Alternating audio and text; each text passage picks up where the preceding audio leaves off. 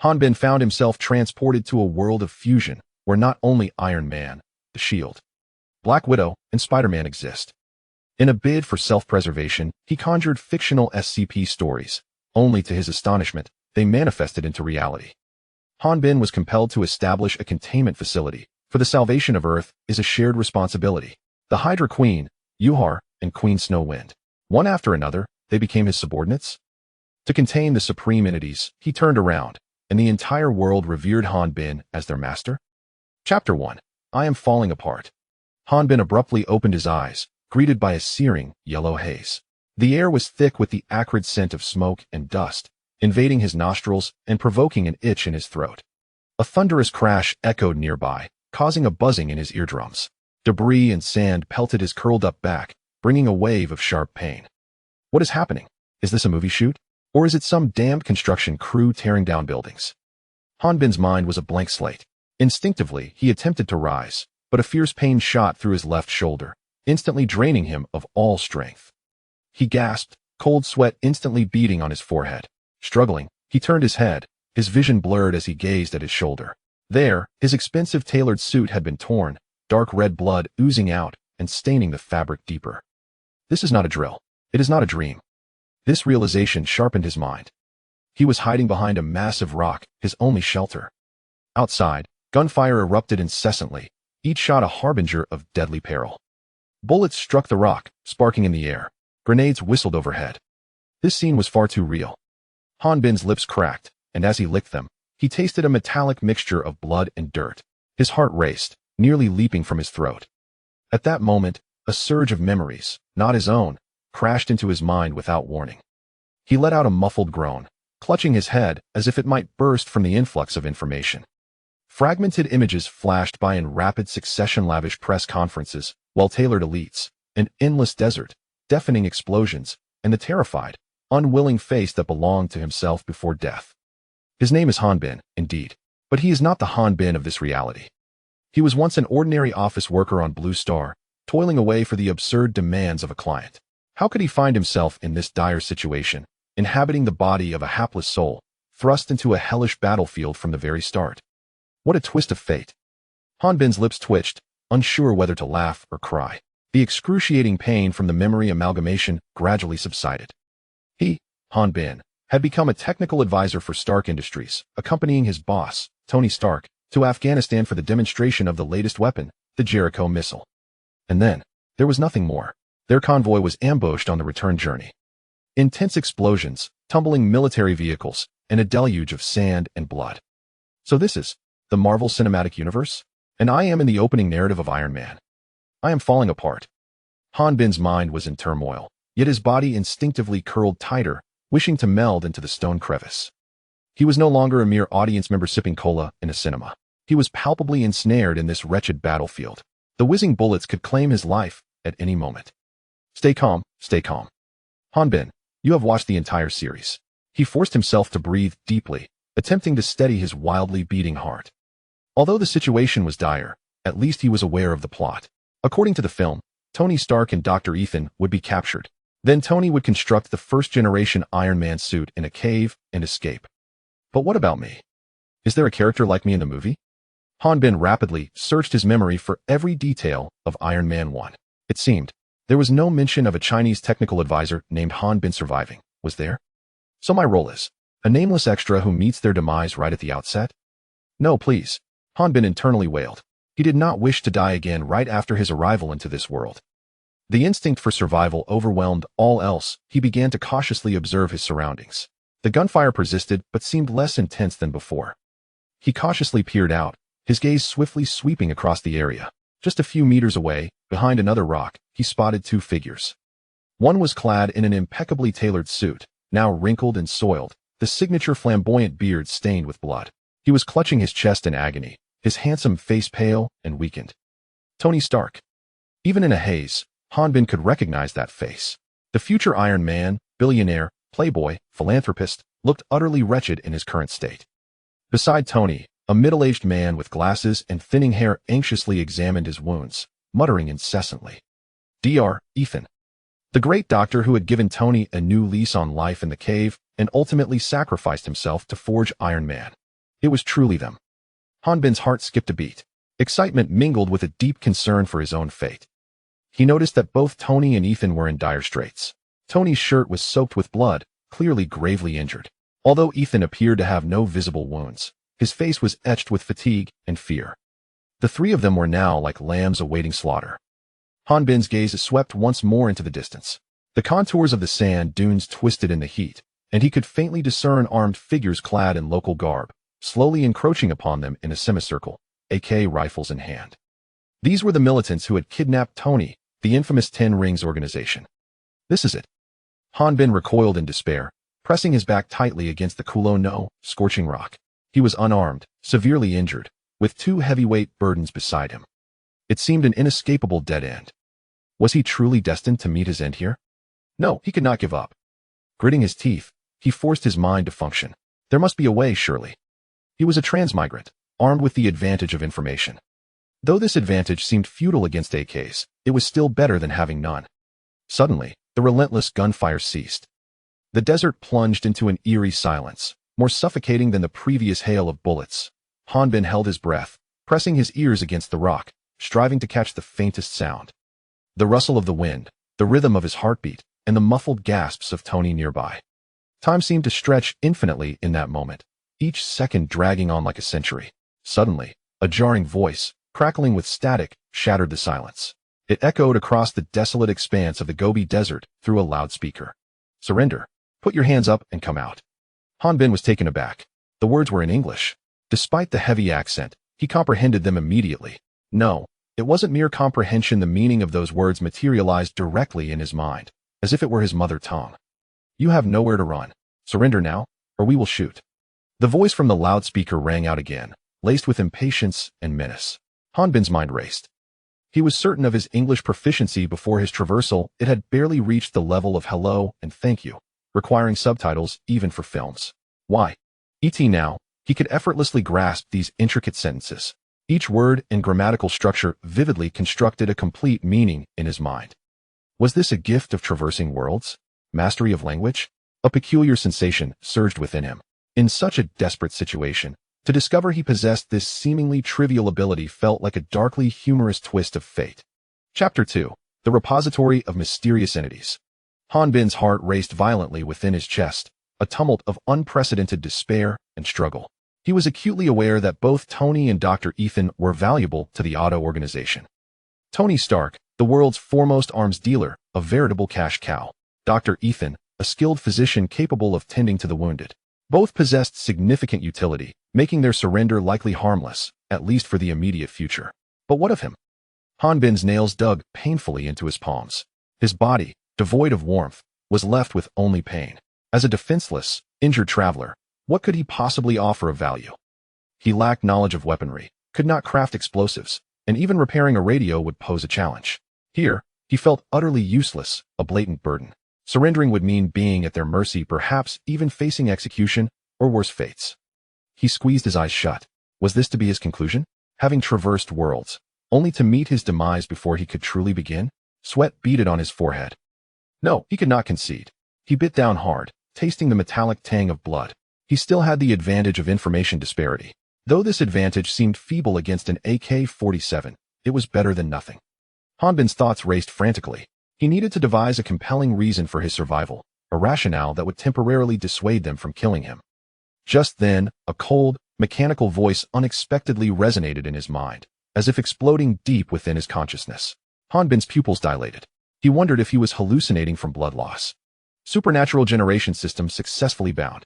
The system's voice echoed again, this time crystal clear. Hanbin's breath hitched. A system? A golden finger? He had thought his only boon was linguistic proficiency, but it appeared there was something grander.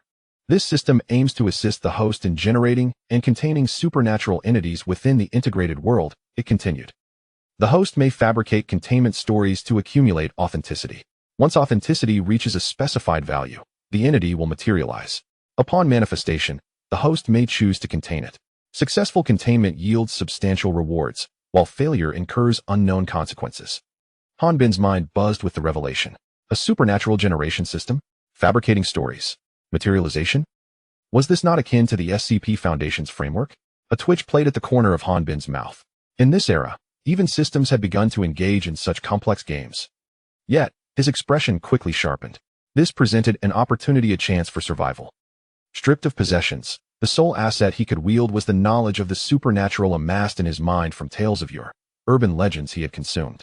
He could manipulate this system, utilize that knowledge, to carve out a sliver of hope for himself. Han Bin's heartbeat quickened, not from fear, but from a fervent exhilaration.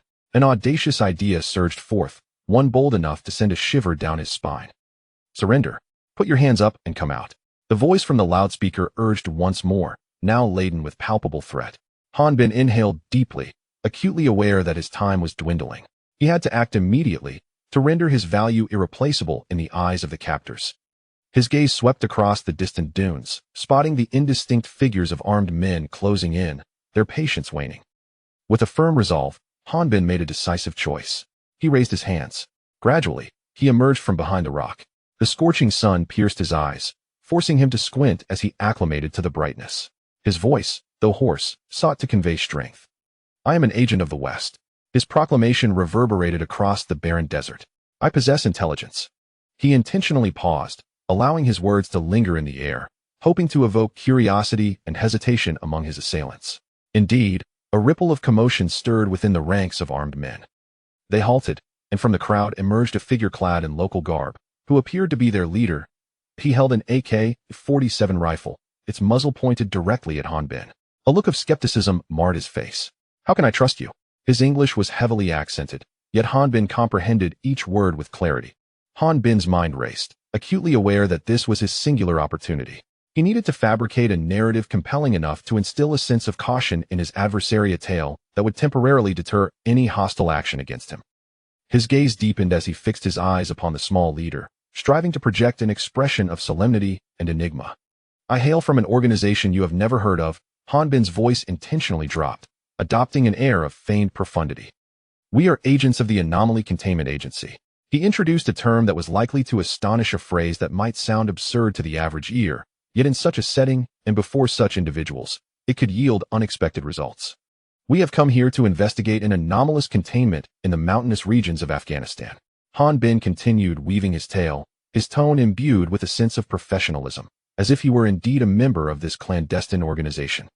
His gaze swept over the armed men behind the small leader, and he even detected a flicker of confusion on their faces. The small leader furrowed his brow, evidently perplexed by Han Bin's words. He turned to a subordinate beside him, engaging in a hushed discussion.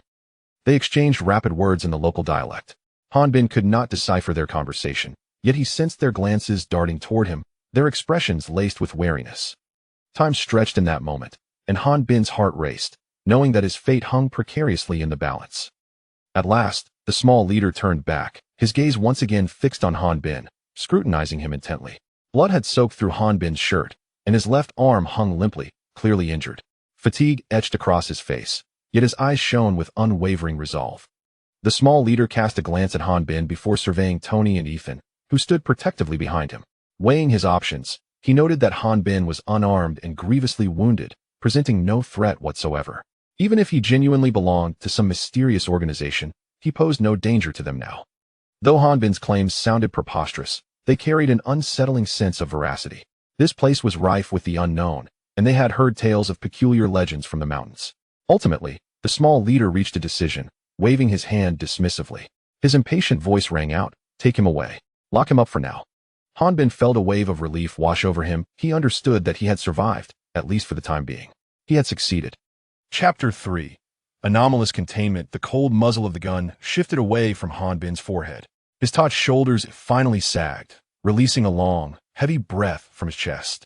Almost simultaneously, a chilling mechanical voice resonated in his mind. "Ding! Congratulations, host. You have successfully intervened in the plot node and earned 300 points of authenticity." Success. A flicker of joy flashed in Han Bin's eyes. 300 points of authenticity indicated that the adversaries had, at least on the surface, begun to believe the fabricated narrative he had woven. His heart, at long last, found temporary solace. Yet, before he could fully relax, two tall armed figures approached him. Their movements were brutish and direct, each seizing one of Han Bin's arms. The wound on his left arm was mercilessly jostled, sending a searing pain coursing through his body. A fine sheen of cold sweat broke out on his forehead, his face contorted in agony. Instinctively, he attempted to struggle, but the grip of those two hands held him firmly in place, rendering him immobile. Immediately after, Tony and Dr. Ethan were also pushed forward from behind. Tony's astonished face was filled with curiosity. He was evidently bewildered by Han Bin's earlier cryptic remarks regarding the containment facility. Dr. Ethan appeared considerably calmer, his gaze lingering on Han Bin's limp left arm for a moment, revealing a hint of concern between his brows. Thus, the three were escorted by a contingent of armed soldiers deeper into the valley, traversing a rocky, uneven path. With each step, clouds of choking dust were stirred up. The air was thick with the acrid scent of gunpowder, mingled with the complex aromas of sweat and earth. The sun blazed down mercilessly upon the land, leaving Han Bin's lips cracked and parched. Blood loss and pain dulled his senses, rendering his consciousness somewhat hazy. He could only mechanically move his legs, allowing the two individuals beside him to drag him forward. At that moment, the small leader approached him once more, walking with a rhythm characteristic of the locals. "You mentioned that containment facility," he began again, his English still awkward. "Why, we never heard of it before." A sense of foreboding gripped Han Bin's heart. He had anticipated that this matter would not be easily dismissed. The moment to test his acting skills had arrived once more. He steeled himself, turning to meet the small leader's gaze, striving to maintain the professionalism and mystery he had previously exhibited. "Because our existence is, in itself, a matter of utmost secrecy." Han Bin's voice carried a certain huskiness, imbued with the unmistakable frailty of an injured individual. Yet, paradoxically, this quality lent an air of authenticity to his words. "What we're dealing with are containment objects." He deliberately emphasized the term containment objects. These were supernatural entities, phenomena, or items that posed a significant threat to the very existence of humanity. As he spoke, Han Bin's mind raced to meticulously craft his narrative, striving to make the story more cohesive. Imagine if the average person were to discover that there exist things in this world that could drive one to madness with merely a glance, or creatures capable of distorting the laws of physics to render entire cities non-existent on maps. What would the world become? His words caused the little leader to momentarily hesitate in his stride. Han Bin recognized that he had struck a chord. In such places, rife with misinformation and rampant legends, the fear of the unknown runs deeply. Thus, our foremost duty is containment. We must seize these anomalies before they wreak irreversible havoc on normal society. Every action we undertake is executed by elite task forces, aimed at ensuring that their existence does not intrude upon the lives of ordinary people. Therefore, confidentiality is paramount to our mission. Han Bin paused, fixing his gaze upon the little leader. He even conjured a term he had just conceived. We call it the Veil Protocol, designed to safeguard the stability of the world. Upon uttering this, Han Bin nearly convinced himself of its validity. "By all that is holy, I truly am a genius. It would be a travesty not to pursue a career as a screenwriter in Hollywood." Sure enough, the system's notification chimed once more in his mind. "Ding, congratulations, host, for continuously refining the world-building framework, earning 200 points of realism." Another 200 points in hand. Han Bin felt a slight sense of reassurance, though this was 100 points less than before, indicating that the other suspicions had not been entirely dispelled. At least the momentum had begun to build. The little leader remained silent, refraining from further inquiries. He simply cast a profound glance at Han Bin, a gaze fraught with complexity. "Indeed, was what you spoke mere fabrication? Where's the evidence? Or was your claim genuine? Where's the proof?" Such matters are inherently uninvestigable. As long as it cannot be proven false, there remains a lingering, latent threat for him. The little leader dismissed Han Bin from his thoughts, waving his hand as he quickened his pace. Han Bin understood that, until the other found evidence that could unravel his deceit, his life remained, for the time being, secure. As for their subsequent investigations, what revelations may emerge from that inquiry are no longer matters for him to concern himself with. Where there is a will, there is a way. One step at a time shall suffice. The group traversed a narrow mountain pass, and before them, a magnificent valley unveiled itself. The cliffs of the valley were riddled with numerous caverns, large and small. Simple wooden ladders and walkways connected these caves, where armed personnel moved about the entrances and pathways. Clearly, this was their stronghold, a natural fortress nestled within the mountains. Bin and his companions were escorted through a series of intersecting tunnels, ultimately thrust into a cave. A resounding bang echoed as a heavy iron door slammed shut behind them. The sound of a bolt falling and the patter of guards' footsteps reverberated outside, plunging the cave into shadows. Only a solitary, dim, incandescent bulb hung from the ceiling, casting a feeble glow. Bin leaned against the stone wall, slowly sinking to the ground. The sharp pain in his left arm and the fatigue enveloping his body washed over him like a relentless tide. He gasped for breath, nearly succumbing to exhaustion. Tony Stark surveyed the rudimentary cell with a dispassionate eye, devoid of the despair typically associated with captives. Instead, his gaze ultimately settled upon Bin. Dr. Ethan, without hesitation, crouched beside Bin, meticulously examining his injuries, his brow furrowed in concentration. The cave fell into a profound silence, broken only by the uneven breaths of the three men. At last, it was Tony who shattered the stillness, his voice imbued with his characteristic irreverence. "All right, Mr. Agent. The audience outside has departed. Can we now converse with us mere mortals?" Tony's intense gaze fixated on Bin. "What, pray tell, is that enigmatic containment facility?"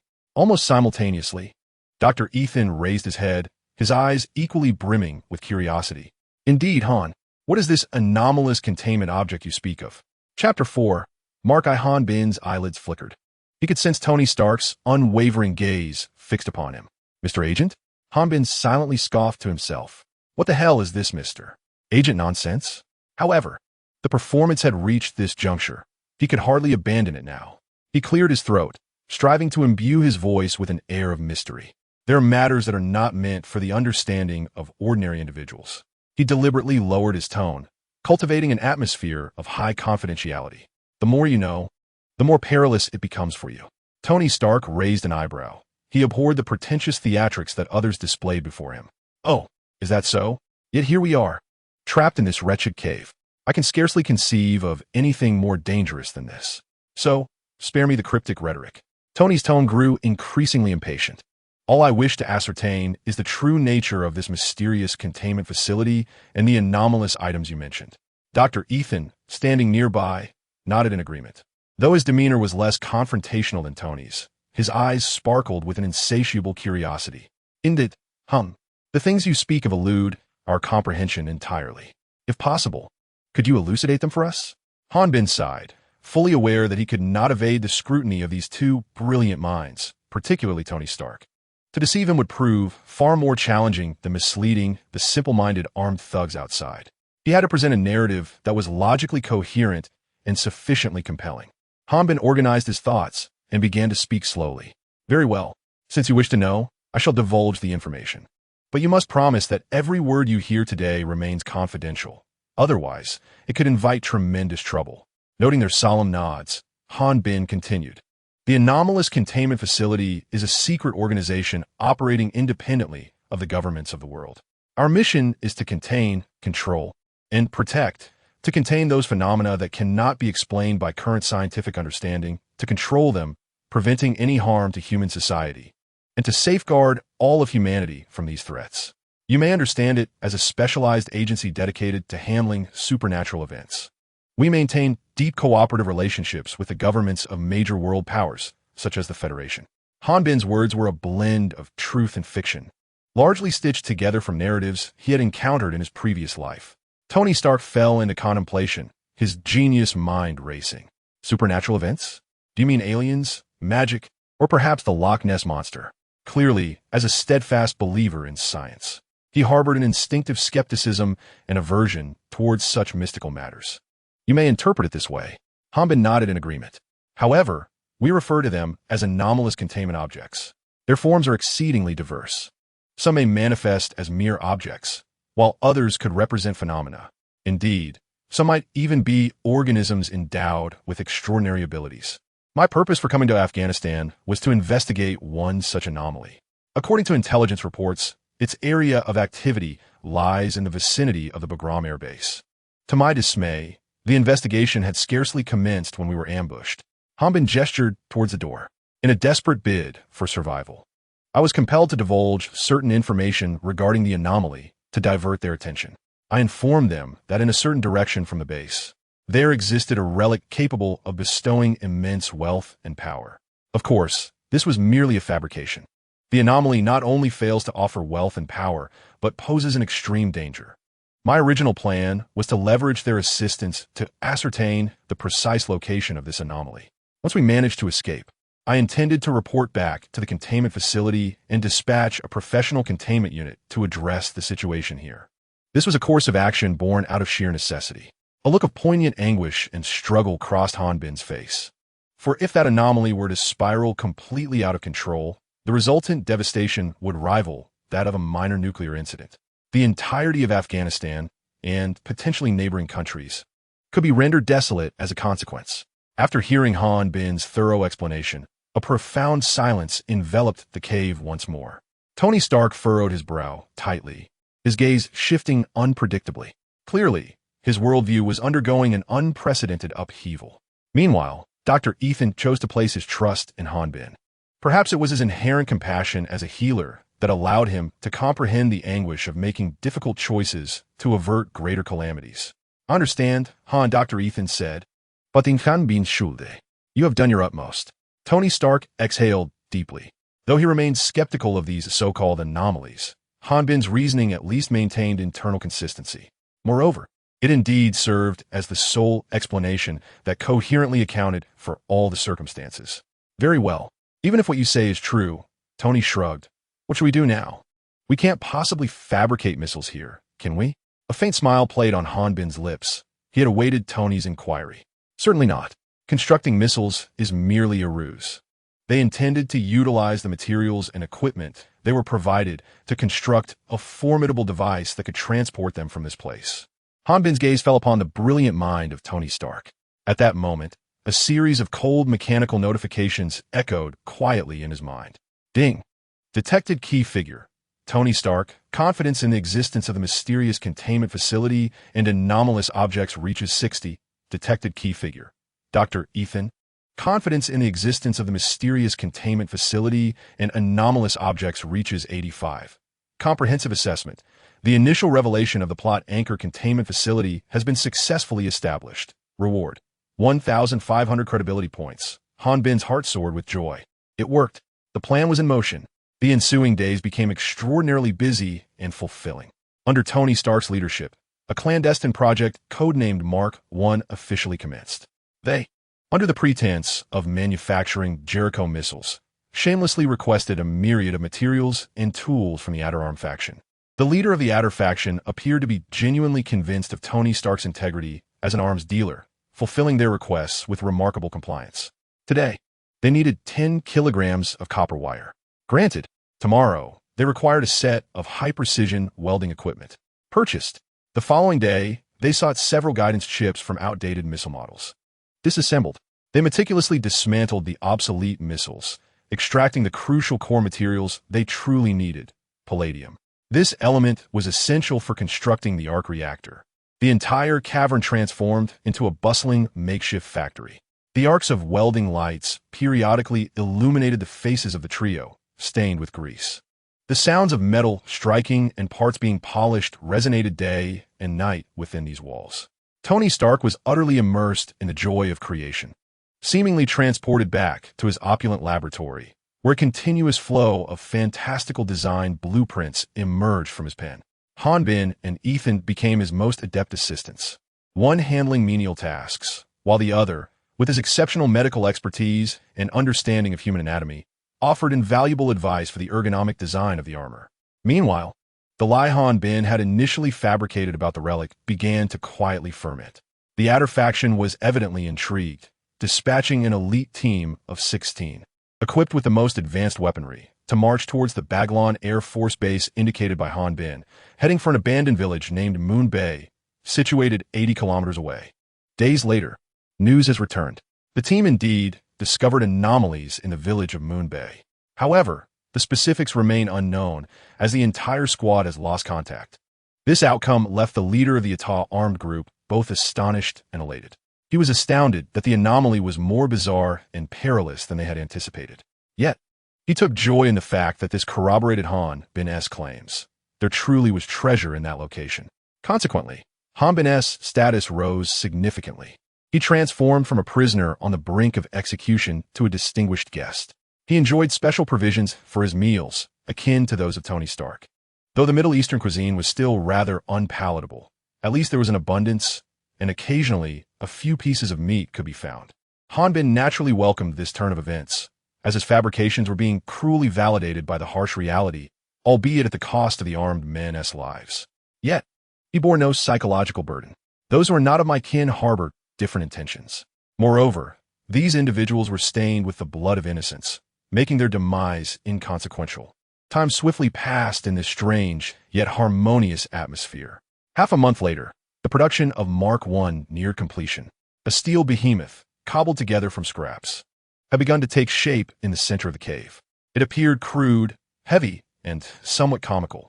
Yet beneath its metallic exterior lay a terrifying power capable of tearing asunder anything in its path. Ulrich hung. Pass me the hydraulic drive shaft from over there. Tony Stark was bent over the leg of the armor, conducting final adjustments. Be careful not to damage the microcircuits above. Understood, sir, Hanbin replied, cautiously lifting the heavy metal component. Just then, with a loud crash, the iron door of the cave was violently kicked open from the outside. Several armed personnel rushed in, led by the petty officer who had previously interrogated Hanbin. His countenance was so dark it seemed it could drip with water. Hanbin, the leader wishes to see you. Immediately, his voice brimmed with fury. Tony and Ethan halted their work, eyeing the uninvited guests with apprehension. A sense of foreboding gripped Hanbin's heart. He sensed an ominous premonition. Chapter 5. Containment Object 939 in the corridor. Only the footsteps of Hanbin and the armed men echoed monotonously. Hanbin's heart raced with unease. What was happening? This was not the script. Had my lies been uncovered? This shouldn't be the case.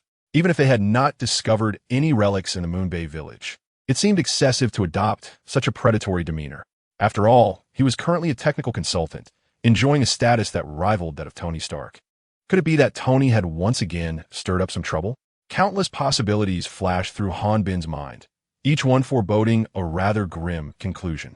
He was roughly shoved into that familiar office, where a pungent aroma of cigars assaulted his senses. The corpulent, bald leader was seated in his genuine leather executive chair, his previously amiable expression replaced by one of stern intensity. His murky eyes fixated on Hanbin, who could even hear the rapid thumping of his own heart. Speak, the bald leader finally commanded. What exactly lurked in that valley? Upon hearing this, Hanbin felt a slight sense of relief. It appeared that his earlier fabrications had not been exposed. Evidently, they had indeed encountered something significant in the Moon Bay village, and it seemed this treasure was not easily trifled with. He steadied himself, adopting an enigmatic expression that suggested he was in complete control of the situation. Sir, Hanbin replied, feigning reluctance as he raised his hands. Your inquiry places me in a difficult position. I require information regarding what your investigation team discovered at the target location and the encounters they faced. Only by possessing sufficient intelligence can I conduct a precise analysis and judgment. The small leader beside him was seething with anger. Yet the bald leader silenced him with a mere glance. After a prolonged pause, he spoke. There are no living souls in the village, only fragmented corpses and decaying heads. Clearly, the imagery has left a profound impact on him. My dispatch team was unexpectedly attacked during their search. According to the sole survivor, the creature they encountered was unlike anything we have ever seen. Its skin was a strange dark red, devoid of eyes and hair, and its form bore a resemblance to the dinosaurs depicted in films. The survivor, positioned at the rear of the group, narrowly escaped. He heard the horrific screams of his comrades ahead. He attempted to render aid, only to hear another teammate calling for him to assist. However, when he approached the voice, he was met with yet another frenzied assault. The bald leader relayed the entire situation in one breath. Hanbin maintained a facade of composure, while internally, tumultuous waves surged within him. Is this for real? A place I casually mentioned actually harbors monsters? And why does this description sound so familiar? Red skin, no eyes, dinosaur-like, and capable of mimicking human voices? At that moment, a pale blue light curtain, visible only to him, abruptly materialized before his eyes. Ding! Key information detected. Dark red skin, eyeless, mimicking human voices for hunting. Highly suspected containment breach event involving subject 939. Authenticity, 1,500 points. Congratulations, host. You have successfully unlocked the achievement. First triggering of a containment event. Achievement reward. Level 7 containment agent training. Would you like to claim it immediately? Hanbin's heart skipped a beat. Subject, 939. The beast of 1,000 throats. Indeed, it was truly it. What on earth was happening in this world? Why were Stark Industries and S.H.I.E.L.D. entangled with the containment breach? Hanbin's mind was awash with confusion. Yet, it was evidently not the time to ponder these questions. Without hesitation, he silently intoned, claim. In the next instant, an immense surge of warmth coursed through his limbs and body, as if countless ants were fervently gnawing at his bones, muscles, and every single cell. His senses expanded infinitely in that moment. He could distinctly hear the sound of a bored armed man yawning outside the office. He could discern the precise composition of the inferior tobacco within the large-headed cigar. He could feel the subtle vibrations of the concrete floor beneath his feet, reverberations from Tony Stark hammering away at the Mark I in the distance. Simultaneously, a torrent of information flooded into his mind.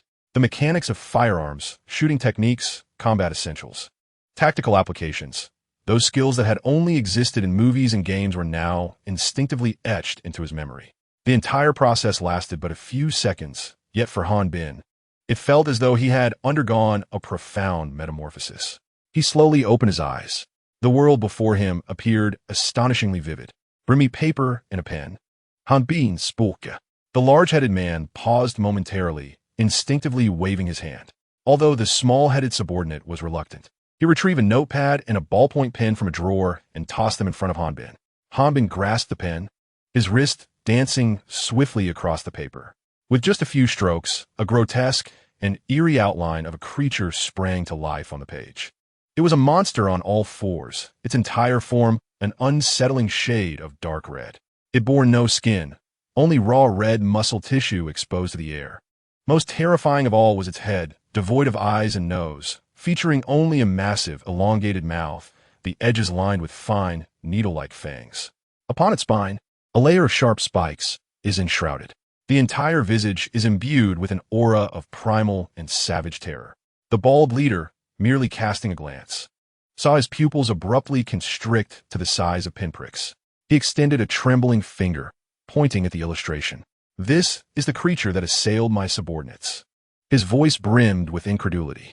We refer to it as the beast of 1,000 throats. Hanbin set down his pen, his tone devoid of emotion. It is a social predator. Lacking in sight, it primarily relies on auditory and olfactory senses to locate its prey. Its most formidable skill lies in imitation, mimicking the voices of its previous victims to lure more prey into its hunting grounds. Furthermore, as it breathes, it releases a peculiar gas, harmless, yet capable of inducing slight memory loss upon inhalation. This explains why your survivors may struggle to recall every detail. Everything he described aligned perfectly with the sporadic reports of the survivors and the horrific conditions at the scene, precisely, without a single discrepancy. Fear. He had initially presumed Hanbin to be merely a technician of some enigmatic organization. Yet, it became apparent that he was gravely mistaken, profoundly mistaken. An entity so well-versed in the nuances of this unheard-of monstrosity, even its respiratory gas and its effects, must belong to a vast and terrifying organization. They were not in pursuit of relics. They were containing these demons from the abyss. In that moment, the bald leader finally comprehended the true meaning behind Hanbin's earlier words. It was not a treasure that could bestow power upon an individual. It was a Pandora's box, a source of calamity capable of annihilating all. Ding. The leader of the ADA armed group felt a sense of reverence towards the might of the containment facility. Authenticity, 1,000 points. The system's prompt echoed once more in Hanbin's mind. It was done. He gazed at the bald leader, drenched in cold sweat, feeling not an ounce of pity. To barter my life for your riches? Dream on. Now, it is your turn to lose sleep. The bald leader found himself ensnared in a dilemma of moral conflict. Abandon the relic? He could not bear the thought. It was a divine opportunity that could elevate his power to soaring heights. Continue the exploration? The mere thought of that red creature, capable of mimicking human voices, sent shivers down his spine. His most elite squad had been silently reaped like wheat. No matter how many more he sent, they would merely serve as fodder for that creature. Ultimately, the instinct for survival triumphed over the insatiable desire for greed. He leaned back against the chair, gesturing with a wave of his hand. You may return now and rest. Chapter 6. Early warning. On the table lay a sketch meticulously crafted by Han Bin, its lines so precise they sent a shiver down the spine. The creature depicted in the drawing matched every detail of the vague descriptions painstakingly obtained through the lives of his scouts. It was even more vivid, more tangible. The lives of countless individuals had been exchanged for little more than fragmented accounts and unending terror.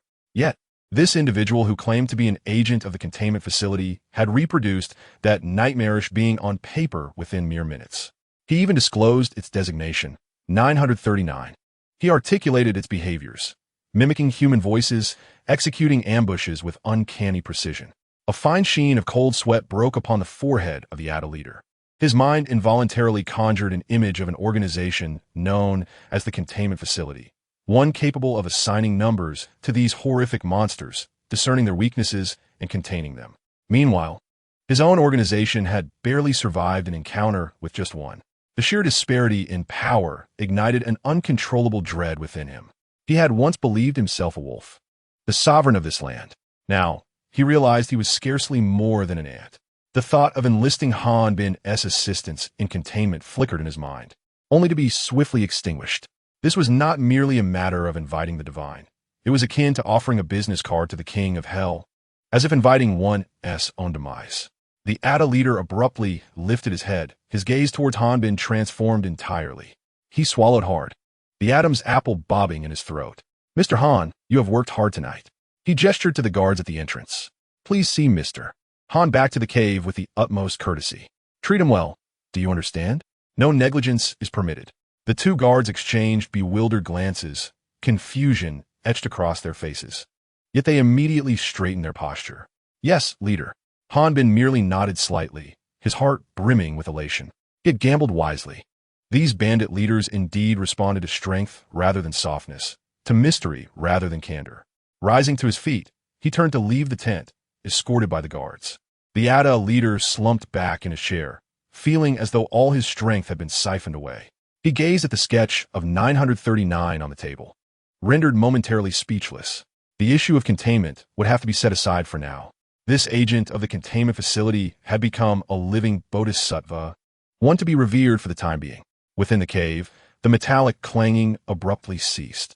Tony Stark set down his hammer, his piercing blue eyes fixed intently on the entrance.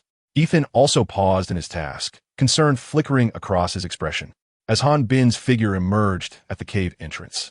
Both individuals visibly exhaled in relief. He had returned unscathed. Tony wiped the grease from his hands and approached first, scrutinizing Han Bin from head to toe. They didn't harm you, did they? Han Bin shook his head. Tony's gaze settled on Han Bin's serene face. He found it hard to believe that the situation was so straightforward. It seems you had a pleasant conversation with that leader. Was it about that creature? Being an astute individual, Tony immediately grasped the crux of the matter. Han Bin refrained from answering directly, surveying the modest studio around him. His expression suddenly turned grave. In my homeland, we have a mission. Instantly, the attention of Tony and Ethan was captured. Control, containment, protection. We are the bulwark of human civilization, combating anomalies in the obscurity that remains unknown, safeguarding the norm. We are the guardians, the final bastion against humanity's fear of the unknown. Han Bin had rehearsed these words countless times in his mind, drawing inspiration from the classic lines of noble characters in myriad films. Merging this with his understanding of the concept of containment, he distilled it into these few sentences, lacking in ornate language, yet brimming with power. The cave fell into a profound silence. The nonchalance on Tony's face gradually faded. He was a weapons dealer, a merchant of war, with hands stained, directly or indirectly, in blood. The weapons he crafted wrought death and destruction across the globe. Guilt had always lingered as an indelible shadow within him. And now what did he hear? An organization dedicated to protection, silently safeguarding humanity in the dark. This was the redemption he had long yearned for, but could never attain. Ethan's eyes shimmered with emotion. As a doctor, his lifelong pursuit was to save lives. Han Bin's words resonated deeply with his convictions. Tony's breath quickened as he stepped forward, fixating intently on Han Bin. Does your organization still accept people? He nearly blurted out. Or do you need sponsorship? Money is no object. Any amount is fine. Hanbin's heart skipped a beat. A surge of intense guilt washed over him. He was merely an ordinary person lying to survive.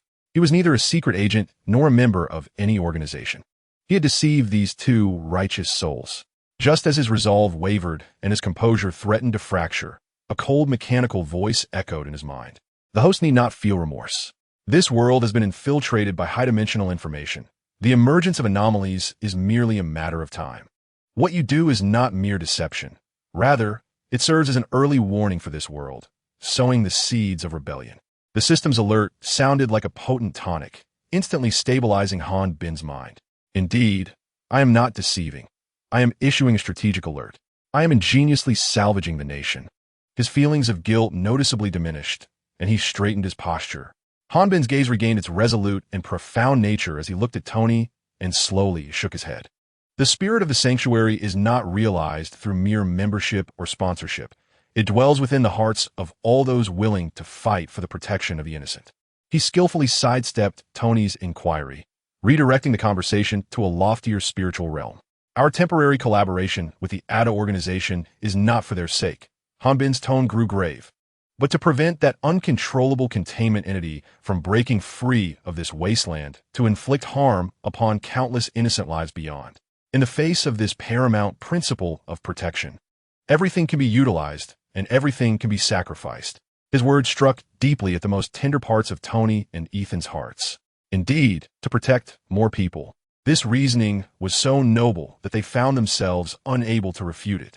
The light in Tony's eyes grew increasingly bright, as if he had discovered his life's purpose for the latter half of his existence. Ethan also nodded earnestly.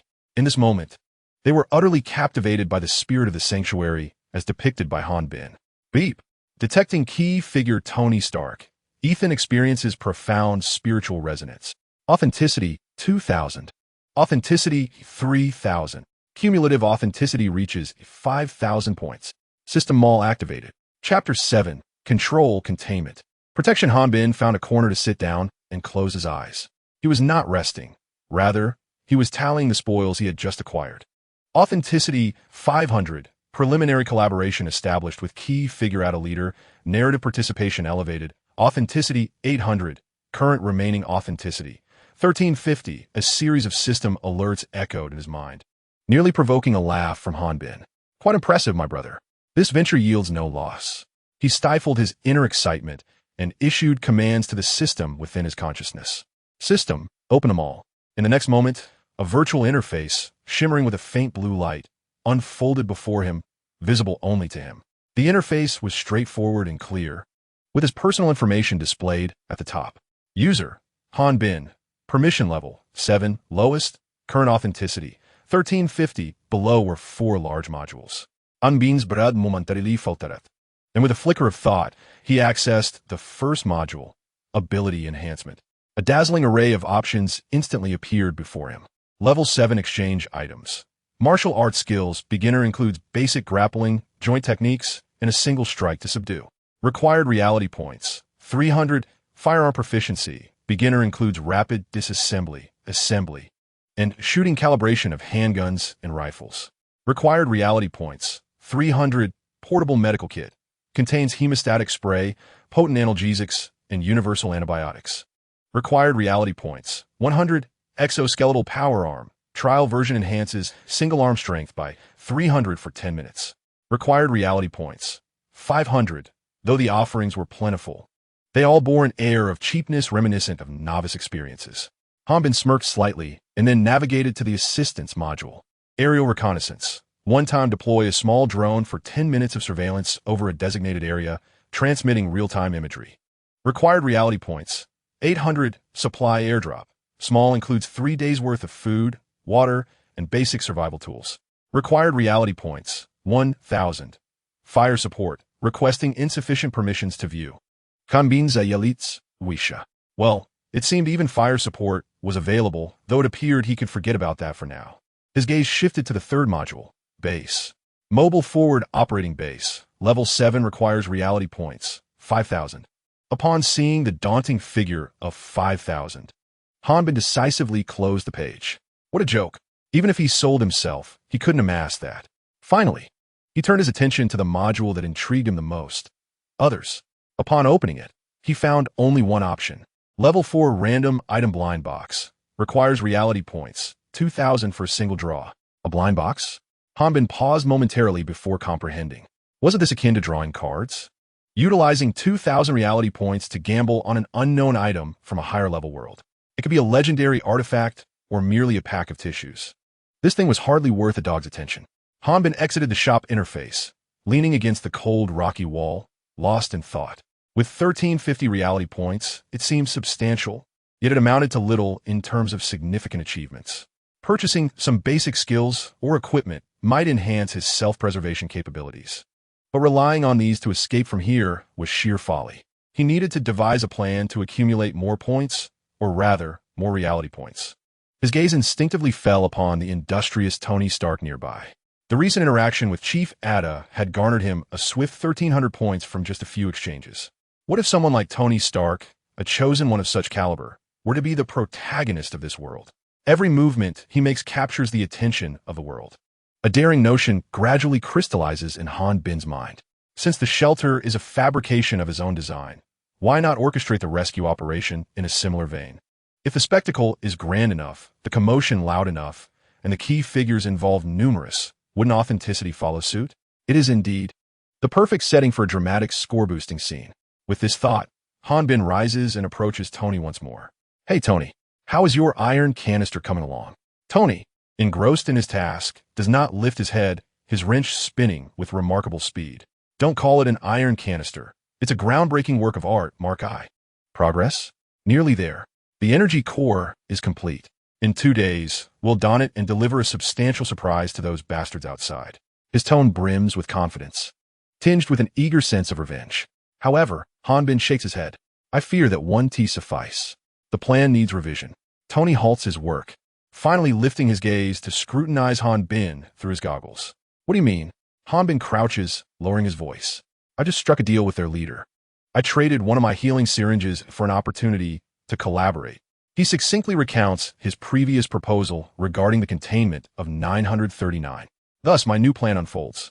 Tomorrow, I shall assume the role of a containment officer and request that Ada dispatch a team to escort me to the 939 containment object.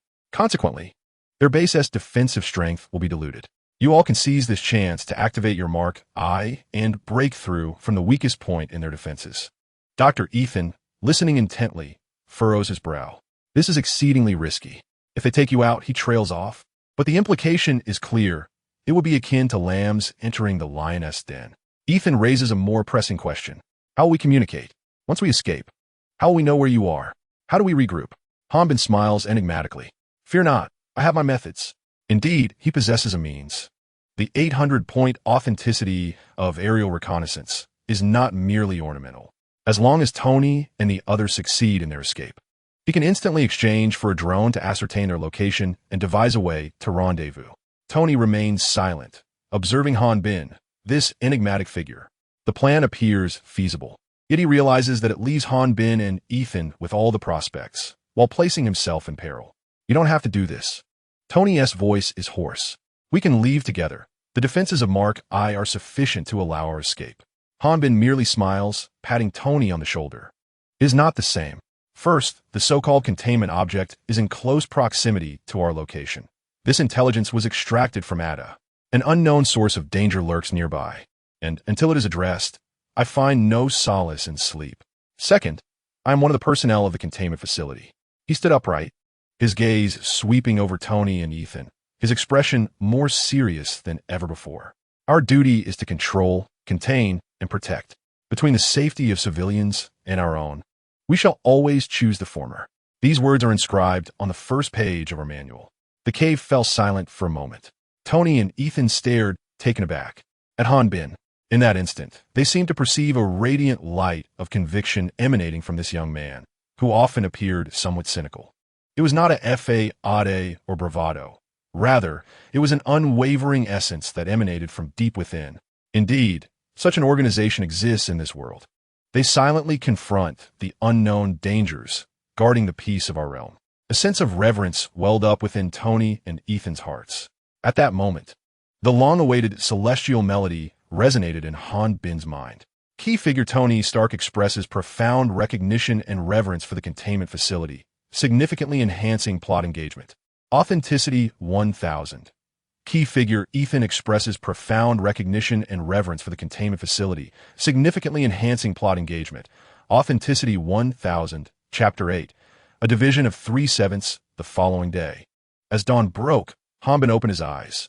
He had not slept a wink, yet his thoughts were clearer than ever.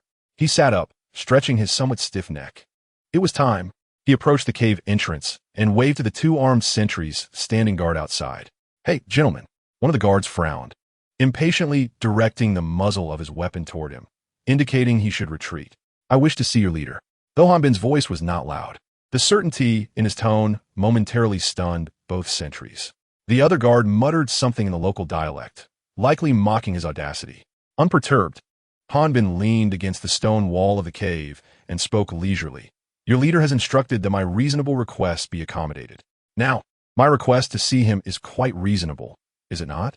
Or do you wish to defy his orders?" He placed particular emphasis on the words defy orders. The two guards exchanged glances, uncertainty flickering in their eyes. They had indeed received similar commands. This yellow-skinned individual seemed to hold some significance to their leader, albeit in the form of confinement. After a tense minute of standoff, one of the guards reluctantly turned and walked deeper into the camp. Han Bin crossed his arms, waiting with an air of calm anticipation. He understood that Ada would certainly meet him. For a person with an intense desire for control, any behavior that deviated from his expectations would inevitably ignite his curiosity. Soon enough, the guard returned, addressing Han Bin in a brusque tone. "The leader wishes to see you. Follow me." A faint smile graced the corners of Han Bin's lips as he complied. They traversed several tents and numerous smoldering campfires until he was once again led into the largest tent. Ada was meticulously polishing a golden desert eagle with a piece of oilcloth. "You sought me?" Ada did not raise his head, presuming that the discussion regarding the containment had concluded yesterday. He was taken aback by the initiative displayed by this Easterman. "Indeed," Han Bin replied forthrightly. "I wish to go out for a while." Ada's movements came to a halt. "Go out? Do you believe it is feasible?" Yet Han Bin, undeterred by the oppressive atmosphere, pulled over a wooden crate and seated himself nonchalantly.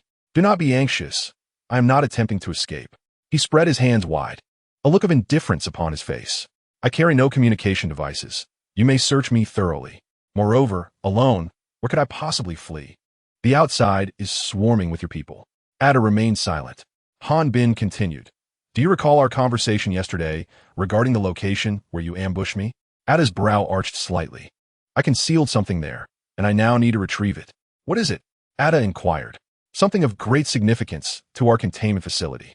Han Bin deliberately emphasized the phrase containment facility. He scrutinized Ada's expression, noting that aside from skepticism, there seemed to be no other emotion present.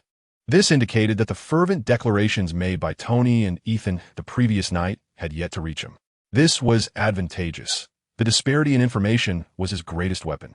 "You may dispatch someone to monitor my every move, ensuring a comprehensive, unbroken surveillance," Han Bin added.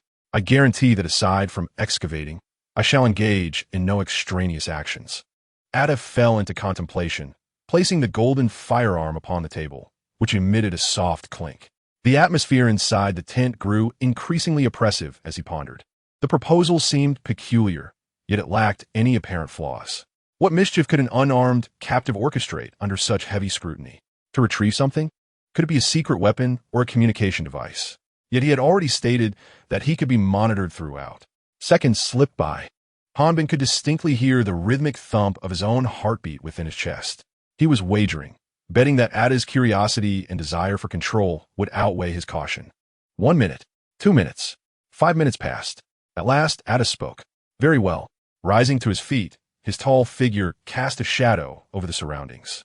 "I shall dispatch someone to follow you. However, just in case." He reached for a rough black hood resting on the edge of the table. "You must don this." Han Bin hooked. "No problem." An old military transport vehicle jolted across the gravel-laden wilderness, with the black hood obscuring his vision. Han Bin found himself enveloped in darkness. The scent of sweat and mildew emanating from the hood was overwhelming. The roar of the engine reverberated in his ears, accompanied by the metallic clatter of the armed guards beside him. He could feel two individuals flanking him, their weapons pressed firmly against his waist. This treatment, he mused, certainly reflected a certain status. Uncertain of how long the vehicle had been in motion, he felt as if his bones were being jolted apart. Finally, the transport came to a sudden halt, the doors flung open with roughness. Hanbin was shoved out of the vehicle, the soft touch of sand beneath his feet greeting him. The scorching air rushed towards him, carrying the pungent scent of earth. The hood was yanked off his head, and the blinding sunlight made him instinctively squint. Once his eyes adjusted to the brightness, he recognized the desolate landscape before him, precisely the same desolate expanse where he had been ambushed. The terrain around him mirrored his memories exactly. Not far away, several corpses, left unattended, had been disfigured by the pecking of vultures. 6 fully armed militants formed a semicircle around him, their weapons ominously trained upon him. The small leader of the group gestured with his chin toward a patch of sand not far off. "Where's the object you seek?" "Right there." Hanbin indicated a relatively flat area of sand. In truth, it could be anywhere, as the object would materialize out of thin air. "Here, a shovel." The small leader tossed a short-handled iron spade towards him. "Hurry up." Hanbin grasped the spade and commenced a charade. Bending down, he pretended to dig in the sand. 1 scoop, 2 scoops. His movements appeared vigorous. It was merely a faade. His focus was entirely on the system panel within his mind. Authenticity, 2050 points, the 2,000 points he had acquired from Tony and Ethan the previous night, in addition to a small surplus from before, were sufficient. Exchange for basic shelter healing needle, Hanbin silently intoned. Confirm exchange for basic shelter healing needle, portable briefcase, consuming 1,000 authenticity points. Exchange successful. In an instant, Hanbin felt the spade in his hand strike against something solid. A surge of happiness coursed through him as he realized the system had taken care of it. He hastened his digging, swiftly unearthing the sand. Soon, the corner of a white metallic briefcase emerged from beneath the earth. The armed men monitoring him fixated their gaze on Hanbin's actions, their grip on their weapons tightening. Hanbin paid them no heed, continuing to clear the surrounding sand until he bent down and lifted the briefcase from the pit. The case was modest in size, roughly akin to that of an ordinary laptop. Its surface was composed of matte white metal, exuding a distinctly technological aura, adorned with a subtle black emblem at its center.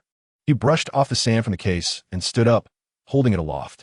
"All right, we've got the goods," he declared, gesturing towards the small leader with the briefcase in hand. The small leader scrutinized the white case intently, his expression rife with wariness. With a wave of his hand, 2 subordinates rushed forward, placing a hood over Hanbin's head once more, escorting him back to the transport vehicle. The white briefcase was personally carried by the small leader. The atmosphere within the vehicle was even more tense on the return journey. Hanbin could feel every gaze fixated on the mysterious white case. Upon their return to Ada's tent, the black cloth covering Hanbin's head was removed. Ada sat in his original position, the white metallic briefcase resting on the table before him. He remained still, examining both the case and Hanbin with a scrutinizing gaze, time and again. "What lies within?" Hanbin pulled a wooden crate closer and sat down, his demeanor composed. "Shall we open to find out?" Ada squinted, hesitating for a few seconds before finally extending his hand to press the clasp on the case.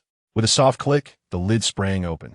A gentle white glow emanated from within, instantly capturing the attention of everyone in the tent. Inside the case lay black, cushioning foam, meticulously carved into 12 recesses. Each recess cradled a syringe, filled with a vivid red liquid that appeared both resplendent and enigmatic under the cold light. "This is..." Ada's breath hitched slightly. "A healing serum. I'm being replied succinctly. It can rapidly heal various surgical wounds, especially gunshot and knife injuries." A glimmer of intrigue flickered in Ada's eyes. For those who lived on the edge, such a commodity was invaluable. It equated to an extra lease on life. Yet, skepticism lingered in his gaze. Is it truly as remarkable as you claim? Why not test it and find out? Hanbin's tone was as casual as if discussing the weather. Ada's gaze flitted back and forth between Hanbin and the box of syringes. He slammed his hand on the table and shouted towards the tent entrance. Soon, 2 armed men entered, carrying a bloodied casualty.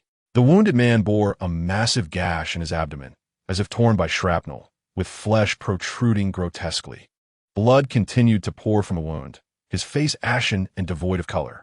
A heavy scent of blood quickly permeated the interior of the tent. "Administer it to him," Ada commanded Hanbin, gesturing towards the barely conscious victim. Hanbin shrugged, retrieving a syringe from the box. He approached the injured man, removed the needle cap, and unhesitatingly injected the vibrant red liquid into the vein of the casualty's arm. The entire tent fell silent, every gaze fixated on the wound in the man's abdomen. A minute passed. The bleeding seemed to slow slightly. After 3 minutes, blood nearly ceased to flow. 5 minutes later, to the astonishment of all present, the jagged edges of the wound began to writhe, visibly knitting together. A dark crimson scab quickly formed. The once labored breathing of the injured man gradually steadied. The tent was enveloped in an eerie stillness. Ada suddenly sprang to his feet, rushing towards the casualty, his eyes locked onto the now scabbed over wound. His throat bobbed, filled with shock and fervor. This was a miracle. No, it held even greater value than a miracle. He turned abruptly, his gaze burning with intensity as he fixed it upon Hanbin. "How much of this do you possess?" Excitement had altered the pitch of his voice. Hanbin casually discarded the used syringe onto the ground and returned to his seat at a leisurely pace. He was aware that the bait had been taken. "It depends on how much raw material we can procure." "Raw material?" Ada immediately seized upon this key term. "Indeed," Hanbin replied, a mysterious smile creeping across his face as he leaned slightly forward, lowering his voice. "The core component required to produce this serum must be extracted from a particular containment object. I believe you can guess what I am referring to." Ada's pupils dilated suddenly. 939. Hanbin snapped his fingers. He distinctly noted the unabashed greed that flickered in Ada's eyes upon uttering that name. "Our facility also has performance targets." Hanbin began his ultimate persuasion. "Each year, we are mandated to submit a specific quantity of containment objects and related products. Initially, the 939 was a target we were to handle ourselves. However," he shifted his tone, revealing a merchant's smile. "Considering your assistance in locating it, I believe we can forge a partnership." "A partnership?" Adder savored the word, his eyes glimmering with intensified greed. "We will contain 939, he stated resolutely. Hanbin extended 3 fingers. "Once accomplished, you shall receive 30% of the profits from this therapeutic serum." 30%? Adder's expression darkened instantaneously, the earlier excitement evaporating without a trace. He slammed his palm against the table, causing the box of syringes to jolt. "Are you insulting me?" "No, no, no." Hanbin shook his finger, a mocking smile gracing his lips. "My friend, you must comprehend one crucial fact.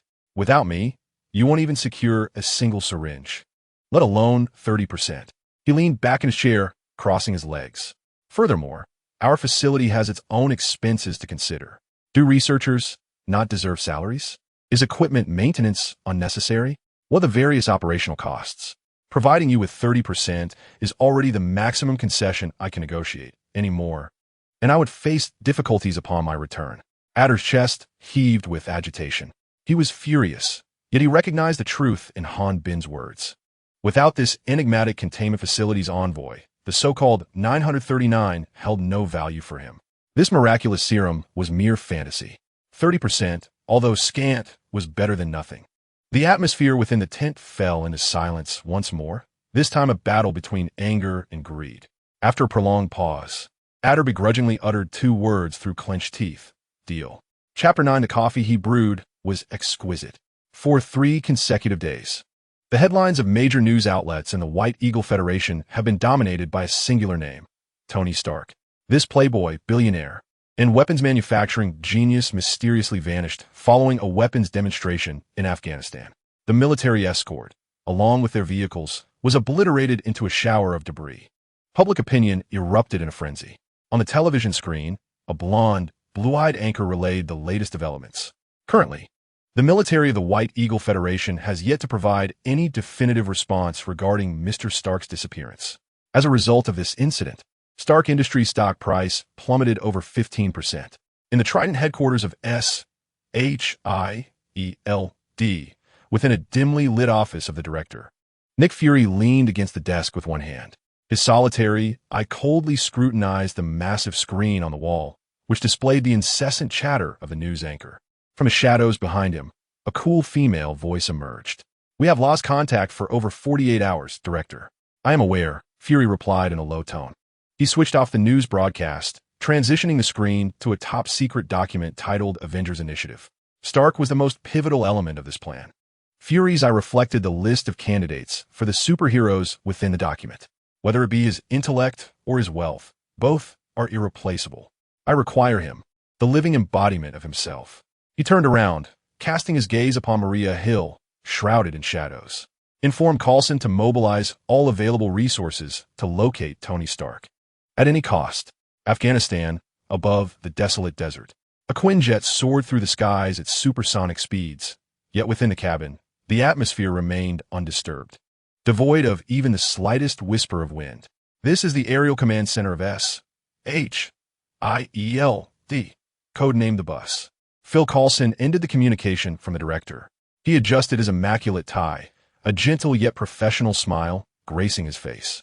However, those familiar with him knew that the gentler Coulson-esque smile, the graver the situation became. All right, team, we have a new mission. A direct order from the director. Priority, utmost. The atmosphere in the command center instantly turned somber. All agents ceased their tasks, their gazes fixed intently upon Coulson. We have identified the terrorist organization responsible for the abduction of Tony Stark, codenamed Ada. Coulson approached the tactical platform, his finger gliding gently across the virtual screen. A satellite map unfurled before them in an instant. The challenge lies in the complex terrain of these mountainous regions, where signal jamming is severe, making it impossible to ascertain their precise hiding place. However, just an hour ago, our field agent station near the ambush point transmitted an intriguing discovery. The scene shifted. A grainy, distant photograph appeared at the center of the screen. The backdrop depicted the wreckage of a convoy post-explosion, featuring a man clad in local attire, clutching a silver briefcase, poised aboard an old pickup truck. Who is this individual? A somewhat husky female voice inquired. Natasha Romanoff emerged from the corner, donned in a sleek black tactical suit. Her fiery red hair stood out prominently under the lights. A pertinent question indeed. Coulson's gaze shifted to another corner, where a young girl was furiously typing at the computer. Sky, please introduce our new acquaintance. Coming right up. Sky's fingers danced across the keyboard, pulling up a personal profile. Han Bin, a descendant of Chinese immigrants, 26 years old, an ordinary engineer in the weapons development division of Stark Industries. His record is pristine, devoid of any suspicions. Tony Stark specifically requested his presence on this trip to Afghanistan, citing his exceptional coffee-making skills. Sky shrugged, her expression reflecting the amusement of the affluent. Coulson, however, furrowed his brow slightly. An ordinary engineer? His fingers lightly tapped the surface of the table. Why would the ADA organization go to such lengths to abduct Tony Stark only to leave behind a seemingly worthless engineer as a hostage? This is illogical. He stared intently at Han Bin's serene face in the photograph. Unless he is not entirely worthless, or rather, he has proactively demonstrated his worth to the ADA organization. Coulson's gaze sharpened. I do not dismiss the possibility that he has collaborated with terrorists. Natasha's attention, however, was drawn to the box in Han Bin's hands as she directed her finger to magnify the photograph on the screen. In one corner of the box were 3 inconspicuous letters. Beneath them, a line of even smaller English text read, Anomaly Control Protection Facility? Natasha articulated the phrase, her attractive brows furrowing in contemplation. Coulson, does the White Eagle Federation possess such an institution? Coulson turned to Sky, whose hands had transformed into a blur as lines of code cascaded rapidly across her screen. Moments later, she halted, raising her hands in resignation. No, there is no record of such an individual in S.H.I.E.L.D's database. No, it is the institution that is untraceable. Whether in the public archives of the federal government or the clandestine listings of the CIA and FBI, there is no mention to be found. It is as if it were a phantom, utterly non-existent. The command center fell silent once more. An entity that does not exist, an engineer who should have been eliminated, a mysterious box containing unknown items. These 3 elements intertwined, shrouding the once clear kidnapping case in an eerie haze. Coulson's index finger glided slowly across the tactical map. His fingertip traversed from the ambush point along a rugged mountain path, ultimately resting in a remote area of undulating hills. According to the analysis of tire tracks relayed by field agents, the ADA organization's convoy vanished within this region. He circled the area on the map. This is their stronghold. Tony Stark and this Hanbin must be here. He paused and pulled up another document. The file contained shocking photographs. A village stained with blood. Moon Bay Village. Coulson's voice grew colder. Only 10 kilometers from our estimated hideout. 3 days ago, the entire population of the village was slaughtered overnight, leaving no trace behind. The sole survivor, a 7-year-old child, was found in a state of madness, uttering only the word devil. The local government concluded it was the work of mountain bandits. Coulson scoffed. But we all know this was the ADA organization cleansing their ranks, erasing any potential clues that could expose their whereabouts. Ruthless and merciless. This is the adversary they are about to confront. Coulson inhaled deeply, his gaze sweeping over each agent present, finally settling on Natasha and Sky. Natasha, Sky, I require both of you to infiltrate. The powerful jamming devices in the mountains have rendered our drones and satellites blind. Your mission is to locate that jamming apparatus and eliminate it. He gazed at Natasha, his tone grave. According to intelligence, the ADA organization has acquired a cache of Stark Industries weaponry from the black market, boasting formidable firepower. Proceed with utmost caution. Natasha nodded, her eyes devoid of fear. Only the focus of a mission at hand. Understood. Her response was succinct and decisive. Locate the hostages and rescue them. Destroy the jamming device to clear the way for the main assault. She turned to Coulson and added, I need Melinda as aerial support. The bus will remain at a safe distance. Coulson replied, once the jamming is lifted, Mel will arrive promptly. I will also have the second wave on standby to address any unforeseen circumstances. Chapter 10. He betrayed us. Natasha, clad in a form-fitting black tactical suit, accentuated her breathtaking curves. She was meticulously inspecting 2 Glock 19 pistols, her movements fluid and graceful. I say, Sky. Sky was engrossed with her tactical tablet, her fingers tapping rapidly as she attempted to download the last fragments of regional map data before the signal was entirely blocked. Do you genuinely believe a group capable of toppling Tony Stark would establish their lair in such a desolate location? Natasha slid a magazine into the chamber with a crisp click. Sky lifted her gaze, peering through the window at the pitch-black mountains. Perhaps they revel in this retro ambience? A return to simplicity, away from the clamor of the city. Look, there's not even a mobile signal, emphasizing serenity. Natasha was amused by her remark. Then you had better pray that their jamming device is equally antiquated. Otherwise, your precious tablet will indeed become nothing more than a brick. Hey, don't underestimate my treasure. Sky patted her tablet. Even if it loses connectivity, it remains the most expensive brick. A steady voice of Melinda resonated through the communicator. Prepare for descent. We have reached the designated coordinates. The cabin door slid open, and the mountain wind rushed in. Natasha and Sky exchanged a glance, their playful expressions fading. They swiftly secured their rappelling ropes, their figures vanishing into the abyss of night. The moment their feet touched the ground, they made almost no sound. The helicopter circled above, its rotor-S roar gradually receding, ultimately melding with the howling mountain winds. Silence. An oppressive silence. An elusive, strange scent lingered in the air. Natasha signaled tactically, and Sky nodded in understanding, raising her weapon and remaining vigilant to the rear. The two of them traversed the rugged mountain path in hushed silence. The moonlight was obscured by dark clouds, with only the faint glimmer of stars seeping through the gaps, barely outlining the silhouette of a village ahead. Moon Bay Village. As they drew nearer, an unsettling stench intensified, nearly inducing nausea. At the village entrance, an ancient locust tree bore several desiccated corpses, swaying gently in the night breeze. Sky's complexion paled, her stomach churning violently. In stark contrast, Natasha's gaze was frigid. She crouched down, pinching a bit of soil from the ground. The earth was a deep, somber reddish-brown, dried, and congealed blood. The entire village resembled a vast graveyard. Exchanging a glance, the two positioned themselves in a combat formation, cautiously infiltrating the village. The ground was littered with bodies, elderly, women, and children. Their expressions were contorted, frozen in the most abject moment of terror before death.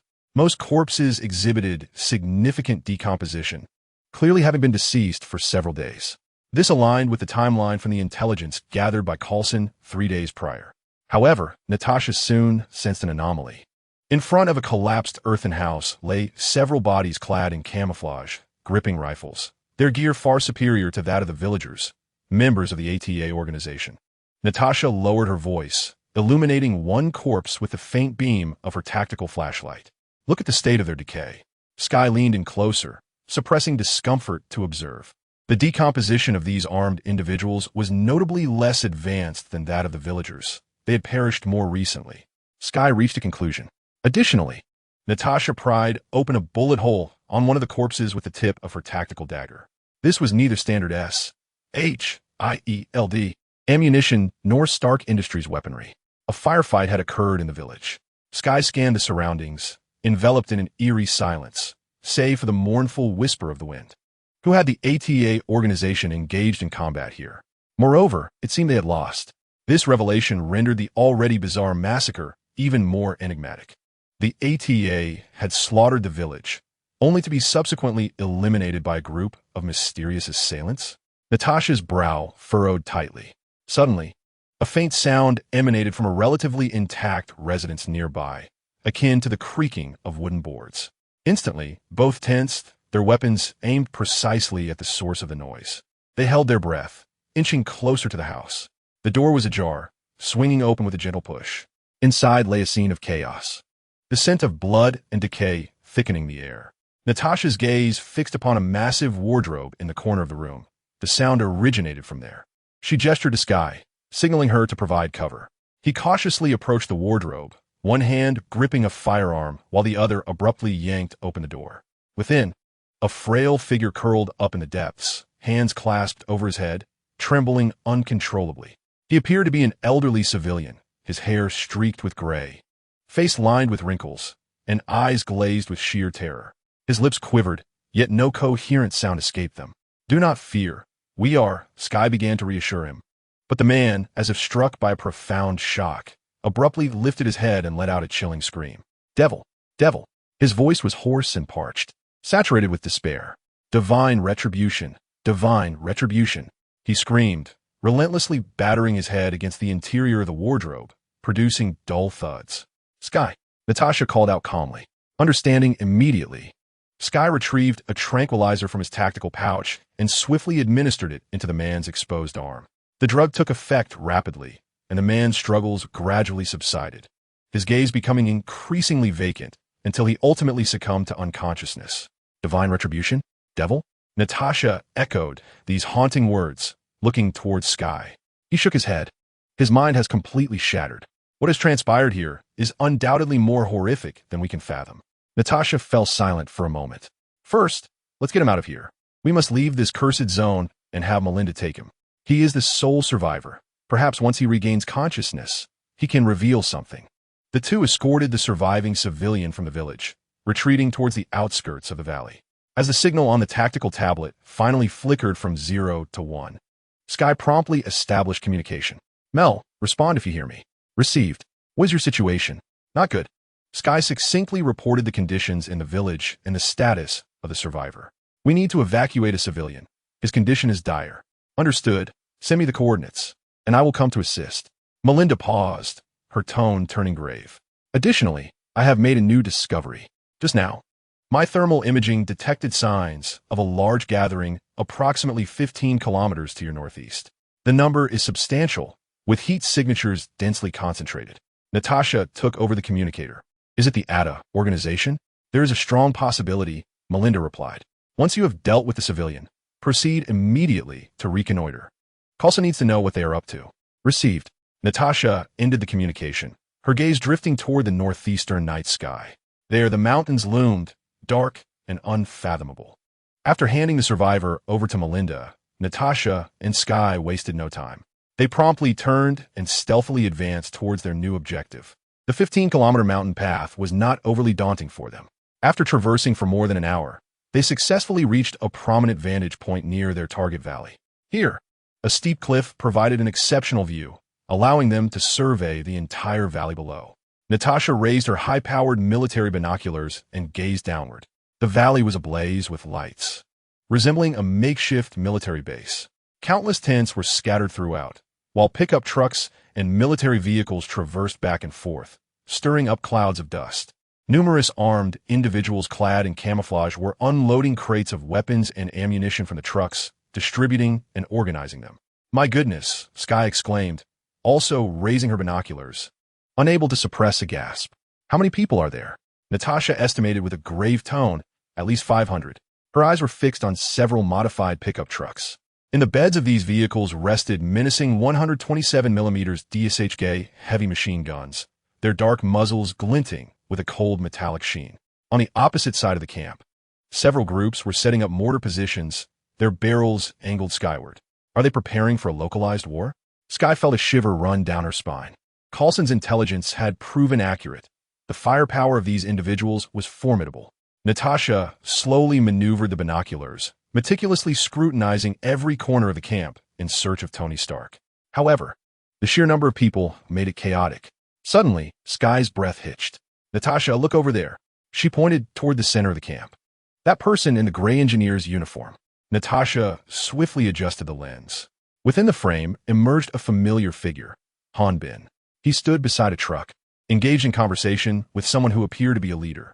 There was no trace of fear or panic in his expression as a hostage. He appeared remarkably calm. Most crucially, he was unrestrained, his hands free, moving without limitation. Natasha's pupils constricted slightly. In the next moment, a more shocking scene unfolded. The leader seemed to say something to Han Bin, then patted him on the shoulder. An armed individual approached and handed Han Bin an AK-47 and a tactical vest filled with magazines. Han Bin accepted the weapon, his movements somewhat clumsy, yet he managed to sling it over his shoulder with an air of familiarity, as if it were a routine exchange among comrades. S.H.I.E.L.D. was utterly taken aback. What is happening? They are arming a hostage? This defies logic. Natasha lowered the binoculars, her gaze turning icy. In her mind, countless possibilities raced through, ultimately converging into a singular, chilling conclusion. He had betrayed them. The four words escaped her lips with unwavering certainty. Impossible, right? S.H.I.E.L.D. found it hard to believe. He was merely an engineer. The ADA organization had kidnapped him solely for that box, hadn't they? An ordinary engineer, devoid of value, faced inevitable demise. The ADA organization was no charitable institution. They would not bestow weapons upon a captive without reason, allowing him freedom of movement. Unless this engineer possessed an extraordinary worth far beyond our comprehension. He might hold something desperately needed by the ADA organization, or he himself could be a pivotal element in their plans. Natasha lifted her binoculars once more, fixating intently on Han Bin's figure. The engineer, initially just a secondary target for rescue, surged in danger level within her mind. This individual must be captured alive. The secrets he harbored could surpass even those of Tony Stark. At that moment, a shrill assembly whistle pierced the camp. The armed militants, previously preoccupied, swiftly formed ranks and began boarding trucks. The roar of engines echoed through the valley. The entire convoy commenced its slow departure, heading deeper into the mountains. Their destination lay not beyond the valley, but further within. They were relocating. S.H.I.E.L.D. spoke with urgency. "Natasha, what shall we do?" Natasha's gaze followed the taillights of the convoy, her expression resolute. They could not allow them to vanish so easily. She turned to S.H.I.E.L.D., her tone leaving no room for dissent. "Call Coulson. Execute the plan. I will continue to track them, ascertain their destination and intentions." S.H.I.E.L.D. nodded emphatically. The two reconfirmed Han Bin's distant silhouette. He had taken a seat beside the driver in a pickup truck. Suspected of treachery, this conclusion fundamentally altered the nature of their mission. The objective transformed from infiltration and rescue to an urgent pursuit of the ADA organization's next move. Chapter 11. A slap to end it all. The pickup's tires crunched over the gravel, producing a cacophony of sound. Han Bin sat in the passenger seat, one hand gripping the overhead handle, while the other languidly rested upon the .74 rifle on his lap. He cast a glance at the bald ADA leader behind the wheel. This man, with his gleaming forehead and brutish visage, was intently focused on the rugged mountain path ahead. Han Bin felt no twinge of guilt in exploiting this group. In the days since his abduction, their conversations had revolved solely around human trafficking, drug smuggling, and their next plundering escapade. They were nothing short of a roving band of merciless marauders. Let them shine and contribute to the cause of containment. It can be considered a form of resourcefulness, a virtuous deed accomplished. When will this treacherous path come to an end? Han Bin silently lamented. The weapon in his hands, 74, represented the most advanced individual armament that the ADA organization could muster. It was indeed a fine firearm. Regrettably, when faced with the formidable entity he was about to encounter, this contraption was little more than a glorified stick. His gaze traversed past the bald leader. Resting upon the imposing weapon mounted in the back of the pickup truck, a 145mm single-barrel anti-aircraft machine gun. Its dark barrel, robust and menacing, exuded a brutal elegance. That was his true trump card, the genuine Italian artillery. With proper handling, a few rounds aimed at that monstrous foe would surely impart a lesson in physical obliteration. The convoy meandered through the valley like a serpentine gray shadow. The air grew increasingly humid, and the trees thickened, the sunlight fragmented by the layered canopies above. A chill began to permeate the atmosphere. Suddenly, with a screech, the bald leader slammed on the brakes, causing the entire pickup to lurch forward. Han Bin's body was propelled by inertia, nearly colliding with the windshield. What on earth is happening? He steadied himself, frowning as he peered ahead. The entire convoy had come to a halt. The leading reconnaissance team, comprised of 5 or 6 armed individuals, stood motionless in a clearing not far ahead. They stood rigidly, as if frozen in a paused cinematic frame. In the air, something seemed to shift ominously. Han Bin's pupils constricted in an instant. It has arrived. This familiar scene. This eerie posture. Everyone, put on your gas masks. Quickly. Han Bin nearly shouted, his voice hoarse and urgent. He yanked the gas mask from around his neck and secured it onto his face with utmost speed. Then, he grabbed a spare mask and slapped it onto the bewildered bald leader's face. Put on. Do you wish to die? The bald leader trembled at his command. And though confused about the unfolding situation, he hastily donned the mask. The armed men in the back of the truck, alerted by Han Bin's roar, began to stir and followed suit. However, it was already too late. For the reconnaissance team at the forefront, it was all far too late. The silence was shattered by a jarring, teeth-gritting, tearing sound. A massive, dark crimson shadow burst forth from the dense forest without warning. It possessed no eyes, only a mouth that stretched from ear to ear, filled with razor-sharp teeth. Containment object 939, the beast of 1,000 throats. The creature lunged into the midst of the bewildered armed men in an instant. Splatter. The upper body of an armed assailant was severed in an instant, blood and entrails exploding forth, splattering the ground. Another, unable to even emit a scream, was entirely crushed by the creature's robust claws, covered in dark red scales, reduced to a grotesque puddle of flesh and blood. The slaughter transpired in the blink of an eye. The remaining individuals finally roused from their eerie stupor, only to be confronted by a hellish sight. A monster! Fire! Fire! Fear shattered their rationality in an instant. The cacophony of gunfire erupted violently. Bullets flew towards the dark red beast like water splashed, yet merely sparked against its impenetrable scales, inflicting no meaningful damage. In the chaos, some, overwhelmed by sheer terror, wavered their aim. A scream pierced the air as an armed comrade was struck from behind, his body stiffening before he turned in disbelief, only to collapse lifelessly. Friendly fire. Morale crumbled utterly in that moment. Run. We can't hold them. Quickly flee.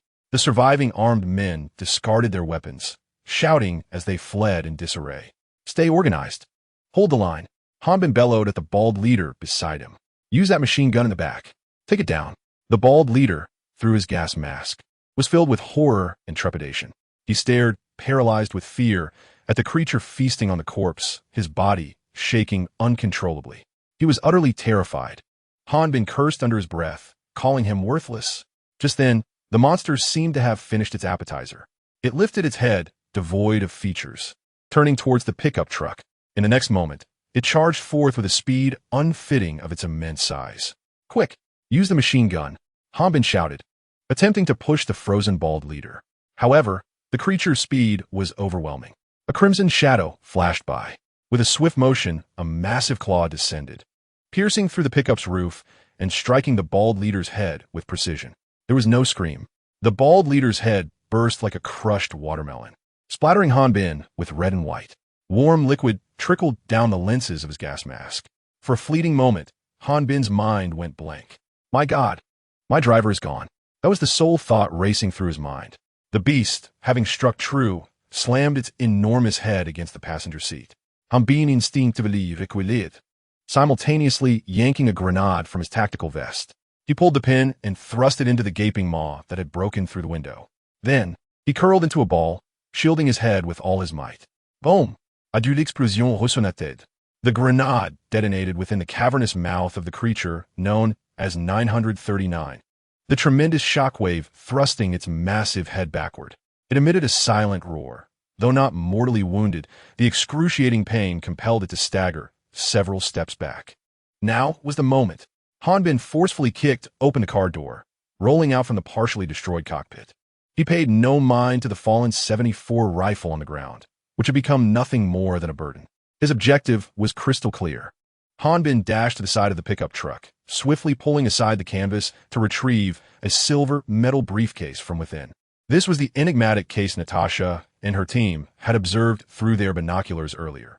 Inside the case lay not clandestine weaponry or vital intelligence, but rather an entire cache of high-efficiency medical syringes. This was the cornerstone of his mission's success. Clutching the briefcase tightly, Hanbin sprinted into the depths of the dense forest, away from the monstrous threat. Behind him, gunfire, anguished cries, and the heavy footfalls of the beast echoed ominously. Yet, he could afford no distractions. Survival was his utmost priority. Chapter 12. The Novice's Gift on a ridge a kilometer away. Natasha lowered her high-powered binoculars, her expression grave beneath her mask. The air still bore the acrid scent of gunpowder and blood. It was over. Her voice was barely a whisper. Sky stood beside her, hands clenched tightly. From the moment they fired their first shot to the last individual being dragged away, Sky glanced at the tactical watch on his wrist. 9 minutes and 37 seconds. An armed force the size of a reinforced battalion, equipped with machine guns, pickup trucks, rocket launchers, and even anti-aircraft artillery. Yet, against that dark crimson monstrosity, their resistance lasted not even 10 minutes. This was far from a battle. It was a one-sided, inevitable massacre. Our tactical assessment report requires a complete revision. Natasha's voice was laced with a sense of helplessness. In the face of such a creature, no unmodified light infantry unit, regardless of size, possessed the capability to confront it head-on. An elevation of the threat level to the highest category is advised. The only tactical option, Natasha paused, seemingly in search of the appropriate term, was to retreat. Sky remained silent, recalling the scene he had witnessed through the binoculars. Bullets striking the beast merely sparked, proving utterly ineffective. The explosion of a rocket launcher barely caused it to sway. Each of the creature's lunges, every swipe of its claws, effortlessly tore through flesh and steel alike. Humanity's pride in its modern weaponry was rendered as fragile as paper in the face of such sheer, incomprehensible violence. Could we truly contend with such an entity? In Sky's tone, a hint of uncertainty emerged for the first time. Natasha remained silent, merely lifting the binoculars once more to gaze upon the battlefield, now utterly shrouded in silence. There, only shattered vehicles emitted plumes of black smoke, alongside a dark crimson figure lingering at the edge of the jungle. Meanwhile, Hanbin was frantically fleeing through the woods. His lungs burned with each breath, and he dared not look back. The roars and screams behind him gradually faded, yet the heavy, rhythmic footsteps echoed in his mind like a haunting nightmare. Damn it, he muttered under his breath, cursing not only the useless bald man, but also himself. Had he known this ordeal would be so fierce, he would never have joined this rabble to face death. Now, the driver was gone, the vehicle lost. Apart from the box of healing needles clutched in his arms, he possessed nothing. No, there was still a system. Just as his mind threatened to shut down from oxygen deprivation, a series of crisp notifications exploded in his consciousness. Ding! Detected the annihilation of the S.H.I.E.L.D. armed organization. This event has successfully alerted multiple surrounding factions, resulting in a slight increase in human awareness of the containment object's threat. Reality level 5,000. Hanbin stumbled, nearly falling to the ground. What was this? The S.H.I.E.L.D. had been obliterated? Just like that? Those individuals were at least the strength of an enhanced battalion, weren't they? It had only been a few minutes. Before he could comprehend the magnitude of this revelation, new notifications followed in quick succession. Ding! Detected S.H.I.E.L.D. Agent Natasha Romanoff and Sky observing the incident from a distance, exhibiting heightened vigilance towards containment object 939. Reality level 1000. Hanbin thought S.H.I.E.L.D. Black Widow. They're involved too? Are they merely spectators? In an instant, a multitude of thoughts raced through his mind. Soon after, a more grandiose and resounding notification rang out, as if it sought to dislodge his very soul. Ding! Congratulations, host. Milestone achievement attained. The initial alarm. Milestone description. When the containment object first reveals its gruesome nature to the world, and when the armies of mortals crumble before the extraordinary, the alarm has been sounded.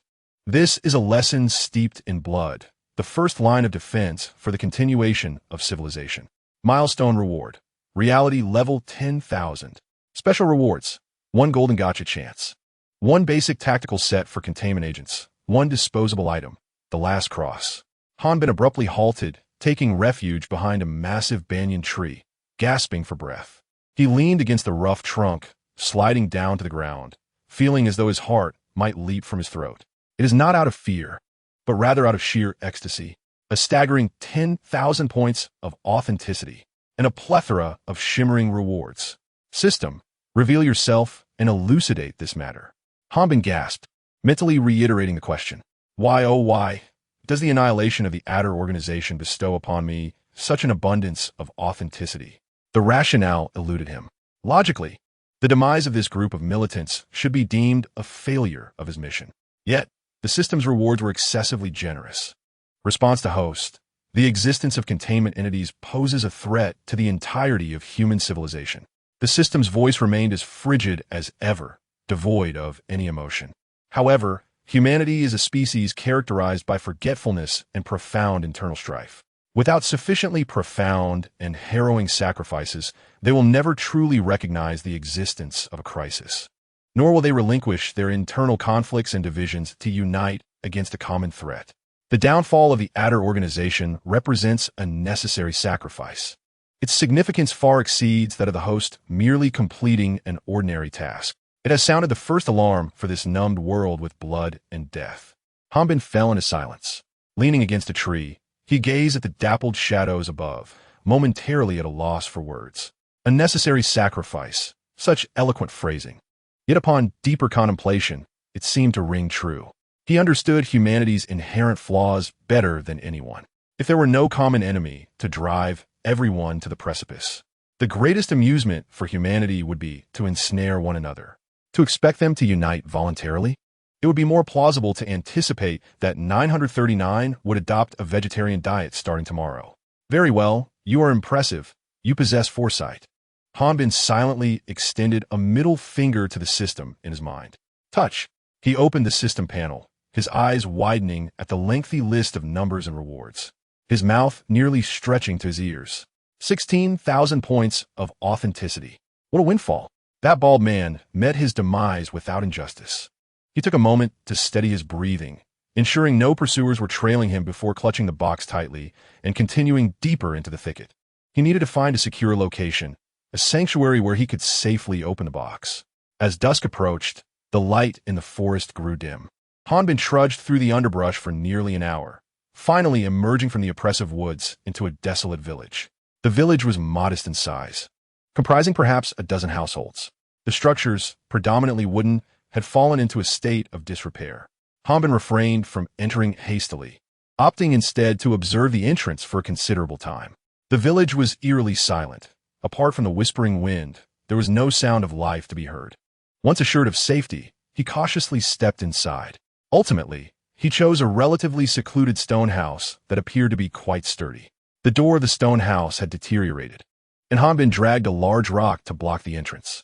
After inspecting the windows and hastily nailing them shut with wooden planks, he finally exhaled in relief and sank to the ground. Safe for now. He set aside the silver briefcase containing the healing syringes and eagerly activated the system.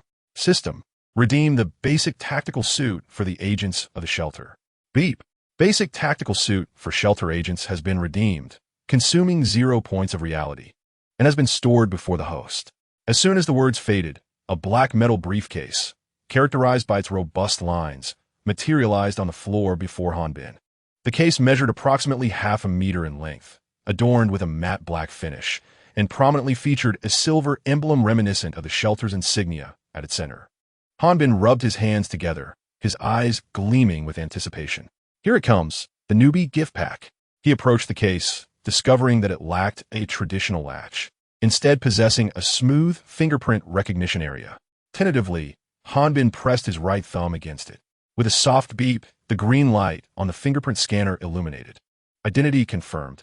Hanbin, field agent, access level 6. Welcome. With a click, the locks on either side of the case sprang open, releasing a frigid metallic aura. Hanbin inhaled deeply and slowly lifted the lid.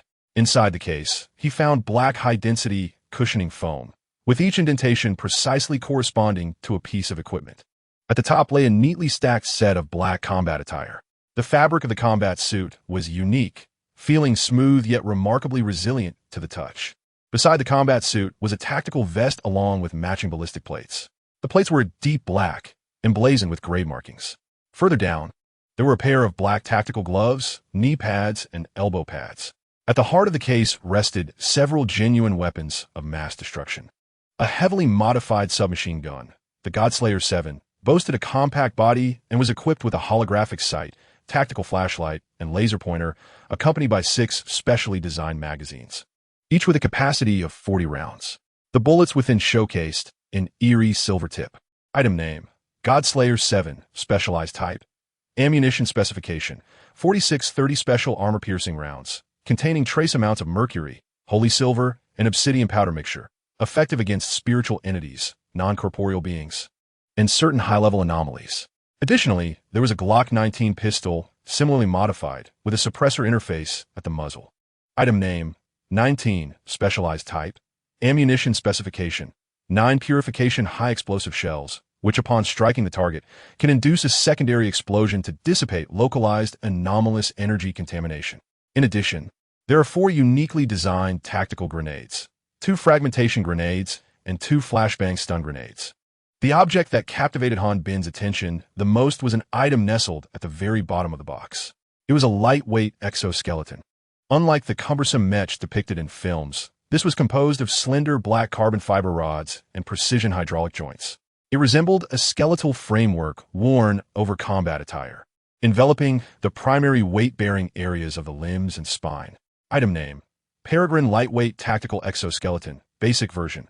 Function: provide the foundational strength augmentation of 300, a weight reduction of 50, and a short-term explosive speed enhancement. Energy source: miniature arc reactor, with a duration of 72 hours. Hanbin's breath caught in his throat as he read this description. His gaze was fixated on the exoskeleton, and he felt his throat constrict. Good heavens! Is this truly what you call a basic tactical suit? He felt as though his worldview had been violently shaken at that moment. This equipment, not only would it suffice to confront 939, but it could also be effortlessly airdropped into New York to combat the Chitauri. Trembling, Hanbin extended his hand and gently caressed the cold metallic surface of the exoskeleton. What he felt was the touch of power, a sense of security, the means to survive in this wretched world. Chapter 13. I'm also an agent. Cough, cough, cough. Sky leaned against a rugged tree trunk, coughing violently. Each breath tugged at the wound beneath her ribs, bringing forth waves of sharp pain. Her complexion was ashen, and her eyes bore traces of confusion. Just moments ago, a horrifying blankness had engulfed her memory. She could only recall a crimson shadow lunging towards her, accompanied by an overwhelmingly sweet and nauseating scent. Then, the world had devolved into a swirling kaleidoscope of colors. Focus, Sky. Natasha's voice came from beside her. Her black combat suit bore several gashes, and a claw mark on her left arm revealed bone, blood seeping through the fabric and dripping to the ground. That creature emitted a potent neurotoxin, accompanied by a memory-erasing effect. I remember now. Sky shook her head vigorously, attempting to dispel the dizziness. That thing was mimicking our speech. The thought of that monster calling out their names in the darkness using the voice of a fallen agent sent chills down her spine. This was not combat. It was a hunt, and they were the prey. Our target lies within the village ahead. Natasha retrieved a roll of bandages from her tactical pouch, biting one end with her teeth as she hastily wrapped the wound on her arm with one hand. He is a pivotal figure, potentially possessing crucial information regarding these anomalies. Should we take him into custody? Sky gasped, inquiring. Yes. Natasha's gaze was as frigid as ice.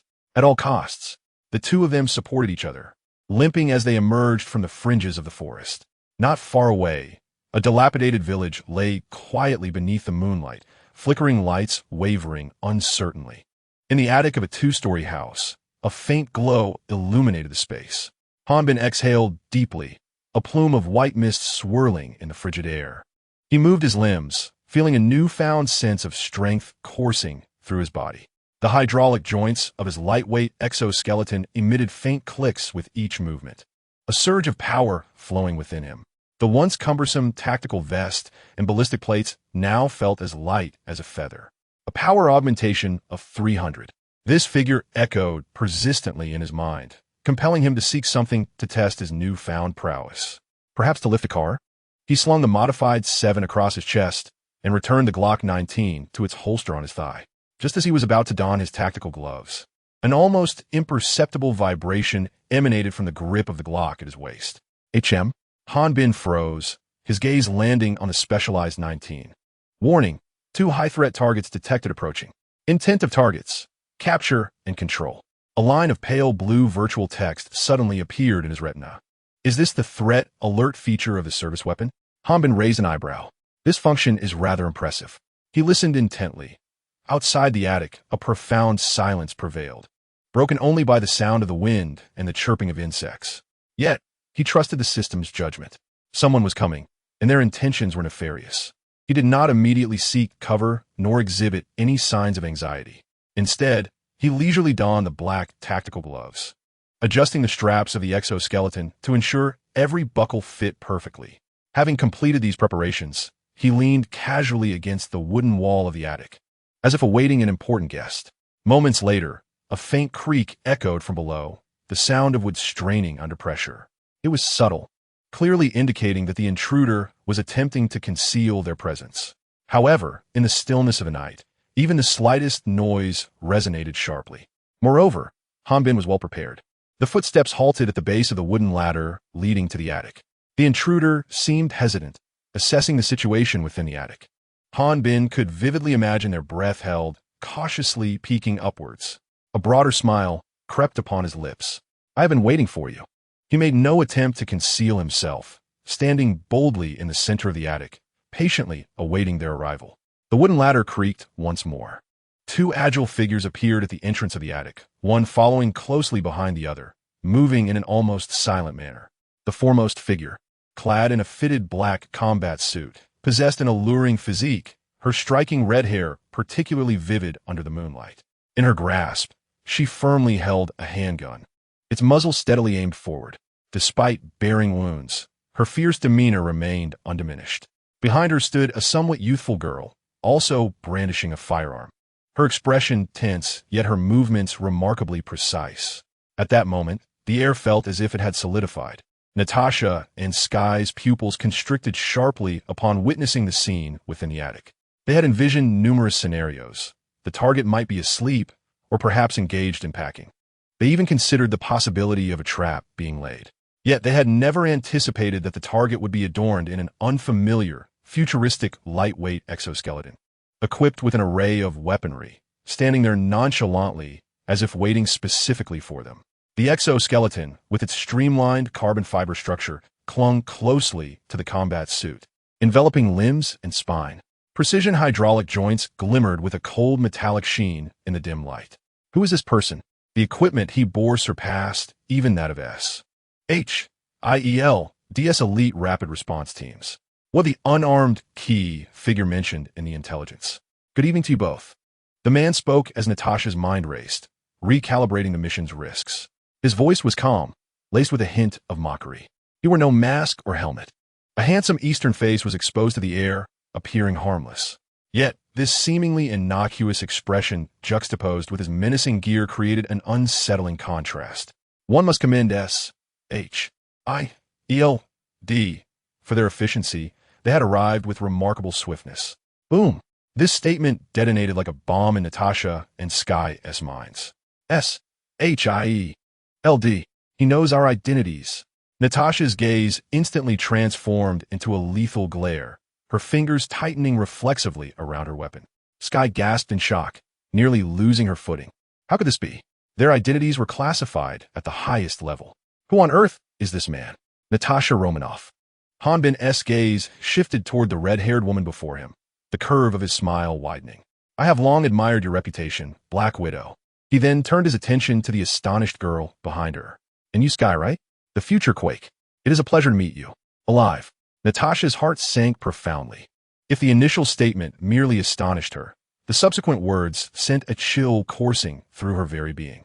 The individual before them not only recognized their identities, but was also acutely aware of Sky, the newcomer who had recently joined, along with her future codename. This was not a mere leak of intelligence. This was a unilateral transparency. Who exactly are you? Natasha's voice was frigid as she compelled herself to maintain her composure. Her mind raced, analyzing every intricate detail of the man before her, seeking any flaw. Beep. Initial contact detected with keen narrative figures Natasha Romanoff and Sky. Mission initiated. Establish preliminary trust. Identity template generated. Identity verification. White Eagle Federation, Shelter, Field Agent, Hanbin. A cascade of system notifications flashed before Hanbin's eyes. It had arrived. The identity he sought had finally materialized. Hanbin slowly raised his hands in a gesture of goodwill. Although the 7-gun muzzles aimed at him still exerted immense pressure on his presence. Do not be alarmed. As I mentioned, I harbor no malicious intent. His tone was as casual as conversing with a friend. Allow me to introduce myself. I am Hanbin, a field agent from the shelter. Shelter? Natasha and Sky exchanged glances, both reading profound confusion in each other's eyes. This was an organization they had never encountered. Friend or foe? By the looks of you, it seems you've sustained considerable injuries. Hanbin's gaze fell upon the bandages on Natasha's arm and Sky's pallid complexion. Did you encounter 939? 939. The designation of that monstrosity sent tumultuous waves of shock through Natasha's mind, nearly impossible to contain. The mystery and power of the man before her had far exceeded her expectations. It appears we may not be adversaries. Hanbin smiled, and with his unoccupied hand, he reached for his tactical pouch at his waist. This action immediately tensed Natasha's nerves once more. However, Hanbin proceeded calmly to retrieve an item from the pouch. It was a uniquely designed syringe, gleaming silver and exuding a sense of advanced technology, filled with a crimson liquid. This is a healing injection, standard issue from our organization. Hanbin gently tossed the syringe in their direction. It arced smoothly through the air, landing precisely at Sky's feet with a soft thud. You may wish to try it. The effects are remarkable. Afterward, you can contact your director, Nick Fury. He can access the highest encrypted channels to inquire about the name Shelter. He will inform you of who we truly are. Natasha fixated intently on Hanbin, striving to discern some meaning from his expression. Yet he remained unervingly calm, exuding a confidence that seemed genuine rather than feigned. Sky glanced at the syringe at her feet, then at her own bleeding wound, gritting her teeth. Let me give it a try. Sky, Natasha whispered urgently. Natasha, we have no choice, Sky replied resolutely. If he intended to harm us, he would have acted when we ascended the stairs. Besides, I am nearing my limit. She bent down, picked up the syringe, removed the needle cap, and without a moment's hesitation, plunged it into her thigh. As the liquid coursed into her body, a refreshing sensation instantly enveloped her. Sky emitted a soft, pleasurable sigh. To the astonishment of both, the gash beneath her rib began to visibly writhe and heal at an extraordinary rate. Torn flesh reconnected, scabbing over, and the blood crust fell away, revealing new, flawless skin. This miraculous transformation took scarcely more than a few seconds. Sky moved her body, finding all pain had vanished. She gazed down at her smooth skin, then looked up at Hanbin, her eyes filled with disbelief. Natasha witnessed this spectacle as well, and the wariness in her gaze softened ever so slightly. Chapter 14. Damn Stark, this is utterly unscientific. Natasha's pupils dilated as her mind raced to process this supernatural scene, attempting to rationalize it within the framework she had constructed over 2 decades. Yet she faltered, healing a penetrating injury in mere seconds. This transcended the realm of technology. It was a miracle. How do you feel? Hanbin's voice shattered the silence, his face still adorned with that inscrutable, relaxed smile. Sky looked down at her unblemished abdomen, then reached out to touch it. The skin was smooth, the sensation real, even warm with new life. She opened her mouth, but found herself at a loss for words. The simple thank you felt woefully inadequate. I feel absolutely fantastic, Sky finally managed to utter, though her gaze toward Hanbin had irrevocably changed. Natasha inhaled deeply, forcing herself to regain composure. She picked up the empty syringe casing from the ground, scrutinizing it closely. The silver metal bore no manufacturer's mark, only a series of symbols she could not decipher. Carefully, she stowed the empty vial in her tactical bag. This item must be returned for analysis at headquarters. Now, can you trust that I harbor no ill intentions? Hanbin shrugged, feigning innocence. Natasha remained silent for a moment before slowly lowering her Glock, though the safety remained disengaged. This is her final vigilance as a top agent. Who exactly are you? Natasha's voice no longer bore the icy tone it once did. The containment facility, an organization dedicated to the containment, control, and protection of various anomalies. Hanbin's explanation was succinct. Take the previous example, referred to as Containment Object 939. He paused, seemingly organizing his thoughts to elucidate in a manner they could comprehend. Regarding 939, I could divulge some non-classified intelligence. Firstly, it is not a singular entity, but rather a collective. They lack eyes and rely on olfactory senses and thermal detection to perceive their surroundings. The most perilous aspect, which you may have already sensed, Hanbin's gaze swept over the two, is their ability to flawlessly mimic human voices, particularly the cries of victims in their final moments, thereby luring new prey. Upon hearing this, Sky's complexion paled further. She recalled the intermittent pleas for help she had previously heard. It was not a survivor, it was bait. Natasha's heart sank as well. Such a bizarre ability seemed expressly designed to incite panic and chaos. The S.H.I.E.L.D. database had never documented any information regarding such a creature. So, your containment facility specifically handles these entities? That would be an accurate interpretation. Hanbin knew did.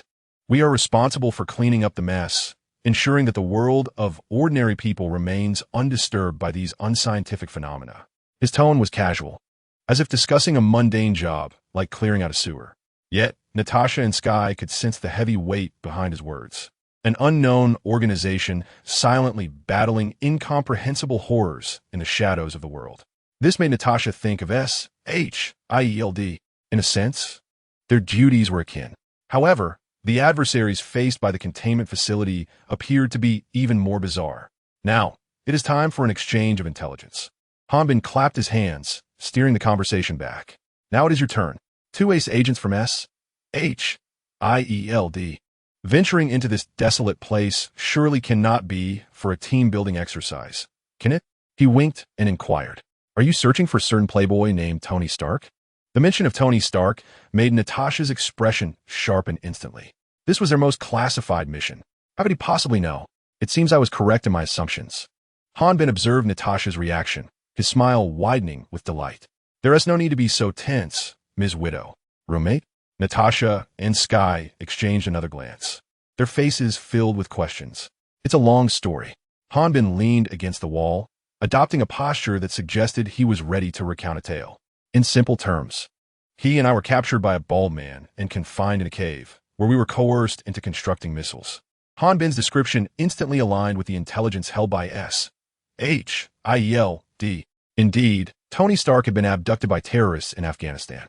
The food there was utterly inedible. Hanbin grimaced in disdain. Only someone like Stark, a privileged young man, could munch on moldy bread while tinkering with scraps of metal. My role was to hand him a wrench, fan him, and offer a modicum of moral support, primarily serving as logistical support. His words, a blend of truth and absurdity, resonated with a surreal quality. Yet, Natasha keenly grasped the crucial information. What had he fashioned from the scrap? A metal canister. Hanbin answered without hesitation. A contraption capable of flight and fire, ugly on the outside, but filled with high-tech marvels within. He intended to use that device to escape the cave. He painted a vivid picture, as if narrating a Hollywood blockbuster. However, Natasha's heart surged with tumultuous waves. This corresponded almost perfectly with the fragmented intelligence relayed by their informants at great peril. Tony Stark was, in that cave, crafting a suit of armor. Suddenly, Hanbin seemed to recall something and added, after his escape, he kept muttering about wanting a cheeseburger, claiming he had never craved one so desperately in his life. If you see him, remind him not to forget cheeseburger. This detail was akin to the final piece of a puzzle, completely solidifying Natasha's trust. It was information no external source could ever uncover, a profoundly personal detail belonging to Tony Stark. This man before her had indeed shared that abduction experience with Stark. He was not lying. So, you were protecting Tony? Natasha finally lowered her guard completely. Not entirely, Hanbin shook his head. My primary mission is to contain 939. As for Mr. Stark, he is merely a civilian who fortuitously stumbled into the containment area. Although this civilian might be a bit too headstrong, Hanbin's tone carried a hint of resigned sarcasm. The situation was now abundantly clear. His expression turned grave. The 939 population is nearby. They have established a nest. Stark is currently unaccounted for and is highly likely to have either wandered into or already been dragged into their lair. And you, two agent ladies, while capable, possess virtually no experience dealing with such anomalies. Hanbin's words were direct and piercing. When will your backup arrive? An hour? 2 hours? By the time they arrive, we may only be left to recover Mr. Stark's remains. Natasha and S.H.I.E.L.D. bore expressions of grave concern. They recognized the truth in Hanbin's words. Confronted by this unknown monstrosity, conventional tactics and weaponry proved to be of little efficacy. Moreover, the process of requesting reinforcements undeniably required time. Thus, I propose a collaboration. Hanbin's gaze swept across their faces. I require assistance to contain and eliminate the wandering entities surrounding us. You, in turn, need an adept expert to guide you in locating Tony Stark and extracting him alive. I shall command, and you will execute. Is there any dissent? Natasha and S.H.I.E.L.D. exchanged a glance, realizing they had no alternative. Whether motivated by the mission to rescue Tony Stark or the debt incurred, refusal was not an option. No objections, Natasha replied decisively. I will follow your lead. Excellent. Hanbin nodded in satisfaction. Those who recognize the times are indeed the wise. I prefer to collaborate with intelligent individuals. He approached the window, cautiously observing the outside. A faint scent of blood and decay permeated the air. The 939 thrived in dark, damp, and complex environments, facilitating their predation. Hanbin's eyes narrowed, reminiscent of a seasoned hunter analyzing his surroundings. Below, there must be a substantial underground structure, such as a bomb shelter. That, undoubtedly, would be their lair.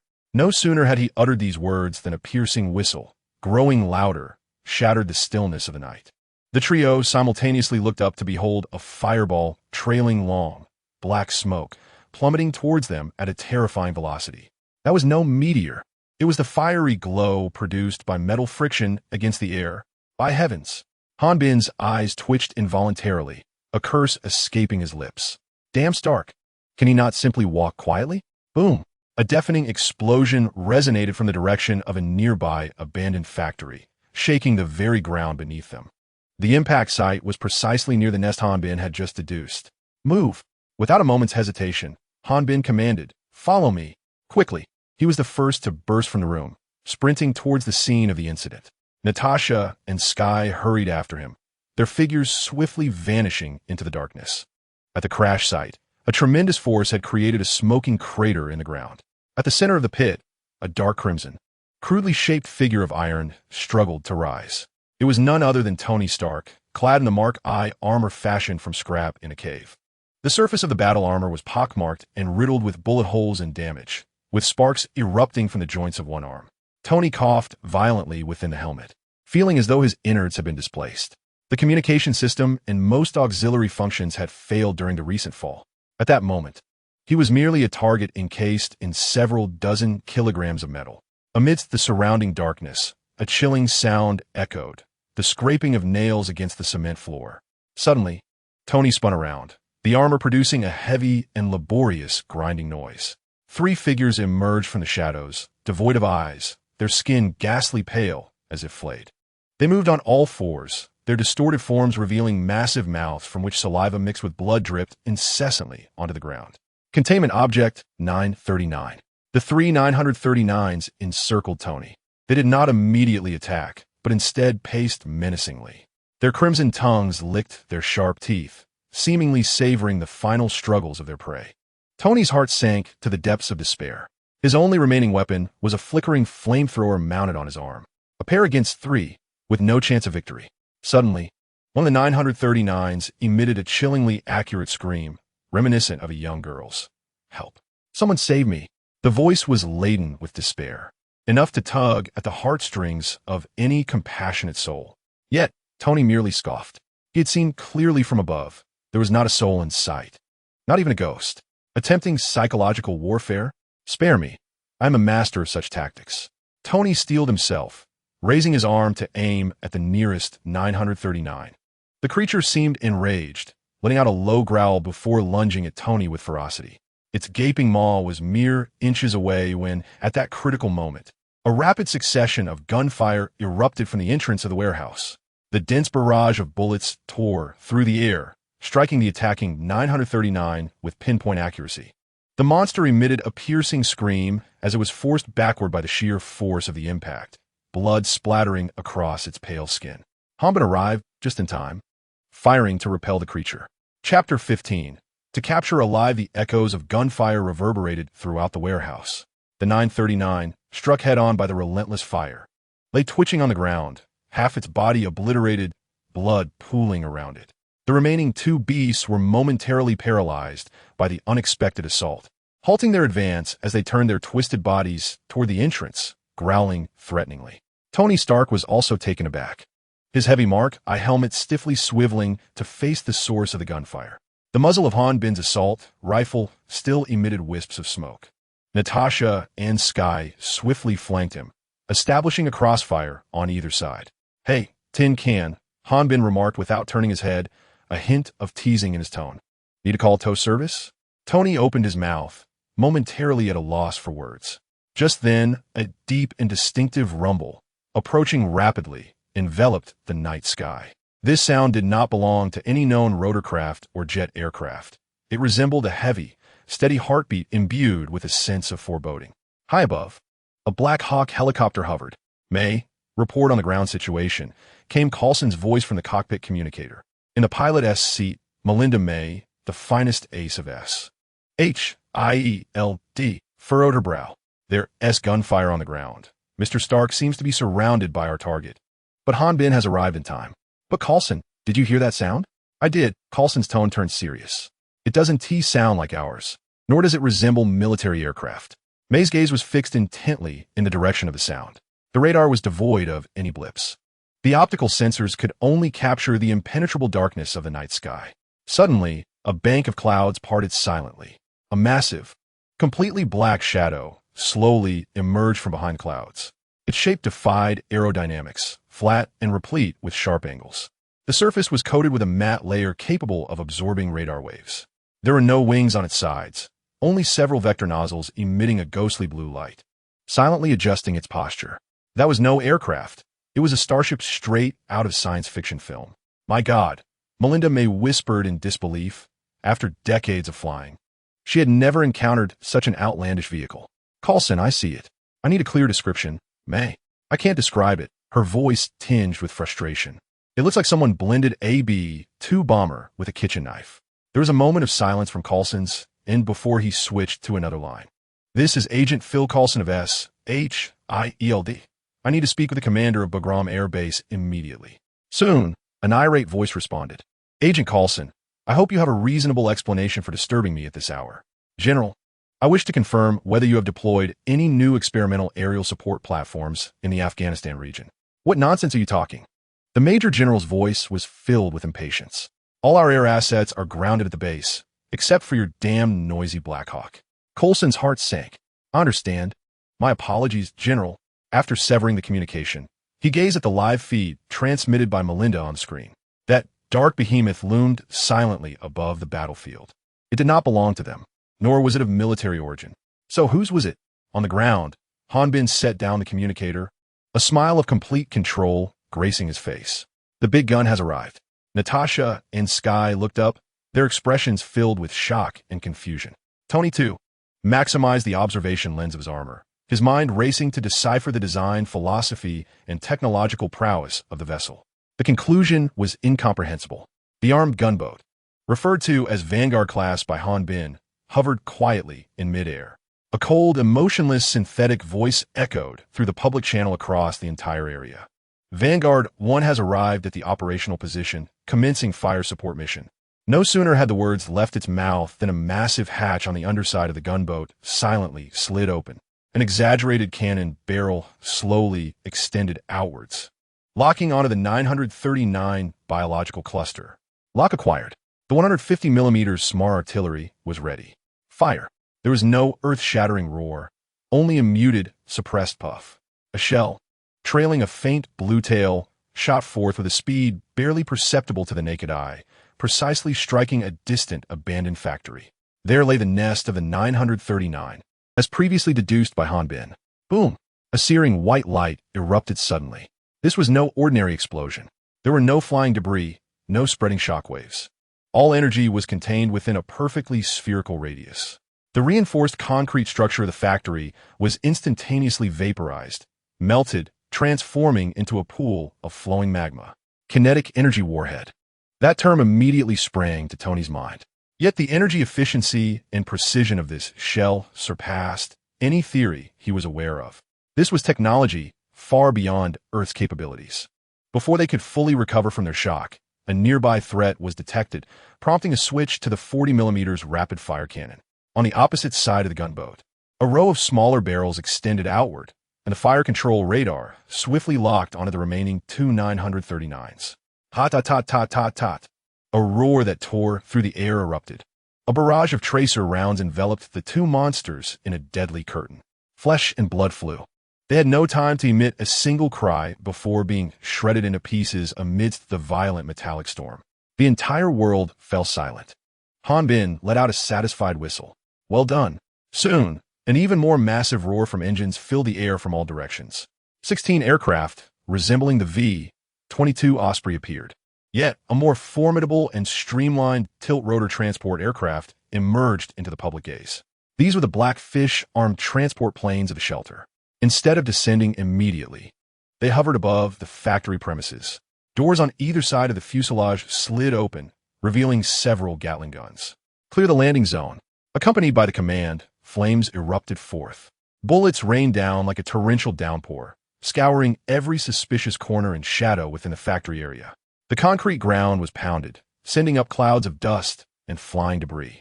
Upon confirming safety, thick ropes descended from the aircraft. Fully armed soldiers descended with astonishing speed. Their gear left Tony Stark momentarily dumbfounded. The seamless black exoskeleton armor encased their bodies, with flexible bionic structures at the joints. The closed helmets shimmered with the eerie red glow of tactical visors. The rifles in their hands boasted a futuristic design, unmistakably advanced Gauss or electromagnetic weaponry. Upon landing, the soldiers did not pause for a moment. They immediately dispersed in three-man combat teams, establishing an impenetrable defense line. Shortly thereafter, the two largest Blackfish transport aircraft gradually lowered their altitude. Amidst the heavy hydraulic sounds, two infantry fighting vehicles, larger than main battle tanks, and a menacingly designed Hunter anti-mine ambush vehicle were securely placed on the ground. The engines of the battle vehicles roared to life, their tracks crunching over debris as they swiftly occupied critical positions. The entire process flowed with a seamless grace, exuding an aesthetic of efficiency and cold precision. From a moment the gunships opened fire to the full deployment of troops, less than 3 minutes elapsed. Natasha and Sky exchanged glances, both recognizing the profound trepidation reflected in each other's eyes. This suddenly appearing force, with its advanced equipment, tactical acumen, and rapid deployment, surpassed not only the current U.S. military but indeed all armies worldwide by at least 2 decades, if not longer. A man clad in commander-grade armor approached Hanbin briskly. He removed his helmet, revealing a resolute yet youthful face. "Reporting, sir." He snapped to attention and rendered a crisp military salute. "The 601st Airborne Assault Company of the Shelter has been ordered to provide support." The company commander hands over the highest command authority on site to you. Hanbin casually returned the salute. "Thank you for your hard work, Captain. Now, I call the shots regarding this mess." He turned, his gaze sweeping over the thoroughly secured scene, lingering on the 2 imposing infantry fighting vehicles, ultimately resting on Tony Stark, who stood bewildered in his tattered makeshift armor. The look in his eyes was akin to that of a man observing a primitive from the Stone Age. Tony felt his pride suffer a slight wound. His once-cherished iron armor now appeared as nothing more than a heap of scrap in the presence of these formidable soldiers. Hanbin cleared his throat and issued commands through the soldiers' public channel. Attention all units. The containment protocol has been initiated. Each unit, in accordance with the established plan, shall commence a thorough sweep and capture of the containment entity 939. Remember, the researchers from the R&D department require live specimens. Strive to capture them alive. Move out. Chapter 16. Shattered remnants. The orders were crisp and decisive. The two infantry fighting vehicles hummed as the remote weapon stations atop them emitted a faint electrical sound, spinning rapidly. Small launch bays on the vehicle's side opened, releasing dozens of flying sensors the size of paperclips. These miniature drones flapped their metallic wings, silently merging with the night as they dispersed toward the distant forest. Simultaneously, the tactical visors on all soldiers' helmets instantly shifted to infrared thermal imaging mode. In their dim crimson view, the entire world transformed into a mosaic of varying temperatures. The frigid trees appeared deep blue, while the still warm ground glowed a pale yellow. The 939 entities, lurking within the underbrush and radiating abnormal biological heat, manifested as glaring, distorted red outlines. They were utterly exposed. Target identified, sector 3 o'clock, distance 120 meters. Multiple targets detected, requesting fire coverage. Acknowledged, Hunter has locked on. The menacing silhouette of the Hunter anti-mine ambush vehicle slowly adjusted its weapon platform. It was neither a machine gun nor artillery, but a futuristic sonic weapon launcher. A ripple of inaudible sound waves swept across the designated area in an instant. There were no explosions, no flashes of light. Yet Natasha and Sky observed the trees in that vicinity sway violently, sending countless birds into flight. Subsequently, within the soldiers' tactical visors, the bright red outlines representing the enemy convulsed violently for a moment before quickly fading, losing all thermal signatures. Their innards have been obliterated by high-frequency sound waves. This was a silent yet extraordinarily efficient slaughter. The stillness was unnerving. Sky instinctively tightened her grip on Natasha's arm, her voice trembling slightly. The battles she had witnessed were always filled with the cacophony of gunfire and explosions. Yet this unit had transformed warfare into a silent play. Aside from the necessary communication commands, the battlefield was terrifyingly quiet. The soldiers' Gauss rifles emitted merely a faint hum upon firing. Their projectiles, moving at an almost imperceptible speed, struck each marked target with precision. There was no smoke, no spent casings, only the dull thud of enemies collapsing to the ground. Hanbin remained active, drawing a uniquely designed handgun from his waist. The firearm gleams in a pristine silver hue, its surface adorned with intricate blue energy patterns, resembling not a weapon, but rather a masterpiece of art. This is one of the standard-issue weapons of the shelter, known as the service gun. Its primary function is not one of lethality. Hanbin raised his hand, aiming at a 939 entity peeking from behind a tree, poised for a stealth attack. He did not even bother to take aim. A soft click resonated. A gentle beam of blue light erupted from the barrel, striking the creature's forehead with precision. The monster quivered, as if momentarily frozen in time. In the next instant, its body began to disintegrate, transforming into countless specks of blue light, all absorbed by the silver service gun. A warm current surged through the grip and into Hanbin's being, an unadulterated wave of elation enveloping him. It felt akin to collapsing onto a sofa after a long day, sipping an ice-cold soda, or akin to a euphoric moment of fortune in a game of chance. Hanbin could not suppress a contented sigh of relief. This peculiar firearm may lack conventional prowess, yet it abundantly offers emotional value. Each shot fired feels like a direct injection of dopamine.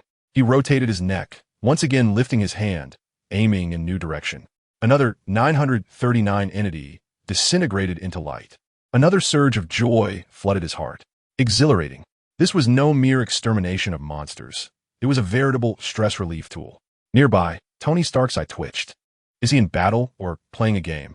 And that exclamation of joy, was he serious? Tony's gaze fixated on the gun in Hanbin's hand. With his knowledge, he could not fathom the operational principles of this firearm. Absorbing biological energy, then converting it into pure, emotional feedback for the user. What sort of bizarre, idealistic technology is this? Have I wasted my studies in physics? It was not just him. Natasha and Sky also noted the peculiarity of Hanbin's actions. What is he doing? Sky asked, her expression one of confusion. Natasha, however, wore a grave expression. I do not know. She shook her head, her gaze shifting to the soldiers advancing through the forest. But I do know that we have severely underestimated this shelter. The exoskeleton armor worn by each soldier, its materials, energy sources, and propulsion methods are unlike anything she had ever encountered.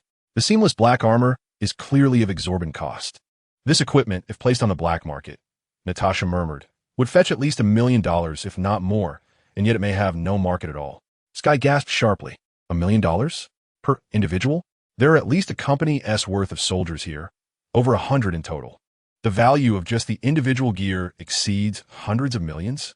This does not even account for the more formidable transport aircraft and infantry fighting vehicles. The S.H.I.E.L.D.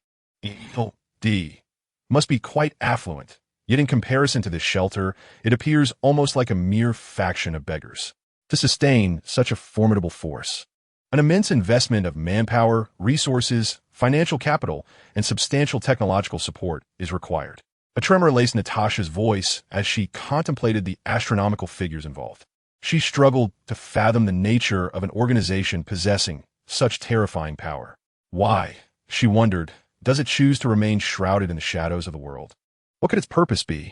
In a mere 20 minutes, just 20 minutes, the commander's communication channel buzzed with reports from various combat units. Area cleared. Area cleared. Area cleared. In the tactical scope's infrared vision, the last remnants of bright red, signifying the enemy, faded completely. Hundreds of 939 entities at the forest perimeter had been utterly annihilated. Was that it?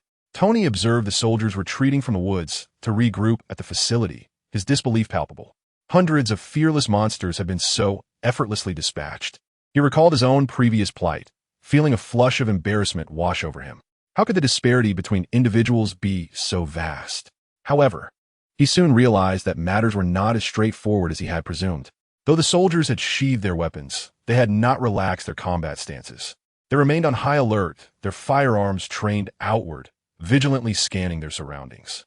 2 infantry fighting vehicles had their cannons aimed at the center of the facility, where Tony's armor had created a gaping crater. The tension in the air remained palpable, unyielding. What's going on? Tony glanced at Hanbin. Just because the small creatures outside had been eliminated, it did not imply that those inside would simply perish as well. Hanbin nonchalantly blew away the non-existent gunpowder from his service weapon. Tony was taken aback. Sky and Natasha exchanged puzzled glances. The containment entity 939 is a species that exhibits collective and nest-like behavior, Hanbin explained patiently. What we have just dealt with were merely the forging workers roaming outside. The real threat, their nest, along with their queen, lies directly beneath us. He pointed with his toe at the ground, indicating the vicinity of the crater created by Mr. Stark's impact. The expressions of the group shifted dramatically, instinctively retreating a couple of steps. They had been standing right at the threshold of their own home all along. At that moment, the commander of the airborne assault unit approached briskly. He did not remove his helmet, but reported through the public channel. Commander, the life detector has identified high-density biological activity 15 meters underground. It is preliminarily assessed to be a 939 nest. We have located a suspected entrance to the nest near the impact crater. The commander's voice was calm and clear, requesting permission to breach.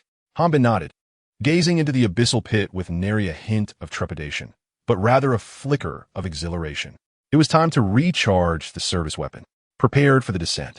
He issued his command. Then, he turned to the commander. Bring me my equipment. I shall descend as well. The commander appeared somewhat hesitant. Sir, your safety, execute the order. Lieutenant, Hanbin interjected. Moreover, I hardly believe that the array of objects beneath us poses any threat to me. He flexed his wrist, producing a series of sharp, crackling sounds. The commander ceased further protest.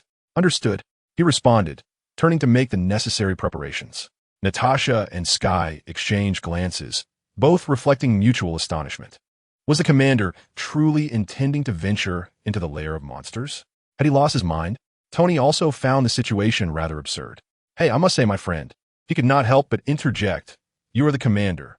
Your role is to strategize from the rear, not to risk your life directly. Would it not be wiser to leave this to your specialized team? Hanbin shot him a sidelong glance, the corners of his mouth curling slightly. Who informed you that I am not a professional? He patted Tony's tattered armor, producing a resounding clank. Additionally, the shelter does not entertain bureaucracy. If the commander does not take to the front lines, Shall we depend on you? Clad in this heap of scrap metal? Tony's pride suffered another precise blow. Soon, two soldiers approached, bearing a colossal metal crate. Upon opening it, a set of black power armor, distinctly heavier and more imposing than that of a regular soldier, was revealed. With the soldier's assistance, Hanbin adeptly donned the commander's specially crafted armor. The moment the sealed helmet clicked into place, his entire demeanor transformed. If the previous Hanbin resembled a carefree neighbor, now he embodied a ruthless god of war emerging from the abyss. All set. Hanbin's voice resonated through the armor's speakers, metallic and commanding. Prepare to commence. He strode toward the gaping chasm, with the soldiers of the assault team swiftly aligning behind him, forming a standard assault formation that shielded him at the center. Observing these warriors about to plunge into peril, Natasha and Sky felt their emotions entwined in complexity. Meanwhile, Tony stroked his chin, lost in contemplation. He suddenly felt it might be time to redefine the term superhero. The commander reached the edge of the pit and peered down. Below lay an impenetrable darkness, emanating a damp, rancid odor. Illumination flora Hanbin commandit. A soldier promptly hurled a chemical flare into the depths. The stark white light illuminated the scene within the pit. It was a labyrinthine tunnel, its walls encrusted with viscous, translucent organic matter that writhed ever so slightly. At the tunnel's terminus lay an abyss of unknown darkness. Report, Commander. The entrance has been confirmed. Came the voice of the commander. We can initiate the incursion at any moment. Hanbin nodded, fully aware that the true battle was only just beginning. Chapter 17. You may only observe wait. A cool, resolute voice interjected. Natasha stepped forward, her gaze firmly affixed upon Hanbin. We shall descend with you.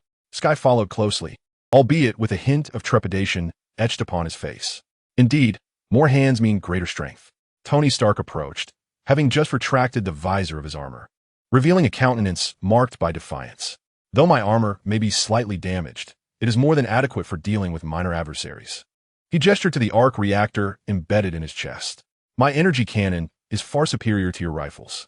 Hanbin, peering through the visor of his helmet, regarded the trio in silence. A light chuckle emanated from a speaker. First and foremost, the mission to rescue you has been fulfilled, Mr. Stark. It is now time for containment. This is the responsibility of our facility and does not concern you. Hanbin's voice was devoid of emotion, akin to the proclamation of an established fact. Moreover, you are utterly ignorant of what lies ahead. To recklessly venture forth would only serve to become a burden. A burden? Tony's eyebrows shot up, the word evidently striking a nerve once more. Hey, I am Iron Man.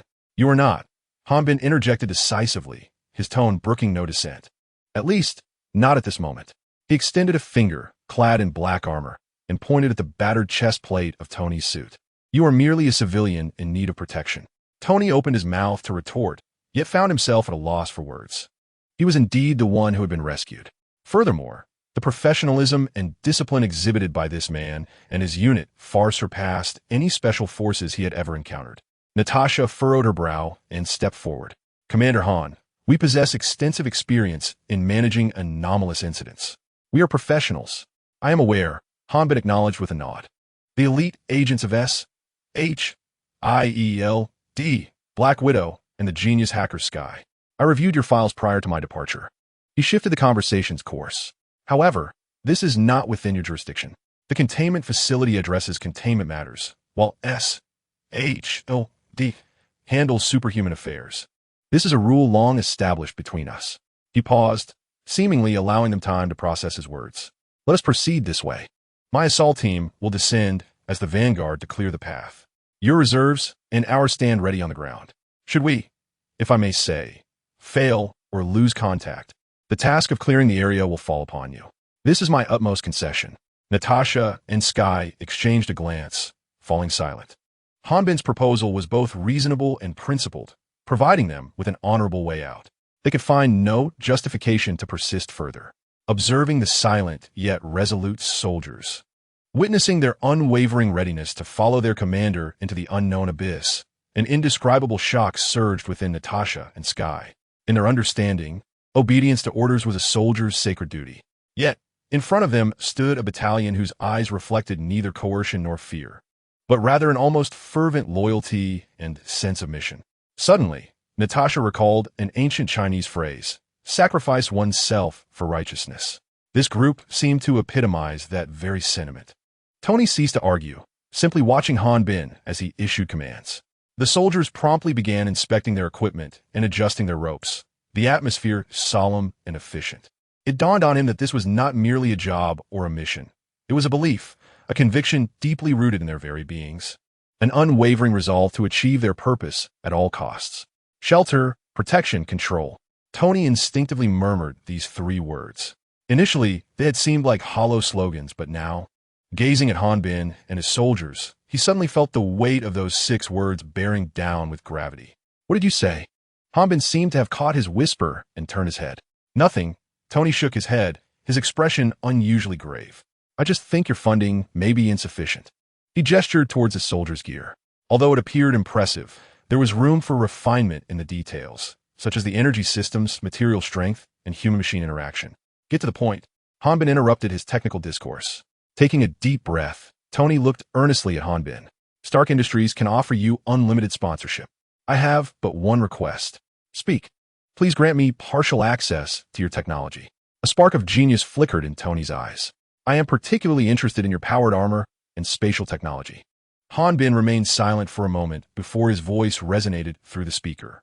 Agreed. It's a deal. Tony extended his fist. Han Bin regarded his hand and then raised his own, encased in heavy armor. With a gentle collision, metal met flesh. Good luck, Tony said. Rest assured. Han Bin's voice resonated with mirth. Descending felt akin to returning home. Having spoken, he lingered no longer, turning towards the precipice of the abyss. Grasping the descent rope secured at the edge, he propelled himself forward, vanishing into the inky darkness of the chasm. Commander leads the way. Follow closely. Captain Zhang Jin bellowed. And without a moment's hesitation, the soldiers of the assault team swiftly descended one by one along the rope, their movements synchronized with precision. In an instant, only Tony, Natasha, and Sky remained at the brink, accompanied by the soldiers tasked with ground support. Within the dark tunnel, Han Bin's powered armor landed with a steady thud, the sound of something brittle being crushed resonating beneath his feet. Releasing the descent rope, the tactical visor of his helmet automatically shifted to night vision and infrared thermal mode. Before him, the world transformed into a vivid tableau of greens, reds, and yellows. Mission objective updated. Eliminate underground nest. Contain anomalous source. Detected host entering high concentration pheromone environment. Consume 100 containment points to exchange for basic agent containment object detection radar. A system prompt echoed in his mind, audible only to him. Exchange, Han Bin silently affirmed. In the next moment, a small radar scanning interface materialized in the lower left corner of his helmet's visor. A green dot flickered at the center, representing himself, while faint red dots began to emerge at the periphery of the radar. Quite a few, indeed. Han Bin rolled his neck, the powered armor emitting a subtle whir of machinery. The soldiers behind him arrived in succession, swiftly forming a circular defensive perimeter around him. Report, Commander. Assault team fully assembled. No casualties. Captain Zhang Jin's voice crackled through the communication channel. Excellent. Han Bin observed the increasingly distinct red dots on the radar, drawing closer from all directions. Zhang Jin. Present. Do you know why the airborne assault team has always remained in reserve? Han Bin posed an unexpected question. Zhang Jin hesitated momentarily, but quickly responded. Report, Commander. Because our training standards align with those of the Mobile Task Force. We are the reserves of the Mobile Task Force. This answer had long been etched in the minds of him and the other soldiers. The most elite division of the shelter was not comprised of them, clad in standard gear, but rather those with mysterious designations, tasked with the most arduous containment operations, the Mobile Task Force. To join the Mobile Task Force was the highest honor for each of them. Well said. Han Bin's voice brimmed with approval. The Mobile Task Force faced the unknown. They had no reinforcements, no maps, and often no return ticket. Their sole reliance was upon themselves. Han Bin spoke as he advanced, leaving heavy footprints on the damp and slippery ground. Soon, they arrived at the first fork in the tunnel. The left passage was more spacious, filled with a pungent, fishy odor, while the right passage was narrow and deep, intermittently echoing with strange dripping sounds. The radar indicated a multitude of red dots in both directions. Commander, which way should we go? Zhang Jin inquired. Splitting up is too perilous. It easily leads to being encircled, Han Bin replied, gazing at the two dark openings. Shaking his head, "We shall not split up." He raised his service weapon, pointing towards the left passage. "I will lead the way. You all stay behind me. On high alert. Commander." Zhang Jin's voice was somewhat urgent. "You are the commanding officer and should be in the center of the team. Let us take the lead." This was standard tactical doctrine. The commander, as the core of the team, must be safeguarded in the most secure position. Doctrine is lifeless. People are alive. Hanbin's tone grew somber. "My armor is the thickest, and my firepower the most formidable. If I do not lead, who will? Shall I send you, clad only in basic protective gear, to your doom? Remember, there is no bureaucracy in the refuge." He turned, the red visor of his helmet scanning each soldier's face in the darkness. "From this moment, forget that you are reservists." He lifted his weapon, his voice resonating through the speaker, echoing throughout the tunnel. "We're the mobile task force." The soldiers' bodies jolted with sudden energy. Their breaths quickened, a surge of fervent emotion erupting from their chests. Captain Zhang Jin straightened, removing his helmet to reveal a youthful, resolute face. He struck his right fist heavily against his chest plate, producing a muffled sound. With all his might, he bellowed the oath they had rehearsed countless times. Contain, control, protect. All the soldiers behind him mirrored his actions, pounding their chests with fervor, shouting at the top of their lungs. Until death. Chapter 18, Love Around the Corner Until Death. The echoes reverberated through the tunnel, making the eardrums ache. Hanbin rubbed his ears. All right, that's enough." His languid voice contrasted sharply with the earlier fervor. "With such loud roars, one might think we are hosting a concert here. Conserve your energy for when we encounter the monsters." The soldiers, who had just moments ago appeared solemn and prepared for a noble sacrifice, suddenly froze in expression. Captain Zhang Jin's lips twitched as he swallowed the grandiose words that had risen to his throat. "Commander, you certainly have a knack for deflating the atmosphere rather swiftly." Ahem. Hanbin cleared his throat, completely indifferent to the complex gazes of his subordinates. In his left hand, he grasped the uniquely designed service pistol, while his right hand held a standard 11 explosive energy rifle. He wielded them simultaneously, embodying a profound sense of firepower and adequacy. "I will lead the way." Hanbin's voice resonated once more, this time devoid of any jest. "My exoskeleton armor is the latest model, boasting the highest level of defense. The radar is exclusively operational here. You will follow me, maintaining a triangular assault formation, and remain vigilant on our flanks. Zhang Jin, you will bring up the rear." "Yes, Commander." Zhang Jin responded immediately, no longer expressing any dissent. Hanbin nodded and stepped into the left passage. The ground beneath them was sticky, producing a nauseating squelching sound with each step. The servo motors of the powered exoskeleton emitted a faint hum, echoing eerily in the desolate tunnel. The tactical light mounted on his helmet pierced through the darkness ahead, yet the illumination seemed absorbed by some unseen force, revealing only a distance of less than 10 meters. Beyond that, an abyss of pitch blackness loomed. In Hanbin's view, a pale blue radar interface was refreshing in real time, displaying a multitude of red dots, each representing the enemies they were about to confront. "Remain silent. They're coming," Hanbin whispered into the team channel. The tunnel began to slope downward, with increasingly more slime seeping from the walls, even beginning to drip. After approximately 5 minutes, they emerged into a vast underground cavern. At the far end of the cavern, 5 dark passageways loomed ominously. The radar indicated a distribution of red dots in all 5 of these routes. "Goodness, have we disturbed Hornet's nest?" Hanbin could not help but comment. He halted, and his soldiers immediately formed a defensive perimeter around him. "Commander, what should we do?" Zhang Jin's voice echoed from behind. "If we choose incorrectly, we might as well be encircled." Hanbin scrutinized the radar interface, his mind racing. The distribution of red dots was too scattered. Concentrating their forces on one path could lead to being flanked by enemies from the other corridors. Conversely, splitting their forces would render them vulnerable to being taken out one by one. "We cannot proceed any further," Hanbin concluded. "The terrain here is complex and unfavorable for us." He pointed at the virtual map on the radar interface and began issuing commands. "Assault unit, regroup by squad. The Hanfeng squad will be designated as Alpha Team. The Xingyao squad will be Beta Team. The Huani squad will be Charlie Team." "Understood," came the responses from the squad leaders over the communication channel. "Zhang Jin, you will lead Beta Team into the first passage. Your mission is reconnaissance and vigilance. Avoid prolonged engagements." "Received." "Team Charlie, proceed to the third fork. The mission remains unchanged." Acknowledged. I shall lead Team Alpha down the central second fork. Hanbin's gaze swept across the most densely clustered areas of red dots on the map. The fourth and fifth forks will be disregarded for now. We must first clear a safe route for our retreat. His voice was calm and resolute, dispelling any flicker of unease among the soldiers. Moreover, there is a crucial point to consider. Hanbin's tone grew serious.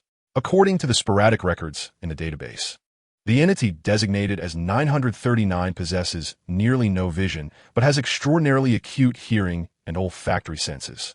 From this moment forth, everyone is to activate their infrared night vision goggles and disable any active light sources. Communication should occur over the lowest power encrypted channels. I reiterate, maintain absolute silence. Should anyone dare to create a disturbance here and be seized by the creature as a midnight snack, I will not be responsible for recovering your remains. Understood. The soldiers responded in unison with a subdued affirmation. Move out. With Hanbin's command, Teams Beta and Charlie promptly detached from the main group, stealthily advancing toward the left and right forks. Soon, the silhouettes of the two squads vanished into the shadowy openings. Team Alpha, follow my lead. Hanbin steadied his breath and led the remaining members of the Han Foam squad down the central second fork. This path was narrower than the others, accommodating only two individuals side by side. The slime coating the walls grew thicker, and the stench in the air reached its peak. Everyone activated their night vision goggles, and the world transformed into an eerie shade of green. The darkness dissipated, yet the ghostly hue rendered the surrounding environment even more sinister. Hanbin walked at the forefront, dual pistols in hand, their muzzles slightly lowered and poised for action. His gaze, aided by the night vision, sharply scanned every suspicious corner ahead. On the radar, a red dot was rapidly approaching. Very close. Just above, Hanbin abruptly looked up. A shadow leaped silently from the overhead darkness, the only sound being the faint hiss of claws slicing through the air. It was a creature, entirely crimson, its skin seemingly flayed to reveal the vivid red muscle beneath. It bore no eyes, only a massive maw lined with razor-sharp teeth. A 939 entity. Puff! A soft thud echoed. Before the creature could draw near, Hanbin's left-hand pistol had already discharged. The bullet struck the monster squarely in the head.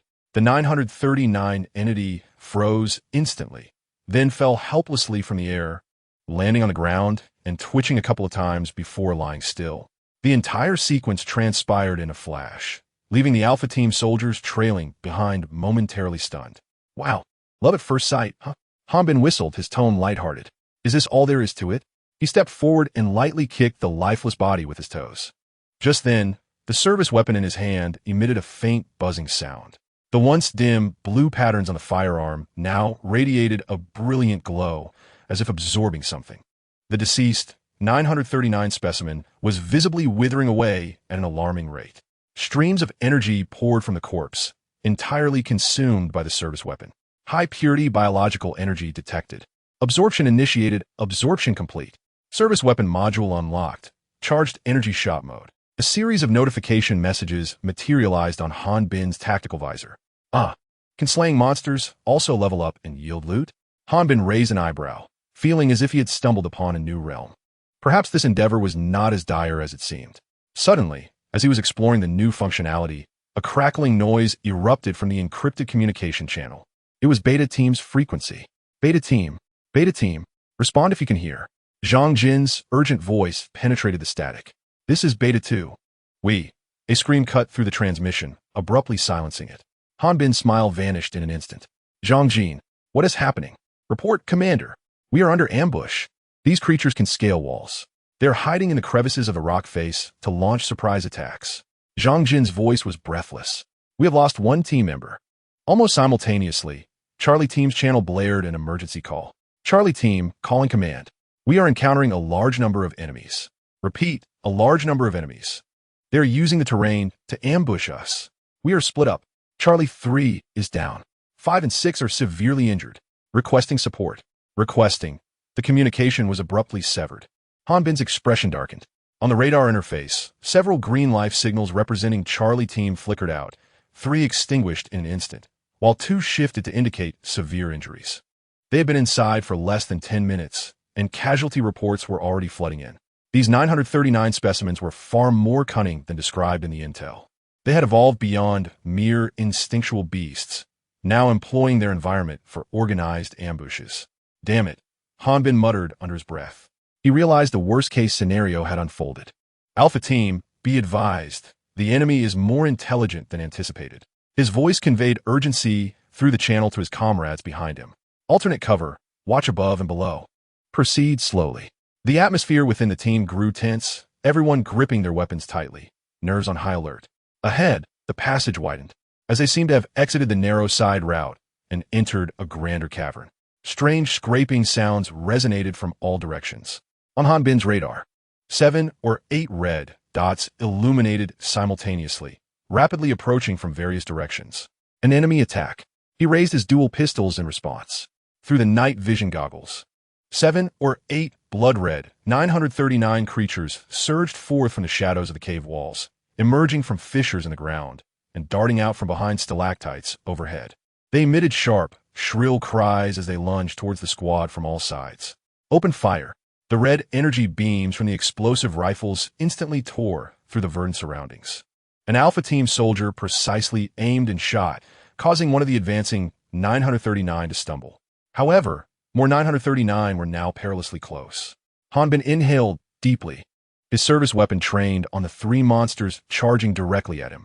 He activated a newly unlocked feature. Charging power shot mode, engaged. The muzzle of the service weapon erupted in a blinding blue glow. The gun hummed with an overwhelming energy gathering within. Charge at 100, ready to fire. Die for me. Hanbin squeezed the trigger. There was no deafening gunfire, only a muted sound of energy being released. A beam of blue energy, more dazzling than a tactical spotlight, burst forth from the barrel. The beam traveled with astonishing speed, striking the foremost 939 instantly.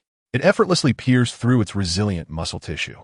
Without hesitation, it continued to penetrate the second and third creatures behind it. The 939 seemed to be skewered on an invisible skewer, suspended in midair. In the next moment, their insides began to swell, blue arcs of electricity dancing across their surfaces. Boom! The 3 bodies exploded, scattering flesh and blood throughout the cavern. 1 shot, 3 kills. The power was simply outrageous. Hanbin was momentarily taken aback. Goodness, this is like an Italian cannon. There was no time for reflection as his right hand with the explosive rifle fired simultaneously. A series of precise shots tore into a side-attacking 939, leaving it battered and rolling on the ground. Roar!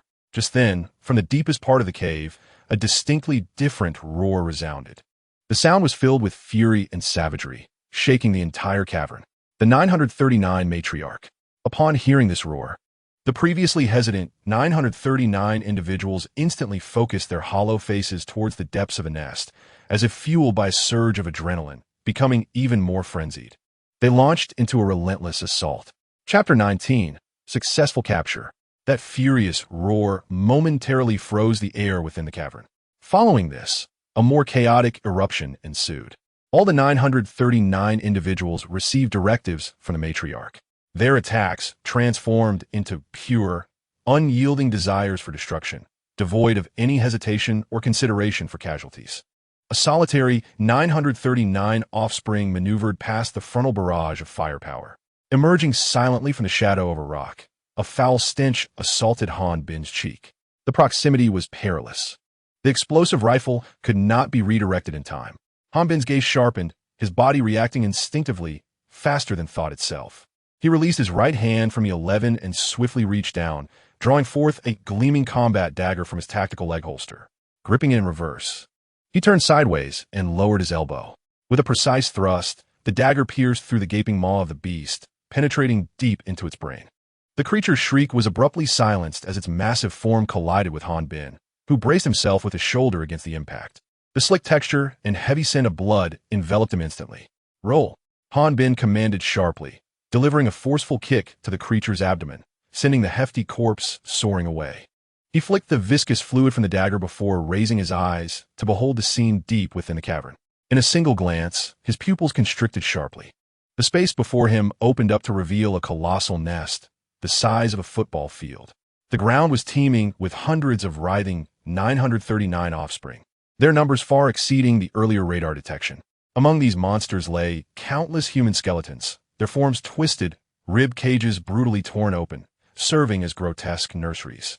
Pulsating. Translucent eggs were nestled atop these lifeless bodies, greedily siphoning the last remnants of sustenance. Containment team, do you see the largest target?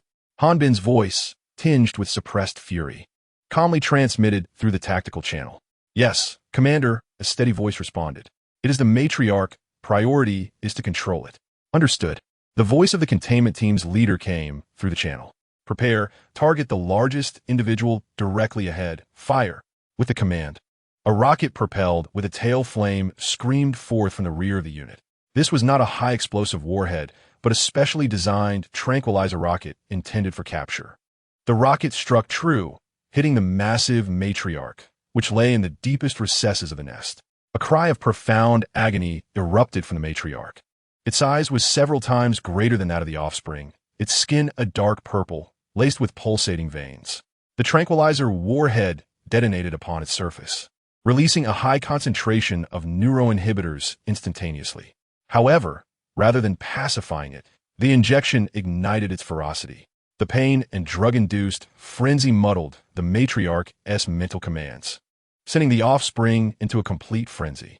Abandoning all tactics, they surged forth as a crimson tide from all directions towards the intruders. Fire suppression.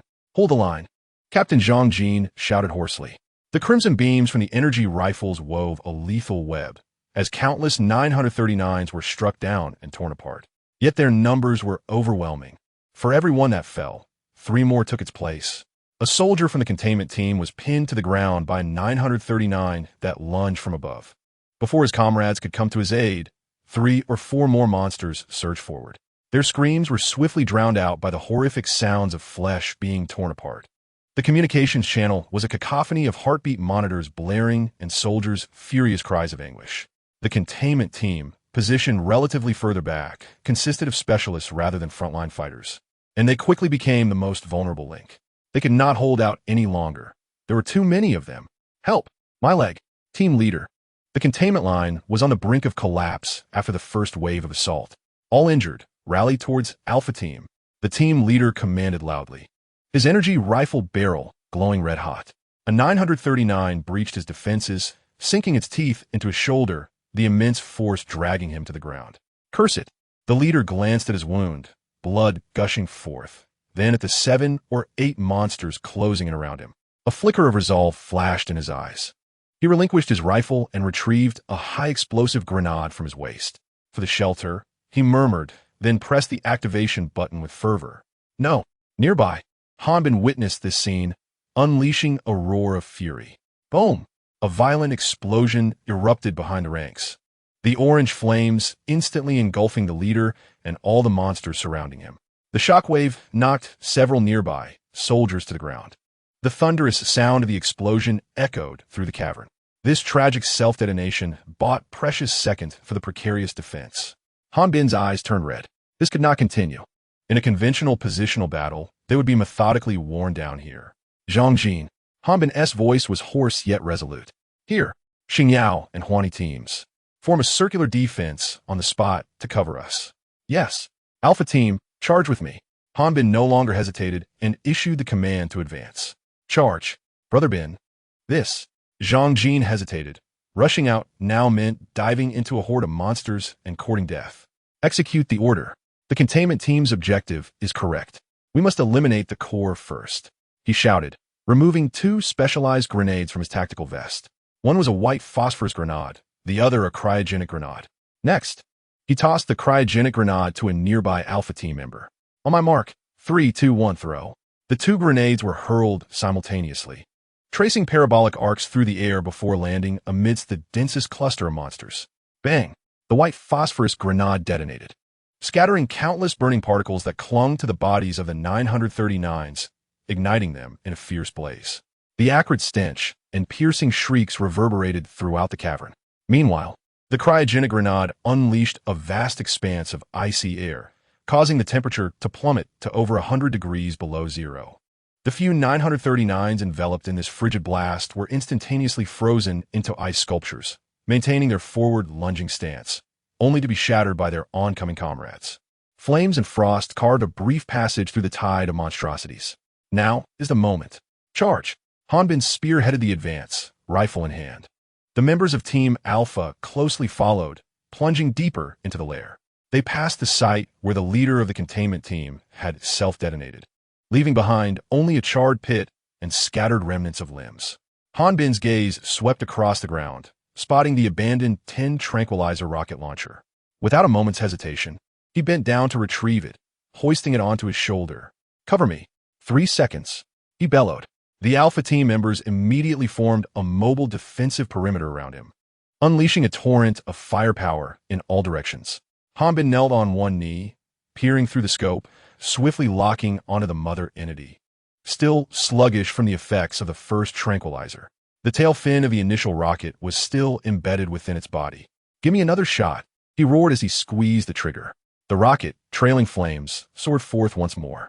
This time, the mother seemed to sense the impending danger, its massive form twisting in an attempt to evade. It was ultimately too cumbersome.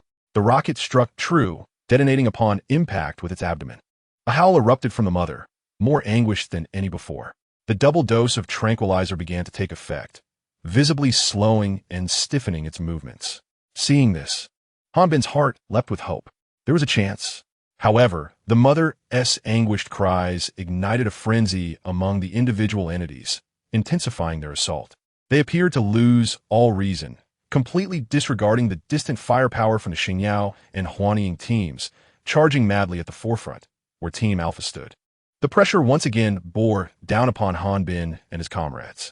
"Commander, we're running low on ammunition," one team member urgently reported. Hanbin glanced at his 11. The energy indicator flashing a warning red. This was untenable.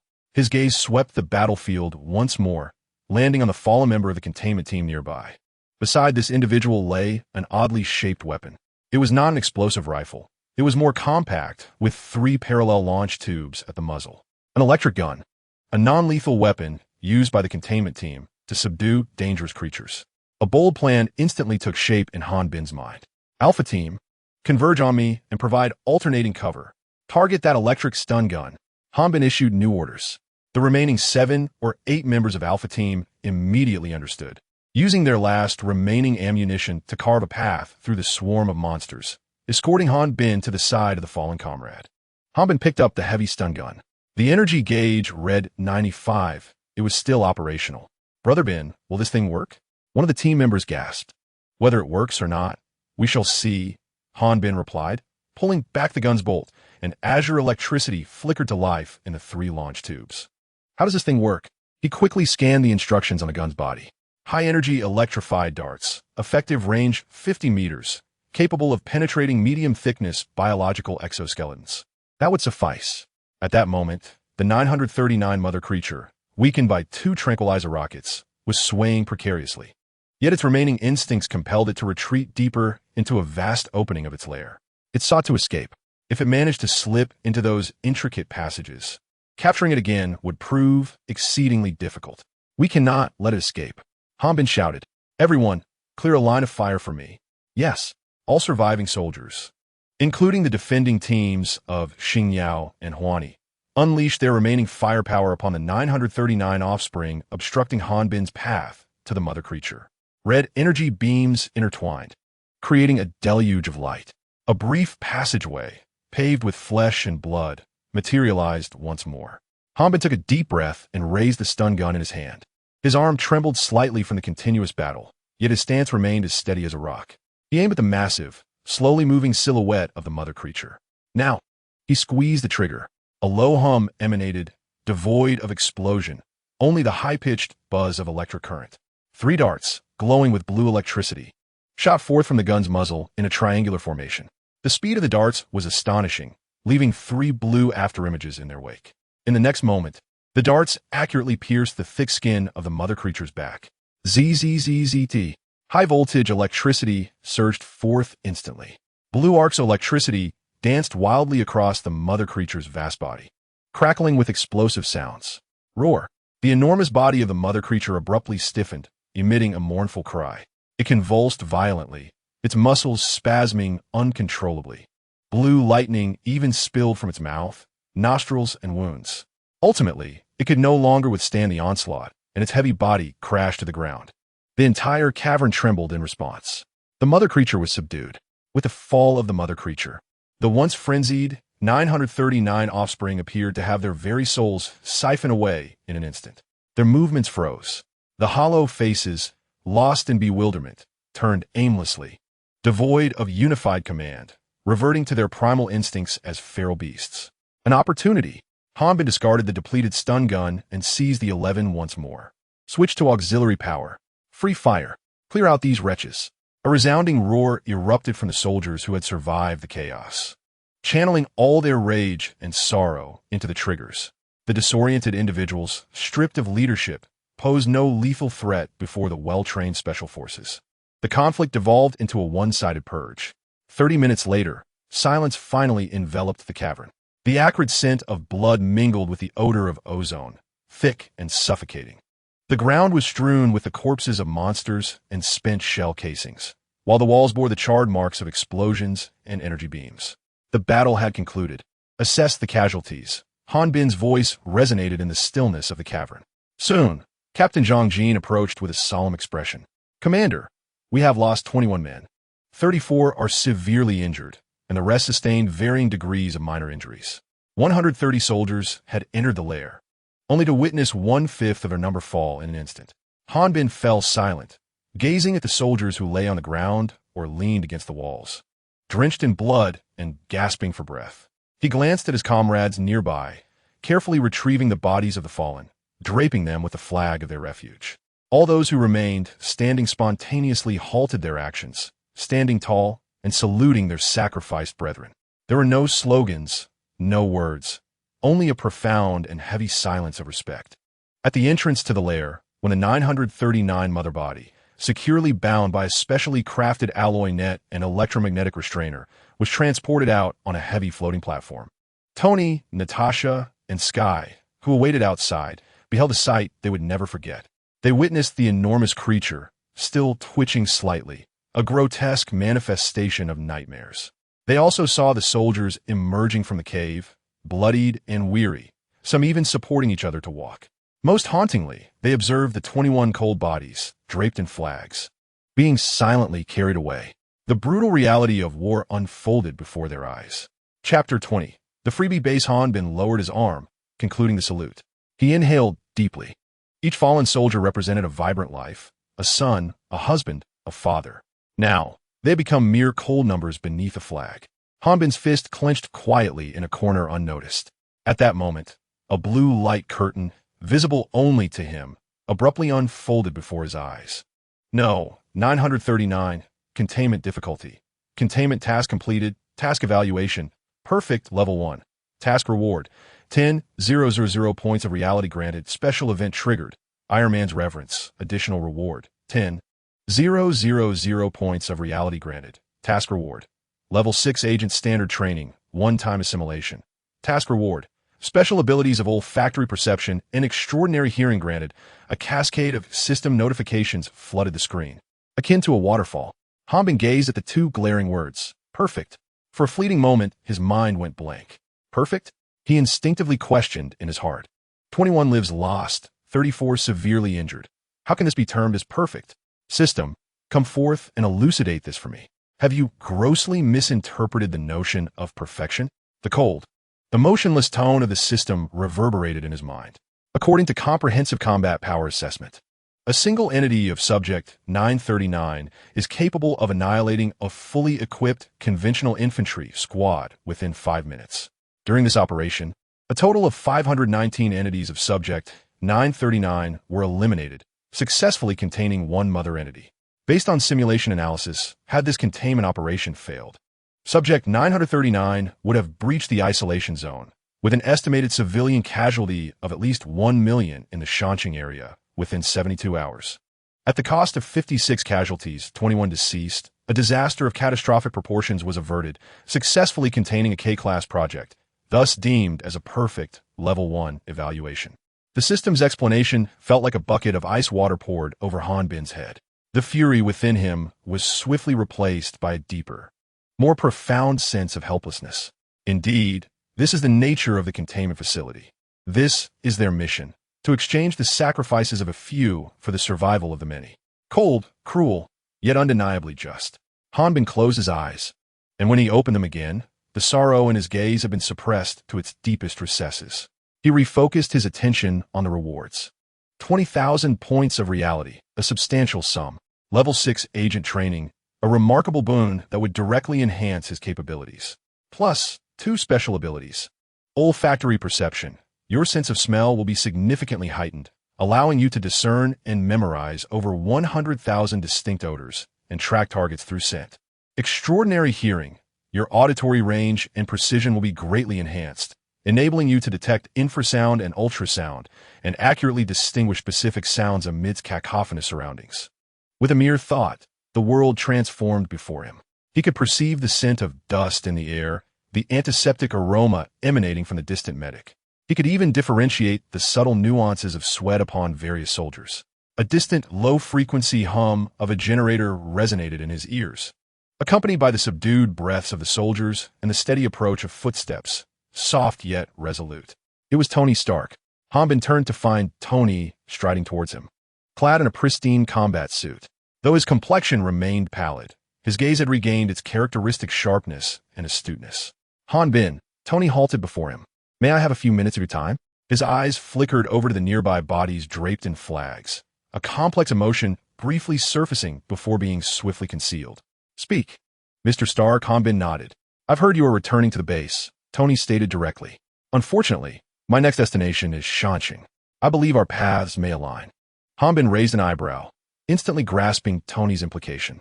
This man sought a ride, and likely, it was more than mere transportation he desired. So, you wish to request passage on our transport? Hanbin inquired calmly.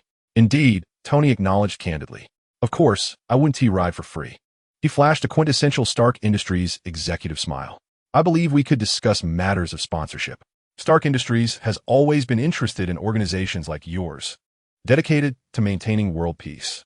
I am confident that my sponsorship could provide your soldiers with superior equipment, enhanced firepower, and sturdier armor. His gaze subtly drifted towards the fallen soldiers. Hanbin fell silent. He had to concede that Tony Stark was a genius, not only in the realm of scientific innovation, but also in the intricacies of business and human relations. He had accurately identified Hanbin's primary concern, casualties. Had the soldiers possessed armored suits, the toll would undoubtedly have been drastically reduced. Your proposal is enticing, Mr. Stark, Hanbin finally spoke. At that moment, the system notification chimed once more. Detected critical plot line shift in mission world. Reward, a level 2 base for the North American division of the shelter. Base location, western coast of S.H.I.E.L.D.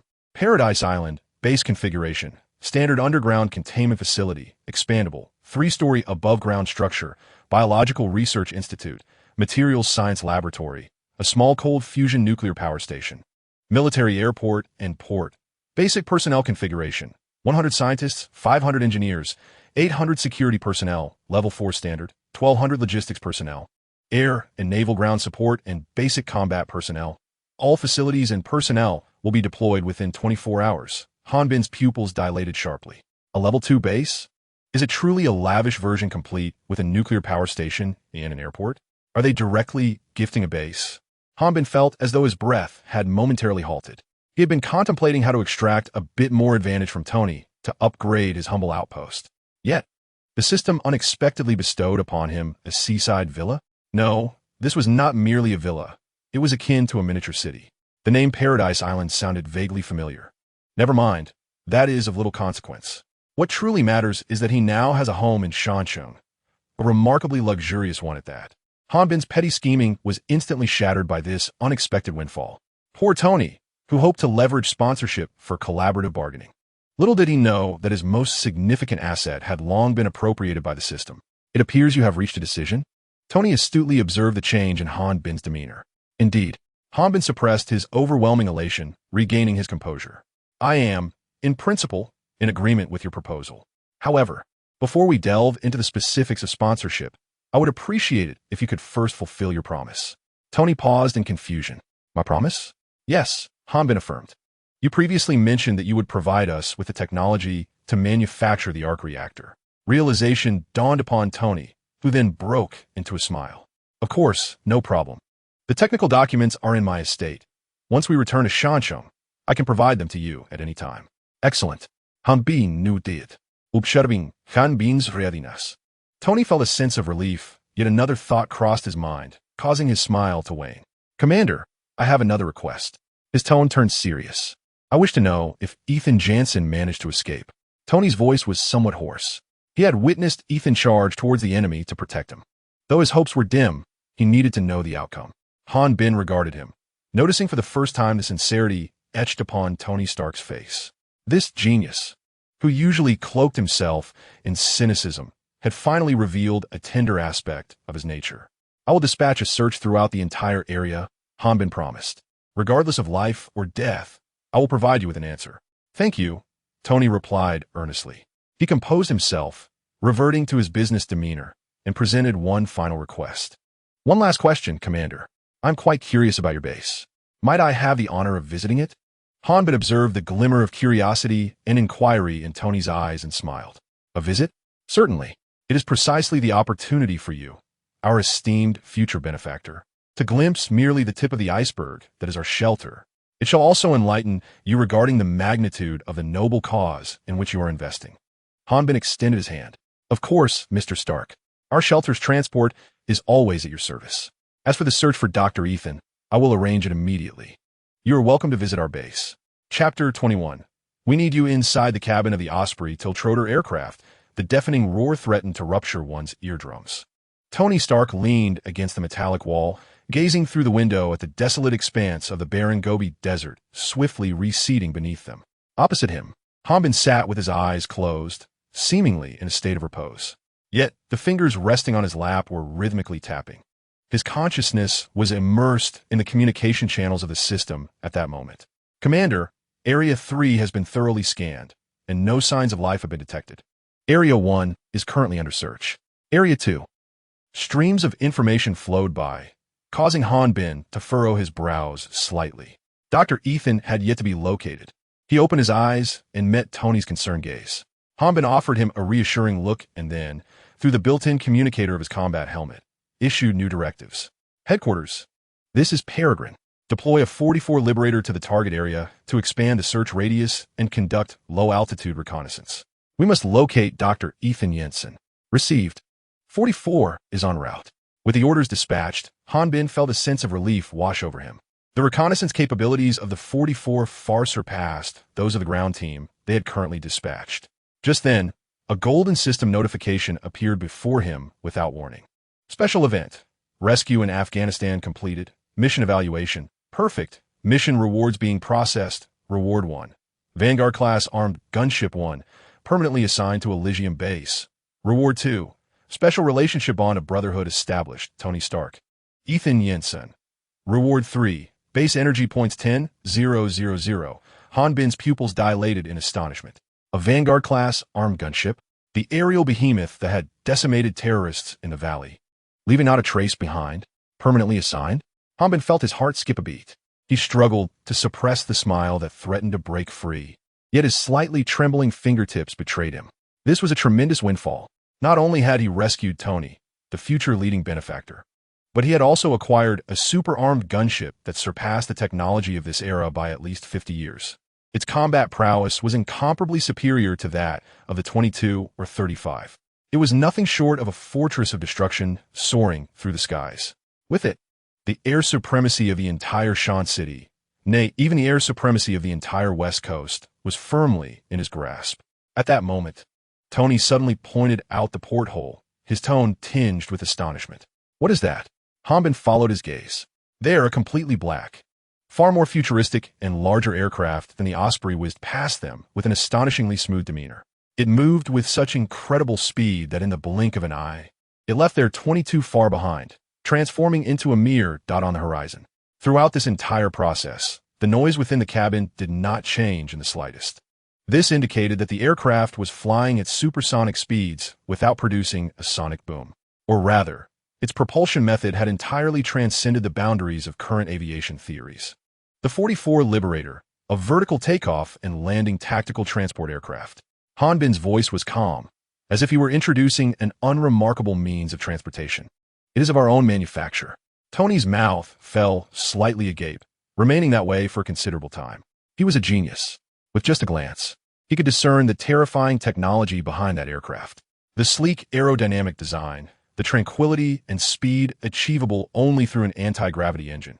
Its cruising speed was probably around 1,000 kilometers per hour, though I cannot recall the specifics, Han Bin added nonchalantly. The corner of Tony's eye twitched. The Osprey they were currently aboard had a maximum speed of just over 500 kilometers per hour. Yet the 44's cruising speed reached twice that of the Osprey's maximum. This was no longer a mere generational gap. This was a dimensional strike. Tony's gaze towards Han Bin transformed entirely. Previously, he viewed Han Bin's organization as an elite, well-equipped, and well-trained mysterious group.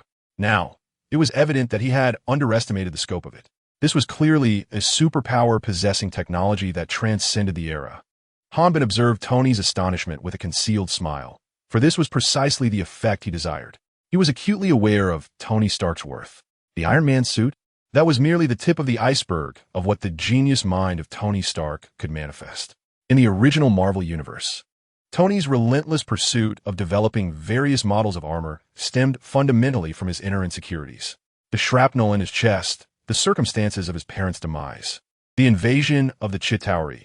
Each incident loomed over him like a mountain, suffocating him. He lacked the time and energy to contemplate grander, more groundbreaking endeavors. All his talents were forced into the cycle of creating stronger weapons to confront the next crisis. But now it was different. Han Bin was here. There was the shelter.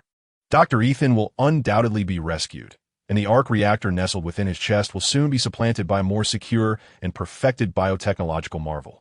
What resplendent brilliance will Tony Stark, unburdened by worries and psychological weight, unleash? Han Bin eagerly anticipates this. As for S.H.I.E.L.D., as for the future Avengers? Do you wish to poach from me? You ought to first consult the paradise of Elysium behind me and the advanced armed gunship regarding their consent. The aircraft began its descent, and the view from the window transformed from barren deserts to an endless expanse of azure sea. An island, reminiscent of a utopian paradise, emerged on the horizon. Verdant trees adorned the island, encircled by shimmering silver beaches that sparkled under the sun. Most striking were the futuristic architectural complexes nestled in the island's heart, seamlessly integrated with the natural surroundings, embodying both the starkness of technology and the grace of art. Massive platforms extended from the mountains, hosting a variety of aircrafts, the names of which Han Bin could not even begin to fathom. Tony was utterly mesmerized. In comparison, his own seaside villa felt like a mere restroom. No, it didn't even merit that distinction, at best resembling a mobile cabin. The aircraft smoothly landed on one of the helipads. The cabin door gradually opened, allowing the briny sea breeze, mingled with the refreshing scent of foliage, to envelop him. Several medical personnel clad in white uniforms swiftly and methodically wheeled away the injured from the cabin on levitating stretchers. As Tony stepped off the plane, his feet touched solid ground, yet he felt an overwhelming sense of unreality. He surveyed the scene, observing the ground crew busily attending to their tasks on the helipad. His gaze fell upon the distant buildings, aglow with a gentle luminescence, filled with awe. Am I allowed to see this? Tony pondered, well aware that the bases of any organization are shrouded in utmost secrecy. As an outsider brought to such a location, protocol would typically dictate blindfolding and confinement in a dark room for ideological conditioning. Han Bin, noticing Tony's cautious demeanor, could not suppress a chuckle. Of course you can, he said, stepping forward to pat Tony's shoulder. Consider this a field trip for our future primary sponsor, Stark Industries. Sponsor? Tony was momentarily taken aback. Indeed, Han Bin replied, a glint of mischief in his smile. However, what I truly value more than Stark Industries is the prospect of collaborating with you personally. Tony, what we seek is not your wealth. We require you. At these words, Tony was rendered speechless. Throughout his life, he had encountered countless praises and flattery. People coveted his riches, coveted his technology, and exploited his fame. However, for the first time, someone had candidly expressed to him, what I need is you, Tony Stark. A surge of inexplicable warmth welled up from the depths of his heart. Very well, Tony nodded solemnly. I promise you, ambins sumila widanat. For he understood that from that moment onward, the world's most brilliant genius was irrevocably bound to his chariot. He gestured invitingly towards the interior of the base. Welcome to our headquarters. Chapter 22. Legendary figures in the restaurant. Crystal goblets clinked gently, producing a melodious chime. To those who have escaped death, Tony raised his glass, a look of relief gracing his face. He drained the champagne in one gulp, savoring the taste. Honestly, I never imagined that a piece of bread and a bottle of mineral water could become my culinary dream. He exaggeratedly shuddered. That cave, oh my God, I swear. Had I remained there any longer, I might have begun experimenting with turning sand into compressed biscuits. Dr. Ethan smiled from beside him. At least we are alive, Tony. However, the food here is indeed exceptional. He glanced at the exquisite dish before him. A perfectly grilled filet mignon, accompanied by vibrant green asparagus and golden mashed potatoes. The aroma of the meal permeated the air, warm and genuine. Hanbin chuckled heartily, picked up his knife and fork, and expertly sliced a piece of steak. Welcome to our Michelin 3-star. Oh no, I mean militia-grade cafeteria. He spoke with sincerity. Tony and Ethan exchanged puzzled glances. Hanbin, chewing on the beef, mumbled an explanation. After all, my last meal was also in Afghanistan. The three shared a knowing smile, as all previous tension and anxiety dissipated in this relaxed atmosphere. After the meal, Hanbin drove a futuristic convertible hovercar, assuming the role of a tour guide. Ladies and gentlemen, please secure yourselves. Our day tour of Paradise Island is about to commence. Aside from a few areas that are off-limits, you are free to explore. The transport glided silently through the expansive alloy corridors, moving swiftly yet smoothly. The interior of the base was far more vast than it appeared from the outside. They passed through enormous hangars, where the aircraft they had seen on the tarmac were neatly arranged. Ground maintenance robots were diligently performing upkeep. They traversed the living quarters, which boasted shops, a cinema, and a fitness center. There was even a vast artificial ecological garden, alive with the sounds of chirping birds and fragrant blossoms, utterly unlike a military facility. Tony's eyes widened in wonder. His mind raced with calculations regarding the energy supply, material strength, and structural design of the surroundings. Each detail hinted at an engineering marvel far surpassing the current technological capabilities of Earth. This is unscientific, he murmured, akin to a child experiencing the wonders of a city for the first time. How are the load-bearing structures of these edifices resolved? And the energy, have you concealed a nuclear fusion reactor beneath the island? Hanbin gripped the steering wheel, grinning like a fox that had ensnared a genius. Confidential, Mr. Stark. Once you officially invest, I shall reveal our financial statements. After more than an hour of travel, the shuttle had merely traversed less than half of the base's expanse. Tony ultimately brought the vehicle to a halt at the entrance of the research center and engineering station. He nearly leaped from the car. The sight before him held an irresistible allure for a premier scientist and engineer. Enormous holographic projections floated in the air, cascading with torrents of data. Rows of precise robotic arms assembled unfamiliar devices with fluid grace. Tony approached a large material printer, extending his hand to gently caress its cold metallic exterior. His fingertips registered nearly flawless machining precision. This machine's printing accuracy was at least at the nanometer level. His voice trembled, betraying his overwhelming excitement. Stark Industries' finest laboratory, in comparison, resembled a mere workshop. Turning to Hanbin, he gazed with unprecedented brilliance in his eyes. May I work here? My Iron Man, the Mark I, is woefully rudimentary, a mere jest. Here, I could upgrade it. No, I could completely reforge it into a brand new, authentic suit of armor. Meanwhile, Dr. Ethan was profoundly captivated by the medical center. The sterile scent of traditional hospitals was absent here. An entirely automated diagnostic platform could instantaneously conduct a full-body scan. Transparent medical gel pods housed various bionic tissues for repair. Ethan observed a medical robot performing a simulated surgery, its movements exhibiting greater stability and precision than the most skilled surgeons. As a physician, he understood better than anyone how many lives this technology could save and how many families, mired in despair due to pain, it could transform. At that moment, a voice, audible only to Hanbin, resonated in his ear. Recruitable talent detected. Undergoing qualification assessment. Talent name: Tony Stark. Talent type: research. Talent level: level 1 legendary. Comment: a pioneer of an era, a walking repository of technological advancement. His mind is one of the century's most invaluable treasures. Ethan, a distinguished medical expert, possesses both unparalleled skills and a heart of gold, meriting accomplishments worthy of a Nobel Prize within his professional realm. Following this, A stream of information regarding talent classification entered Han Bin's mind. The hierarchy ranges from level 7, the entry level, to level 6 for skilled workers, level 5 for elites, level 4 for authorities, and finally, level 3, the expert level, equivalent to Nobel laureate status. Ascending further, there are level 2 masters and the rarefied level 1 legends. A slight smile crept across Han Bin's lips, realizing his good fortune in drawing such a remarkable individual. After the tour concluded, the trio returned to a cozy lounge. Tony reclined on the sofa, his gaze still somewhat distant, evidently still reeling from earlier revelations. Moments later, he rose and faced Han Bin. "I must return." His tone regained its usual decisiveness. "Stark Industries cannot function without me, and I need to hold a press conference to announce to the world that I, Tony Stark, have returned." Han Bin nodded in understanding. "Of course, we can arrange a flight for you at any time." At that moment, Dr. Ethan, who had remained silent until now, spoke up. "Tony, you have your world to return to." He paused thoughtfully. "As for me, my family is no longer here. I have no place to go in this world." He raised his gaze, sincerity radiating from his eyes as he looked at Han Bin. "Mr. Han, if possible, I would like to request to stay here. The medical technology here is the culmination of my lifelong pursuit. Working here would be my greatest honor."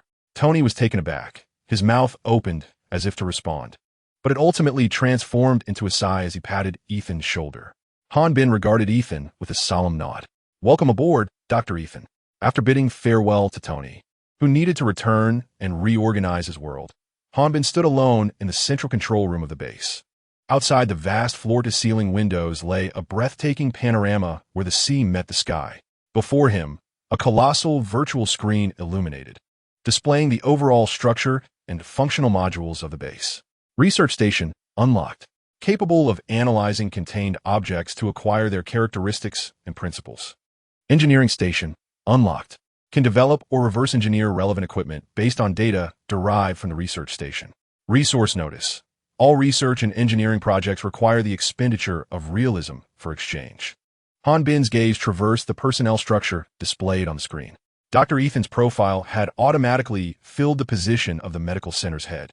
However, beneath the modules for the research and engineering stations, two critical positions were flashing ominously in glaring red alerts. Chief Scientist of the Research Station, vacant. Chief Officer of the Research Station, vacant. Chief Engineer of the Engineering Station, vacant. Chief Officer of the Engineering Station, vacant. Han Bin helplessly rubbed his brow. He faced the pressing issue of a shortage of personnel in both the research and engineering stations, including chief and deputy roles. Chapter 23. The warmth of old friends at the headquarters of S.H.I.E.L.D. in the Trident building on the top floor within the director's office. Nick Fury stood with his hands clasped behind his back, gazing down through the expansive floor-to-ceiling windows at the bustling city below. A palpable tension permeated the air. Behind him, Alexander Pierce sat comfortably on the sofa, his demeanor characterized by the ever-present gentle smile of a senior council member. Agent Phil Coulson stood at attention, facing a colossal holographic projection screen that hovered in midair, displaying a series of documents marked as top secret. The images were somewhat indistinct, bearing the quality of hurried captures. Among them was a solitary steel base rising from the sea, alongside several barely discernible human figures, one of which unmistakably belonged to Tony Stark. This was the entirety of the intelligence gathered by Coulson's team off the Malibu coastline. Coulson's voice was steady and impartial, devoid of personal sentiment. The target organization was code-named the Sanctuary, with its specific name and personnel composition remaining unknown, yet its technological prowess was extraordinarily advanced. They possessed some form of unknown spatial teleportation technology or a similar rapid deployment capability. Tony Stark had been rescued from Afghanistan by them, as alluded to in Stark Industries' press conference. There, he received medical assistance that far surpassed contemporary standards. Furthermore, based on the residual energy signatures and the extent of environmental damage analyzed, this organization had dealt with an exceedingly perilous anomaly, assessed at a danger level comparable to nuclear weaponry. Coulson paused momentarily, seemingly weighing his words. On the holographic screen, an enlarged image displayed a colossal, unnatural claw print deeply imprinted in the charred earth. Fury slowly turned around, his expression remaining unchanged, yet the atmospheric pressure within the office seemed to drop further. An uncontrolled, technologically advanced clandestine organization. According to S.H.I.E.L.D.'s regulations, any extraordinary power beyond our control must be regarded as a potential threat. This is an ingrained instinct within S.H.I.E.L.D., a security principle upon which Nick Fury relied for survival. Pierce lifted the coffee cup from the table, taking a delicate sip. He spoke in a tone conducive to discussion. Nick, are you suggesting that we take action against them? This sanctuary managed to quietly extract S.H.I.E.L.D. from Afghanistan and could handle the kind of monstrosity reported by Coulson. Their capabilities should not be underestimated. Fury's single eye swept over Pierce before settling back on Coulson. Coulson, you may leave first. Yes, sir. Coulson saluted and turned to exit the office, the metallic door closing silently behind him. The room was left with only Fury and Pierce. Fury took a seat behind the desk, his hands clasped upon the surface. Alexander, do you think I am oblivious to everything? Pierce maintained his smile.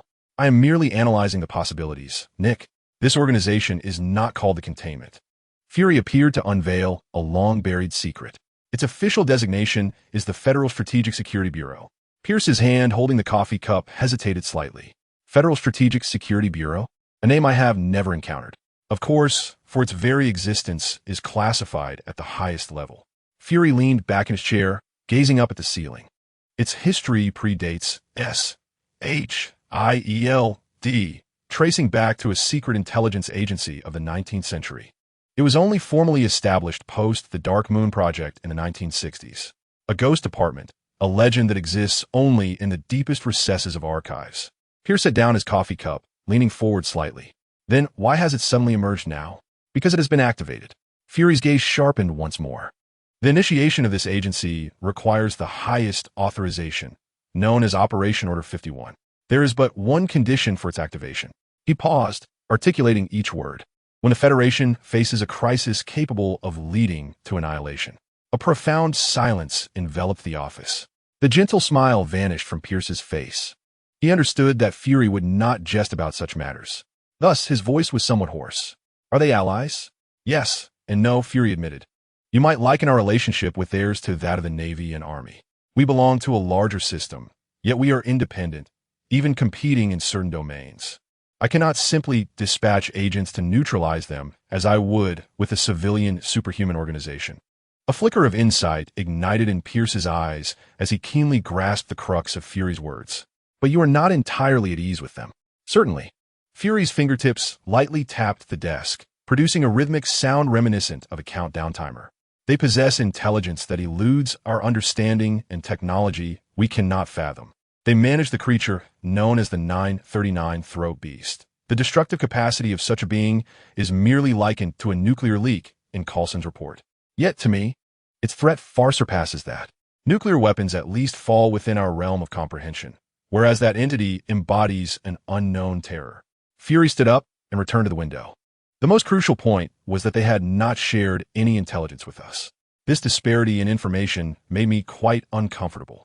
I cannot place all my hopes on an unexpectedly emerging ally. His solitary eye reflected the sky outside, his tone resolute.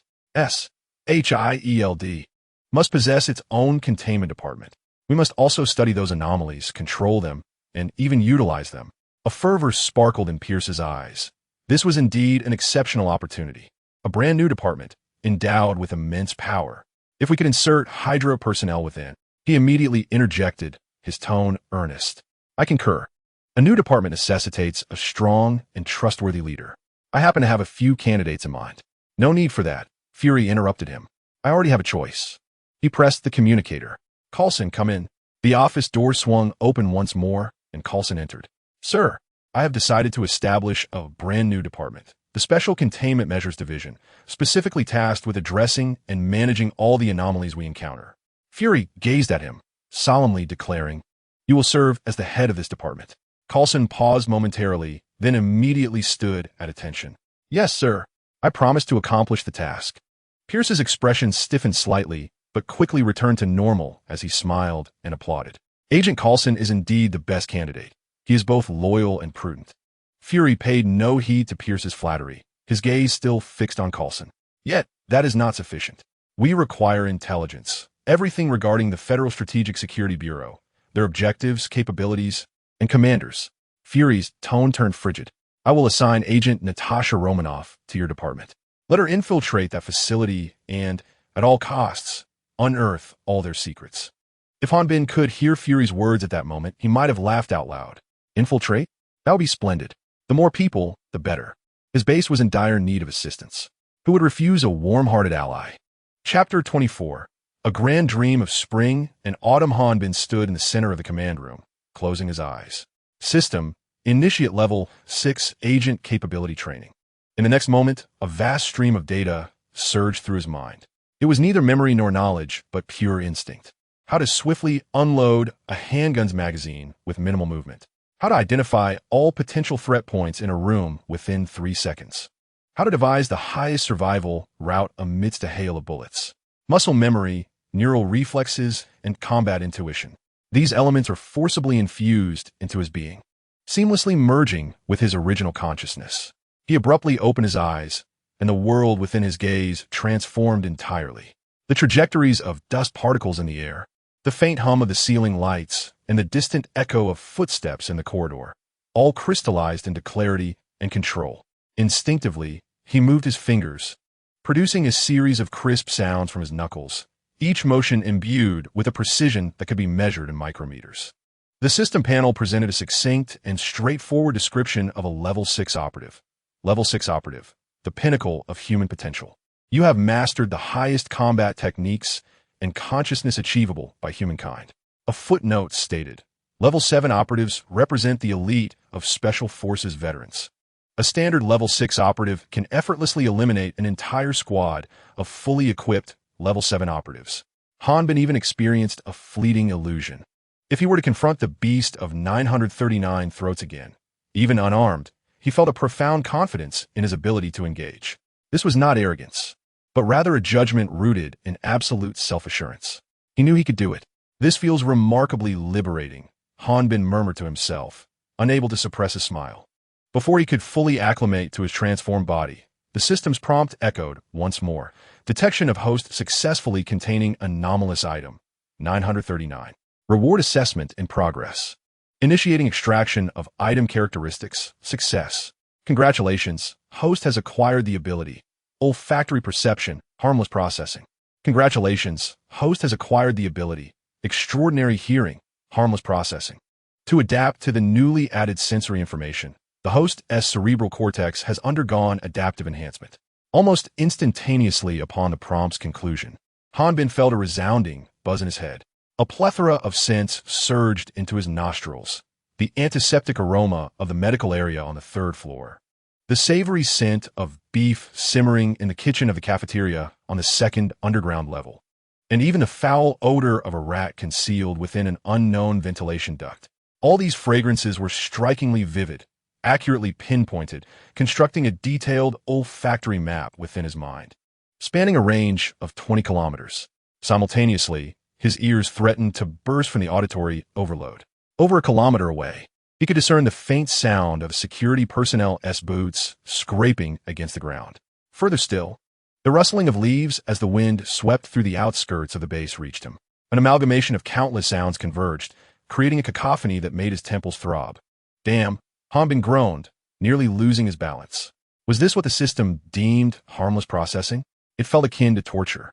However, this discomfort lasted only a few fleeting seconds. He could distinctly sense his brain operating at an extraordinarily high speed, swiftly tagging and categorizing the influx of sensory information. He filtered out over 99% of the superfluous data. The world had reclaimed its tranquility, yet it bore an unmistakable difference. Whenever he wished, he could extract any desired sound or scent from the background noise. This sensation was both novel and potent. Hanbin inhaled deeply.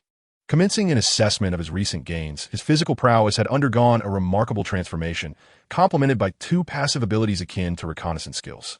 A significant profit indeed. He accessed the system interface, gazing at his meager account balance. With 3 additional lottery draws granted by the system, coupled with the substantial sum of 17,000 points of authenticity accrued from the recent venture, he realized that authenticity could be directly exchanged for lottery chances at a rate of 10,000 points per draw. In essence, he now possessed 317 points, amounting to a total of 47 chances to draw. This middling figure was quite disconcerting. Stroking his chin, Hanbin fell into contemplation. It is well known that in card-drawing games, a single draw is often a pitfall. Luck does not alter fate, and to acquire valuable items, one must resort to a 10-draw sequence. A guaranteed outcome with 10 draws is an immutable truth in the realm of mobile games. Although the system made no mention of a safety net, one could always hope, for life is imbued with dreams. System, can authenticity be borrowed or paid in installments? He inquired. No. The system's response was cold and unyielding. Hanbin grimaced, pondering how to accumulate the remaining 3 chances for the draw. Should he persuade Tony Stark? That individual was likely preoccupied with discovering who had pilfered his reactor technology and would not spare him a moment's attention. Perhaps he could capture a few anomalous entities? However, such opportunities were rare and not guaranteed. He gazed at the 17,000 points of authenticity, feeling an itch of desire. To hell with it, I'll take the gamble. Hanbin resolved, clenching his teeth. System, convert those 17,000 points of authenticity into 1 lottery draw, and forego the remainder. The system seemed to pause momentarily. Exchange successful. The host currently possesses 4 lottery chances. With the 3 bonus draws included, he had a total of 7. Just 3 more to go. Hanbin paced the command room, his gaze sweeping over the surveillance screens. Suddenly, an idea struck him. The cosmic cube had always been stored in the deepest recesses of the base. That artifact was a veritable treasure trove of energy. Although the system warned that directly containing the cosmic cube could yield unpredictable consequences, surely, extracting a little energy wouldn't pose a problem? System, can I exchange the energy from the cosmic cube for lottery chances? Affirmative.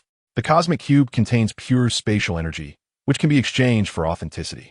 Exchange rate: 1 cubic centimeter of standard spatial energy block equals 10,000 points of authenticity for 1 lottery chance. Warning: excessive energy extraction may alter the properties of the cosmic cube, potentially leading to spatial collapse. Understood. Understood. Sustainability is indeed a matter of balance. Hanbin rubbed his hands together, a merchant's grin spreading across his face. I require a volume of 3 cubic centimeters. Command received. Energy extraction in progress. Redemption successful. Congratulations, host, for acquiring 3 additional lottery chances. The host currently possesses a total of 10 lottery opportunities. Shall we proceed with a 10-fold draw? Yes. It must be done.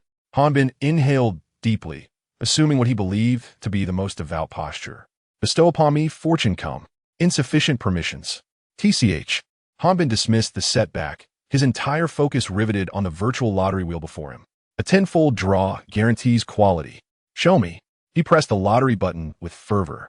The wheel spun wildly, a kaleidoscope of colors swirling before coalescing into 10 golden beams that shot skyward. 10 cards hovered neatly before Hanbin. He swallowed nervously and began to reveal the first card. Item obtained. Level 7 consumable, anti-radiation nings, 10 boxes. Not bad. This will come in handy for dealing with nuclear leak anomalies. Item obtained. Level 7 equipment, Glock 19 pistols, 20 units. The security team can upgrade. This will suffice. Hanbin continued revealing cards. The initial few were predominantly level 6 and level 7 standard equipment and consumables, merely supplementary. His heart began to sink. Could it be? Where's my guaranteed quality? His gaze fell upon the remaining 3 cards, their radiance noticeably more intense than the others. He reached out to reveal the first one. As the light dissipated, the card displayed a swirling, ominous blue-green liquid. Item obtained.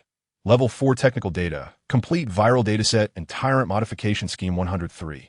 Hanbin's breath caught in his throat. A virus. The tyrant. He was all too familiar with this entity. In a world of biohazard, it was a mass-produced weapon of mass destruction. Though merely level 4, its potential was immense. Hanbin's heartbeat quickened. He sensed that this time, he might truly ascend. Eagerly, he clicked on the second shimmering card.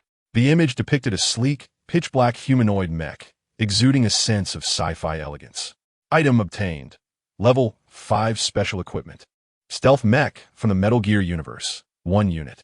Stealth mech, equipped with optical camouflage, silent force fields, high-frequency vibrating particle blades, and electromagnetic tranquilizer guns. It is a cutting-edge weapon specifically developed for special operations and stealth infiltration. Han Bin's eyes widened in astonishment. The stealth mech. Was this not the perfect artifact tailor-made for his containment unit? Optical camouflage and silent force fields. Capturing those humanoid anomalies would be as effortless as a mere flick of the wrist. Moreover, these are non-lethal tranquilizer guns. It is nothing short of perfection. This time, the 10 consecutive draws are already a remarkable profit, solely thanks to this mech. Han Bin, brimming with excitement, rubbed his hands together and placed his last hope upon the final card. A card that radiated a subdued, yet profoundly deep glow. This card, adorned in a dark golden hue, gave him a premonition that it was the true grand prize of this 10-draw sequence. With a hand trembling slightly, he tapped the card. A burst of light erupted. What appeared was not an item nor a technology, but a person, a middle-aged man clad in a white lab coat, adorned with gold-rimmed glasses. His eyes reflecting both madness and brilliance. Acquired character card. Level 2 researcher, Dr. William Birkin. Character introduction. A premier biologist within the biochemical crisis universe. Developer of viruses. Possessing unparalleled talent in biochemical research. Note: loyalty lock and memory modification have been implemented. This individual will exhibit absolute loyalty to the host and dedicate all efforts to the development of the base. Han Bin stared at the character card, utterly stunned for several seconds. Then he abruptly smacked his thigh. What the hell? William Birkin. He could hardly believe his eyes. Just when he was lamenting the absence of a top-tier scientist capable of standing on his own within the base, the system had directly delivered the father of viruses to him. This man is formidable, a madman willing to inject himself with viruses, transforming into a monster for the sake of research. Although rated as level 2, it was merely due to the specificity of his field. In the realms of biochemistry and virology, he is a deity. Han Bin could not suppress a laugh. The position of head of the research station is practically secured. With William Birkin on board, the data regarding the virus and the tyrant could be leveraged to its fullest potential. He could even embark on the quest to develop controllable biochemical weaponry exclusive to the base. His thoughts rapidly expanded. Gazing at the stealth mech, he pondered further about William Birkin, a mechanical expert paired with a biological genius. It seemed something was still missing. The image of a flamboyantly dressed playboy in ostentatious armor flashed through his mind. Tony Stark. If he could appoint William Birkin as the head of the newly established research station, overseeing biological projects, and then persuade Tony Stark to join as the chief scientist in charge of mechanical engineering and energy projects, they could dissect the stealth mech and engage in reverse engineering. With Tony's talents combined with the base's nearly limitless resources, mass production would be entirely feasible. In that case, each member of his mobile task force would be equipped with a stealth mech, in conjunction with the various enhancement elixirs and biochemical weapons developed by William Birkin. The scene painted itself in vibrancy. Chapter 25, Biochemical Weapons. The exhilaration had yet to dissipate, as he had already conceived the organizational structure for the newly established research station. William Birkin would serve as the director of biology, while Tony Stark would assume the role of director of engineering, one overseeing the ascension of flesh and blood, the other the elevation of machinery. It was simply perfection. At that moment, the internal communicator of the office emitted a soft beep. A steady and competent male voice emerged from the device. Commander, the Level 2 researcher dispatched from the headquarters of the containment facility has arrived at the base and is awaiting you at Reception Center 1. Han Bin was momentarily taken aback. Speak of the devil, and he shall appear. No, this was swifter than mere coincidence. This was akin to a lightning delivery of the devil himself. I shall proceed immediately. Han Bin switched off the communicator, leaping from the commander's chair with such swiftness that it stirred a gust of air. He snatched the coat draped over the back of his chair, donning it as he briskly exited the office. The underground transport system of the base was a labyrinth of connections. A white shuttle silently glided to a halt before him, the doors automatically opening. Han Bin stepped inside, and the vehicle smoothly navigated the brightly lit subterranean tunnel. Outside the window lay a bustling yet orderly scene within the base. Personnel in various uniforms moved purposefully, while transport robots glided along designated pathways, carrying crates of supplies. However, at that moment, Han Bin's thoughts were far removed from these everyday occurrences. One name resonated in his mind: William Birkin, the man who had stirred tumultuous waves in the world of Resident Evil. Soon, The shuttle came to a stop in front of a building characterized by modern design. The reception center, one of the base, specifically designated for personnel like William Birkin, summoned through the system. Hanbin inhaled deeply, adjusting his collar. Striving to present himself as the authoritative and composed commander of the base rather than a fortunate winner of a 5 million lottery. He entered the reception hall, which was bright and spacious, the polished floor reflecting the luminous ceiling lights with clarity. A steward promptly approached, offering a salute. "Commander." Hanbin nodded, his gaze sweeping past the steward to the waiting area at the center of the hall. There stood a man, quietly surveying his surroundings. He appeared to be in his 40s, with golden hair and clad in a pristine white lab coat, beneath which lay a neatly pressed shirt and tie. A pair of gold-rimmed glasses perched upon his nose, and behind the lenses, his blue eyes conveyed a scholar's unique focus. In his hand, he held a silver metallic briefcase. A striking red and white umbrella emblem adorned the box, accompanied by a biohazard symbol that quickened the heartbeat. This appearance resembled not so much a mad scientist researching viruses, but rather a dashing and refined professor, esteemed by students at a prestigious university. Such a portrayal starkly contrasted with the frenzied image of a maniac devoted to science that Hanbin had conjured in his mind. However, Hanbin understood that outward appearances could be deceiving. It was often those seemingly harmless individuals who conducted research that proved to be the most formidable. He took a step closer. The man noticed him, turning to meet his gaze with an air of calm. "Are you Dr. William Birkin?" Hanbin inquired, extending his hand. "William Birkin, at your service, Commander," the man replied, shaking Hanbin's hand. His palm was warm and dry, and the grip was precisely measured. His words carried an unmistakable tone of absolute obedience and respect, as if meticulously rehearsed. He gently shook the box in his hand.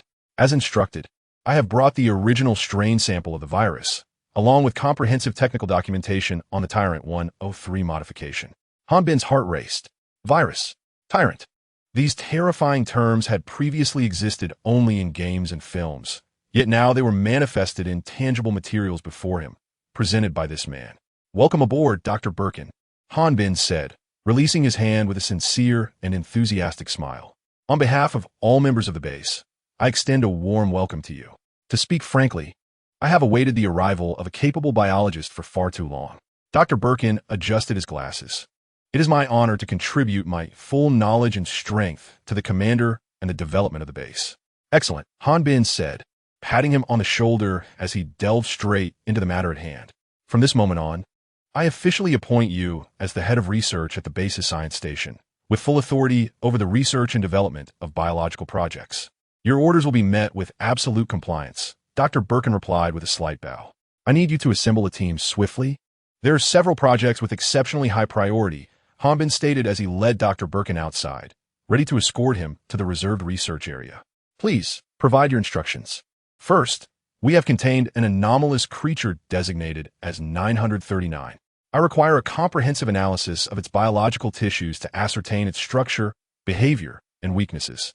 Second, utilizing the viral data you have brought, develop an application scheme for human enhancement within controllable limits. I seek super soldiers, not mindless zombies. Third, and most crucially, initiate the mass production plan for the Tyrant 103. I need a battalion composed of absolutely loyal and formidable bioengineered weapons." Hanbin expounded his thoughts in one breath. Each project he presented was sufficient to send shivers down the spine of any biologist. Yet, William Birkin displayed no signs of discomfort. Instead, a profound interest illuminated his countenance. His eyes sparkled with the fervor of one who had discovered a lifelong pursuit. The term anomalous containment organisms resonated with him, and he keenly grasped its significance. Indeed, it heralded a novel and uncharted realm of research. A subtle smile played upon Hanbin's lips. "Commander, these projects are not only challenging, but also incredibly captivating." William Birkin's breath quickened with enthusiasm. "I'm deeply intrigued by the analysis of those anomalies." "That's splendid," Hanbin replied with a satisfied nod. After ensuring that the research enthusiast William Birkin was comfortably settled, Hanbin's spirits soared. He hummed a tune as he boarded the shuttle, making his way to another section of the base. Zone 3, the special equipment hangar, housed and maintained the most advanced apparatus of the facility. Upon his arrival, the stealth mech, freshly extracted from the system's confines, was securely positioned on the maintenance platform at the center of the hangar. Its stature was modest, standing at approximately 1.5 meters, resembling the ultimate evolution of an exoskeleton armor. Clad in matte black alloy, its sleek lines exuded a sense of power. Hydraulic lines and biosynthetic muscle bundles were distinctly visible at the joints. Beneath its feet lay structures for walking, concealing high-speed maneuvering wheels that could be swiftly deployed. The right arm was equipped with a compact electromagnetic tranquilizer gun, while the left housed a retractable high-frequency vibrating particle blade. Additionally, a compact micro-rocket launcher was mounted on its shoulder. This was truly a masterpiece crafted for infiltration and assassination. Hanbin circled the mech, growing increasingly enamored, his eyes nearly sparkling with excitement. Eagerly, he ascended the platform and, following the system's instructions, pressed a switch on the mech's back. With a low hum, the chest armor silently slid open, revealing a snug cockpit within. Although the space was limited, it was perfectly designed to accommodate a single occupant. Hanbin settled into the seat, and as he did, the restraints within the cockpit automatically tightened, securing him firmly in place. The chest armor gradually closed, sealing him inside. With a soft click, the cockpit was plunged into darkness. In the next instant, streams of blue light illuminated before him, forming a panoramic tactical heads-up display. The external environment was presented in a seamless 360-degree view, clear and unobstructed. All parameters of the mech, the status of the weapon systems, and energy reserves were neatly arranged as data streams along the periphery of his vision. The synchronization of neural connections commenced, achieving a synchronization rate of 1030700100. The process completed, and a cold, electronic synthesized voice resonated within Hanbin's mind. He felt as though the mech had become an extension of his own body. He attempted to move his fingers, and a mechanical hand mirrored his actions with astonishing agility. Hanbin then endeavored to take a step forward. The mech smoothly advanced, its heavy metallic footfall landing on the ground with an almost imperceptible sound. The silent force field lived up to its reputation. With a mere thought, he switched to wheel mobility mode. The mech's legs instantly transformed, retracting to reveal the maneuvering wheels that firmly gripped the ground. Hanbin gently nudged the imaginary accelerator. Whoosh! The mech surged forth like a streak of black lightning, racing through the expansive hangar and stirring up a gust of wind. Wow, this is exhilarating! Hanbin couldn't help but exclaim. The sensation of speed and the seamless control between man and machine ignited his playful spirit, allowing him to drift back and forth in the hangar, executing various complex maneuvers. The mech's stability was exceptional. No matter how he twisted and turned, it remained steadfast. After indulging in his playful exploits, he paused to test the weapon systems. He aimed the reticle at a distant training humanoid target. Electromagnetic tranquilizer gun, fire. A soft thud echoed as a blue energy projectile accurately struck the target's chest. Instantly, the indicator light on the target shifted from green to red, simulating a state of being incapacitated by the tranquilizer. Excellent, a non-lethal weapon, a perfect tool for capturing anomalies. His gaze then shifted to another heavy target crafted from superalloy. Shoulder-mounted rocket launcher, prepare. Warning, indoor space is limited. The use of explosive weapons is not advised. The system's alert chimed timely. Hanbin grimaced, realizing he had to forego that idea. Nevertheless, he had comprehensively grasped the mech's capabilities. Not only could it stealthily maneuver and move at high speeds, but it also boasted formidable firepower. More importantly, according to the data, this mech could carry over 200 kilograms of supplies while operating at full capacity. This meant it could serve as a versatile asset for individual assaults, reconnaissance, and transport. Mass production was imperative. Hanbin climbed out of the cockpit, gazing at the formidable black machine with unwavering determination. He was resolute in his intention to enlist Tony Stark, the flamboyant genius, to facilitate the mass production of this marvel. Just imagining his mobile task force equipped with one each sent shivers of excitement through him. The thought alone was enough to make him feel euphoric. His gaze shifted away from the stealth mech, and his thoughts began to wander once more. The weapons were acquired, the scientists were assembled. Now, what remained was the most elite soldiers. He activated his personal terminal and established a connection with the commanding officer of the base's armed forces. Order the entire airborne assault company to be immediately reassigned to the Mobile Task Force Training Center. Yes, Commander. Equip them with the highest specifications of virtual reality training devices for a week of intensive training. Hanbin's tone grew grave. In 1 week's time, I expect to see a brand new elite force, capable of addressing any unforeseen circumstances. He was determined to elevate this elite unit, which he had personally assembled, to a whole new level, all in anticipation of the potentially lucrative Level 6 mission that awaited. He aspired to attain the highest accolades within that mission and reap the most substantial rewards. Chapter 26. Comprehensive reinforcement. The operation to contain the 939 throat beast had transpired over half a month ago. During this time, Hanbin had been tirelessly engaged, never truly relaxing for a single day. Training, construction, further training, and additional construction. Through the immense floor-to-ceiling window of his office, the chants from the training grounds echoed faintly, even through the thick bulletproof glass. Today was a momentous occasion. The Airborne Assault Company, upon which he had placed great expectations, had finally completed their rigorous training after enduring a hellish 2-week regimen. They were bestowed with a new designation, Mobile Task Force 001, the Chaotic Paratroopers. Hanbin retrieved the unit's organizational information, and as he gazed at the data on the screen, a subtle smile crept upon his lips. Originally a battalion of 500, it had now officially expanded into a brigade-sized task force of 2,000. Of course, this expansion came at a cost. System: display my consumption records. Item name: unit structure upgrade card. Consumption: 5,000 reality points. Effect: designate a battalion-sized, 500 personnel, unit to be expanded into a brigade-sized, 2,000 personnel force. And gain system permissions for monthly free personnel and basic resource replenishments. 5,000 reality points were nearly the entirety of his previous mission's earnings. It would be deceitful to claim he felt no pang of regret. Yet, upon witnessing the additional benefits accompanying the upgrade card, that fleeting regret dissipated entirely. Vehicle supplement list: 44 Blackfish Tiltrotor transport aircraft, 160 Phantom gunships. 2. It was worth it. This was a tremendous gain. Hanbin's fingers lightly tapped on the desk, producing a rhythmic sound. The free personnel replenishment meant that his chaotic paratroopers possessed almost limitless resurrection capabilities.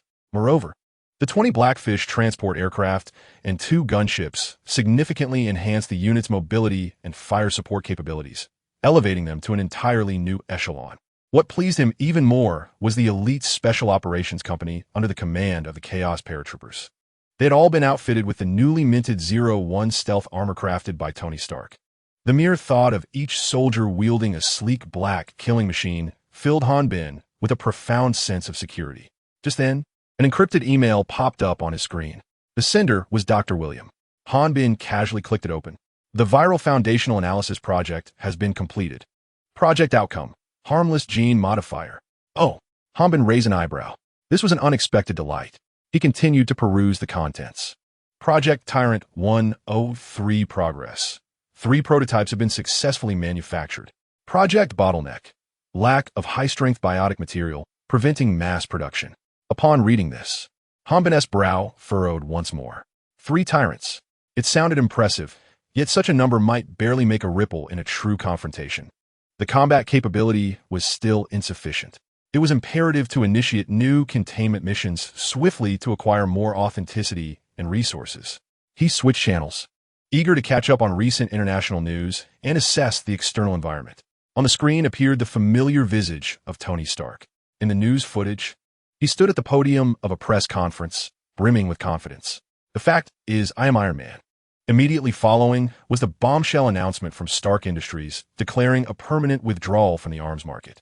The scene shifted to the frantic countenance of Obadiah Stane. Hanbin turned off the news, leaning back in his chair, letting out a long sigh. Well, that has something to forget. With Tony's antics, not only would he not assist in transitioning the stealth armor to mass production, but the subsequent development of exoskeletons would likely be scrapped as well. More troubling was the fact that the existence of the containment facility seemed to have caught the attention of certain factions. In the latest threat assessment report from a base, signals of external surveillance had surged several-fold over the past week.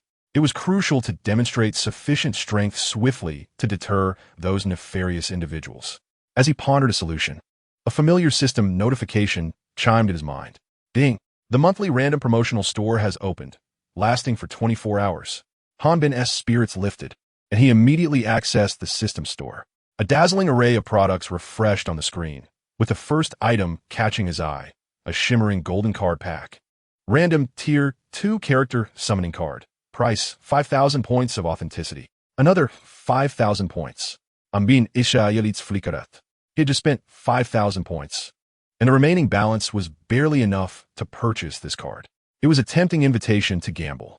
Should he opt for steady development, saving points for unforeseen circumstances, or take a chance and gamble for a brighter future? Hanbin's gaze swept over the blinking red dots on the threat assessment report. His hesitation lasted less than 3 seconds. He decided to take the plunge. Whether the bicycle could transform into a motorcycle hinged on this moment. Gritting his teeth, he focused his will and clicked the purchase button. Purchase successful, consuming 5,000 points of authenticity. Would you like to activate it immediately? Activate. Now. No time to waste.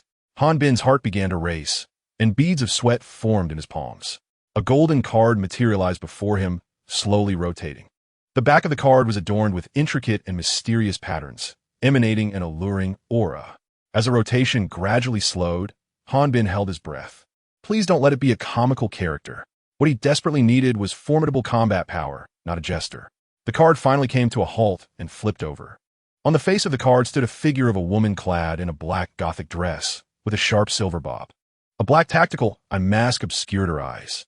Congratulations, host, you have obtained the near Automata World, a level 2 character, Yuhar type 2 general combat android. Oh my goodness. Hanbin abruptly leaped from his chair, the overwhelming surprise momentarily overwhelming his composure. It's missed too. This is a tremendous gain, akin to a windfall. This is truly a versatile combat humanoid, with single-unit combat capabilities that are undeniably top tier. Just as he was excitedly rubbing his hands together, a knock echoed at the office door. Knock, knock. Commander. A voice from outside announced.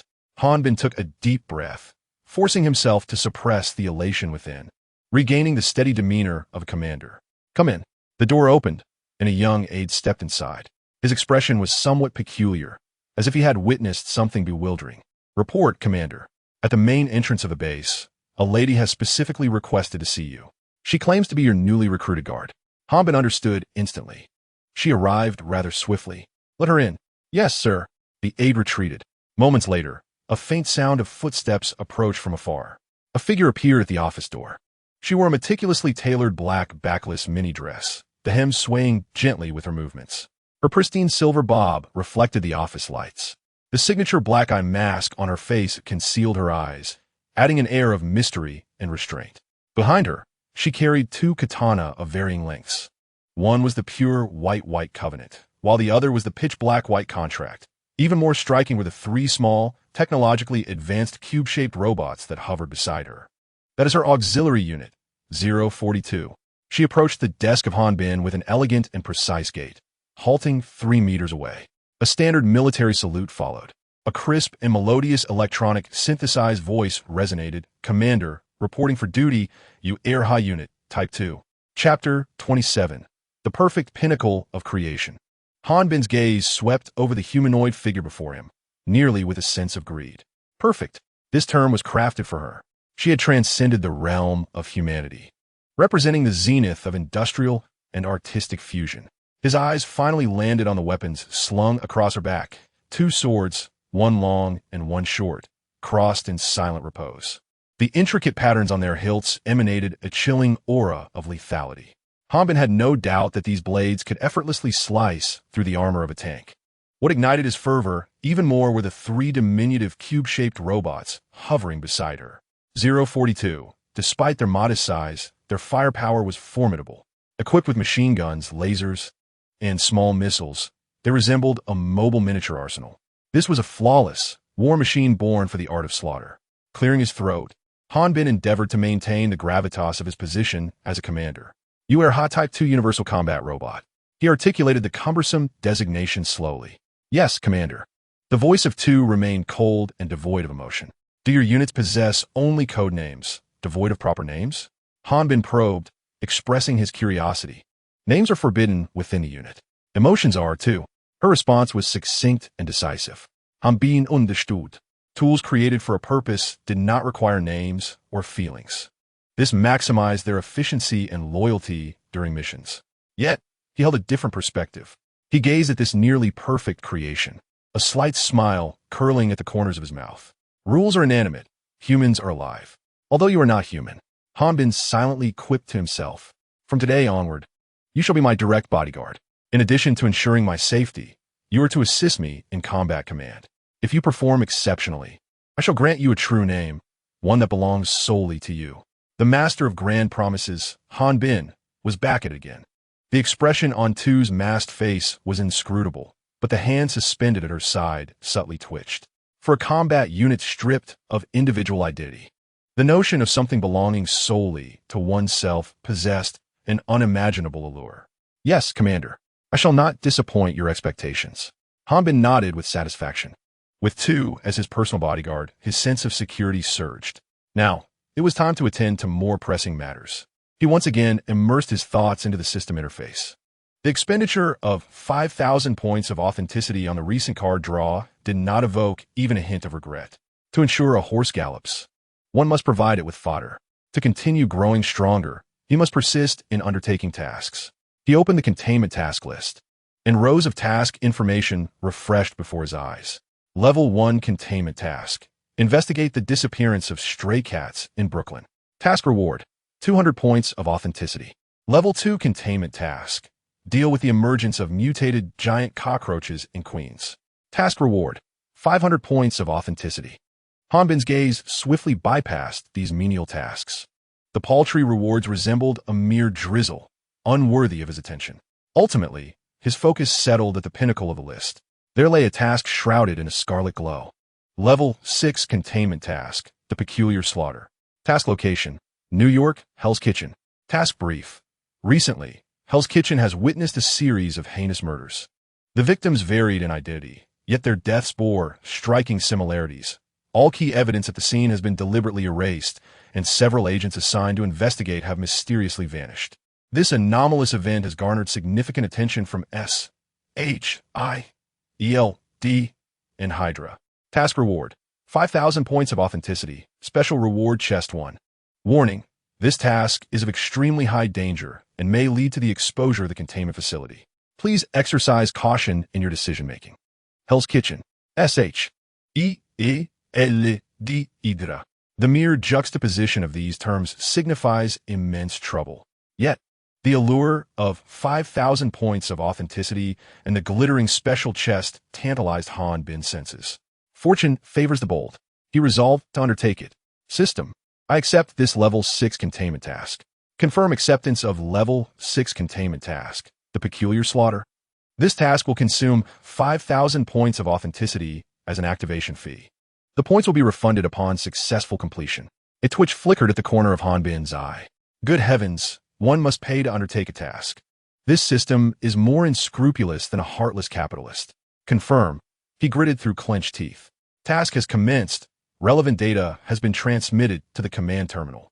Hanbin took a deep breath and turned to Tu, who stood silently beside him. Tu, we have work to do. Meanwhile, in New York, Hell's Kitchen, the dim glow of a few streetlights failed to dispel the pervasive darkness. A long cordon had been drawn at the alley entrance, with several police officers dispersing the onlookers. Deep within the alley, 2 women's figures stood out vividly under the flickering police lights. One sported iconic short red hair and donned a tight black combat suit. None other than S.H.I.E.L.D's top agent, Black Widow, Natasha Romanoff. The other had flowing black hair and dressed casually, resembling an ordinary street girl. She is Skye, a newly minted agent of S.H.I.E.L.D, and an exceptional hacker. Natasha crouched next to a lifeless body, her brow furrowed. The corpse belonged to a middle-aged man, clad in a suit, evidently a white-collar worker. A small bullet hole marred his chest, and apart from that, there were no other wounds, fatal and precise. Any findings? Natasha inquired without turning her head. The surveillance footage has been entirely erased. The method employed is highly professional. Skye's voice emerged from nearby as she operated a tablet. I attempted to recover the data, but they utilized military-grade destruction protocols, making it exceedingly difficult. Not unexpected, Natasha remarked, rising to scan the alleyway. It's too clean. Aside from this body, the scene is unnaturally pristine. No shell casings, no footprints, no signs of struggle. It's as if the perpetrator were a phantom. Her gaze ultimately settled on an unremarkable dent on the wall opposite the body. Natasha approached, retrieving a small tool from her tactical belt. With utmost care, she pried a deformed bullet from the wall. She placed the bullet into an evidence bag and handed it to S.H.I.E.L.D. Analyze this. Understood. S.H.I.E.L.D. accepted the evidence bag and connected it to a portable analyzer. Soon, the analysis results appeared on the tablet. The bullet is composed of a special alloy. Caliber. S.H.I.E.L.D. paused momentarily, 65-39. Natasha's eyes sharpened instantly. Are you certain? Absolutely certain, S.H.I.E.L.D. affirmed. This caliber of bullet is exceedingly rare. There is only one match in the database. She turned the tablet towards Natasha, the screen displaying a striking line of text. Containment Task Force, Standard Assault Rifle Ammunition. Natasha's breath hitched for a moment. The Containment Task Force. That enigmatic organization once more. S.H.I.E.L.D. Trident Headquarters. In a highly confidential conference room, the atmosphere was tense.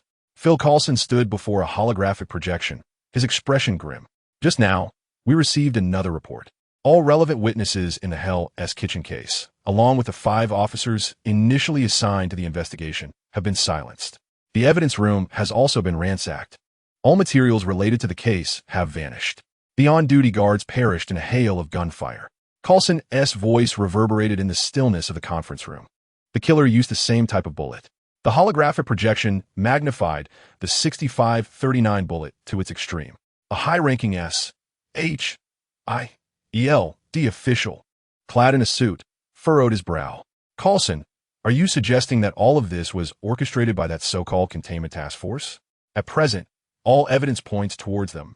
Coulson stated in a hushed tone. A week has passed, claiming numerous lives and raiding the evidence room of the police station. This is no longer a mere anomaly.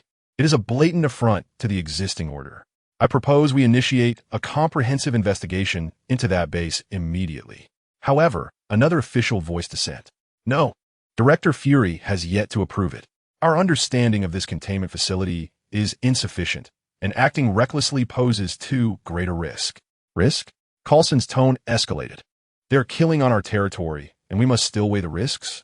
Are we to wait until they hurl a bomb atop the White House before we act? The conference room descended into heated debate. The moderate factions within S.H.I.E.L.D.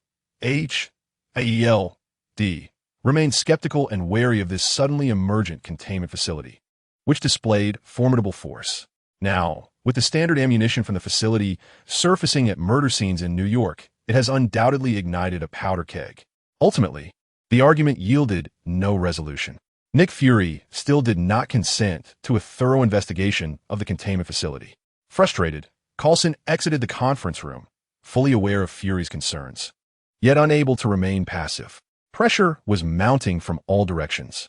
He activated his communicator. May, gather your team and depart immediately. I want you to investigate the deceased white-collar worker thoroughly, his social connections, family background, and even his childhood crush. I need to know it all. Yes, sir, came a competent female voice through the communicator. Disconnecting, he assembled nearly 100 elite agents from headquarters and personally led them to Hell's Kitchen. There, he intended to establish a temporary command center and turn the entire area inside out. Meanwhile, Melinda May, one of S.H.I.E.L.D's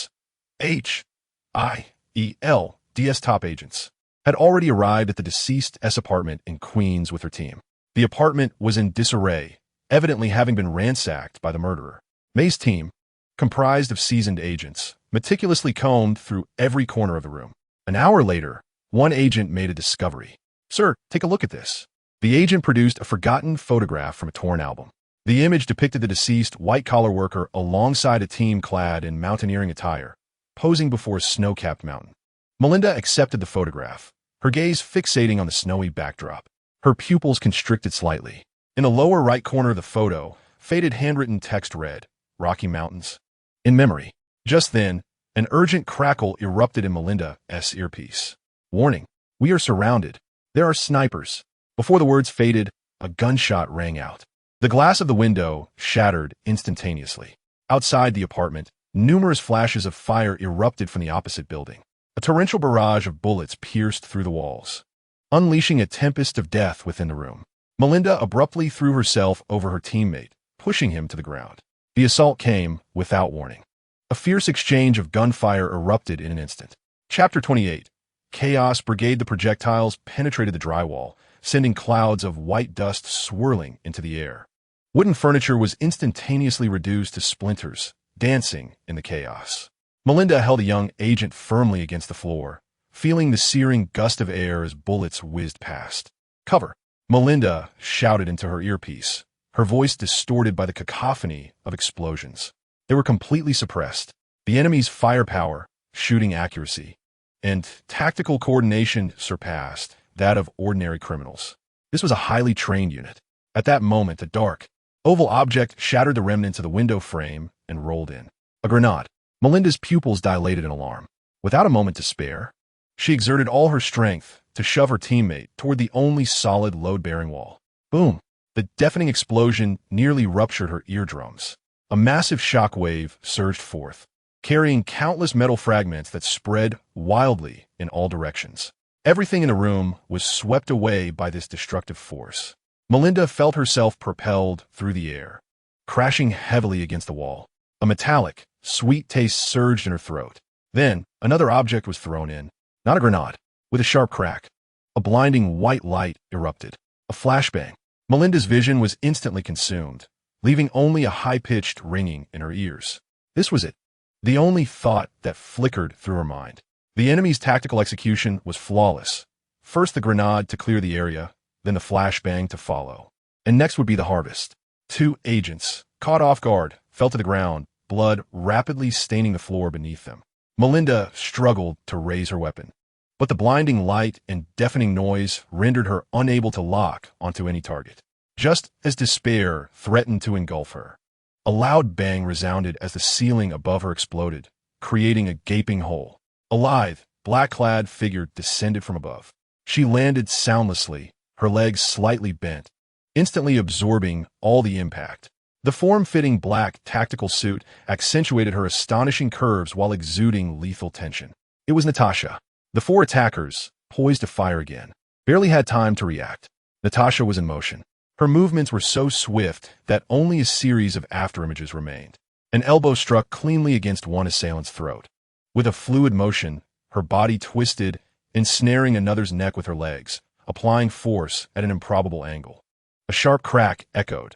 The sound of a vertebrae snapping was unmistakable. The remaining two individuals finally redirected their firearms, but it was already too late. Natasha swiftly drew two handguns from her thigh holster and unleashed a barrage of gunfire. Bang! Bang! The precise bullets struck their wrists, causing the weapons to slip from their grasp and eliciting pain groans. Natasha offered them no respite, advancing 2 steps forward, transforming the grips of her handguns into the most immediate of weapons. She struck them forcefully on their temples. Within a mere 5 seconds, all 4 assailants were subdued, and the room returned to an eerie silence. As the blinding light before Melinda gradually faded, she shook her head, though the ringing in her ears remained piercing. She beheld Natasha and the assailants sprawled on the floor. Their attire was peculiar, black tactical suits and bulletproof vests, yet adorned with emblems that bore no affiliation to any known organization.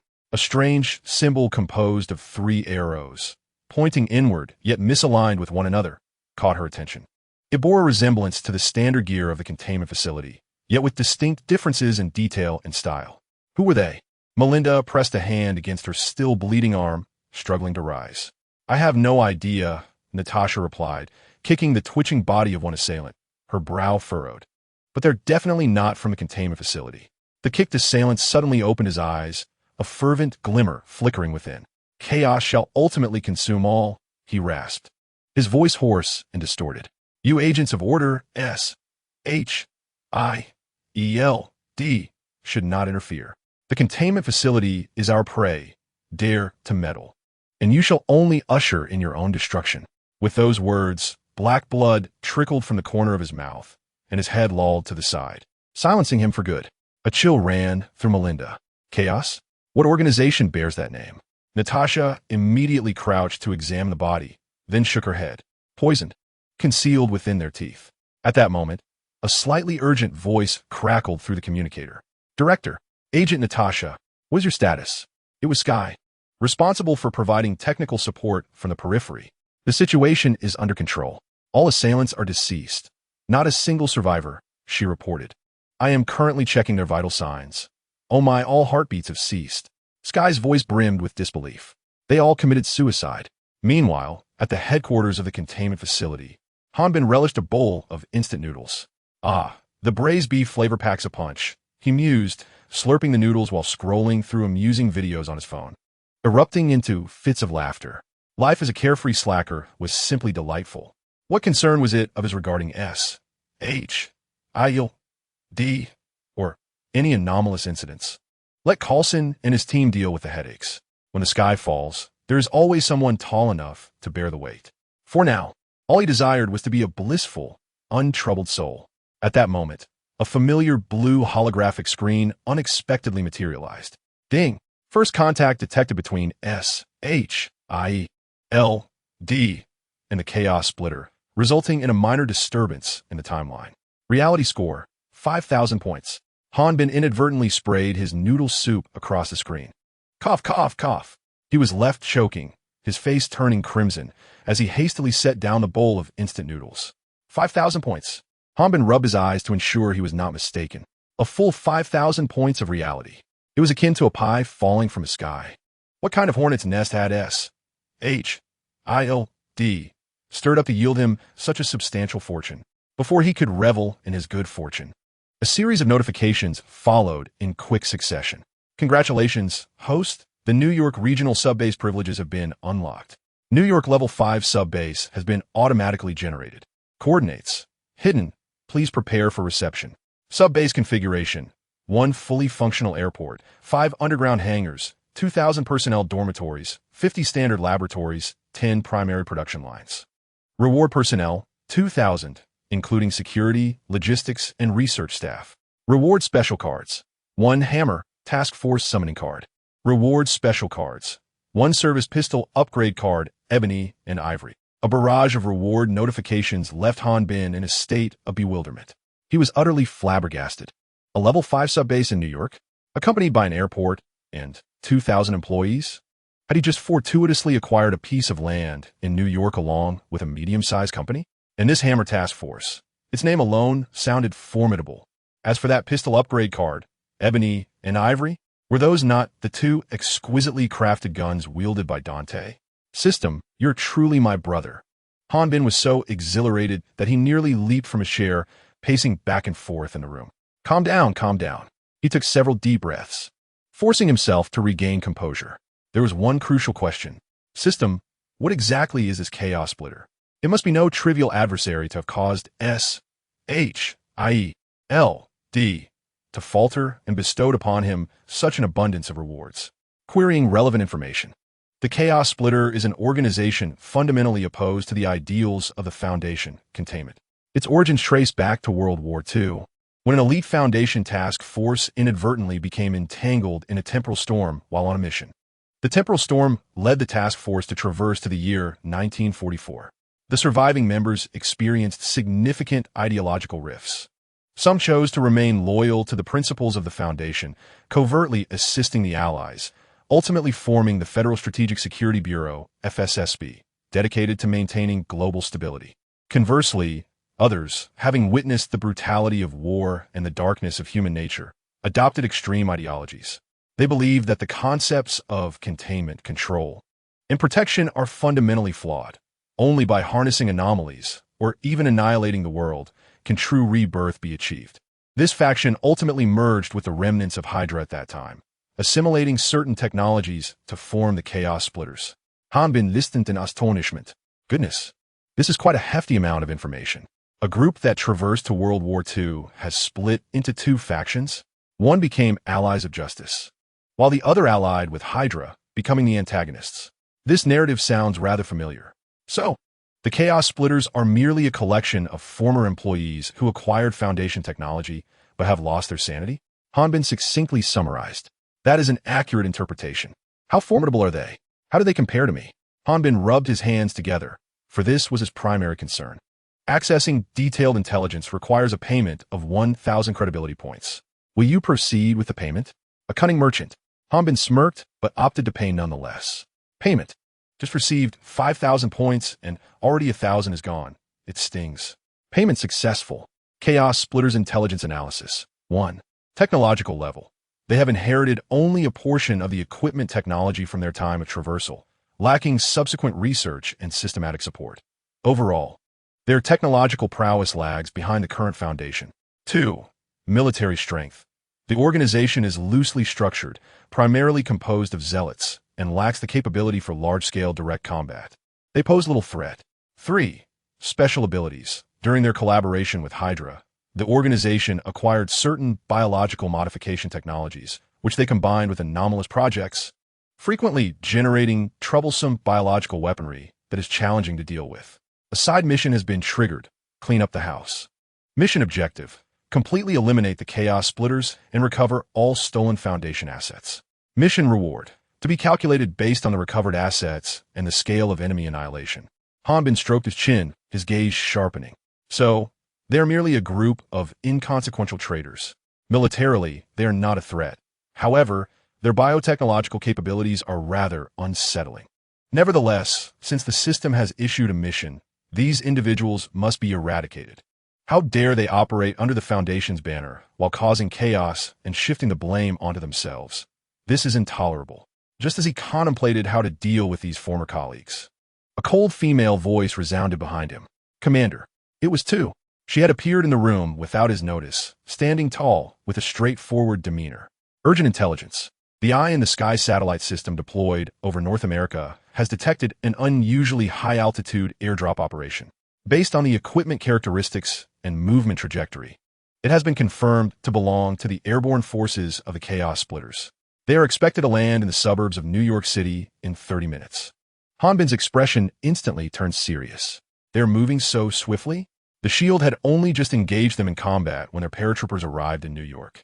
It seems they are orchestrating significant operations in the city. A cold glint flickered in Hanbin's eyes. Perfect. This saved me the trouble of searching for them one by one. He promptly issued commands. Order the Pelican transport aircraft to alter its flight path and land directly at our Level 5 base in New York. He paused, a cruel smile curling at the corners of his mouth. Additionally, deploy a fully armed ground unit to Hell's Kitchen for an investigation. Chapter 29. Do not be deceived by its face in Queens, New York. Coulson stepped out of the apartment with a serious expression. He removed his latex gloves and casually discarded them into a nearby evidence bag. His gaze swept over the stretchers covered with white sheets in the corridor, and his brow instinctively furrowed into a frown. Report the situation, he stated calmly. Agent Melinda may emerge from the shadows, her combat suit stained with traces of dried blood. Preliminary statistics indicate 23 of our personnel are deceased. 6 are severely injured and still in critical care. 12 sustained minor injuries. The attackers numbered 12, all of whom were killed on the spot, leaving no survivors. 23 vibrant lives extinguished. The lives of our 23 trained agents exchanged for the lives of 12 assailants.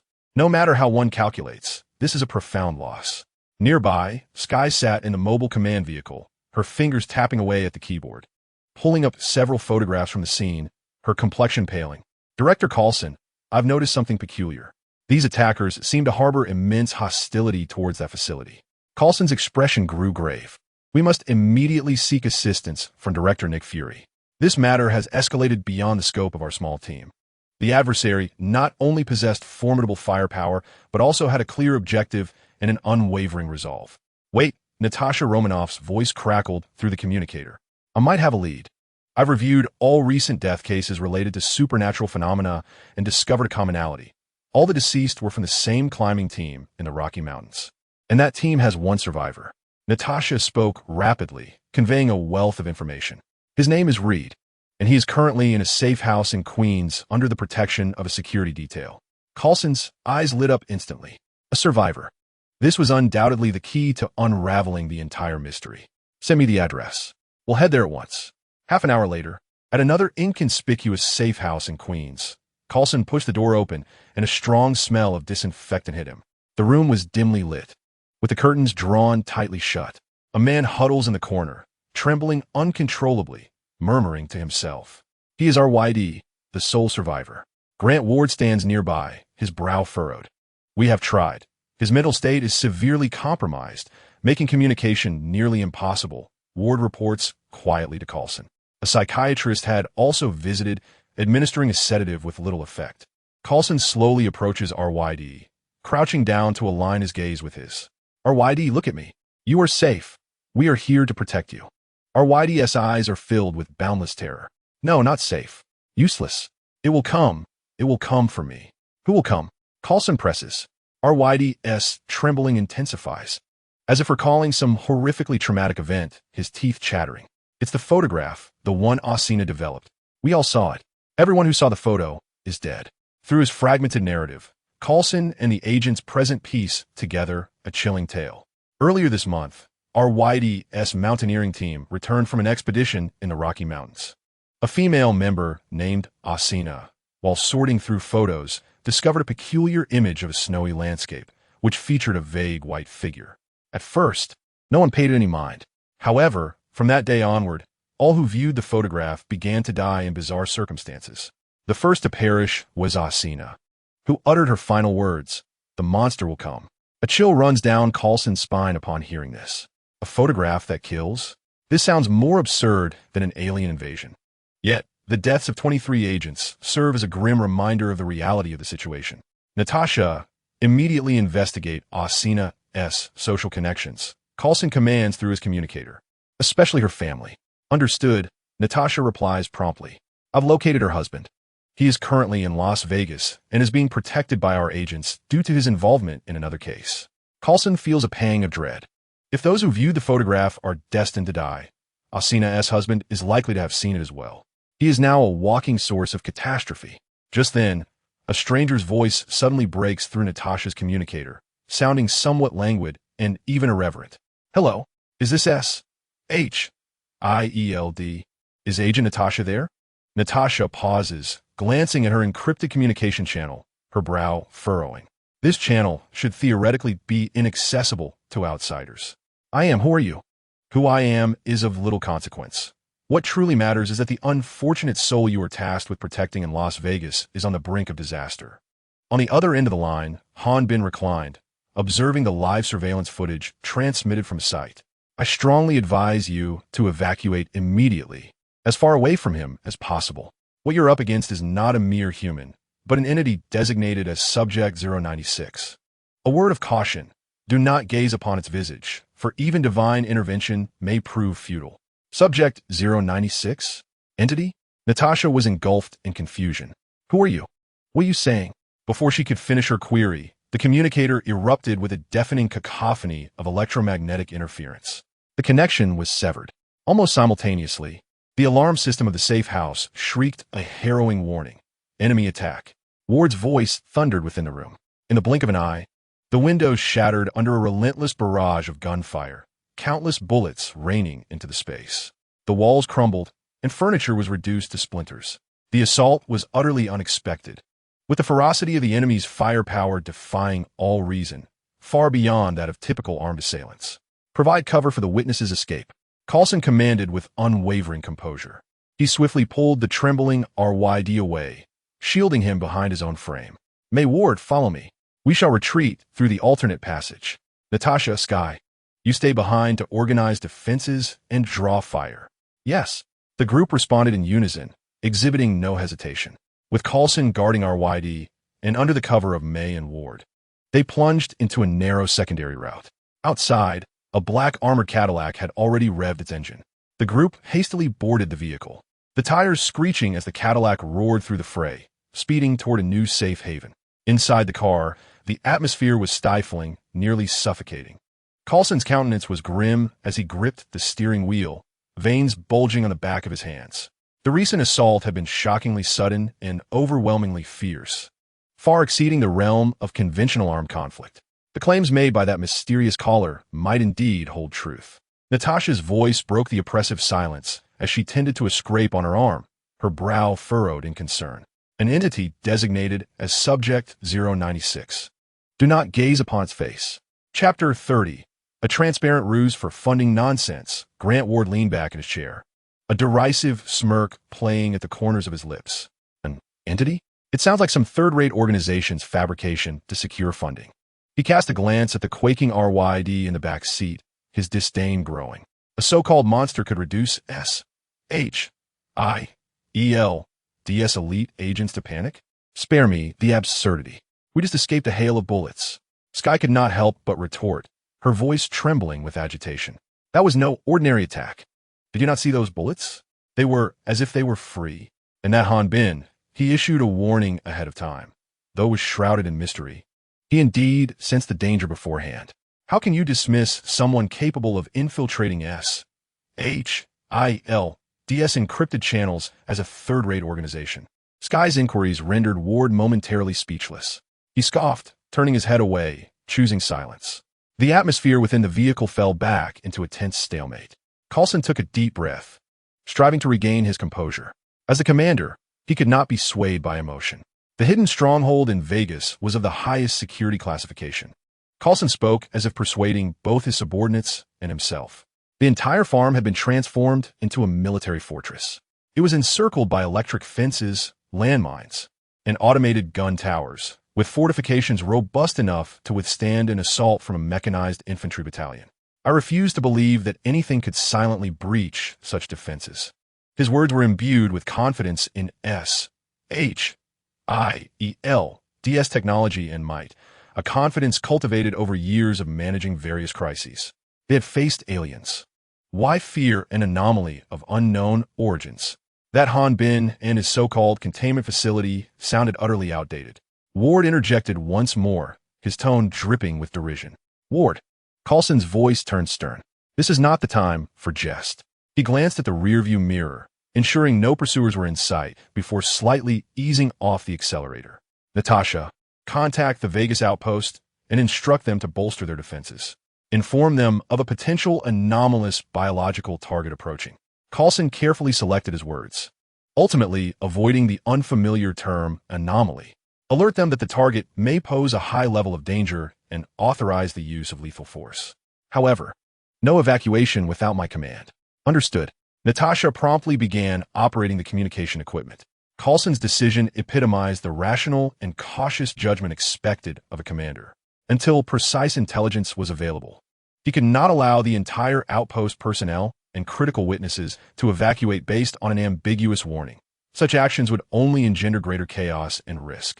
He had faith in S.H.I.E.L.D's strength.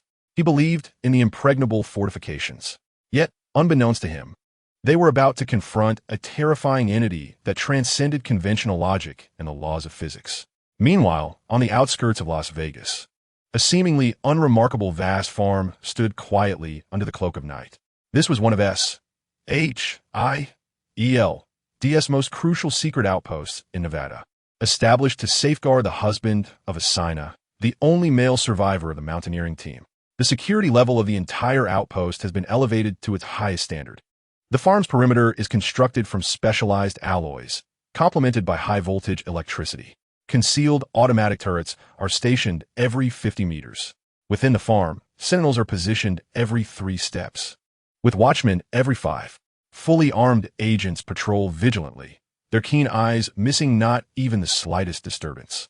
A guard named Tom, rifle in hand, conducts a routine inspection along the western wall. He tightens his collar and scans the distance through his night vision goggles. All appears normal. Aside from a few nocturnal sand rats, no other creatures stir. A sense of boredom creeps in, leading him to ponder whether headquarters is overreacting. Does the protection of a terrified mountaineer truly warrant such an elaborate setup? Just as he prepares to turn toward his next patrol point, a flicker of movement catches his peripheral vision. A shadow, a dark silhouette, remains motionless in the shadow of the wall. Tom's heart races as he instinctively raises his weapon, aligning the scope in that direction. Command Center, unusual activity detected at the western wall, coordinates 7, requesting thermal imaging support. He reports with unwavering composure. Received. Thermal imaging activated. Comes the response through his earpiece. Before him, the scope S view transforms instantaneously from a ghostly green to an orange-red thermal image. Yet, the location of that shadow reveals a chilling blue. No heat signatures detected. Command Center, no thermal signals detected. It may be equipment camouflage. Tom's brow furrows. This defies logic. Could it be clad in some sort of specialized thermal insulation? He switches back to night vision mode, deciding to approach for a closer inspection. Step by careful step, he inches toward the shadow. The distance diminishes, 50 meters, 30 meters, 10 meters. When he finally discerns the full form of the shadow, his breath catches in his throat. It is not human. It is a creature beyond description. Standing at more than 2 meters tall, it possesses an emaciated frame, with pale skin stretched tightly over its skeletal structure, as if a mere touch could rupture it. Its arms are disproportionately long, nearly grazing its knees, with fingers that taper into sharp points. The most terrifying aspect is its face. The jaw is grotesquely contorted, gaping wide, yet emitting no sound. Tom's mind goes blank. After 10 years as an agent, encountering ruthless criminals and even engaging in battles against extraterrestrial invaders, he has never encountered such an eerie being. Just as his gaze locks with the creature's hollow eye sockets, it suddenly reacts. Remaining still, yet no roar escapes its lips, nor does it launch an attack. Instead, with those disproportionately long hands, he slowly covered his face. Immediately thereafter, a piercing scream, so anguished it seemed inhuman, shattered the tranquility of the night. The sound was rife with boundless agony and frenzied rage. Oh! The shriek pierced Tom's eardrums and disrupted the serenity of the entire farm. Almost simultaneously, alarms blared throughout the interior of the farm. Red warning lights flashed frantically, casting a blood-red hue upon everyone's faces. Enemy attack! Enemy attack! The western wall has been breached. Within the command center, the agent's shouts became a chaotic cacophony. At the wall's edge, the creature weeping with its face obscured fell abruptly silent. It suddenly lowered its hands. Then it moved. Tom caught only a glimpse of a white blur. In one fleeting second, the beast had been 10 meters away. In the next, it was upon him. The speed surpassed any human comprehension. Tom barely had time to pull the trigger, even less to utter a sound of alarm. He was struck by a searing pain, and then consciousness slipped into darkness. The communicator was left with nothing but a harsh static and the horrifying sound of shattering bones. The internal farm stronghold descended into utter chaos. Countless bullets rained down upon that white figure, yet it seemed to strike against a mere illusion. The tongues of fire from the automated turrets could only chase its afterimage, leaving behind a series of futile craters on the ground and walls. The agent's screams echoed incessantly. What they faced was not some great lizard-like monster, but an incomprehensible, unstoppable, invincible harbinger of death.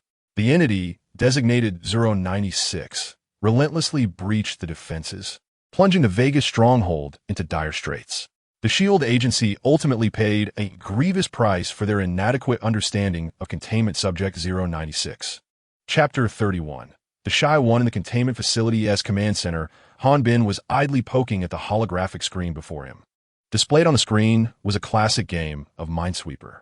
He had just clicked on a square, and a vast area around it had suddenly cleared. Beautiful, he murmured to himself, prepared to continue his endeavor.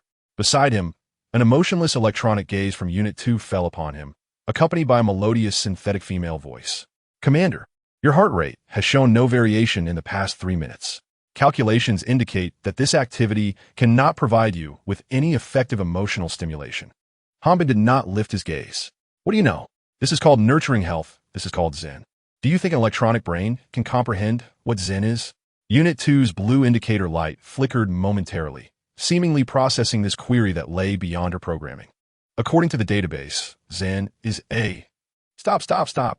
Han Bin swiftly interrupted her impending, lengthy discourse. Engaging in a metaphysical discussion with an artificial intelligence was not within his realm of leisure. At that moment, a piercing alarm suddenly resonated throughout the command center. This was not an internal alert from the containment facility. It was an external high-priority communication request. The ease on Han Bin's face evaporated instantly as he straightened his posture. Establish the connection. 2 responded with remarkable speed, a secure communication line already established.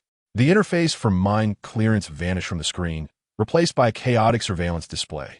Red warning lights flashed frantically, people were fleeing, and the cacophony of gunfire and screams intertwined. 2. What is happening? Reporting, Commander. A containment breach involving Object 096 has occurred at the S.H.I.E.L.D. outpost in Nevada, Las Vegas. The voice of 2 remained as steady as ever. It is currently engaging in indiscriminate attacks on all personnel within the outpost. Hanbin's brow furrowed deeply. 096, that bashful entity. What on earth is S.H.I.E.L.D. up to? The specific cause remains unknown, but according to our intelligence infiltration, the incident was triggered by an S.H.I.L.D. agent. As two reported, it began to display new footage. The visuals still depicted the internal surveillance of the Las Vegas outpost. Yet one rapidly moving figure was entirely obscured by an exaggeratedly dense mosaic. That massive pixelation was rampaging through the crowd, each pause indicating the fall of an agent. The footage had undergone rectification. All images concerning 096 visage had been heavily obscured to prevent any potential secondary trigger events. Hanbin's gaze was fixed on the moving mosaic, his eye twitching slightly. He was well aware that S.H.I.E.L.D. lacked the leisure to apply such pixelation to a containment object. This was evidently the handiwork of two. Well done, he sincerely remarked. That is the duty of an aide. Two replied calmly. Hanbin's fingers lightly tapped the edge of the console. While he should have relished the chaos befalling S.H.I.L.D., 096 was different. The danger level of this entity and its trigger mechanism determined that once it spiraled out of control, it was beyond the resolution of a mere outpost. Retrieve the complete file on 096, Level 2 access. Access confirmed, Commander. The surveillance footage on the screen was replaced by a dossier. Item number, 096, Object Class. Description, 096 is a humanoid entity, approximately 38 meters in height. The individual exhibits minimal muscle mass, with preliminary analysis indicating mild malnutrition. The proportion of its arms to its body is severely disproportionate, with an arm length of approximately 15 meters. The skin is completely devoid of pigmentation, and the surface is entirely hairless. Hanbin scrutinized the description, conjuring an image of a pallid, elongated monstrosity in his mind. He continued to read on. The jaw of 096 can open to a width 4 times that of an average human jaw. Its remaining facial features bear resemblance to those of ordinary humans. Yet its eyes lack any pigment. As of now, it remains unclear whether 096 is blind. Typically, it exhibits an extraordinarily docile demeanor, with pressure sensors in its containment chamber indicating that it spends a majority of its days pacing back and forth along the eastern wall. However, upon any human perceiving its face through direct observation, photographs, videos, or any other means, it enters a state referred to as extreme sorrow. The text of the file suddenly shifts to a striking red. Approximately 1 to 2 minutes after viewing its visage, 096 begins to cover its face with its hands, emitting screams, cries, and incoherent roars. Following this phase, 096 will enter a frenzied state and charge towards the individual who glimpsed its face from this moment forth. This individual is designated as 096-1. Records indicate that 096 running speed ranges from 35 kilometers per hour to an unknown maximum velocity. Hanbin paused momentarily in his breathing. Unknown maximum velocity. Behind those 6 words lie countless bloody lessons. 096 is willing to kill 096-1 at any cost. Once its target is executed, 096 will sit down, regaining its composure within a few minutes before reverting to its previously docile state. Subsequent recovery operations should be regarded as a second-level priority. At the conclusion of the file, a series of unsuccessful interception records are attached. Tank shells fail to impede its advance. The barrage of heavy machine guns proves ineffective before it.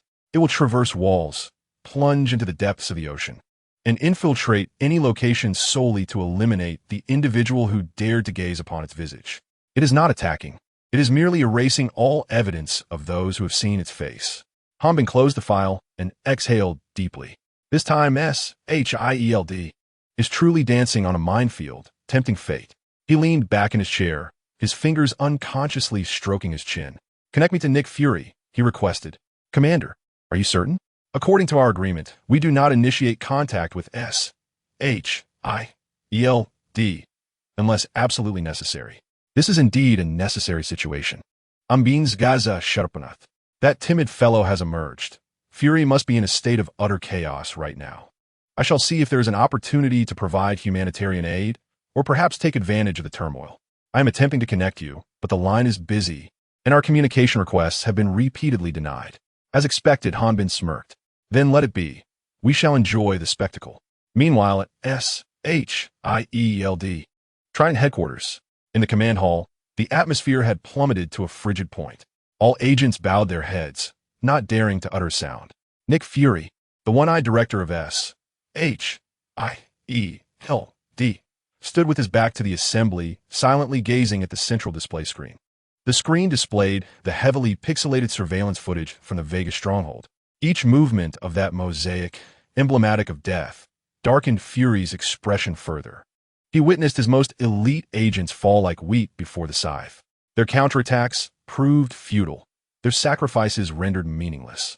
A profound disgrace. Fury's low voice reverberated through the hall, each word laden with chilling intensity. This was an unparalleled humiliation for S.H.I.E.L.D. He abruptly turned, his single eye sweeping over everyone present. All agents who met his gaze instinctively averted their eyes. A damned hacker infiltrated our internal network. A mere glance at a photograph triggered this catastrophe. Within 10 minutes, our most fortified stronghold in Vegas transformed into a slaughterhouse. Fury's voice crescendoed, nearly erupting into a roar. And we, the world's foremost intelligence organization, can only watch as this pixelated monstrosity, spawned by a hacker, decimates our ranks? He struck the metal console before him with a fist, producing a thunderous sound. The surface of the console instantly dented, leaving a clear imprint of his fist. Who can tell me what the hell is going on here? Chapter 32. The Enraged Egg. No one dared to respond. An oppressive silence enveloped the hall. At that moment, a steady footfall echoed from the entrance. Agent Phil Coulson entered briskly, holding a tablet, his expression grave. Ignoring the palpable tension in the room, he approached Fury directly. "Sir." Fury's fury seemed to find an outlet as he fixed his gaze on Coulson. "Coulson, you'd better provide me with a satisfactory explanation." "We have traced the source of the triggering event," Coulson replied, handing over the tablet. The source was a mountaineering photograph taken 4 days prior by an amateur enthusiast. Fury accepted the tablet, revealing a breathtaking image of snow-capped mountains. Yet, in the corner of the scene, there existed an almost imperceptible white speck. Coulson pointed to the minuscule dot. "This is 096. At that moment, it was merely a shadow in the background, only 4 pixels in size. This photograph was uploaded to a mountaineering forum, and we know only 4 people have viewed it. The first is the photographer himself, who died 3 days ago in his home, ruled a victim of a home invasion homicide. The second is Agent Tom from the Vegas stronghold, a sinus husband. He became intrigued by the anomalous mountaineering event, downloaded the photograph, and enlarged it. Coulson's voice was calm and clear as he unraveled the entire sequence of events. The enlarged image allowed him to see 096's face with clarity. Fury's gaze was as frigid as ice. What about the remaining 2?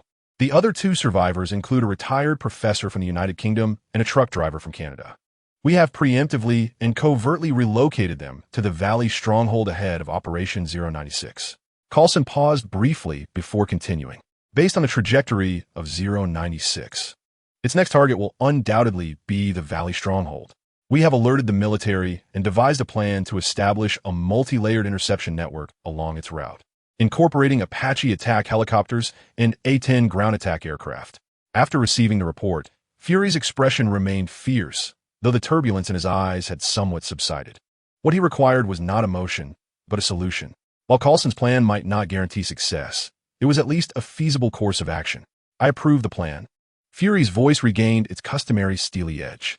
However, Coulson, he averted his gaze from the tablet and fixed a penetrating stare on Coulson. The root of all this turmoil lay with that hacker, the audacious individual who dared to challenge S.H.I.E.L.D,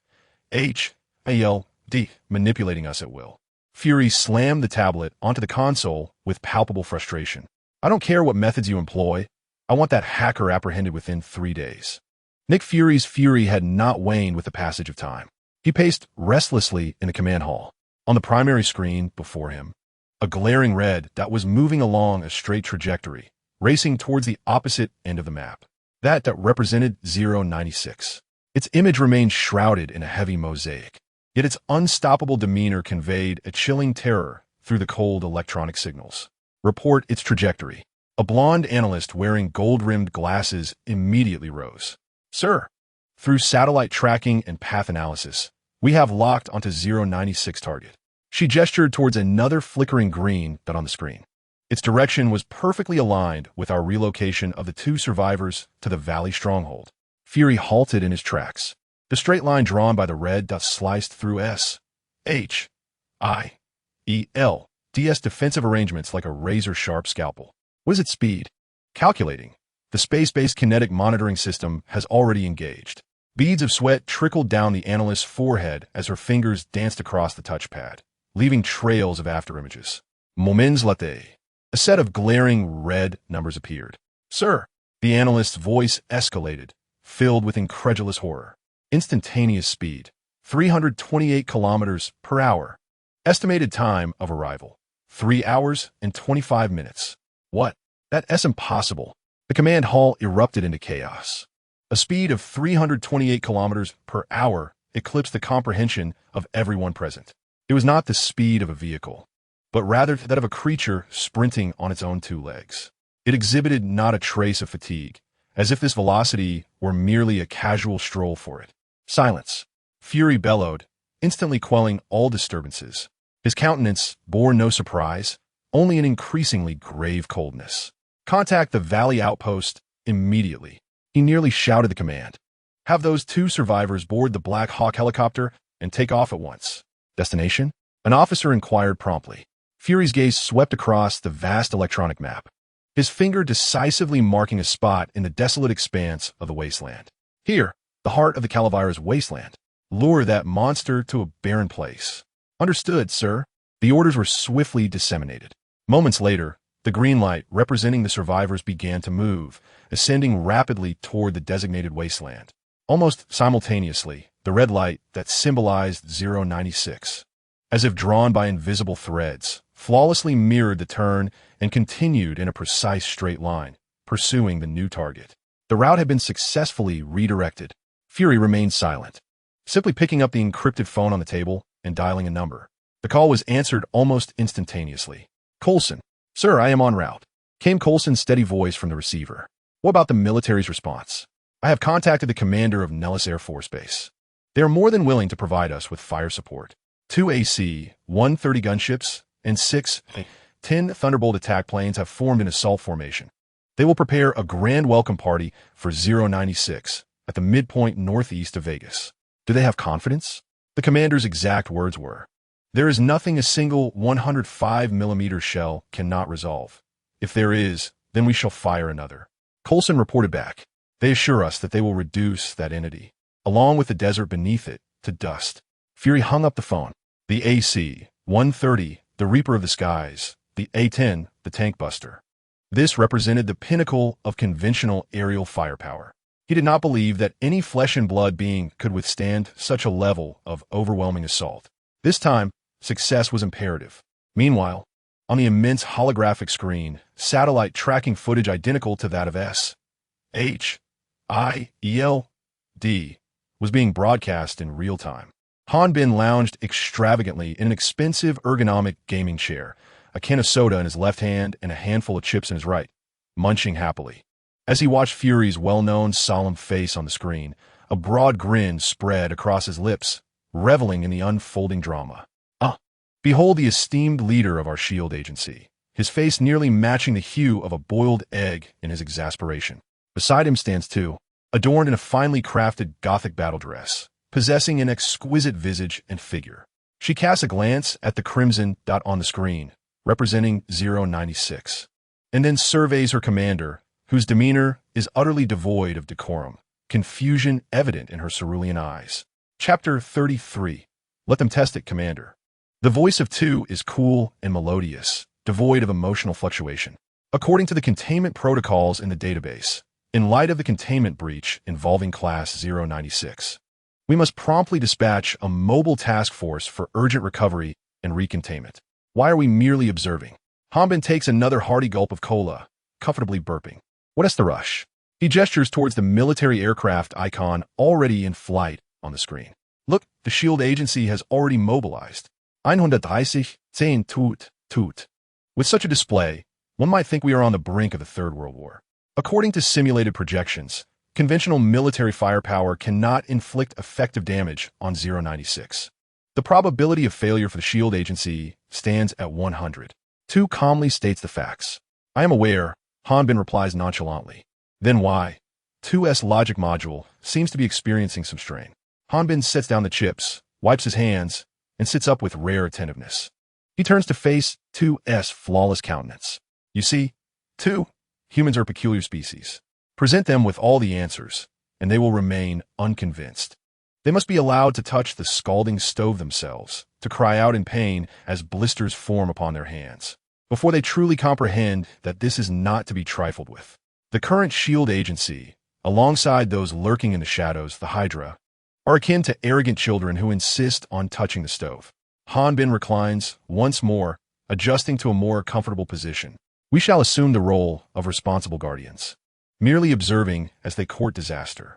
When they have exhausted all their resources and come wailing for assistance, we will make our grand entrance, enlightening them on what it means to be a professional. What do you call this? It is what one might term a lesson in adversity. They must learn that their prideful aircraft and artillery, in the face of true anomalies, are naught but noisy sticks. Only through experiencing a profound failure will they develop a genuine reverence for our foundation. A smirk plays upon Hanbin's lips. Just watch. The spectacle is about to commence. In the skies above Nevada, 610 attack aircraft circle like vultures, tracing graceful arcs in the low altitude. Higher in the clouds, the enormous silhouettes of 2 130 gunships loom, partially obscured. The fuselage, adorned with a multitude of cannon muzzles, exudes an aura of impending doom. Attention all units. The package has entered the designated attack zone. This is Warthog 1.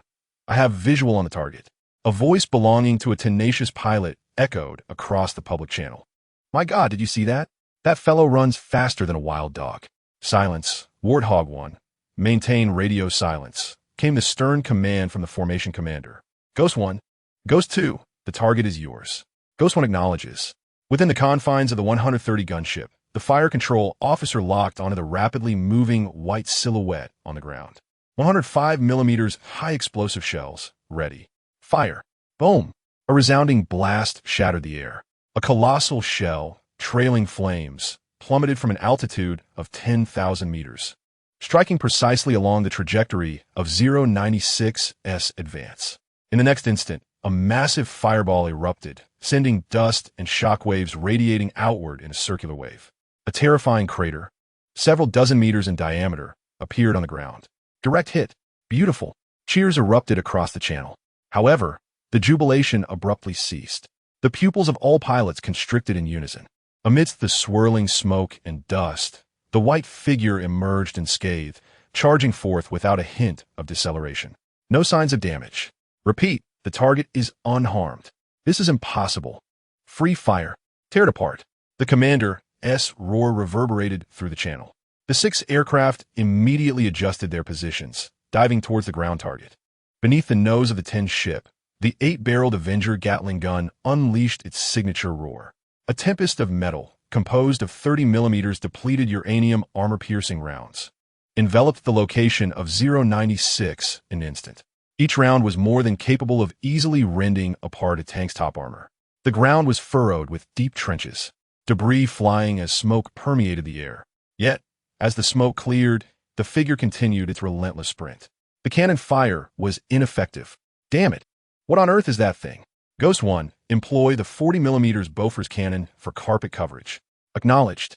The side of the 130 opened fire, as another slightly smaller caliber rapid-fire cannon began its thunderous assault. A torrential downpour of shells transformed the ground surrounding 096 into a blazing inferno.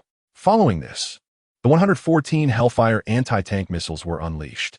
The small bullseye air-to-ground missiles followed suit. Cluster munitions were also deployed.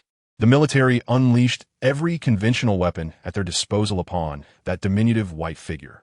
The explosions illuminated the desert sky, casting it into a daylight glow. The deafening roar resounded, shaking the earth in a mournful tremor.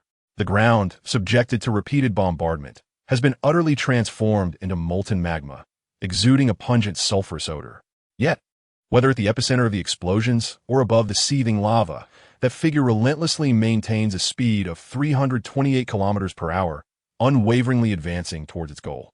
In the command hall of S.H.I.E.L.D., An eerie silence prevails. Everyone appears as if ensnared by a spell, staring vacantly at the images on the main screen. The silhouette racing through the inferno and magma resembles a nightmare risen from the depths of hell, shattering their pride and perceptions as agents of the world's foremost intelligence agency. The glasses of the blonde analyst slid down to the tip of her nose, yet she remained oblivious. A tablet in the hands of an agent fell to the ground with a sharp crack, the screen shattering to pieces. Nick Fury's lone eye widened in disbelief as he gazed at the unyielding speed reading of 328 on the screen, his lips trembling slightly, yet no words escaped his mouth. The modern military prowess they took pride in now appeared utterly ridiculous and powerless in this moment. Meanwhile, in the shadows across the globe, within the secret bases of Hydra, those self-proclaimed architects of humanity's future beheld this despairing scene through their own channels. The expressions on their faces reflected a profound terror emanating from their very souls. This was no longer merely S.H.I.E.L.D's dilemma.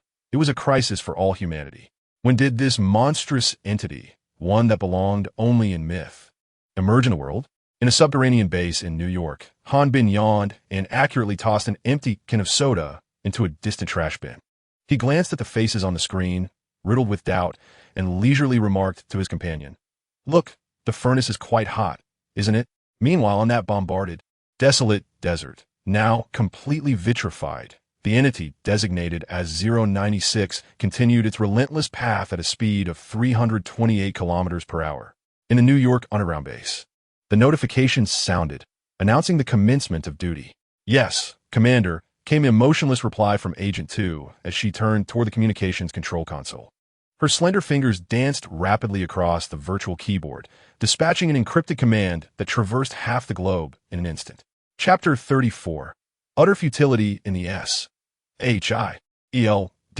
Command Hall. A seasoned agent stared at the screen, his eyes hollow, murmuring to himself, We launched the Tomahawk missiles. We even deployed tactical nuclear weapons. It was all in vain. Nothing worked. How are we to conquer such a being?" This question remained unanswered.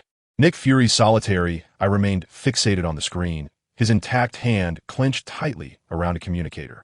He had just issued the command to deploy low-yield tactical nuclear weapons, the pinnacle of human civilization's military might. However, as the blinding white light dissipated and the horrifying mushroom cloud ascended, the figure merely paused amidst the radioactive dust and shockwaves before resuming its utterly despairing velocity. Pride was irrevocably shattered. Perceptions were entirely overturned. In that fleeting moment, the modern military paradigm was rendered a farce. Simultaneously, in the shadows around the globe, within the secret base of Hydra, the atmosphere shifted from initial dread to a morbid fervor. A miracle. A high-ranking Hydra official rose, arms outstretched, his expression frenzied. "This is the true deity. Odin and the Asgardians are insignificant before him. We must seize it. We must control it. With it in our grasp, S.H.I.E.L.D. and the Avengers will be reduced to mere dust. The world shall prostrate itself at Hydra's feet." The earlier Schadenfreude had vanished, replaced by insatiable greed and ambition. In their eyes, Subject 096 was no longer a creature to be feared, but a living, godlike weapon capable of determining the fate of humanity. At the Bliss Island base, thousands of meters beneath the surface of the sea, a vast underground hangar was ablaze with light.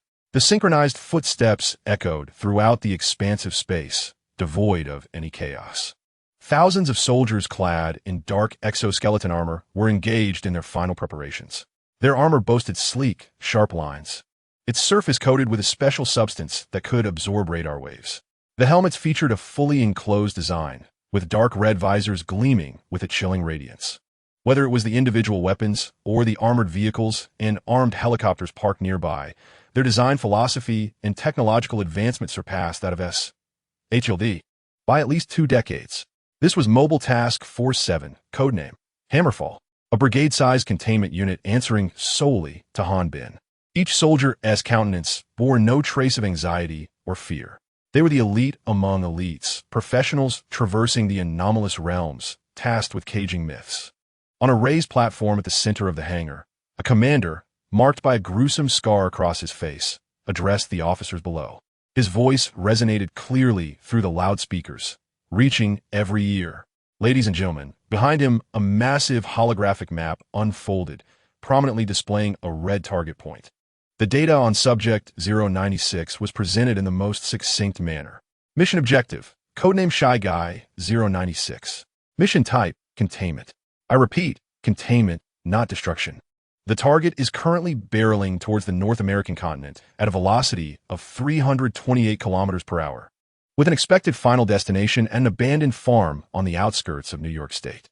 The commander traced a straight red line across the map. The operation will be divided into two segments. The first echelon, the containment team, consists of Alpha Company and Beta Company. Your mission is to engage the target directly and completely enshrouded in body bags, thereby obscuring all visibility. The second echelon, the security team, is composed of the remaining forces, who will establish a perimeter 5 kilometers from the target site. Your task is to prevent any unauthorized individuals or hostile organizations from approaching. His gaze sharpened. According to intelligence, the Chaos Splitters, a group of lunatics, may have caught a whiff of blood and are poised to seize their share. Everyone, stay alert. I do not wish to record any unnecessary casualties in the containment report. Our main forces are sufficient to accomplish this mission, while the 3rd Airborne Battalion will serve as a strategic reserve, ready for orbital air support at a moment's notice. Is that understood? Yes, sir. A unified roar erupted, creating a wave of sound within the hangar. The commander nodded in satisfaction. Excellent. He raised his wrist to check his tactical watch. Now, we await the green light signal. No sooner had he spoken, the white lights in the hangar switched instantaneously to green, signaling the commencement of the operation. Green light, depart. Accompanied by a piercing alarm, the engines of 12 massive 44 Blackfish transport aircraft began to emit a deep roar. They were equipped with 4 rotating turbine engines. The fuselage was cloaked in a stealth coating akin to that of the soldiers, exuding a sci-fi aura of oppression. The cargo doors opened, and well-equipped soldiers of the advance team boarded swiftly and orderly. The vast hangar dome slid open to reveal the pitch-black night sky and the churning sea below. The 12 Blackfish transporters ascended vertically, hovering briefly before their engines pivoted rearward, transforming into 12 streaks of darkness that vanished into the horizon. 20 minutes later, the second wave, an imposing formation of 36 transport aircraft, took to the skies in the same manner. This aerial force, capable of initiating a medium-scale war, departed the base silently. Shortly thereafter, in the airspace over the North American continent, the vast Ghost Fleet glided silently through the night sky, racing toward New York. They did not activate any identifiable signals, and ground radar registered no response to their presence. However, S.H.I.E.L.D. orbital satellites managed to capture their indistinct silhouettes. In the S.H.I.E.L.D. command center, an alarmed radar analyst abruptly rose from his seat, his voice tinged with disbelief. Sir, the satellite has detected a large, unidentified aerial formation over the airspace of the city. Carlson hastily approached him, swiftly reviewing the transmitted data and images. His expression grew increasingly grave. My God, he exclaimed, clutching a tablet as he hurried toward Nick Fury. Director, take a look at this. At least 40 large aircraft, meticulously organized, are advancing towards New York at an astonishing speed. We are unable to identify their models. There are no records in any database. Their stealth capabilities surpass our comprehension, and satellites can barely capture their thermal trails. Nick Fury's single eye slowly diverted from the screen, displaying 096 to the tablet that Carlson had handed him. On it was a heavily magnified, indistinct satellite image. Only a cluster of ghostly black shadows could be discerned, forming a colossal offensive formation above the clouds. As S.H.I.E.L.D.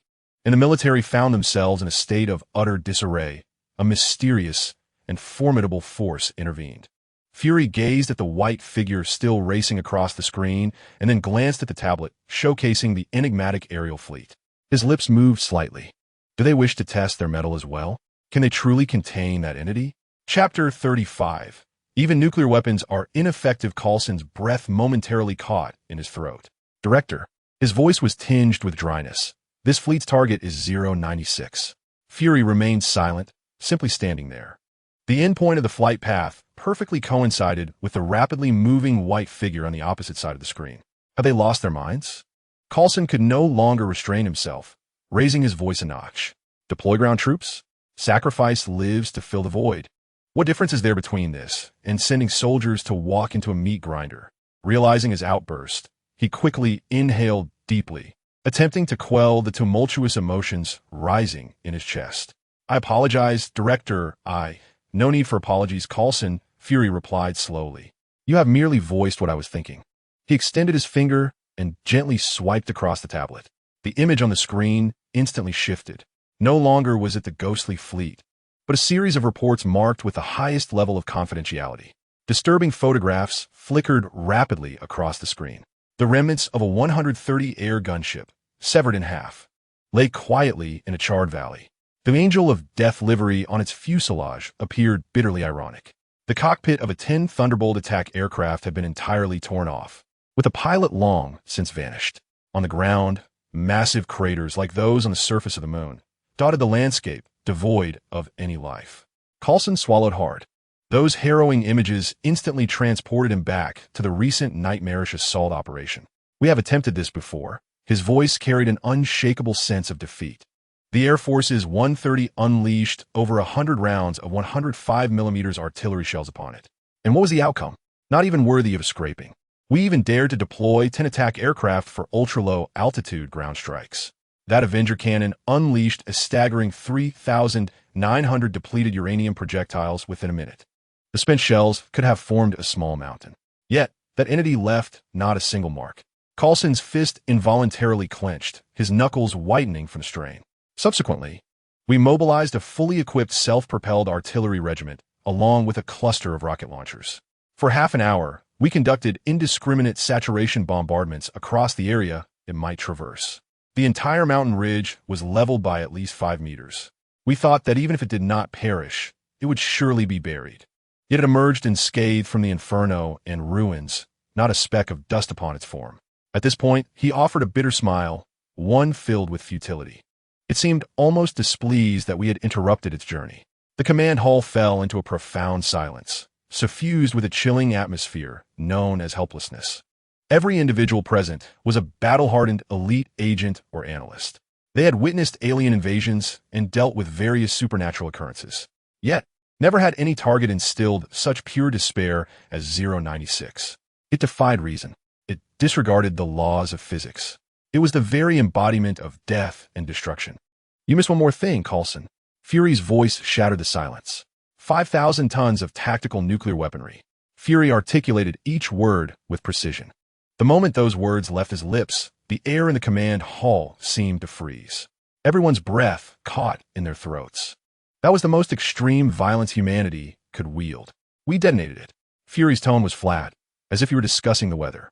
The explosion's fireball consumed all, and the shockwave obliterated everything within a 10-kilometer radius. We believed this would surely be the end. But 10 minutes later, a thermal imaging satellite captured a silhouette emerging from the epicenter of the explosion. He paused, seemingly recalling the scene that could upend anyone's worldview. It merely shook off the radioactive dust from its body and continued toward its objective, its speed unimpeded. With that, Fury shut off the tablet. In the command hall, only the faint hum of instruments remained. Silence enveloped everyone. If even a nuclear bomb could not halt that monster, what force in this world could? What purpose did it serve for that mysterious containment facility to dispatch a conventional force? A death sentence? A form of performance art? Or had they truly lost their minds? Just then, a middle-aged man in a sharply tailored suit approached. He is Alexander Pierce, one of Fury's most trusted lieutenants. Director Pierce presented a document before Fury, his expression equally grave. We have just gleaned some information through internal channels. It appears that this operation was personally ordered by the highest authority of the facility, a young man named Han Bin. Fury accepted the document without glancing at it, merely emitting an ambiguous cold laugh. Huh, he turned away. Do you know? Before witnessing this fleet, I had already prepared an entire script for them. His voice was laced with an unmasked chill and calculation. My first plan was to wait. Wait for their failure. Wait for them to be overwhelmed. Wait for them to realize that they could not manage this mess at all. At that point, I would propose, in the name of S.H.I.E.L.D, to the World Security Council that we assist them, or even take over directly. Coulson and Pierce's expressions subtly shifted. They understood Fury's implication. This was to take advantage of their misfortune and swallow this mysterious and formidable organization whole. My second plan was to wager. Fury raised a second finger. I bet they would not dare to commit fully, sending only a small unit to probe, to meet their demise. In doing so, they would not only lose personnel, but also expose their incompetence. At that moment, I would similarly step forward, in the name of humanitarianism and global security, demanding they share all intelligence and surrender all technology in exchange for our understanding and support. Trading the lives of hundreds of soldiers not belonging to S.H.I.E.L.D. for the secrets of a superorganization is an exceedingly profitable deal. Fury's words caused the temperature in the command hall to drop further. This is Nick Fury, a consummate pragmatist, a top agent willing to employ any means necessary to achieve his ends. On his chessboard, everyone and everything are mere pawns to be utilized or sacrificed. However, Fury's tone shifted. I calculated every possible scenario, yet I did not foresee that this young man named Han Bin would deviate from the script. He did not probe or hesitate. He went all in. Chapter 36. They're all cannon fodder. Pierce immediately grasped the implication and took over the conversation. More than 40 of the most advanced large transport aircraft, according to our models, indicate at least a brigade-level fully equipped Special Forces unit. He has actually deployed such an elite force into an operation destined for failure. Pierce shook his head, a perfectly measured expression of regret crossing his face. This is a profound disrespect for life.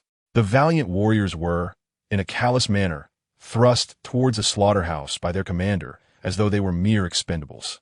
No, Fury refuted this notion. The soldiers were indeed commendable. I have never doubted that. Aware that they were marching into the very jaws of hell, they still adhered to their orders. They're the true heroes. A rare note of respect tinged Fury's tone. However, the commander who made this decision was either a fool or a masterful politician. A politician? Coulson appeared perplexed. Indeed, a politician.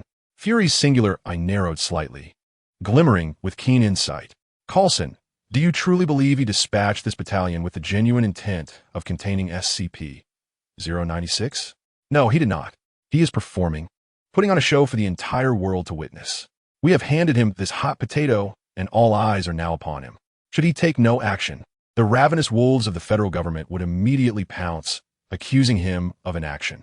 They would then, quite naturally, tear him apart and divide his resources. Yet, if he merely sends a handful to their doom, he appears both inept and miserly, becoming the subject of ridicule. Fury's voice resonated in the quiet hall. Therefore, he has chosen to stage a grand spectacle, one sufficiently tragic and harrowing to silence all critics. When these thousands of elite soldiers valiantly perish under the gaze of the world, who will dare to blame him? Who will have the audacity to assert he did not strive with all his might? He has exchanged an inevitable failure for a moral high ground, thus preserving his organization. Pierce's eyes reflected a dawning realization, filled with admiration. Astute, truly astute, utilizing the finest troops as sacrificial pawns in a political game. This Han Bin, despite his youth, exhibits a ruthless decisiveness, proving to be a formidable figure. He gazed at the silent ghost fleet advancing on the screen, his tone laden with complexity. A bold sacrifice to preserve leadership. He is treating his soldiers as mere chips on a gambling table. The command hall fell into silence once more. Everyone was struck by the analysis presented by Fury and Pierce. They gazed upon the countless points of light on the screen, each representing a vibrant life. It became evident that from the very outset, this was a meticulously orchestrated death march. No one believed the operation could succeed. On an island, there lay the secret base of the Chaos Splitters. Inside the room, a finely crafted rosewood table gleamed with a warm sheen. The air was infused with the rich aroma of premium Darjeeling tea. Remove those items, a chill voice commanded. Valentina, the Duchess of the Chaos Splitters and once the wife of Hydra, stood elegantly clad in a well-tailored black gown, gracefully holding a bone china teacup. The aide, Layla, promptly bowed and gathered all the documents on Han Bin, the containment facility, and S.H.I.E.L.D. The strategic analysis capabilities of S.H.I.E.L.D. indeed seemed to decline with each passing generation.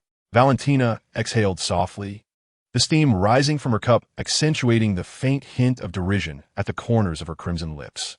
As for Hydra, A mere congregation of rodents cowering in the shadows. They have no place in discussions about the future, all thanks to the sagacious leadership of His Grace. Layla lowered her gaze, her tone brimming with genuine reverence. It is you who has guided us out of the shadows of the past, allowing us to reclaim our stature atop the world. Valentina chuckled lightly. She set her teacup down, the fine porcelain clinking melodiously against the saucer. Layla hesitated slightly, cautiously lifting her head. Your Grace, I do not comprehend. We have rallied the most elite troops. Why do we remain idle? Are we to merely watch S.H.I.E.L.D. and HYDRA test the limits of the containment facility? Valentina rose and approached the expansive floor-to-ceiling window. Beyond it lay a tumultuous sea, the ocean breeze whipping up white-capped waves that crashed against the jagged rocks. Layla, observe this ocean. S.H.I.E.L.D. and HYDRA are akin to the waves battering the rocks. They believe their might can alter everything, yet in truth, they merely squander their strength. She turned to face Layla. What they're doing is not a test, it is a death wish. They send their pawns to collide against the fortifications of their adversary, vainly attempting to breach a chink in the armor. This is the most foolish form of underdog strategy. Layla's expression turned contemplative. And what about us? A genuine smile finally graced Valentina's lips. Of course, we too shall employ the underdog strategy. However, it will be a more astute application of such a tactic. Her fingers glided gently across the glass of the window. S.H.I.E.L.D. and HYDRA wish to witness the downfall of the containment facility. Yet, I desire to see its triumph. Layla's pupils constricted sharply. Triumph? Indeed. Valentina's tone was resolute. Let them fight. Let them expend their efforts, driving the entity known as 096 to the brink of despair. When the containment facility has paid a heavy price and ultimately succeeds in its containment, that will be the moment we strike, seizing the fruits of victory from their weary hands. This is the essence of true opportunism. Layla's realization dawned. Her gaze filled with even greater fervor. Your Grace, how can you be so certain that the containment facility will succeed? Because I was once part of them. I understand all too well the formidable depths of that organization. They may pay a price, but they never truly fail. Layla's heart raced. This secret is known to but a select few within the chaotic fractiousness.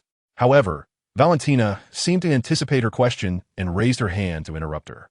The depth of the shelter was even more profound than I had anticipated. The young man, named Han, displayed tactics that were not characteristic of a novice, but rather resembled those of a madman. Her gaze drifted into the distance. This performance had transcended the realm of ordinary soldiers' intervention. The ensuing battle would be a confrontation of extraordinary powers. I must go personally. What? Layla's breath caught in her throat, her complexion draining of color. My lord, you mustn't. The front lines are far too perilous. You are our leader and cannot afford to take such risks. Valentina turned back, gazing at her with calm resolve. All words of admonition choked in Layla's throat. Layla, yes. Layla straightened her posture, her feet together. Prepare the Reaper. Valentina commanded softly. Layla's body trembled violently for a moment. Chapter 37. The Reaper. Yes, my lord. Layla took a deep breath, suppressing her fears and concerns, her gaze regaining its steadfastness. She turned and departed the room with resolute steps. In the vast hall, Valentina remained alone. She picked up the now lukewarm cup of red tea and drank it in one gulp. The shelter, Han Bin, she murmured, her eyes glimmering with anticipation and combat fervor. Let me see what qualifications you possess to wield the true power over this world. Meanwhile, on the outskirts of New York City, an abandoned highway lay shrouded in the inky darkness of night. A low hum shattered the tranquility of the night. 12 massive 44 Blackfish-heavy Tiltrotor aircraft hovered in the air like prehistoric beasts. Their bodies were coated in a matte black stealth paint, rendering them nearly invisible to the naked eye under the cover of darkness. The belly hatches opened, and black ropes descended. Fully armed soldiers swiftly descended along the ropes, their landings silent as shadows. Within mere seconds, an elite advance team had assembled on the ground. They quickly dispersed, forming a combat formation and securing key points along the highway. Through the night vision goggles, everything appeared in a ghostly green. Each soldier's breath was steady and powerful, indicative of their high tactical proficiency. A commander knelt on the ground, pressing down on the throat-mounted communicator. Drop hammer advanced team reporting.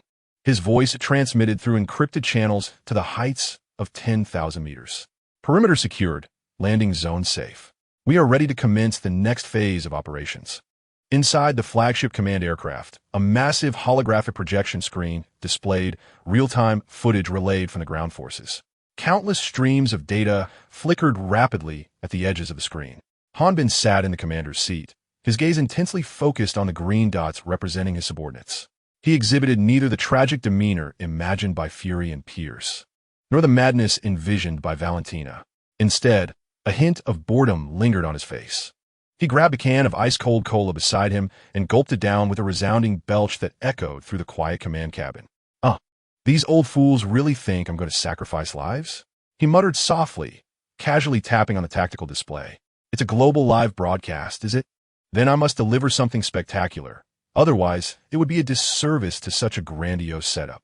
His gaze fell upon a blinking red dot on the holographic map, indicating the current position of 096. In the distance, Hanbin's lips curled slightly upwards. His vision traversed vast continents and oceans. At a far-off base of the chaotic splitters, Valentina's gaze, too, rested upon the coordinates of New York. In that moment, two invisible gazes converged in the ether. Inside the cockpit of the 44 Blackfish Heavy tilt-rotor aircraft, red readiness indicators blinked ominously. Beneath their tactical helmets, the soldiers' eyes remained as calm as still water. Only the rhythmic sound of breathing resonated through the built-in communications, merging into a steady cadence. Colonel Larson was conducting a final equipment check when he firmly patted the shoulder of a young soldier beside him. Colonel, Major S.H.I.E.L.'s heavy voice resonated from behind him. You should be on the flagship, not here. We are sufficient for frontline combat. Without turning, Colonel Larson tightened the tactical gloves on his hands. I'm the overall commander of the Hammer, S.H.I.E.L.D. My place is beside my soldiers. His voice was calm, yet the gravity of their mission weighed heavily in Major S.H.I.E.L.'s words. I understand. Larson finally turned to meet the gaze of his most trusted subordinate. Precisely because of it, I must be here in person. He paused, lowering his voice further. The outer 702nd and 703rd Battalions are responsible for ground containment, while the 704th Armored Composite Battalion is monitoring the skies, prepared to greet any surprises that the chaotic splitters might send our way. Our 756th Battalion is the core of this operation and the sole containment execution force. We cannot fail, nor will we. Larson raised his hand, signaling Major S.H.I.E.L.D. to observe the special eyepiece affixed to his helmet. The lens exhibited a peculiar black hue, as though data streams were rolling within, a testament to Dr. Williams' latest achievement. It is equipped with a dynamic recognition and pixel blurring processing system, capable of filtering out the facial features of 096 in real time. As long as we wear it, we are safe. Larson's tone brimmed with unwavering trust in the shelter's technology. Major Panshur, observing the colonel's resolute gaze, realized that no further persuasion would be of any use. He straightened his posture and rendered a crisp military salute. Yes, sir. All units, attention, prepare to disembark. The hum of the cabin's rear door slowly opened, letting in the frigid night breeze. Ropes were cast down, and the silhouettes of the task force members sequentially vanished into the darkness beyond the hatch. Blade reports, area cleared. The sharp-eyed scout, Blade, crouched low, half kneeling on the icy concrete, his tactical rifle steadily aimed ahead. Area cleared. Area cleared. The reports echoed continuously over the channel. Heavy hammer received. Colonel Larson's voice emerged from the communicator, clear and composed. All units maintain vigilance. Initiate a fan search centered around the farm. Wait, Blade's voice suddenly wavered. I think I see. Report your findings, Blade. Larson pressed immediately. A helicopter, sir. No lights, hovering at 2 o'clock, low altitude. Blade, utilizing the scope's faint night vision feature, captured the vague outline. It bears an insignia, an eagle, shield of the agency. Larson's voice held no surprise. Mr. Hahn had warned us that these meddlesome individuals would arrive. Ignore them. They're merely spectators. Heavy hammer. Focus on searching for survivors. Intelligence indicates that civilians may still be present. Understood. However, before he could finish his sentence, a series of abrupt gunshots shattered the silence. The gunfire did not originate from the task force, but came from the direction of the farm ahead. Drones. Larson immediately commanded.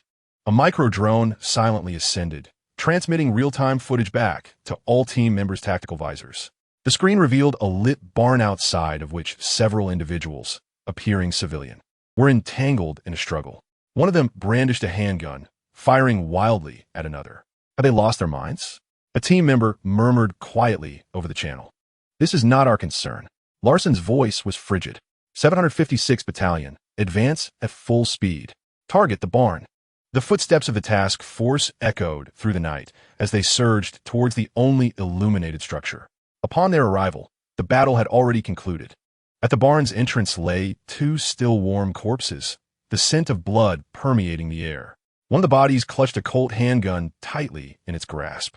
Secure the scene. Check for vital signs. Major Panshur commanded his team to disperse. Report, all deceased. Numerous shell casings and several automatic weapons were discovered on the scene. Civilians? Major Panshur furrowed his brow, sensing an unsettling aura surrounding the situation. Just then, the containment radar, carried by a technician, emitted a series of urgent alarms. Colonel, the technician's voice wavered. High-energy radiation detected. The signal source is inside the barn. It's 096. Colonel Larson's pupils constricted sharply. All personnel, assume combat posture. Chapter 38. Operation to contain 096. The team encircled the barn, preparing the containment equipment. Remember, no matter what occurs, do not remove your visors. The orders were swiftly executed, and the task force members entered a state of heightened alert. The dark muzzles of their weapons were all aimed at the tightly shut barn door. Inside the S.H.I.E.L.D. airborne command ship, the bridge displayed a massive screen, split to showcase drone surveillance footage from various angles. The clearest view depicted the drop hammer task force surrounding the barn.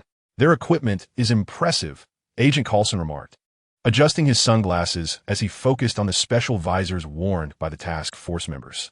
They were not ordinary night vision goggles. The lenses exhibited signs of internal data flow. Nick Fury stood with his hands clasped behind his back. The containment facility always possesses resources beyond our reach. His tone was ambiguous, neither entirely envious nor fearful. Their intelligence sources run deeper than we realize. Pierce, standing beside him, exhibited a glimmer of greed in his eyes. Nick, if we could obtain a photograph of that containment object. He lowered his voice luringly. Just one photograph would allow us to analyze its weaknesses, which is crucial for global security. Nick Fury slowly turned his head, his singular eye coldly fixed on Pierce. Alexander, save your rhetoric. Han Bin is here to contain something. Do you truly believe he would leave such an obvious gap for us to exploit? Trust me, anyone attempting to unveil the true nature of that entity will pay an unbearable price. This is both a warning and a counsel. Pierce's smile faltered momentarily before returning to a facade of warmth. I only consider the greater good, Nick. He ceased further discussion, yet a chilling glimmer flickered deep within his gaze. He discreetly pressed a button on a miniature communicator hidden in his pocket. Hydra, it's time to act. Creaking, the barn door was slowly pushed open by an invisible force from within. A tall, gaunt, pallid humanoid figure appeared at the threshold. It curled its body, arms hugged around its knees, crouching on the ground with its head bowed, obscuring its features. The air around seemed to drain away in that instant. Target has appeared. Larson's voice resonated through the channel, calm and unwavering. Team, execute the encirclement. The 4 team members advanced toward SCP-096 in a semicircular formation, moving with precise tactical steps. Just as they were about to reach the optimal containment position, a mournful wail, as if emanating from the depths of despair, erupted from the throat of the white figure. It began to cover its face with its hands, its body trembling violently. This is bad. A warning bell rang in Larson's mind. It has been triggered. Fall back. Everyone. Retreat. But it was too late. SCP-096 abruptly lifted its head. Although the visor obscured its face, the instant eruption of an indescribable, frenzied aura pierced through all electronic devices, assaulting the nerves of every individual present. One team member, closest to the entity, barely had time to react before being flung away by a fleeting white apparition. His specialized combat suit was effortlessly torn apart as if it were made of paper. Blood stained the night sky. Open fire. Fire at will. Major Panshur bellowed, his rifle unleashing a torrent of lethal fire. Bullets rained down upon SCP-096, yet only sparked insignificant flecks of light, failing to leave even a mark upon its pallid skin. SCP-096 moved with unparalleled speed, transforming into an elusive white lightning within the confined space. With each flicker, another member of the task force fell. The communication channel erupted with screams, shouts, gunfire, and the chilling wail of SCP-096 intermingling in chaos. Colonel Larson gritted his teeth in anguish. He refrained from glancing at his fallen comrades, suppressing his immense sorrow, while meticulously recording the coordinates of each of SCP-096 attacks using the tactical terminal on his wrist. Enough, he hissed under his breath, abruptly tossing his rifle aside. Lowering his head, he fixated on the ground beneath him, stepping forward toward the rampaging white figure. In his hand, he held a specially designed black hood. SCP-096 seemed oblivious to the approach of this lowly ant, its attention solely focused on pursuing those who had glimpsed its visage. 10 meters, 5 meters, 3 meters. Larson could even feel the gust of wind generated by SCP-096 brushing against his cheek. Now was the time. He lunged forward, and in the instant of his fall, he deftly placed the black hood over SCP-096's head. The world fell silent. SCP-096 ceased all movement, standing still like a statue. Larson breathed heavily as he rose from the ground. He slowly raised his hand and removed the special visor that had saved his life. He noticed a somewhat faded photograph lying at the feet of 096. The image depicted an enthusiastic mountaineer atop a snow-capped peak, his face radiating a brilliant smile. In the distant snowy backdrop behind the climber, there existed a nearly indistinguishable pale 4-pixel dot. Thus, the truth dawned upon Larson. He stepped forward, picked up the photograph, and with the hardened knuckles of his tactical gloves, he ruthlessly marred the climber's face beyond recognition. In that very instant, as the photograph was obliterated, the towering white figure of 096 vanished into thin air, as if it had never existed. Major Panshur and the surviving team members gathered around, their faces reflecting a profound sense of relief. Colonel Larson exhaled deeply, a smile finally gracing his features. Into the communicator, he declared, "Heavy hammer calling flagship, 096, containment successful." No sooner had he spoken than a chilling presence surged from behind him. A mournful, stifled sob echoed, alarmingly close, right behind him. The smile on Larson's face instantly froze. A jolt of electricity coursed down his spine, every muscle that had just relaxed tense to its utmost limit. It was no illusion. The sound was indeed from just behind him. He whipped around, his rifle aiming at the source of the noise within half a second. There was no towering white monstrosity, no heart-wrenching scream, only a figure curled upon the ground, one of the surviving team members. The seasoned warrior, now trembling violently as he clutched his head, had succumbed to despair after witnessing the one-sided slaughter. Larson held his gun, his chest heaving heavily. He did not lower his weapon. He merely stood there, ensuring that no further threats loomed. Heavy footsteps approached, gradually closing in as a fully armed reserve task force emerged from the shadows, swiftly taking control of the scene. A medic rushed to the collapsed soldier, gently administering a sedative. Major Panshur approached, one arm hanging limply, clearly broken, yet his other hand still gripped his rifle tightly. "Colonel, it's over," he rasped. Larson slowly, inch by inch, lowered the muzzle of his gun. He surveyed the chaos around him, gazing at comrades who would never rise again. The anticipated relief of survival did not come. Instead, an overwhelming numbness enveloped him. He raised his wrist-mounted tactical terminal once more, and into the communicator with all his strength. He painstakingly reiterated, "Heavy hammer calling flagship, 096, containment operation successful." Chapter 39, not yet finished. Inside the Quinjet of S.H.I.E.L.D. The atmosphere was so tense it felt as though it could drip with moisture.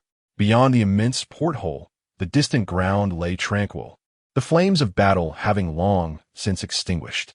Through the high-powered optical lens, every individual within the cabin beheld the harrowing events that had just transpired. They witnessed the terror of that spectral white apparition, saw the operatives fall like wheat before the scythe, and observed Colonel Larson's near-suicidal, heart-stopping final stand. Ultimately, they beheld another team silently emerging, meticulously clearing the battlefield and tending to the wounded. Coulson swallowed hard, his throat constricting as he struggled to articulate something, yet found that any words paled in comparison to such sacrifice. Natasha's fists clenched tightly, an infrequent display of emotion for her. Sky and Melinda's faces drained of color. Nick Fury remained silent, his solitary eye fixed intently on the real-time footage displayed on the screen, watching as those soldiers carefully lifted the bodies of their comrades, tenderly draping them with flags emblazoned with the insignia of their refuge. The entire process unfolded without cries or uproar. He slowly straightened his posture, paying his respects. Nick Fury's voice was low, yet resolute. He raised his hand, performing a standard military salute towards the silent figures on the screen. Coulson, Natasha, Pierce, and all the agents of S.H.I.E.L.D. within the cabin rose in unison, their movements synchronized as they honored those nameless heroes with the utmost reverence. They were the true heroes. Within the cabin of the Command Type 44 Blackfish, the air circulation system emitted a gentle hum. Hanbin reclined in the comfort of the commander's seat, cradling a steaming bowl of instant noodles. Slurping contentedly, he mumbled indistinctly, "Beef noodle soup really packs a punch. These foreigners just don't get it. Cheese pizza can't compare." Just then, a system notification popped up on the virtual screen before him. System notification: anomalous item 096 has been successfully contained. Current status: awaiting transport to designated containment facility. Mission reward: to be settled uniformly after the item is officially cataloged. Hanbin raised an eyebrow and drained the last remnants of broth. "I knew it," he thought, accurately tossing the empty noodle cup into the nearby recycling bin. Pending settlement. I'm not unfamiliar with the system's tendencies. This means the ordeal isn't over. I shouldn't rush to pop the champagne just yet. He stretched languidly, his joints cracking in a symphony of pops. Let us see what other surprises await. On the ground, a colossal, specially crafted alloy cage was lowered steadily by the transport aircraft S.H.I.E.L.D. The interior of the cage was adorned with intricate runes and energy conduits, emanating a ghostly blue glow, accompanied by two members of the task force. The figure shrouded in a black hood, designated as 096, gradually approached the confines of its cage. With a resounding thud, the heavy alloy door, measuring half a meter in thickness, slowly closed. Larson stepped forward, meticulously entering a lengthy sequence of intricate passwords on the control panel before pressing his fingerprint. The gravitic field was activated. A deep, resonant hum emanated from the cage as the internal blue light surged momentarily, only to settle back into tranquility. At last, everything seemed to be in place. The transport aircraft's engines commenced their preheating, the colossal rotors stirring up a fierce gust of air. As Larson turned to issue the command for takeoff, a sharp alarm blared from the tactical terminal on his wrist. A panicked voice from the communications channel pierced through. "Colonel, radar alert. Coordinates 7749, bearing 30 degrees northeast, 655 kilometers away. 3 high-speed targets detected approaching. Signal analysis suspects they are 35 Lightning-type fighter jets." In an instant, Larson's heart sank. At such a critical moment, the 35s? Meanwhile, within the 44 Command-type Blackfish, an identical alarm flashed frantically on Hanbin's screen. He gazed at the radar display, observing the 3 rapidly moving red points. Well, it seems fortune favors the bold, he mused. With the 35s dispatched, was this a last-ditch effort by the chaotic splitters to boost their year-end performance, or perhaps a year-end bonus from Hydra? His fingers danced over the console, swiftly connecting to a communications channel. "This is the flagship. Connect me to the Falcon Squadron at the New York Level 5 base. Wake them up. It's time to get to work." A calm, steady voice responded immediately over the channel. "Falcon Squadron received, Commander. We will be airborne in 3 minutes." Leaning back in his chair, Hanbin interlocked his hands behind his head, his tone as relaxed as if he were ordering takeout. "Excellent. Inform those oblivious fellows who truly commands this airspace." Deep beneath New York, at a Level 5 base masquerading as an ordinary commercial building, alarm lights whirled and flashed, casting a red glow upon every resolute face. 6 sleek, entirely black 181 Black Dagger-type fighter jets, exuding a futuristic aesthetic, rested quietly on the catapult track, their cockpit hoods firmly sealed. The engine exhausts glowed ominously red, poised for immediate deployment. On another main runway, 3 modified fighter jets belonging to the Falcon Squadron had already taxied into position for takeoff. "Falcon 1 has received the order, preparing for takeoff." Falcon 2 is ready. Falcon 3 can hardly wait to stretch its wings. As the command tower relayed the instructions, the jet's exhaust erupted with long, searing blue flames. Throttle up. Take off. Amidst the thunderous roar, 3 fighter jets ascended at an astonishing angle, swiftly vanishing into the clouds above. The 3 Chaos Splitter F-35s, in a state of supersonic flight, tore through the clouds, rapidly approaching the containment site. Beneath their fuselages, they bore specialized munitions designed for the destruction of high-value ground targets. Their singular mission: to obliterate the transport aircraft and seize the contained cargo. Simultaneously, within the cockpit of a Quinjet operated by S.H.I.E.L.D, a piercing air defense alarm echoed. Director, 3 unidentified 5th-generation aircraft are rapidly penetrating the no-fly zone. A technician reported loudly. Nick Fury's face darkened, matching the color of his trench coat. F-35s? What is our intelligence department doing? Such a significant target, and only now are we aware? He slammed his fist onto the control panel. Immediately contact the Pentagon to confirm the ownership of these aircraft. It's too late, Director, another analyst exclaimed, pointing at the tactical map, disbelief lacing their voice. Our airspace already has interceptors launched. Wait, I'm scanning the aerial communication signals. My God, they've already engaged. On the screen, the dots representing both enemy and allied forces have become entwined. Nick Fury fixated on the unfamiliar symbols on the screen, those that neither belong to S.H.I.E.L.D, nor the U.S. military, accurately infiltrating the enemy formation. He realized a crucial fact.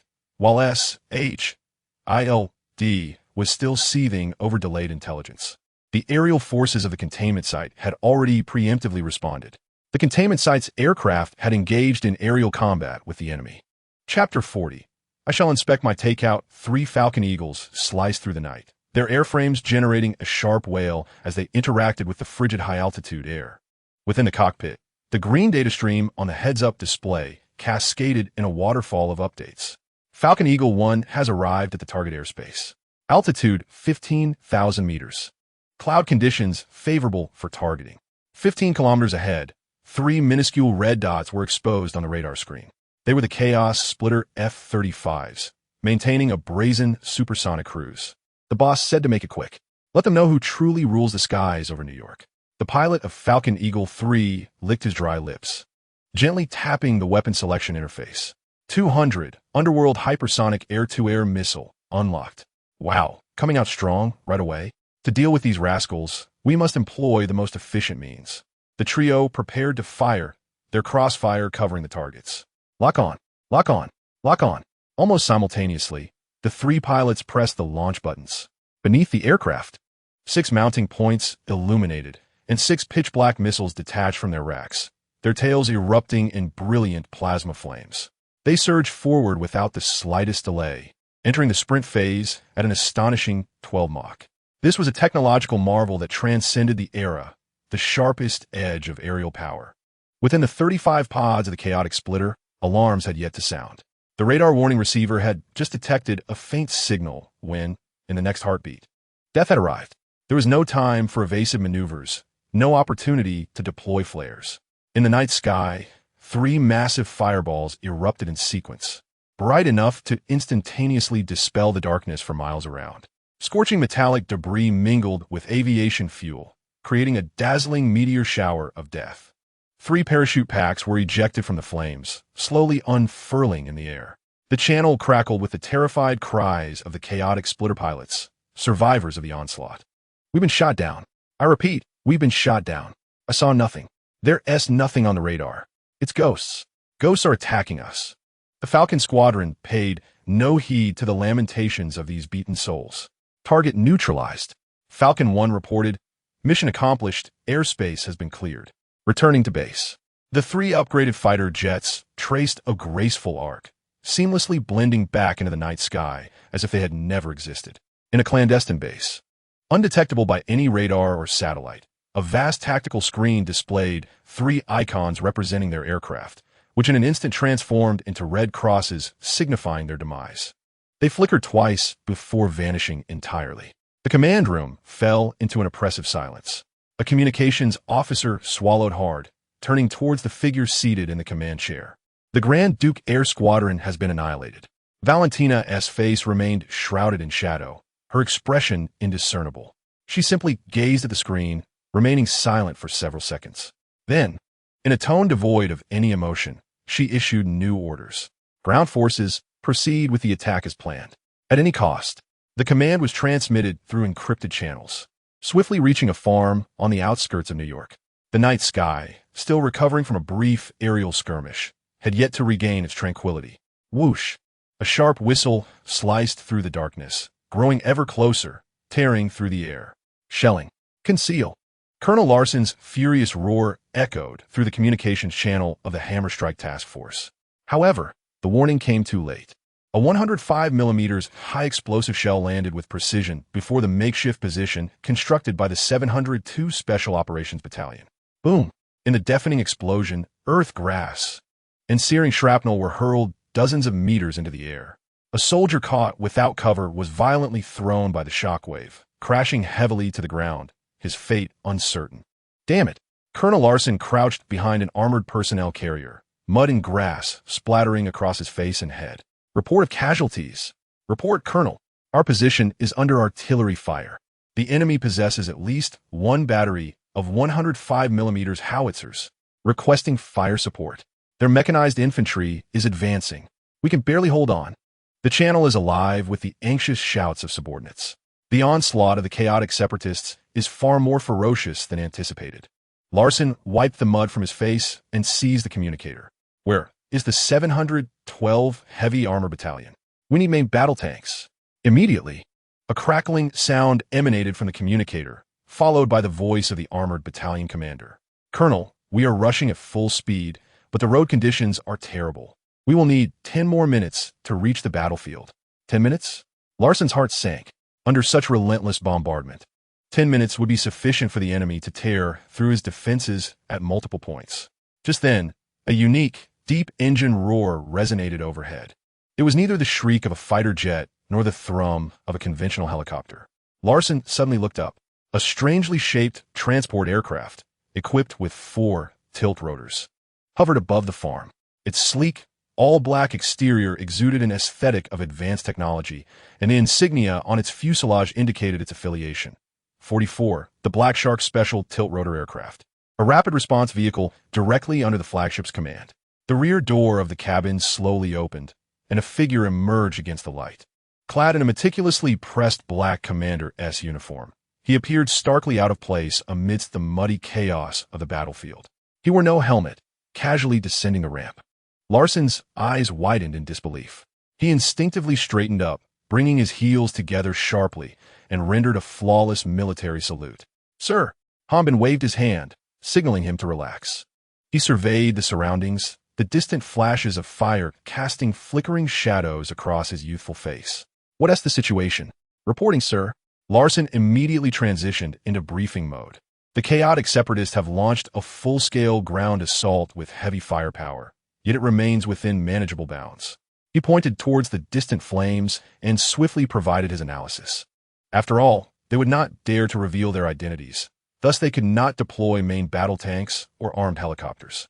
Currently, air superiority is firmly in the grasp of the Falcon, rendering the enemy akin to toothless tigers, intimidating in appearance, but ultimately not fearsome. Larson's tone brimmed with confidence. In his view, as long as they withstand this wave of assault until the heavy armored units arrive, victory would be assured. However, Hanbin merely shook his head gently. He approached Larson and placed a hand on his shoulder. Larson, have you forgotten what our cargo is? Larson was momentarily taken aback. Hanbin's gaze deepened as he stared at the solitary main house at the center of the farm. It is 096. Do you believe that the Chaos Splitters would be satisfied with mere conventional firepower to obtain it? Trust me, their true ace has yet to be revealed. Hanbin's tone was casual, yet the implications of his words sent a chill down Larson's spine. Extraordinary power. That was the nightmare every field operative dreaded facing.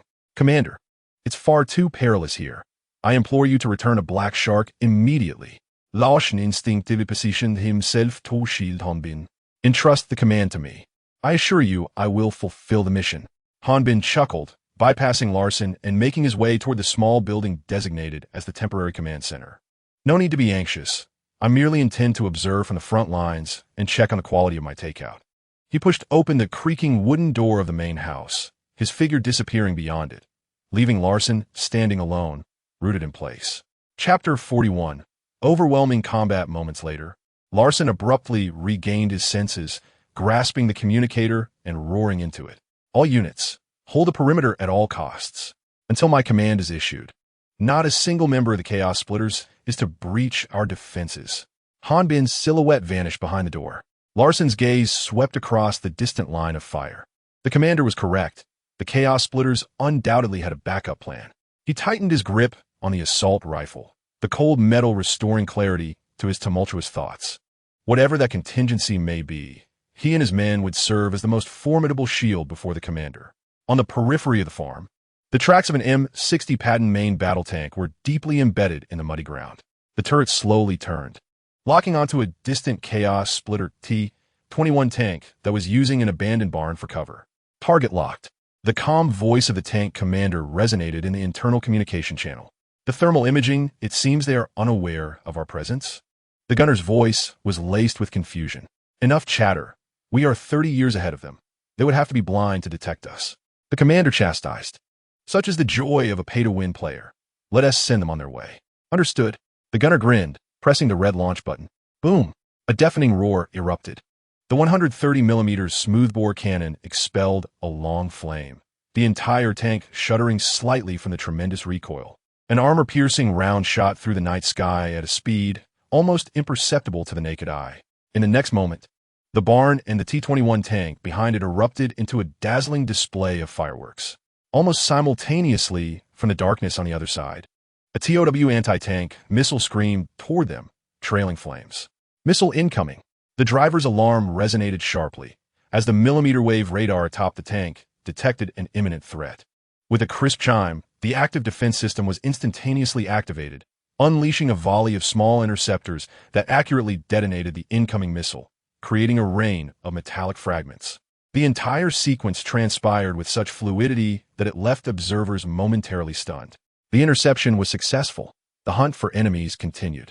This identical scenario unfolded repeatedly across various corners of the battlefield. This was not a contest of equals. It was a one-sided massacre. In less than 10 minutes, the entire armored force deployed by the Chaotic Splitters was decisively eradicated from the battlefield by the 712th Armored Battalion. Reports of success echoed through the communications channel as the 702nd and 703rd Battalions relayed their triumphs. Reporting to the commander, the peripheral enemy forces have been largely eliminated, with 0 casualties on our side. Larson entered the makeshift command center to brief Han Ben on the situation, emphasizing the word 0 with pride barely concealed on his face. Han Ben sat at a weathered wooden table, cradling a porcelain cup filled with tea leaves of uncertain origin, leisurely blowing on the steam. Oh, quite rapid. Indeed, he remarked, taking a sip.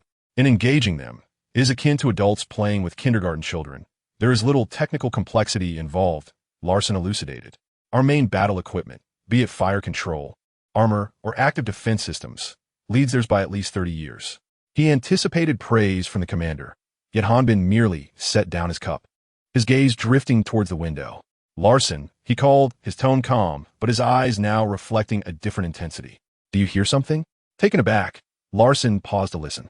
Aside from distant gunfire and the idling engines, the battlefield seemed to have fallen eerily silent. Reporting, Commander, I do not hear anything unusual. Han Bin remained silent, slowly rising to approach the window, staring into the darkened cornfields beyond the farm. Suddenly, an urgent call crackled through the encrypted channel of the 756 Special Operations Battalion. Sentinel 7 calling command. We have encountered an unknown target. Repeat, unknown target. Panic laced the voice. What is happening? Clarify. Larson seized the communicator. They are not human. The speed is too great. A blood-curdling scream abruptly severed the transmission. The static buzz of electricity in the hushed command center became painfully jarring. Larson's complexion turned ashen. Commander. He pivoted sharply, positioning himself protectively behind Han Bin, drawing his sidearm. Quick, protect the commander. He shouted toward the door. The surrounding soldiers swiftly reacted, forming a tight protective circle around the core room of the small building. Every weapon was aimed at the abyss of darkness outside. The air seemed to thicken, and the sound of each heartbeat was distinctly audible. At that moment, a faint scraping noise emanated from the ventilation duct above. The sound was so subtle that it eluded the notice of most, save for Hanbin. Gently, he pushed Larson aside and, without even glancing upward, casually raised his hand. A futuristic silver handgun appeared in his grasp as if by magic. Bang! A sharp gunshot rang out, and the bullet accurately pierced the ceiling. A shadowy figure, accompanied by splintered wood and plaster dust, descended heavily to the ground. It was a creature never before witnessed, a monstrosity with insect-like appendages, yet possessing a bizarre muscular texture. Its maw, lined with jagged teeth, remained agape, and a drop of dark green blood seeped slowly from the bullet hole in its forehead. A stealth creature, TSK, the lowest tier of its kind, Hanbin remarked disdainfully as he puffed away the smoke from the gun's muzzle. Biological weaponry. Larson gazed at the creature's lifeless body. Struggling to articulate the term, beads of cold sweat forming on his brow. This was the ace up the sleeve of the Chaos Splitters. Just as the crowd remained in shock, a woman's voice echoed through a loudspeaker from distance. Commander Hanbin, I have long admired your reputation. My name is Valentina. It is a pleasure to meet you. The gathered soldiers turned to the source of the voice, spotting a woman clad in red combat gear atop a ruined signal tower in the distance. She bore no protective gear, her golden hair flowing in the night breeze. I must admit, your conventional forces have indeed exceeded my expectations, Valentina continued, her tone imbued with an air of arrogance, as though victory were already assured. However, the paradigm of warfare is long overdue for transformation. As her words lingered in the air, pairs of crimson eyes ignited in the surrounding darkness. 1, 10, 100. Countless enormous shadows rose from the cornfields, from the ruins, from the shrouded corners. They stood between 3 and 4.5 meters tall, with 4 robust limbs. Yet their upper bodies bore a resemblance to that of humans, claws glinting ominously in the flickering firelight. Hundreds of such creatures encircled the entire farm, and the color drained from the soldiers' faces, their hands trembling uncontrollably around their weapons. A palpable atmosphere of despair began to spread. Now, do you still believe those tin cans of yours are of any use? Valentina spread her arms wide. Surrender, Hanbin. Hand over 096. And I can assure you and your soldiers a swifter end. Larson's heart sank to the depths of despair. He understood that, faced with such a multitude of biological weapons, their defenses would be shredded in an instant. Yet, behind him, Hanbin let out a light chuckle. Is this all? I expected you Chaos Splitters to have something grand up your sleeve, but this paltry stock is all you managed? Valentina, was it? Your combat prowess leaves much to be desired. The smile on Valentina's face atop the signal tower froze. Hanbin paid her no mind and simply lifted his gaze towards the empty night sky, calling out, Your takeout has arrived. Let us verify the goods. Chapter 42. Is it already time to kneel? No sooner had he spoken than a silver streak of light fell vertically from the pitch-black heavens. The figure descended with such speed that it left only an afterimage, tracing a graceful arc in mid-air before silently landing before the largest of the monsters. It was a girl clad in a black Gothic dress, silver hair framing her face, her eyes obscured by tactical goggles. She was too, wielding a glimmering blade that sparkled with a cold light. The creature seemed momentarily bewildered, lowering its head to curiously scrutinize the diminutive human before it. In the next instant, the flash of the blade glimmered. Tu's figure had already appeared behind the monster, slowly sheathing her knife. The colossal beast stood frozen, motionless. Moments later, a thin line of crimson began to stretch from its crown down to its groin. Its massive form silently split in two. Be careful, it's an artificial human. Valentina's horrified voice echoed through the loudspeaker, filled with disbelief and a shrill cry. Colonel Larson's mouth hung slightly agape. He had already braced himself for the worst. He was prepared to order all his team members to sacrifice their lives to buy Commander Han even a moment for retreat, even if it was just a single second. He had even contemplated his epitaph. But now, as he gazed upon that shadowy figure and then at the precisely severed monster carcass on the ground, the cut as smooth as a mirror, he understood. This was the Commander-S trump card. This was the true might of the sanctuary. Larson swallowed hard, his throat constricting. Suddenly, He grasped why Commander Han Bin had remained so composed throughout the ordeal, even taking the time to mock the enemy's lackluster entrance. It turned out the jester was none other than himself. No, it was the enemy. Atop the signal tower, Valentina's face had turned as pale as a sheet. For this operation, to capture Han Bin, the highest commander of the sanctuary, the Chaos Splitters had paid an unfathomable price. Intelligence infiltration, resource mobilization, and even the reckless exposure of the Reaper, a clandestine biological weapon project. She believed she had the upper hand, even beginning to envision how to manipulate the illustrious Commander Han Bin, extracting every secret from his lips regarding the containment facility. Yet, reality delivered a resounding slap to her face. The artificial combat unit, once deemed a mere theoretical construct, now stood before her, a living testament to its existence. Its displayed combat prowess transcended her comprehension entirely. This was a conflict on an entirely different plane. Ms. Valentina, do not linger. It is your turn to make a move. Or do you possess such meager resources? Should they dwindle, I may have to clear the field. Clear the field. Such a menacing phrase. Han Bin averted his gaze from her, issuing a command to the imposing silhouette standing still. Kill without mercy. The commander and those who surrender may be spared. A response came through the miniature communicator nestled within the tactical scope. In the next moment, the pale blue data stream on her tactical visor was abruptly overshadowed by crimson characters. Executioner Unit. Their true designation was the Punisher. Their existence was not for combat, but for the eradication of all targets deemed threats, whether foes or allies alike. Fire! Fire! Eliminate her! The soldiers of the chaotic splitters, finally snapping out of their shock, were driven by fear to pull the trigger. Dozens of fiery tongues of flame tore through the night sky. A torrential downpour of bullets aimed at the diminutive form of Unit 2. However, she moved. Instead of retreating, she surged forward into the hail of gunfire. Clang! A crisp sound resonated as she drew another katana from her back. The White Pact, the White Covenant. With dual blades in hand, her figure blurred, leaving behind only an afterimage, as the twin swords danced to create a shimmering curtain of silver light. The clanging of metal rang out in a symphony. Every single bullet was accurately parried, sent flying away. Sparks erupted around her, yet not even the hem of her skirt was grazed. A Reaper roared as it lunged from the side, its razor-sharp claws aimed at her head. Without a glance, she elegantly sidestepped, her long legs, clad in black stockings and high-heeled combat boots, executed a kick at an astonishing angle. Boom! A resounding thud echoed as her foot struck the Reaper's jaw with a force that lifted its massive body off the ground.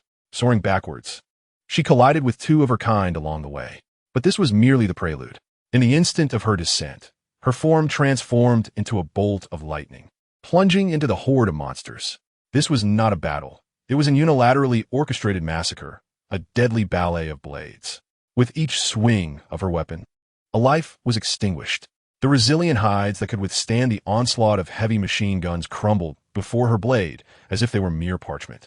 Claws, fangs, and massive physiques became laughable in the face of her unparalleled speed and skill. In the span of just a few breaths, 7 or 8 creatures lay slaughtered.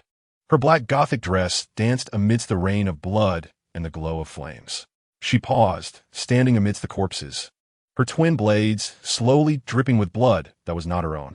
The battlefield fell into an abyss of silence, save for the distant, restless growls of the remaining predators in the untouched cornfield. Atop the signal tower, Valentina gazed through her binoculars at this hellish scene, her body shaking uncontrollably. Beside her, her aide, Leah, trembled so violently that she struggled to steady her sniper rifle. Despair washed over Valentina as the realization dawned upon her. Resistance was utterly futile. A long, weary sigh escaped her lips as she reached out to press down on the barrel of Leah's raised weapon. Leah put down the gun.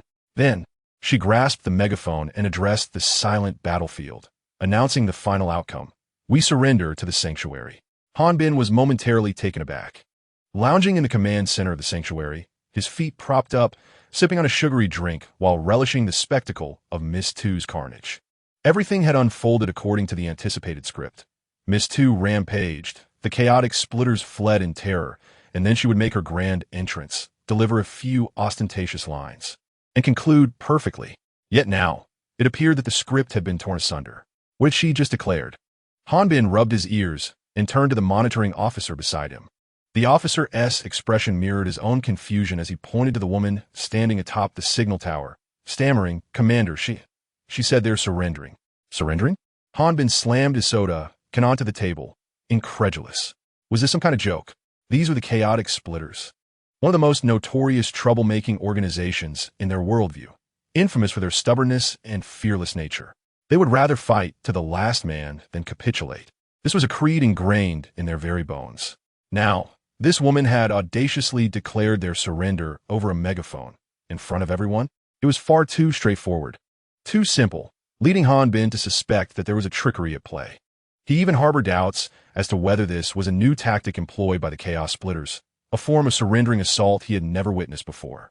Yet, the scene on the battlefield conveyed an undeniable truth. This was all real. Chapter 43. A War Without Hope with Valentina's command issued. The surviving soldiers of the Chaos Splitters discarded their weapons. The clattering of firearms falling to the ground resonated sharply in the eerie silence of the battlefield. On their faces, there was neither resentment nor anger, only a profound sense of relief at having survived. Valentina stood atop a towering signal tower, the evening breeze playfully tousling her burgundy locks. Her expression was eerily calm, too serene to be normal. Only she knew the tumultuous humiliation and helplessness that lay beneath that facade of tranquility. 15 minutes, a mere quarter of an hour, from a moment the being known as the two entered the battlefield to her declaration of surrender, her most elite biological weaponry unit, comprised of 120 Reapers, had been utterly decimated. The elite Chaos Stealth Squad she had once taken pride in had suffered losses exceeding 50%. The remaining conventional forces, having witnessed the one-sided massacre, had completely lost their will to fight. Resistance? What could they use to resist? Could mere flesh and blood stand against that silver specter, capable of slicing through bullets? Valentina's thoughts drifted back many years to a stormy night. She was then a Viper of Hydra, the fearsome Madam Hydra. It was then that the man wielding the shield appeared. The vast empire that Hydra had cultivated for decades crumbled under his leadership. She was discarded by her most trusted organization like a pawn. That sense of powerlessness, that despair of knowing no struggle could alter the outcome, was something she believed she would only experience once in her lifetime.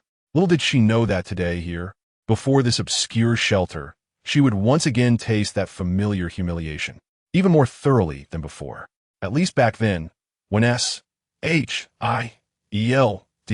dismantled Hydra, they employed forces from around the globe and waged a war. Yet here, this mere shelter had dispatched only one individual, one android. With that singular entity, her army, her pride, her everything had been crushed to dust. The tip of the iceberg. Those four words lingered in Valentina's mind.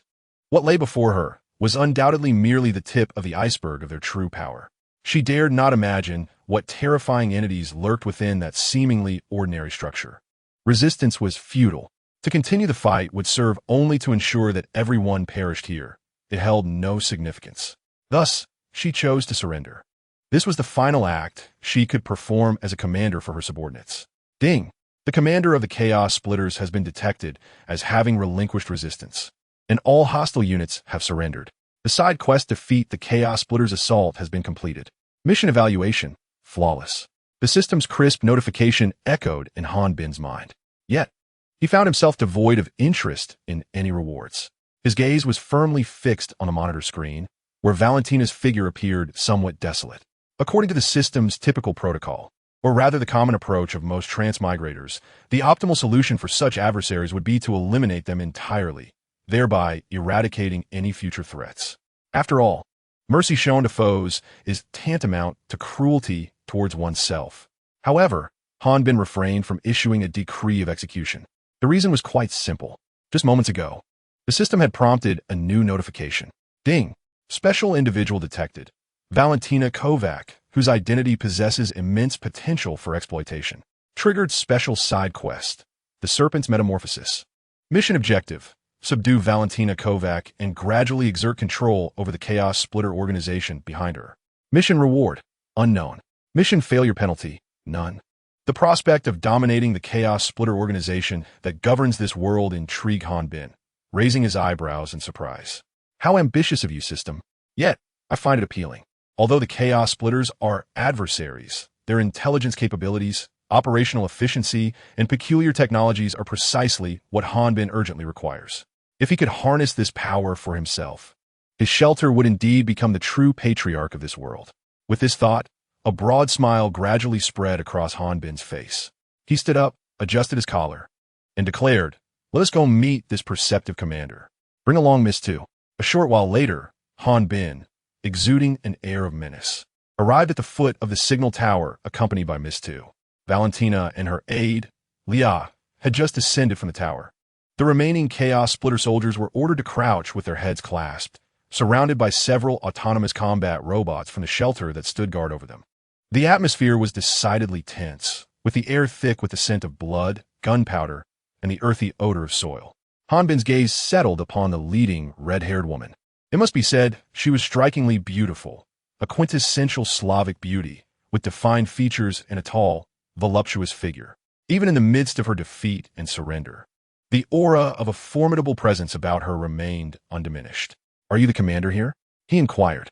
"As you can see," she replied, shrugging her shoulders. Hanbin offered what he believed to be a congenial smile. "You have made a wise decision." Valentina, however, dismissed his banter, merely observing him in silence. "We surrender, hoping you will grant us the treatment befitting prisoners of war. Rest assured, we are a legitimate organization, not savages." Hanbin waved his hand and, with a curious demeanor, inquired, "What is your name?" Valentina paused for a moment, seemingly grappling with her thoughts. Eventually, she spoke slowly, "Valentina Kovac." After a brief hesitation, she added, "Before joining the Chaos Disciples, some refer to me as Viper. Others call me the Lady of the Hydra." The smile on Hanbin's face instantly froze. "What? Viper? Lady of the Hydra?" Images of a seductive villain clad in a green bodysuit, proclaiming the Hydra's supremacy, filled his mind.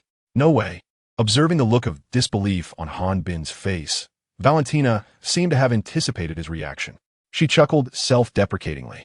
"It appears you have heard of that long-extinct organization. I was merely one of its many failures. Subsequently, I was recruited by the Chaos Disciples and became one of them." Just then, a tremendous roar echoed from the horizon. 3 pitch-black, futuristic-looking 44 Black Hawk tilt-rotor transport aircraft hovered above the battlefield. The powerful gust sent dust swirling across the ground. The cabin doors slid open, revealing a squad of fully armed operatives clad in black combat attire and tactical helmets. They swiftly descended to the ground using tactical ropes. Their movements were crisp and coordinated, and in no time, they had secured all the surrendering soldiers. Valentina observed the scene, her eyes reflecting a mix of emotions. The caliber of equipment and the quality of soldiers confirmed her suspicions. One of the operatives approached Hanbin and saluted. "Commander, all prisoners of war have been secured. Please provide further instructions. Take them back and separate them for detention." Hanbin nodded, then turned his gaze to Valentina. "As for you, Ms. Kovac, you shall share the same aircraft with me." Chapter 44. You're not of this world. Valentina offered no resistance, merely nodding in quiet acceptance. She understood that she was the most prized trophy in their eyes. Accompanied by 2 operatives, she and Hanbin entered one of the 44's cabins in succession. Inside, the roar of the 44 Black Hawk's engines reverberated through the thick walls, creating a heavy atmosphere. Hanbin settled into the plush tactical seat, his body swaying slightly with the aircraft's gentle turbulence. Opposite him sat Valentina Kovac, the fiery-haired woman who had just commanded the battlefield with confidence, now quietly seated with her hands resting on her knees. Her weapon had long been disarmed, yet there were no cold shackles binding her wrists. 2 fully armed task force members stood vigilantly at her sides. Beside Hanbin stood the equally silent Miss Tu, cradling a white blade as she leaned quietly against the bulkhead, her blindfold concealing all her emotions. However, an intangible aura permeated the cabin, rendering the air somewhat stagnant. Hanbin appeared outwardly calm and composed, exuding the demeanor of a victor. Yet internally, he berated the system 1,000 times over. The plan had been utterly disrupted. His original script was to lure the serpent from its den. He had anticipated that the Chaos Splitter would reveal its hidden treasures, allowing Miss Tu to unleash her unparalleled prowess and sweep them away in one fell swoop. At that point, he envisioned a bountiful reward from the system, experience points, accolades, and equipment in abundance. It was to be nothing short of perfection.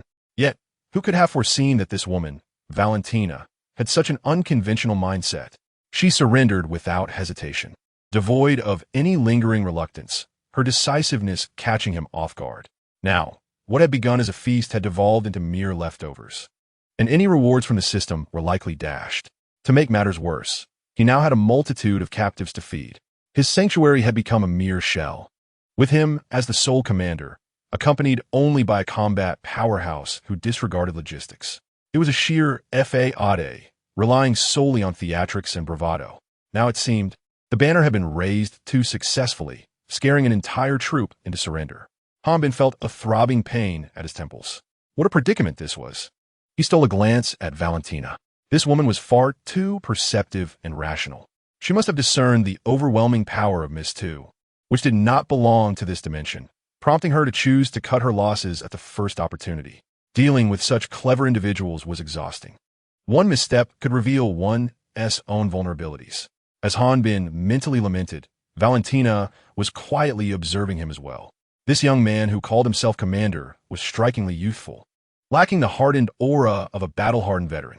Instead, he exuded a sense of detached ease, as if the recently concluded fierce battle was merely a game he could have ended at will. Valentina's gaze shifted to Miss Two beside him, a figure both exquisitely doll-like and godlike in her strength. She found it incomprehensible. What kind of organization could produce combat units of such caliber? And those descending task forces, their equipment and tactical acumen far surpassed any known military organization in this world. Within the Chaos Splitters, a conjecture about the sanctuary had long been circulating.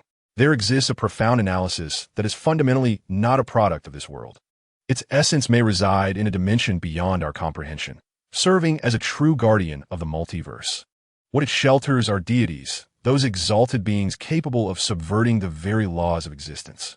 In the face of such entities, even their chaotic adversaries, the Federal Strategic Security Bureau, seemed but inconsequential specks of dust upon the ground. Previously, Valentina scoffed at such notions, firmly believing that this was merely the ruse of a clandestine organization wielding advanced technology. However, after witnessing the power of Entity 2, that once absurd conjecture has transformed into the most rational explanation. She gazed at Hanbin and suddenly spoke. "You do not place handcuffs on me."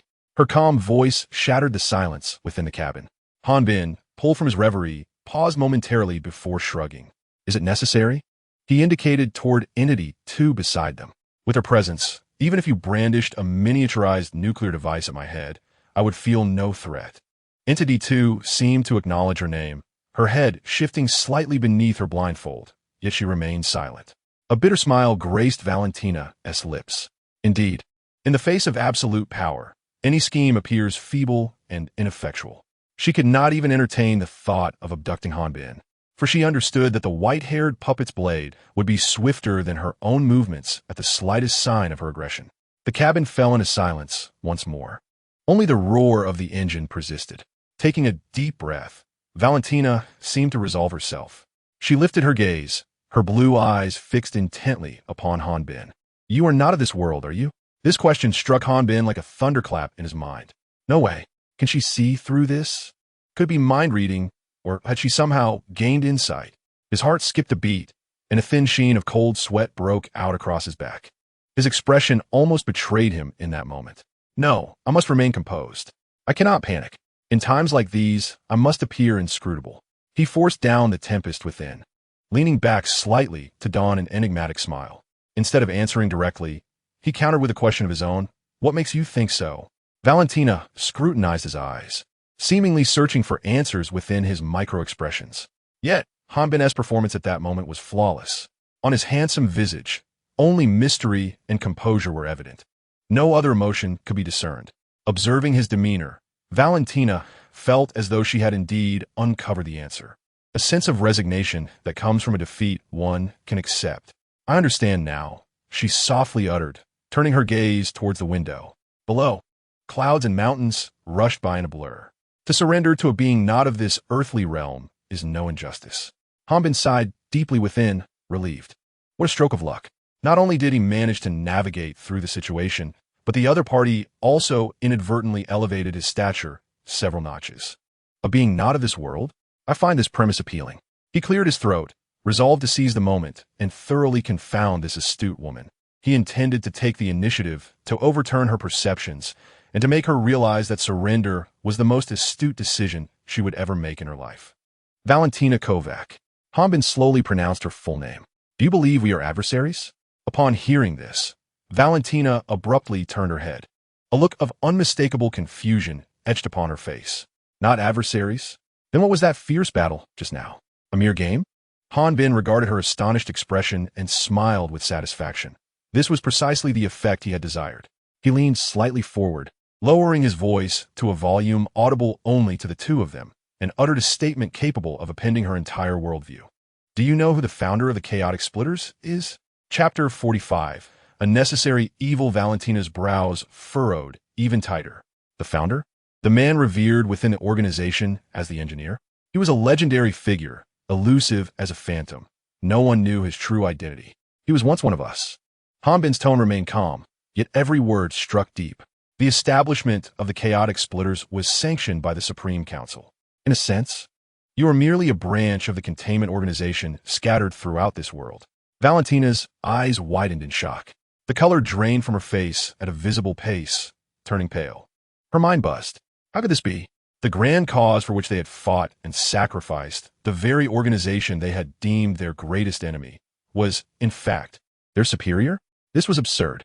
More absurd than believing in the descent of deities. Hanbin observed her shock and disbelief with a growing smile. He leisurely tossed out his final bombshell. Your existence is not meant to subvert, but to test. The Chaotic Splitters are a necessary remedy for the continued functioning of this world. You are the necessary evil. The world spins. No, it is her understanding that is being turned upside down. All that she firmly believed in, the cause to which she dedicated her youth and life. The truth she was willing to betray her past to pursue was utterly shattered in this moment, reduced to mere dust. Was the shelter truly their superior? Was the Chaotic Splitter merely a branch fostered by the shelter? How could this be? It was absolutely inconceivable. Her mentor had taught them countless times that the shelter was a malignant tumor of a world, a cage that imprisoned freedom, the root of all abnormalities. Conversely, the Chaotic Splitter was a revolutionary destined to shatter this cage and restore truth and freedom to the world. Yet now, this man who claimed to be the commander of the shelter calmly informed her that it was all a lie, a complete fabrication woven by the higher-ups themselves. Valentina's breath quickened, her chest heaving violently. She sought to find even the slightest crack in Hanbin's expression, any minuscule twitch of muscle that might betray a lie, any fleeting evasion in his gaze. But there was nothing. He simply sat there, composed, his eyes deep and filled with compassion, as if gazing upon a child who had finally learned the harsh truth. That gaze was more lethal than any words. She began to uncontrollably empathize with the situation. What if she were the highest decision-maker of the shelter, faced with the ceaseless troubles of this world, confronted with the sordid matters that could not be handled openly, faced with necessary evils that required someone to act, yet could leave no official traces? What would she do?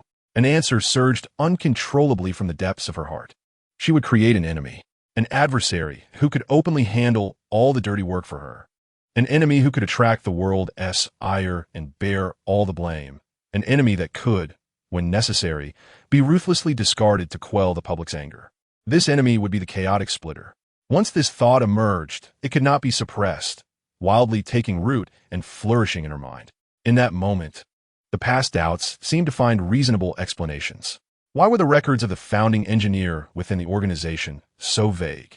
Why could the organization always rise from the ashes under the shelter's onslaught?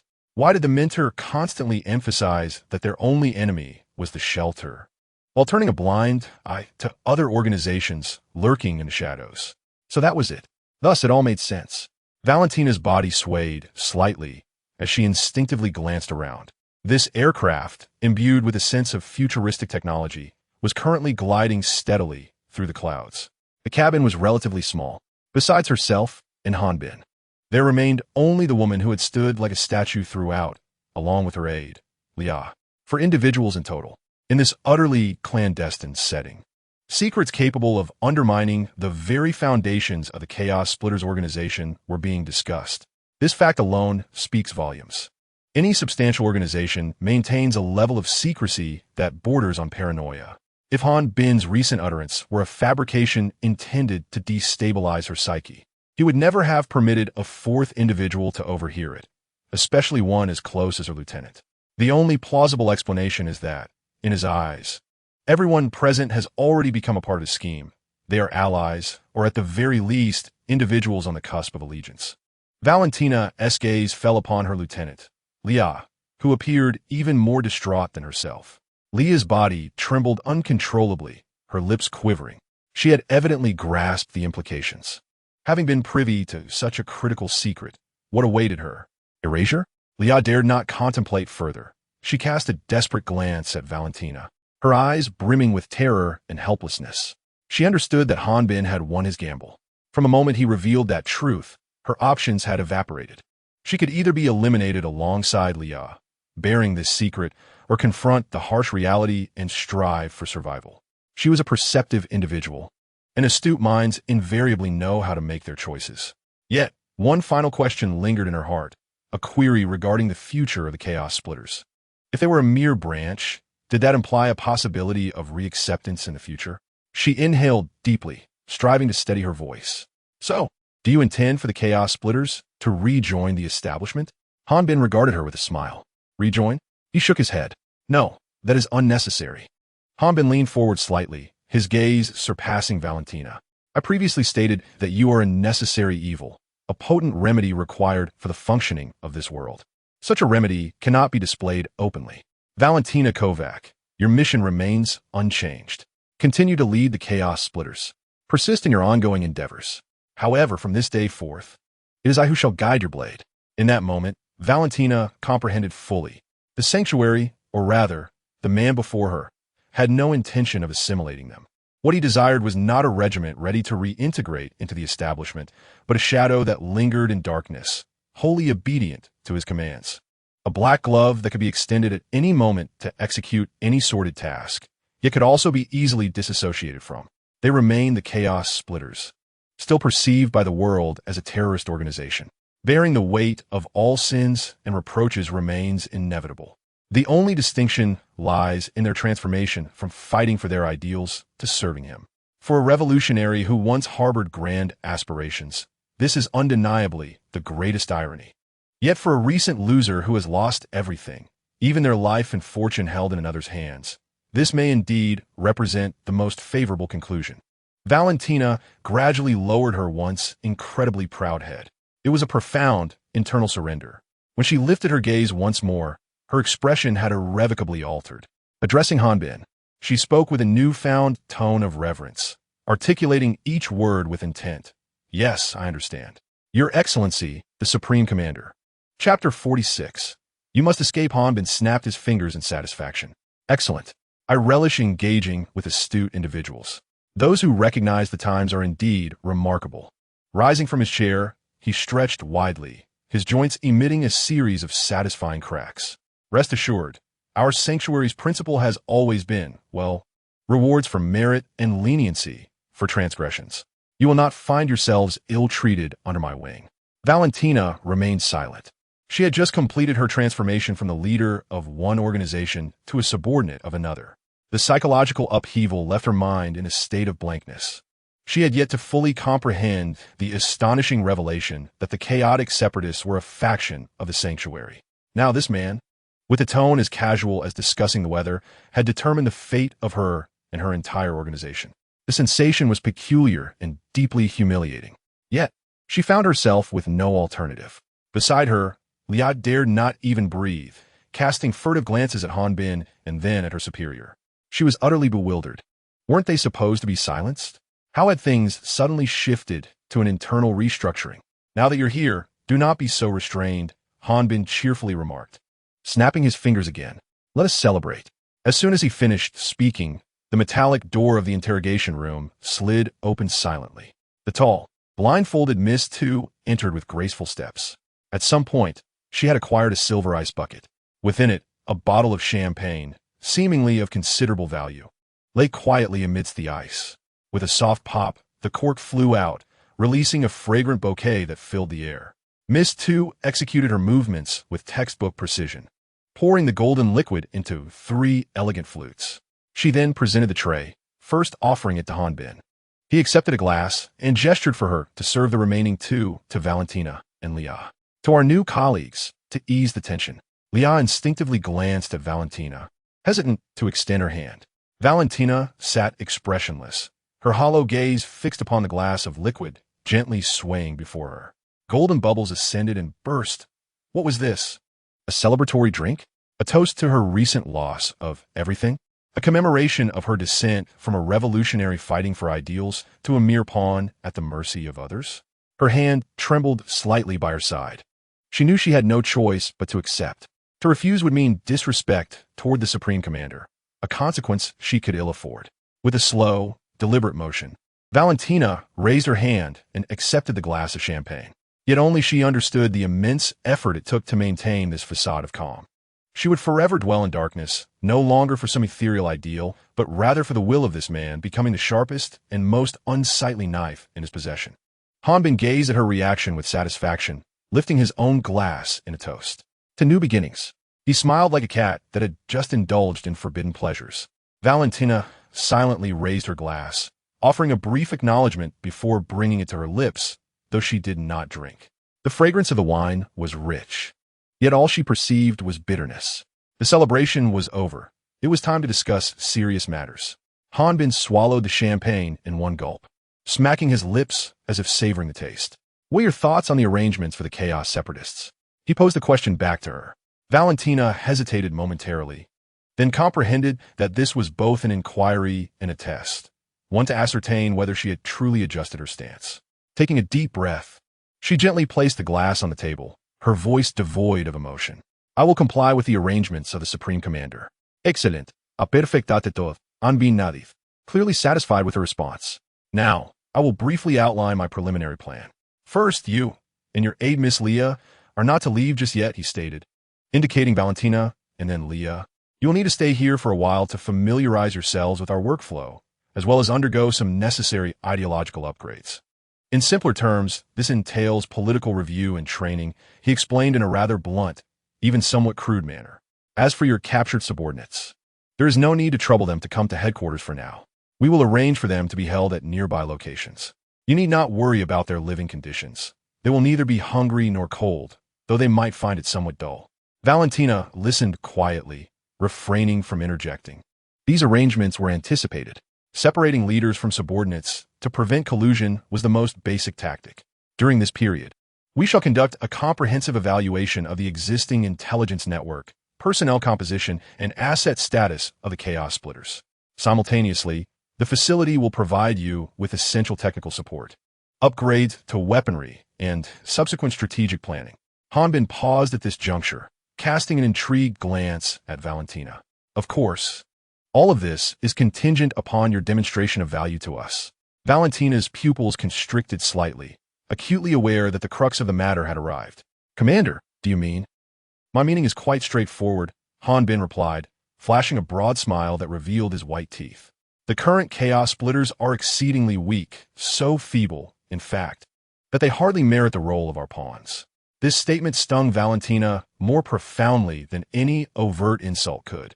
Once, the Chaos Splitters were a formidable organization that caused headaches for the entire world, stealing containment objects, assaulting facility sites, and creating countless disturbances. Yet, in the mouth of this man, they had become mere unworthy weaklings. She found herself unable to counter his assertion, in the face of absolute power. All that they once took pride in appeared utterly ludicrous. Thus, I require you to become stronger, strong enough to instill fear across the globe, strong enough to flawlessly execute any task I assign. Hanbin's gaze sharpened. To this end, I have meticulously crafted a grand spectacle, a magnificent return performance. Valentina held her breath. Next, you will escape from prison. Hanbin's words were astonishing. What? Not only Valentina, but even Leah beside her could not help but exclaim in disbelief. Escape? From this heavily guarded hellish place? How could that be possible? Do not be so astonished. I've already pinned the script. Hanbin waved his hand, signaling for them to regain their composure.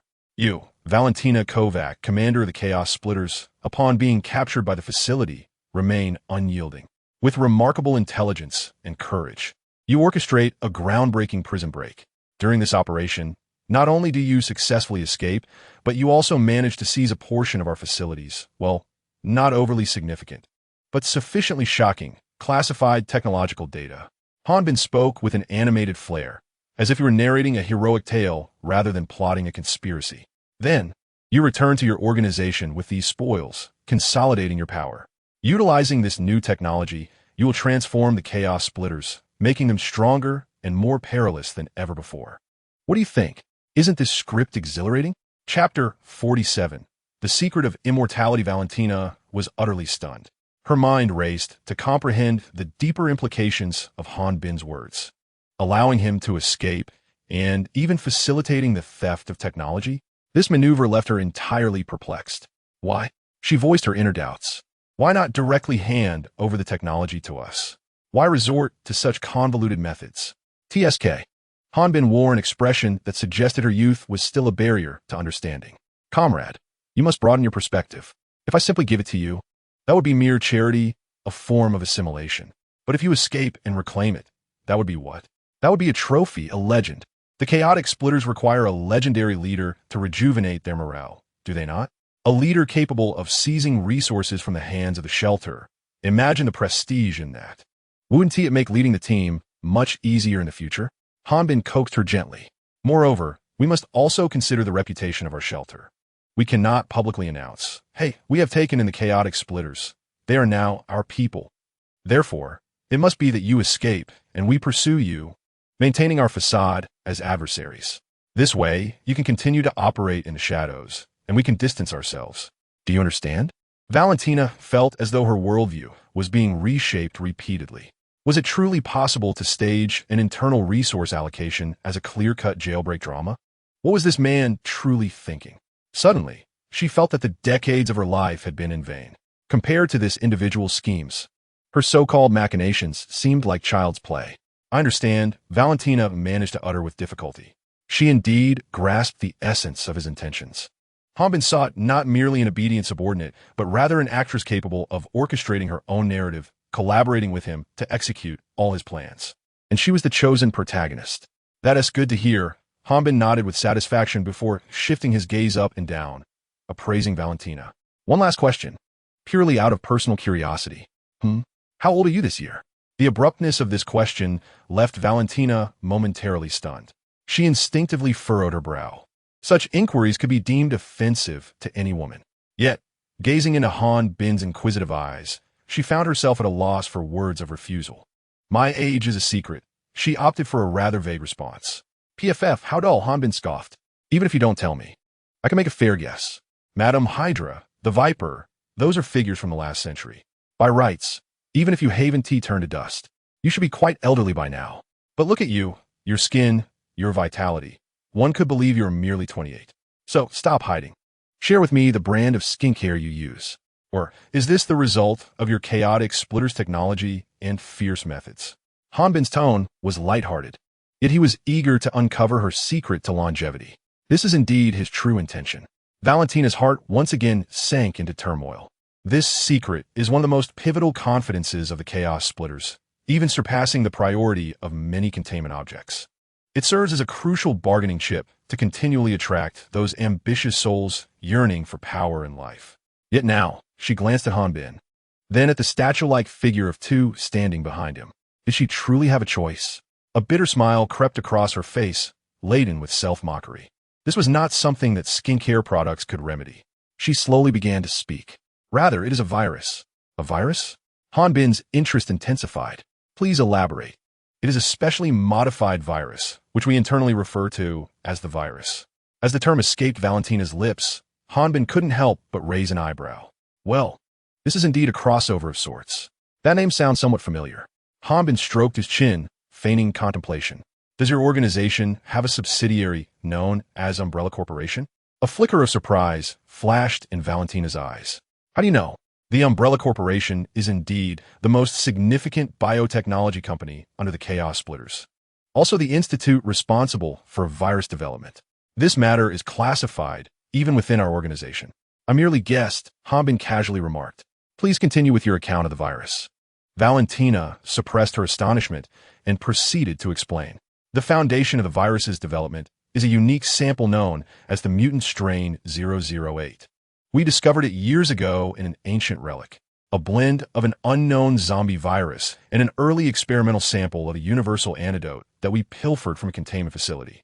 The two elements unexpectedly fused, resulting in a remarkable mutation. The scientists at Umbrella Corporation, building upon this foundation, conducted years of research and ultimately developed the virus.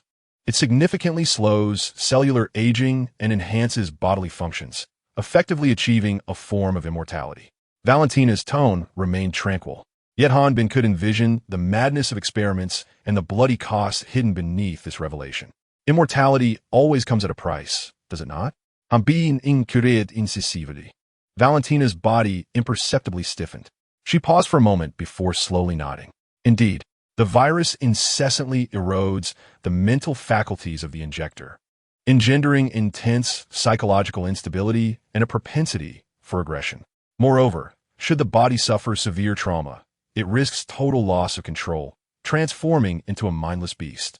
To mitigate these side effects, I must regularly administer a specialized stabilizer. Should this be interrupted, the consequences would be dire. She raised her gaze to meet Han Bin's. This is the secret of my immortality, Your Excellency. A laminable cage, wrought from freedom and reason. She had anticipated witnessing greed or trepidation etched upon Han Bin's visage. Yet, to her surprise, there was none. Han Bin's countenance exuded an unexpected tranquility. Thus, it became clear to her. Han Bin nu did knuving li, embodying a quintessential strategy of combating poison with poison, a scheme of robbing Peter to pay Paul. The technical trajectory had fundamentally deviated from its intended path. He spoke in a tone reminiscent of one evaluating a student's work. Valentina, perplexed, could not decipher his meaning. Han Bin flashed a confident as might, reclining slightly against the back of his chair. This so-called prize could indeed be resolved. She abruptly lifted her head, her eyes ignited with incredulity. Resolved? He claimed it could be resolved. The nightmare that had haunted her for decades. This curse that allowed her to remain eternally youthful while perpetually teetering on the brink of chaos. Could it truly be resolved? In that moment, the future of any organization, the dignity of any individual, was cast aside into oblivion. If Han Bin spoke the truth, it would herald a genuine rebirth for her, a rebirth she had never dared to hope for. Her breath quickened as she fixed her gaze upon Han Bin, her eyes brimming with anticipation and desire. Observing her fervent demeanor, Han Bin recognized that he had firmly secured the final hook.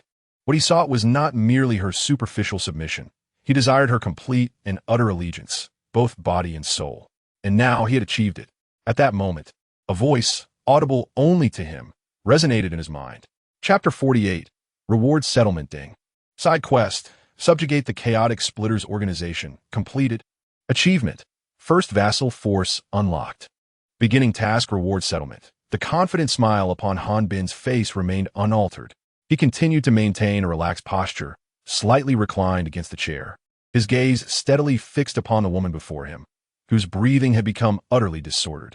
Yet, within his retina, a cascade of azure data streams, visible solely to him, refreshed with the rapidity of a waterfall.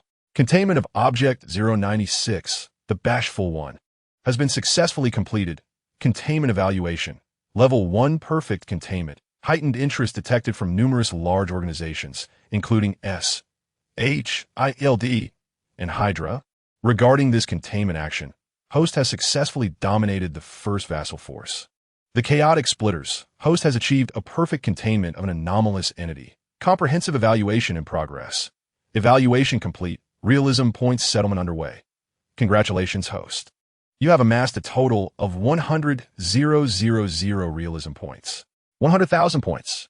The corner of Han Bin's eye twitched imperceptibly. By heavens, he had struck gold. This was indeed a moment of triumph. He forcibly suppressed the urge to rise and perform a display of his third subject skills, striving to maintain the enigmatic persona of a commanding officer. Calm, Han Bin, remain composed. You are the commander of the shelter, the strategist, the puppeteer behind the scenes. A mere 100,000 points of authenticity, nothing more. maintain your poise, exude elegance. In his mind, he fervently constructed a psychological fortress. Yet in the next moment, the system notification refreshed, utterly shattering his fragile mental defenses. Task completion has reached level 1. All loot quality will receive an enhancement. Distributing loot. Congratulations, host. You have acquired Level 1 Legendary Profession Card. Mind Commander Training Manual. Congratulations, host. You have obtained Legendary Combat Vehicle 41, Electronic Battlecraft Fairy Snowwind, along with 3 accompanying drones. Congratulations, host. You have received Rare Item, Watchman's Horn of the Amygdala Steel Legion. The trio of dazzling golden notifications nearly blinded Han Bin's titanium alloy eyes. A legendary profession card? A mind commander? The name alone suggested it was an elite tool for commanding legions and manipulating hearts. A legendary fighter jet? The Fairy Snowwind. And it came with drones. Wasn't this the kind of ace vehicle found only in sci-fi animations? Wouldn't he wreak havoc if he took it out? And what of that Watchman's Horn of the Amygdala Steel Legion? Han Bin's thoughts raced as he swiftly accessed the item description. Watchman's Horn of the Amygdala Steel Legion. Quality. Legendary. Effect. Once a month, blowing this horn summons a legion of 10,000 soldiers from subspace to fight for you. This legion is well-equipped, resolute in spirit, and utterly loyal. Note, for the Emperor, Han Bin felt his breath catch. His mind went blank. 10,000 fiercely loyal soldiers each month? What need was there for containment? Could he not simply march his troops forward and accomplish his goals? What of Hydra? What of S.H.I.E.L.D.? In the face of absolute numbers and firepower, they were but insignificant pests. Exhilarating. Utterly exhilarating. Inside, Han Bin's heart transformed into a joyous ocean, with countless little figures celebrating and dancing.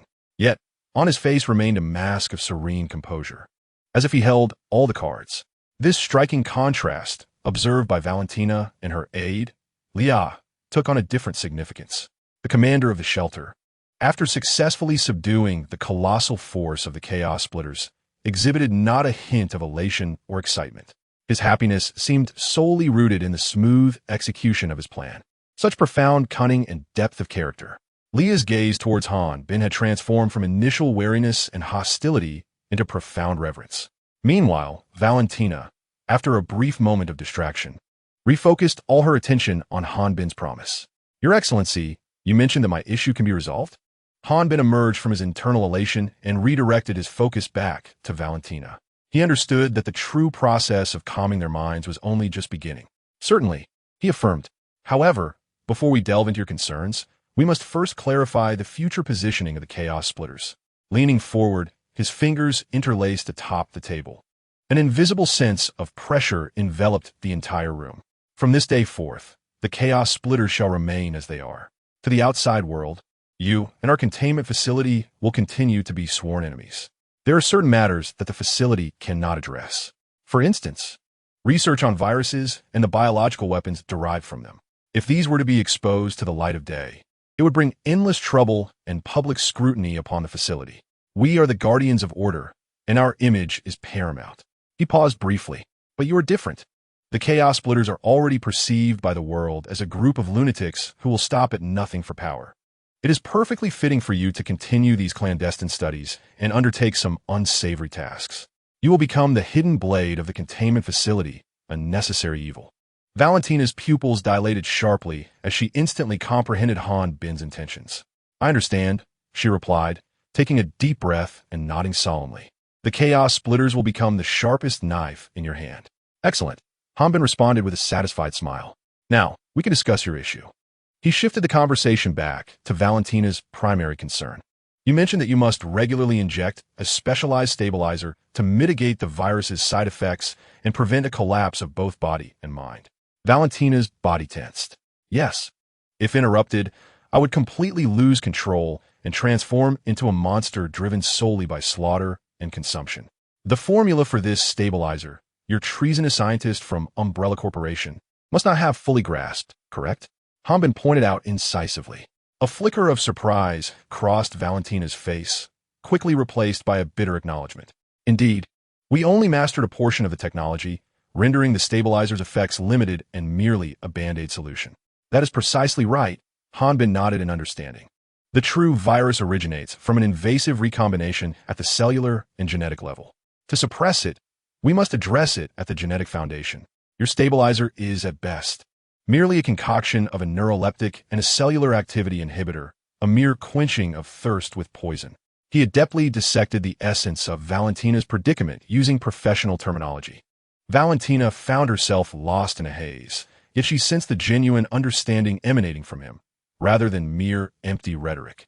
This ignited a fervent hope within her. Our shelter houses a research facility known as Paradise Island. Hanbin gradually unveiled his proposed solution.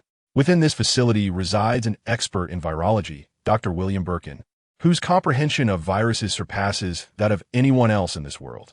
I will arrange for him to tailor a gene repair plan specifically for you, addressing the root of the viral threat to your sanity. Moreover, he can optimize the virus within you, allowing you to retain eternal life and formidable power while entirely freeing you from the burdens of side effects. Chapter 49. When a dog does not seem so shameful, a complete resolution. Retaining power while shedding side effects? This was an outcome so perfect that it felt like a dream she had never dared to envision. Of course, this requires your full cooperation with our research. Hanbin added, I need you to lead the Chaos Splitters in a stable manner, serving our shelter. A commander on the brink of madness is not what I desire. Each of Hanbin's words bore the weight of 1,000 pounds. Valentina felt her heart gripped by an invisible hand, nearly ceasing to beat. Complete healing, retaining power, freeing oneself from side effects. These three phrases stirred tumultuous waves within her mind. For decades, she had lived as a bomb poised to detonate, oscillating between lucidity and madness. The stabilizer was both her lifeline and the shackles of poison that bound her. She had never imagined that one day she could entirely break free from these chains. Yet now, this man, in a tone almost devoid of embellishment, had promised her this longed-for future. Valentina's lips trembled slightly, her throat parched, rendering her unable to utter a single syllable. What do you not believe? Hanbin discerned her doubts, a playful smile gracing his lips. Without further elaboration, he stood, smoothing out non-existent wrinkles in his collar. Follow me. I shall show you something. With that, he stepped forward, heading towards the cabin's exit. Valentina paused momentarily, then suddenly regained her composure. Taking a deep breath to quell the tumult of emotions within her, she swiftly followed. Regardless of its veracity, this was her only hope. She had to grasp it. The two moved in tandem through the long metallic corridor, flanked by transparent reinforced glass, revealing vast experimental zones and production workshops beyond. Countless researchers and engineers clad in white uniforms busily navigated through the expansive facility, where towering robotic arms operated with precision and efficiency. Everything here was meticulously organized, exuding a cold, aesthetic beauty reflective of futuristic technology. Valentina's gaze swept over the intricate instruments whose names eluded her, leaving her utterly astounded. The secret base of the chaotic splitters, in stark contrast, resembled a primitive tribal cave from the Stone Age. Her previously held pride as a formidable figure was shattered in the face of this mere glimpse of the sanctuary's grandeur. Finally, Hanbin came to a halt before a massive alloy gate, where iris, voice print, and genetic sequence verifications were completed. A chilling electronic voice resonated, welcoming her, esteemed Supreme Commander. Before Valentina lay an expansive and cavernous space, a superhangar capable of accommodating an entire fleet of aircraft. At its center sat an ominously sleek black fighter jet. The moment she laid eyes on the aircraft, her breath caught in her throat, her pupils dilating uncontrollably, filled with an incredulous awe. It was a creation that transcended her understanding, a masterpiece merging the aesthetics of violence with advanced technology. The notion of the sanctuary's subservience seemed almost laughable. Valentina's mind involuntarily conjured this absurd thought. No, it was not servitude. It was the discerning choice of a noble bird seeking a worthy perch.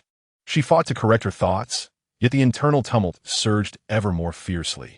She began to feel a sense of relief regarding her prior decision. It was fortunate she had allied herself.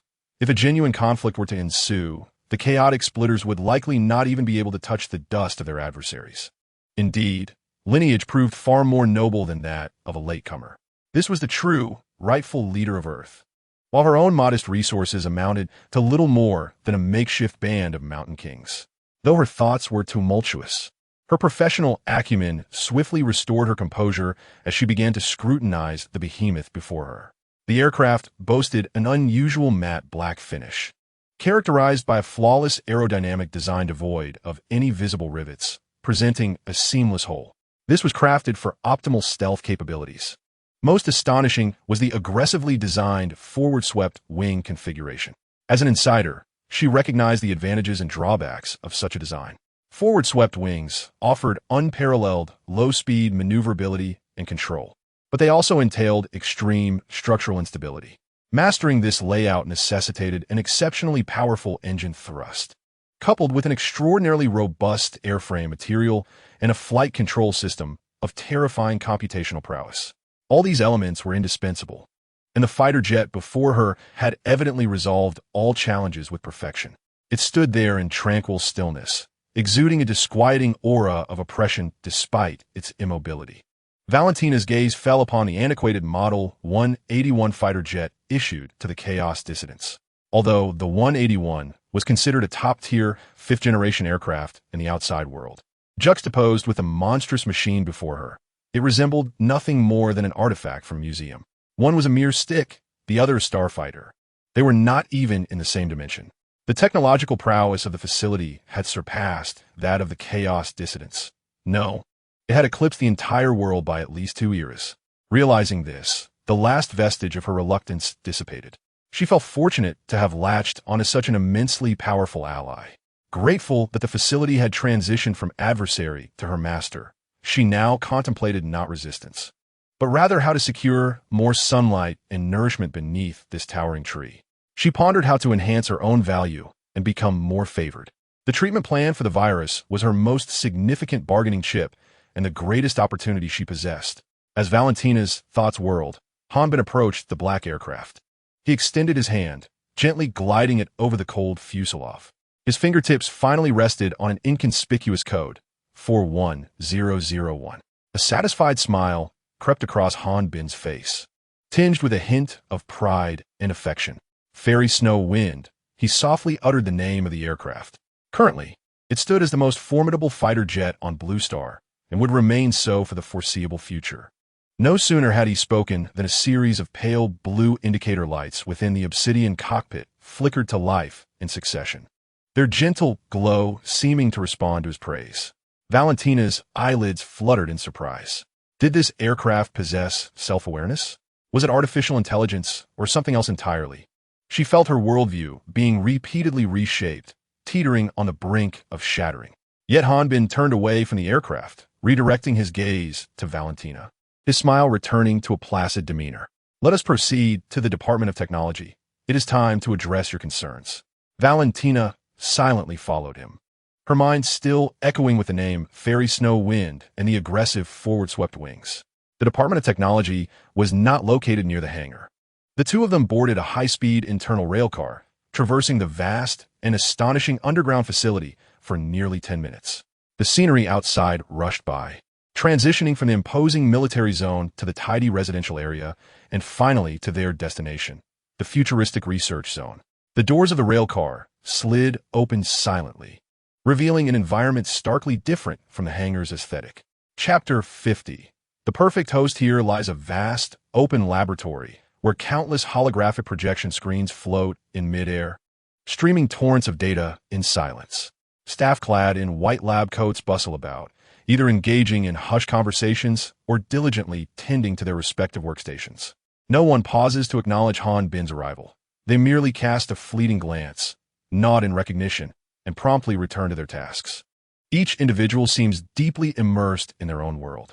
Valentina even observes a researcher holding a steaming cup of coffee, gesturing animatedly at the air while muttering incantations, as a virtual keyboard materializes and dissipates with his movements. Here, Hanbin guides her with familiarity, veering into a secluded area partitioned by translucent glass walls. A bespectacled, refined young assistant, upon spotting Hanbin, promptly sets aside his data tablet and hurries over. "Commander," he greets. Hanbin nods, his gaze sweeping across the experimental zone. "Where is Dr. William?" The assistant's expression betrays a hint of discomfort as he gestures towards the innermost corner with a subtle lift of his chin. The doctor hasn't slept since yesterday afternoon. You might want to brace yourself. Following the assistant's direction, Valentina soon discerns a figure standing before a colossal cylindrical cultivation chamber. Facing away from them, the once pristine white lab coat he wore is now wrinkled and disheveled, marred by several suspicious stains. His hair is unkempt, and a stubbly beard adorns his chin, exuding an aura of frenzied disarray. "Old way," Hanbin calls out. The figure remains unresponsive, fixated on the cultivation chamber, his hands furiously tapping on the control panel. He babbles a rapid-fire sequence of technical jargon that Valentina cannot comprehend. Seemingly accustomed to this, Hanbin strides forward and unceremoniously delivers a slap to the back of the man's head. "Hey, snap back to reality. Don't touch me. My inspiration is on the verge of manifesting, boss." Dr. William whips around, his eyes still glinting with unfocused fervor. Upon recognizing Hanbin, his manic energy slightly subsides. "Boss, you're just in time. Come, behold my masterpiece." He shifts aside, revealing the enormous cultivation chamber behind him, filled with a pale green nutrient solution, within which a towering humanoid figure exceeding 3 meters in height is submerged. It is ensconced in a web of various tubes, its skin an unnatural shade of ashen white, muscles contorted into grotesque shapes. Even with its eyes shut, it exudes an aura of terrifying dominance. The Tyrant Model 103 has completed its preliminary samples. "Doctor."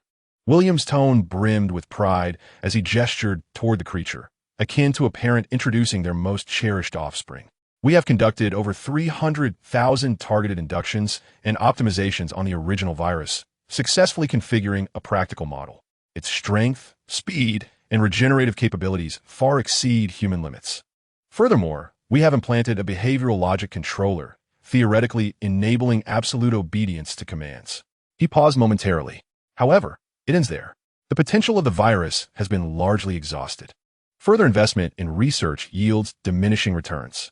Dr. William turned to Hanbin, his tone shifting to one of gravity. "Sir, I recommend we terminate the virus project and redirect all resources and personnel to the development of the virus. The evolutionary potential and uncertainty of the virus are the true realms worthy of our exploration. That is the domain only divinity can touch." "I disagree." A cold voice interrupted Dr. William's impassioned speech. William frowned in displeasure, only then noticing Valentina standing behind Hanbin. He scrutinized her from head to toe. "Who are you? This is a core laboratory. No trespassers allowed." "Dr. William, I believe your judgment regarding the virus is rather hasty." Valentina met his gaze unwaveringly. "The virus may possess greater potential, yet its mutations are chaotic and uncontrollable, resulting only in monstrosities. Conversely, the virus is the only one among all known viruses that can be induced in a controlled manner, utilized for the stable enhancement of the human body." She straightened slightly, an air of authority emanating from her. "Its potential is far from exhausted." Dr. William was momentarily taken aback, then scoffed. "Controllable? Stable?" He pointed at Valentina, speaking bluntly. "Madam, surely you jest? Do you comprehend the stringent requirements the virus imposes on the physical constitution of its host? For an ordinary individual, a staggering 99.9% would devolve into mindless zombies upon injection. Even among the elite who have passed the selection, should they suffer severe injuries in combat, the virus can breach its suppression, causing irreversible, uncontrollable mutations." Dr. William's pace quickened, his gaze sharpening. "The reason you perceive it as stable and controllable is merely because you are a rare, custom virus host. Your body, your genes, are all tailored to adapt to this virus. Naturally, you find it favorable. You are using your singular experience to negate the universal scientific principles." Valentina's expression darkened instantly, a chilling aura of menace emanating from her. The term custom host struck precisely at the deepest pangs of her heart. Dr. William remained oblivious, even leaning forward slightly to adjust his glasses, regarding her with a gaze reserved for rare, experimental specimens. "What's the matter? Have I struck a chord? Let me guess. Your suppressants require regular injections as well? Once they cease, or when your emotions fluctuate dramatically, do you feel as though you are on the verge of losing control over the beast within?" The atmosphere in the laboratory plummeted to a chilling silence. "Enough." Hanbin's voice cut through, soft yet commanding. "Let us all refrain from excessive dialogue." He cast a glance at William. Old Way, this is Ms. Valentina, and she will be one of us from now on. All technical matters and documentation concerning biochemical viruses from the chaotic splitters will be under her purview. She is an expert in this field, and you must regard her opinions with due respect. Dr. William merely pursed his lips and fell silent. Hanbin then turned to Valentina, his expression softening. Do not take offense. Old Way possesses a temperament that fixates solely on research, often disregarding personal interactions. He patted William on the shoulder, redirecting the conversation. Old Way, setting aside your virus for a moment, is there a definitive solution to the potential hazards that concern Ms. Valentina? Upon encountering a professional inquiry, William instantly reverted to his scholarly demeanor. He pondered for a moment, his brow furrowed in concentration. Achieving a comprehensive resolution is challenging. The virus's mutability is ingrained in its genetic code. What we can do is only suppress it, not eradicate it. Unless a fervent glimmer ignited in William's eyes. Unless we discover an entirely new material capable of perfectly neutralizing the virus's invasive properties. He hesitated, his gaze once again fixating on Valentina, her discomfort palpable under his intense scrutiny. Or perhaps we could find a legendary perfect host, a being whose genetics can wholly accommodate, absorb, and even dominate the virus, transforming it into an intrinsic part of itself. In such a case, no suppressants would be necessary. William shook his head, a self-deprecating smile gracing his lips. However, these are merely theoretical musings, akin to searching for a needle in a haystack. A new suppressive material, a perfect host. Valentina listened to William, her thoughts igniting as something within her stirred. She suddenly recalled an intelligence report she had previously overlooked. It was from the chaotic Splitter's Intelligence Department, detailing a lead discovered deep within the Amazon rainforest of South America regarding an exceptionally large and unusual python. Hanbin perceptively noted the shift in her demeanor. The fluctuations in her emotions were far more pronounced than any heart monitor could capture. He silently mused, "What's the matter?" Hanbin's voice, imbued with just the right amount of concern, shattered the stagnant atmosphere within the laboratory. "Madame Valentina, have you had a revelation?" Valentina inhaled deeply, as if to calm the tumult within her soul. She lifted her gaze, directing it past Dr. William, straight into Hanbin's eyes. "Commander Han, I did indeed receive a lead regarding a novel inhibitor material." "Oh." Hanbin's eyebrows shot up in intrigue. This was certainly a serendipitous moment. He gestured for Valentina to continue. Dr. William also perked up, the flames of curiosity rekindled behind his glasses. For a research enthusiast, nothing is more alluring than a completely new and uncharted realm. It is deep within the Amazon rainforest of South America. Valentina began slowly, as if conjuring a distant memory. Our intelligence department stumbled upon traces of a peculiar giant python. A peculiar giant python? Hanbin stroked his chin, images flooding his mind. This narrative sounded hauntingly familiar. Wait a moment. He suddenly slapped his thigh, regarding Valentina with an expression that conveyed, "I've seen the script. In the Amazon rainforest. The peculiar giant python. Does it not also harbor a miraculous flower that grants eternal life? The locals refer to it as the blood orchid." At Hanbin's words, Valentina's complexion shifted dramatically. She abruptly raised her head, her eyes filled with incredulous shock. "How do you know about the blood orchid?" Those three words were among the highest-level secrets of the Chaos Splitter Intelligence Department, outside of her and a select few core members. It was inconceivable that anyone else could be privy to such knowledge. How could Hanbin possibly know? Had the containment facility's intelligence capabilities seeped to such depths? Seeing the look on Valentina's face, as if questioning whether he had surveillance devices on her, Hanbin couldn't help but chuckle. He certainly could not disclose that this was a script he had encountered in a past life. That would be absurd. Ahem. Hanbin cleared his throat, adopting an air of inscrutability. Our facility has its own intelligence channels. You merely need to confirm whether it is true. Valentina scrutinized Hanbin for a long moment, seemingly trying to discern any flaw in his demeanor. Yet Hanbin maintained an unflappable expression, even exuding a calmness that suggested he was well-versed in the essentials. In the end, she slowly nodded. "Yes, our team not only discovered clues regarding the blood orchid, but also located a giant python that had consumed the flower. Furthermore, we have acquired the complete remains of that python, along with samples of the undigested remnants of the blood orchid extracted from its gastric juices." Hiss.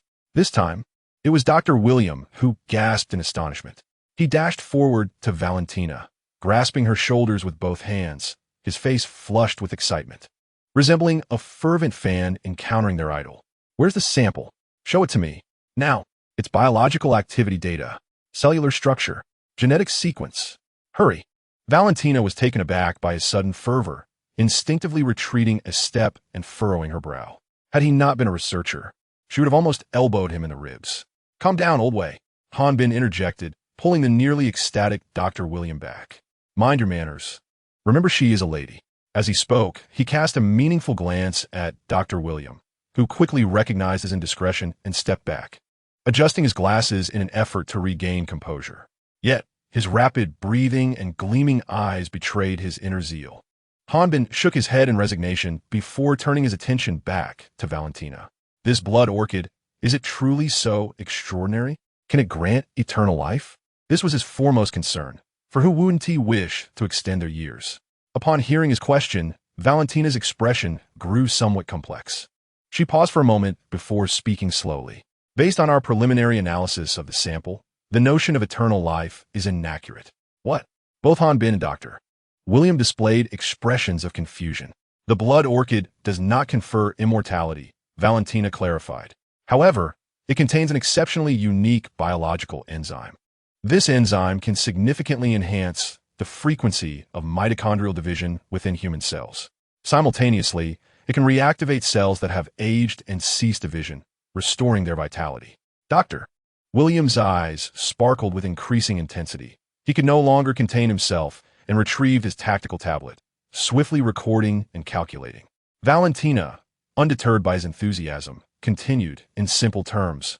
"It cannot grant you eternal life, but it can greatly extend your lifespan. According to our model, if a stable supply of blood orchid can be maintained." She paused, revealing a number that made Han Bin's heart skip a beat. An ordinary person's lifespan could be extended to at least 1,000 years, or even longer. 1,000 years. Han Bin's pupils constricted sharply. Despite his mental preparation, his heart raced uncontrollably upon hearing that precise figure. Perhaps immortality was merely a myth, but a millennium of life was akin to eternity for humanity. If this information were to leak, the world would go mad. What gold or oil, what nuclear weapons or aircraft carriers could compare to the prospect of 1,000 years of life? This was the true elixir of life, a treasure capable of driving anyone to madness, compelling them to vie for it at any cost. Han Bin forcefully suppressed his inner astonishment, inhaling deeply as he fixed his intense gaze upon the doctor. "Old way, I ask you, what is the likelihood of resolving the virus and its uncontrollable threats if we acquire this blood orchid?" Dr. William, without lifting his head, furiously tapped his fingers on the tablet, mumbling to himself. "Mitochondrial division, cell activation. My goodness, this is nothing short of a divine masterpiece. If the data is accurate, this substance is not merely an inhibitor. It is a remodulator. It can genetically reshape the host cell's tolerance and compatibility with the virus." He abruptly raised his head, his eyes sparkling as he regarded Han Bin, as if making a solemn vow. "Commander, not only is there certainty, as long as I am provided with an ample supply of blood orchid samples, I would stake my head on it. Not only can I stabilize the virus, but I could even transform them into a super enhancer that anyone can inject with absolutely no side effects." Good heavens, Han Bin thought to himself, impressed by Old Wei's audacity. His boasting was almost on par with the legendary brush of Ma Yang. However, this also indirectly attested to the value of the blood orchid, capable of rendering a scientist as esteemed as William utterly beside himself. The magnitude of its prowess might indeed surpass even Valentina's exaggerated accounts. Chapter 52. A definitive failure. Han Bin's mind began to race. His gaze returned to Valentina. "Ms. Valentina, I require all available intelligence regarding the blood orchid and that enormous python as detailed as possible. This includes precise coordinates, environmental data, and all operational records of your chaos splitters in that region." Without a moment's hesitation, Valentina replied, "No problem." She immediately nodded. "All the information is with my aide, Leah. I can have her compile the most comprehensive report for you right away." She understood better than anyone that relying solely on her current resources to return to the Amazon rainforest in search of the elusive blood orchid would be akin to chasing a mirage. That rainforest itself was a vast, perilous realm fraught with the unknown, not to mention the terrifyingly colossal python that lurked within. But Hanbin was different. The strength of the sanctuary far surpassed her imagination. Collaborating with Hanbin was her only, and indeed her best, option. Excellent. Hanbin nodded in satisfaction, his expression softening as he regarded Valentina. In exchange, I promise you this. Once we successfully acquire the blood orchid and develop a mature and stable viral technology, the sanctuary will share all technological achievements with you, including Hanbin's gaze lingered meaningfully on her. A complete resolution of the threats within your body. Valentina's body jolted suddenly. She opened her mouth, seemingly on the verge of expressing something, yet ultimately, only 2 words escaped her lips. Thank you. No need to mention it, Hanbin replied, waving his hand with an air of camaraderie. Now that we are allies, your concerns become my own. He shifted the conversation, proposing a suggestion. Before the technology concerning the blood orchid is fully developed, I advise you and your subordinates to remain at our base. Firstly, this place is undoubtedly secure. Secondly, once there is a breakthrough in the technology, you will receive treatment promptly, sparing you from further suffering. This proposition struck a chord with Valentina. Her greatest apprehension at present was the unstable time bomb within her. The prospect of staying here while awaiting a complete cure was indeed most favorable. Very well. She consented without hesitation. Upon seeing her nod, Hanbin's smile broadened. With the agreement reached, the atmosphere in the laboratory grew more relaxed. Valentina suddenly spoke up with a request. Commander Han, may I have the opportunity to tour your research projects? For instance, the Tyrant. Her curiosity about the biological weapons housed in the facility was piqued. Of course, that's no problem at all, Hanbin readily replied. He patted the shoulder of Dr. William, who was still engrossed in merriment with his tablet. Old Way, stop your research for now. Please take Ms. Valentina to explore our local specialties. Additionally, ensure you exchange insights regarding the viral technology. Remember to respect the opinions of the experts. Hanbin emphasized the word respect. Dr. William rolled his eyes, still somewhat reluctant. But upon considering the imminent acquisition of the blood orchid, he nodded.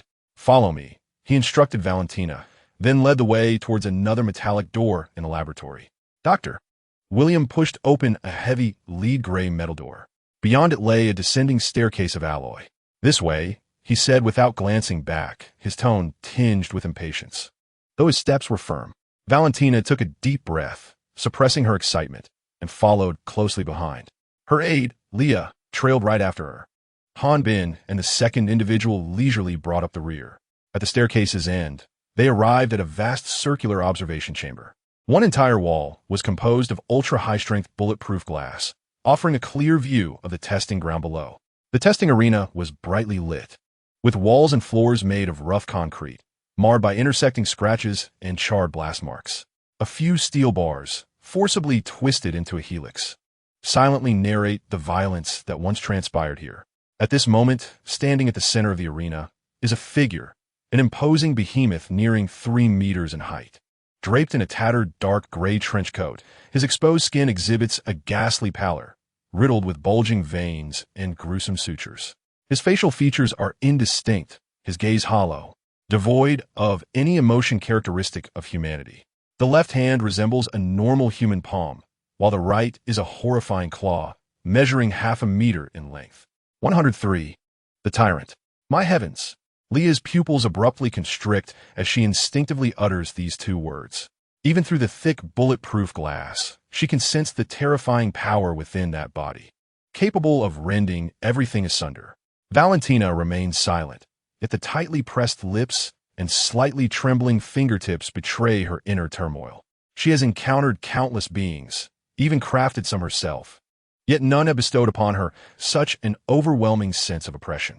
This is no mere biological weapon. It is a veritable killing machine clad in human skin. Testing commence. Dr. William strides toward the control panel, his expression impassive as he presses the communication button. His voice reverberates throughout the testing ground via the loudspeaker. In the next moment, multiple concealed doors along the walls of the testing area simultaneously slide open. A dozen fully armed robots surge forth from the shadows, their specially designed assault rifles at the ready. The barrels instantaneously lock onto the Tyrant at the center of the arena. Rat-a-tat-tat-tat-tat.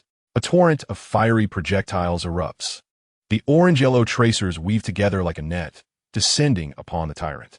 Each bullet possesses the power to penetrate tank armor, yet upon striking the tyrant, they merely emit a flurry of sparks, producing a cacophony of metallic clinks. The bullets fail to breach its flesh, deflected by its resilient exterior. The physical defense is astonishing. A look of horror flashes across Valentina's eyes. This level of defense exceeds her understanding of biological enhancement. The tyrant seems incensed by this barrage. It emits a deep, guttural roar, its massive form exhibiting an agility incongruent with its size as it lunges toward the nearest robot. Each heavy step leaves a shallow imprint upon the ground.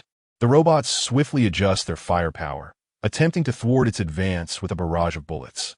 Yet, all efforts prove futile. The tyrant disregards all attacks, brazenly crashing into the formation of robots.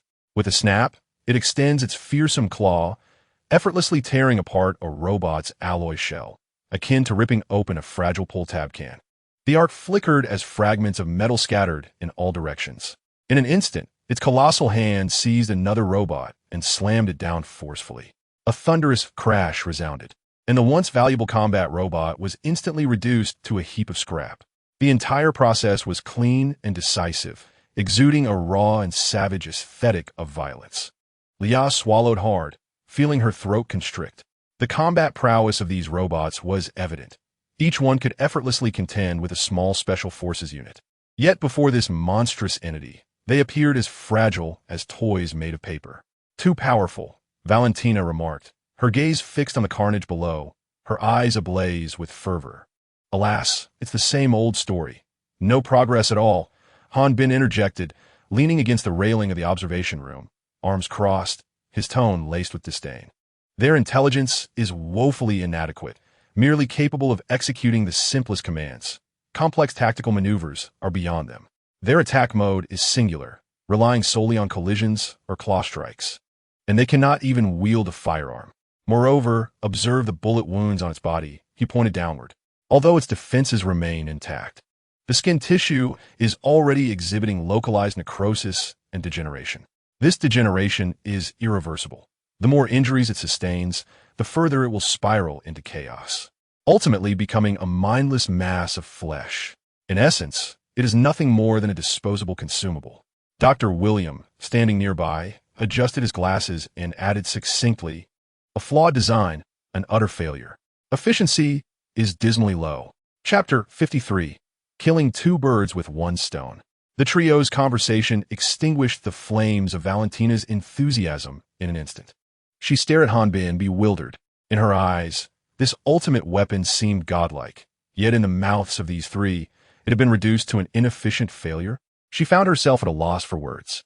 It felt akin to flaunting the latest smartphone, only to have someone produce a curvature engine and disdainfully remark on its sluggish speed. This was undoubtedly a dimensional descent, a crushing blow to her perceptions. Observing the incredulous expressions on Valentina and Leah's faces, a fleeting smile flickered across Han Bin's lips. This was precisely the effect he desired. Without grinding your understanding into ground, how could you discern who truly holds the power? The battle below was nearing its conclusion. In less than 3 minutes, the tyrant had dismantled a dozen combat robots, leaving nothing but parts in its wake. Standing amidst the wreckage, the tyrant's chest rose and fell slightly, its hollow gaze once again directed toward the observation room, seemingly awaiting the next command. All right, old way, the test is concluded, Han Bin announced, clapping his hands. Let us reclaim our local specialties, lest we frighten our esteemed guests. Dr. William pursed his lips and manipulated the console with a few deft movements. The ground of the testing arena fissured open, swallowing the tyrant along with all the remnants of the robots, before sealing seamlessly as if nothing had transpired. Come, Ms. Valentina. The failures have been observed. Allow me to show you something else. Han Bin turned and strode towards the staircase from whence they came. Valentina and Leah exchanged glances, silently following Han Bin, their emotions in a tumultuous state. They returned to the laboratory, imbued with an air of futuristic technology. Han Bin retrieved a silvery metallic hard drive from a storage locker, its design exuding a sense of science fiction, with pale blue data streams flowing across its surface. This is for you. Han Bin offered the hard drive to Valentina. What is this? Valentina queried, somewhat perplexed as she grasped the hard drive, feeling its chilling metallic texture. Comprehensive technical documentation of the virus series, Han Bin replied nonchalantly, including the Tyrant 103 you just witnessed. Valentina's hand trembled, almost losing her grip on the hard drive. She raised her gaze to Han Bin, her eyes brimming with shock and confusion. Comprehensive technical documentation of the virus series? Just like that, it was being given to her. This was no trivial sum. It represented a treasure capable of upending the global order. Commander Han, this is part of your support plan. Han Bin interrupted her thoughts, his smile radiating sincerity. I promise to help you resolve your physical vulnerabilities. However, merely addressing your individual issues is insufficient. I require you to possess absolute authority within the Chaos Splitters. This technology is my inaugural investment in you, with more to follow.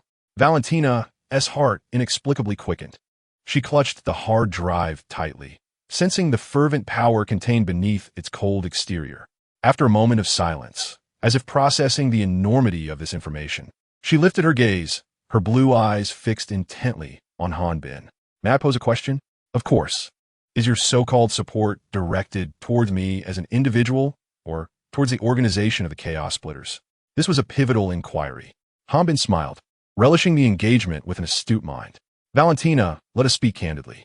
He leaned slightly forward, locking eyes with her. An organization often signifies bloat, inefficiency, and endless internal strife. The Chaos Splitters are no exception. I have no interest in supporting a failing enterprise. My sole interest lies in one matter.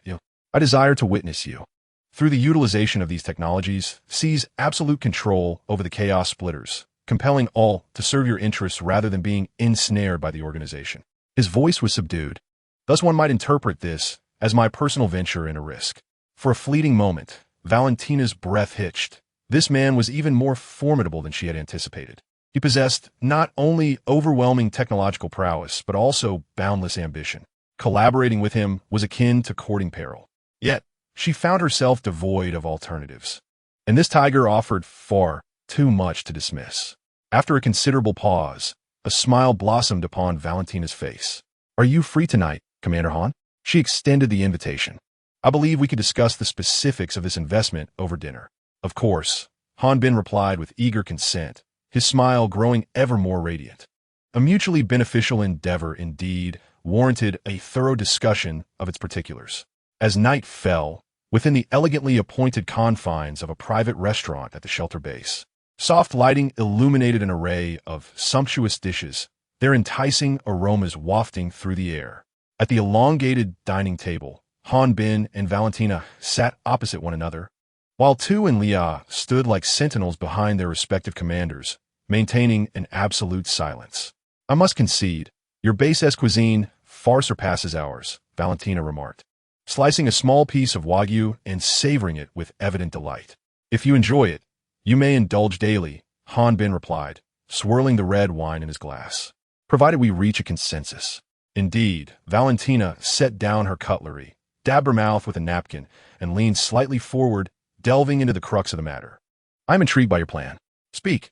How do you envision the division or integration of the Chaos Splitters? It is quite simple. Han Bin also set down his glass, intertwining his fingers atop the table. I require you to become the sole deity of the Chaos Splitters.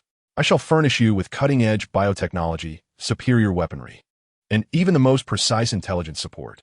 Your task is to utilize these resources to eliminate dissenters, consolidate power, and transform the entire Chaos Splitters into your personal militia. Ultimately, this organization will become the sharpest blade, concealed in the shadows of the shelter.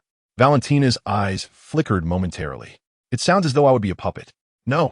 Han Bin shook his head, providing clarification. You would be a queen, a sovereign with autonomy, yet accountable to me as your investor. Your interests will be deeply intertwined with those of the shelter. The stronger you become, the greater the benefits for the shelter. Valentina's brow furrowed slightly, seemingly contemplating the feasibility of this proposal. What must I relinquish? Data. Han Bin uttered 2 words. What data? All data. You should be aware that the development of many new technologies necessitates extensive clinical trials and practical testing. This process is often accompanied by significant risks and high failure rates. The organization, vast and influential, cannot endure such turmoil. However, the the chaotic splitter is different. He gazed at Valentina and spoke each word deliberately. Your personnel composition is intricate, dispersed across the globe, making it the ideal testing ground. I shall periodically provide certain, shall we say, not fully matured biological products or technological prototypes. You can use these to equip your subordinates, enabling them to execute missions and engage in conflicts with others.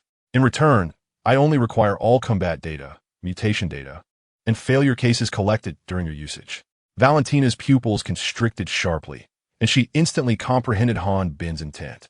It was a cunning plan that achieved two objectives with one stroke. Chapter 54. The Mind Commander Han Bin aimed not only to transform the chaotic splitter into his puppet and enforcer, but also to convert the entire organization into his laboratory for testing hazardous materials and a repository for data collection. He intended to pave the way for the organization's technology with the lives of the chaotic splitters. In this manner, the organization would acquire the most invaluable combat data without bearing any risks or losses. Meanwhile, she, Valentina, could rapidly expand her influence using even these immature technologies. As for those subordinates who perished during the experiments, in the brutal underground world, lives are the most expendable commodities. This plan was a surefire profit for the organization and a swift pathway to ascendancy for her. The only losers were those oblivious members of the chaotic splitter. It was indeed a flawless scheme. A smile returned to Valentina's face, albeit tinged with a hint of coldness. Thus, regardless of whether the chaotic splitters won or lost, you emerged victorious. Precisely, Han Bin acknowledged candidly. Our organization wins twice. Han Bin, carrying a tray, found a seat by the window. Shadows of fatigue lingered beneath his eyes, a testament to the previous night's confrontation with Valentina and the exhaustive planning that followed. Ah, Your Excellency Commander, were you exhausted from saving the world last night? Or was it some oblivious project proposal that drained you? A robust voice resonated from behind. Without needing to turn, Han Bin recognized it was the esteemed chef from the base. The chef placed a steaming plate of specially prepared fried eggs heavily on the table before Han Bin. The 2 eggs on the plate were artfully arranged to form a smiling face, and the accompanying sausage was notably thick. Here you are, the special dragon horse spirit said. The chef chuckled, his eyes nearly obscured by layers of fat. Ensure you consume your meal, so you remain invigorated and full of enthusiasm throughout the day. Laughter erupted in the restaurant, a sound that was hard to suppress. Not far away, Colonel Larson was having breakfast with several officers from the mobile task force. He set down his knife and fork, raised a glass filled with milk, and called out loudly, "Everyone stand." With a clatter, his table of soldiers rose to their feet, standing tall and straight. To our tirelessly dedicated commander. Cheers to the commander. The synchronized voices echoed throughout the dining hall. Han Bin, somewhat exasperated, rubbed his forehead. These soldiers were brimming with energy, seemingly with nowhere to direct it. He too lifted his milk glass in Larson's direction. Enough of that, sit down. If we were to offer a toast, let it be to our fearless mobile task force. Cheers to the mobile task force. Larson grinned widely and led the way by draining his glass of milk. The team members followed suit, and the atmosphere quickly transformed from solemn reverence to jovial banter. Han Bin sliced a small piece of sausage and placed it in his mouth. The meat was firm, and the spices were perfectly balanced, warmth coursing down his throat and into his stomach, dispelling the fatigue from the previous night. He observed the employees and task force members dining around him. Many of them bore expressions of genuine relaxation, a sight unimaginable in the secret bases of other factions.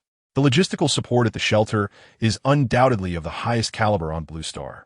From a nutritional balance of 3 meals a day to the recreational facilities and regular psychological counseling, every aspect is infused with immense resources. Han Bin understood well that this was not a lavish extravagance. The members of the mobile task force frequently dealt with extraordinary projects that challenged their worldviews, leaving their minds in a constant state of tension. Each mission was a reckless flirtation with life and death. Without top-notch logistical and psychological support, their breakdown rates would soar to terrifying figures.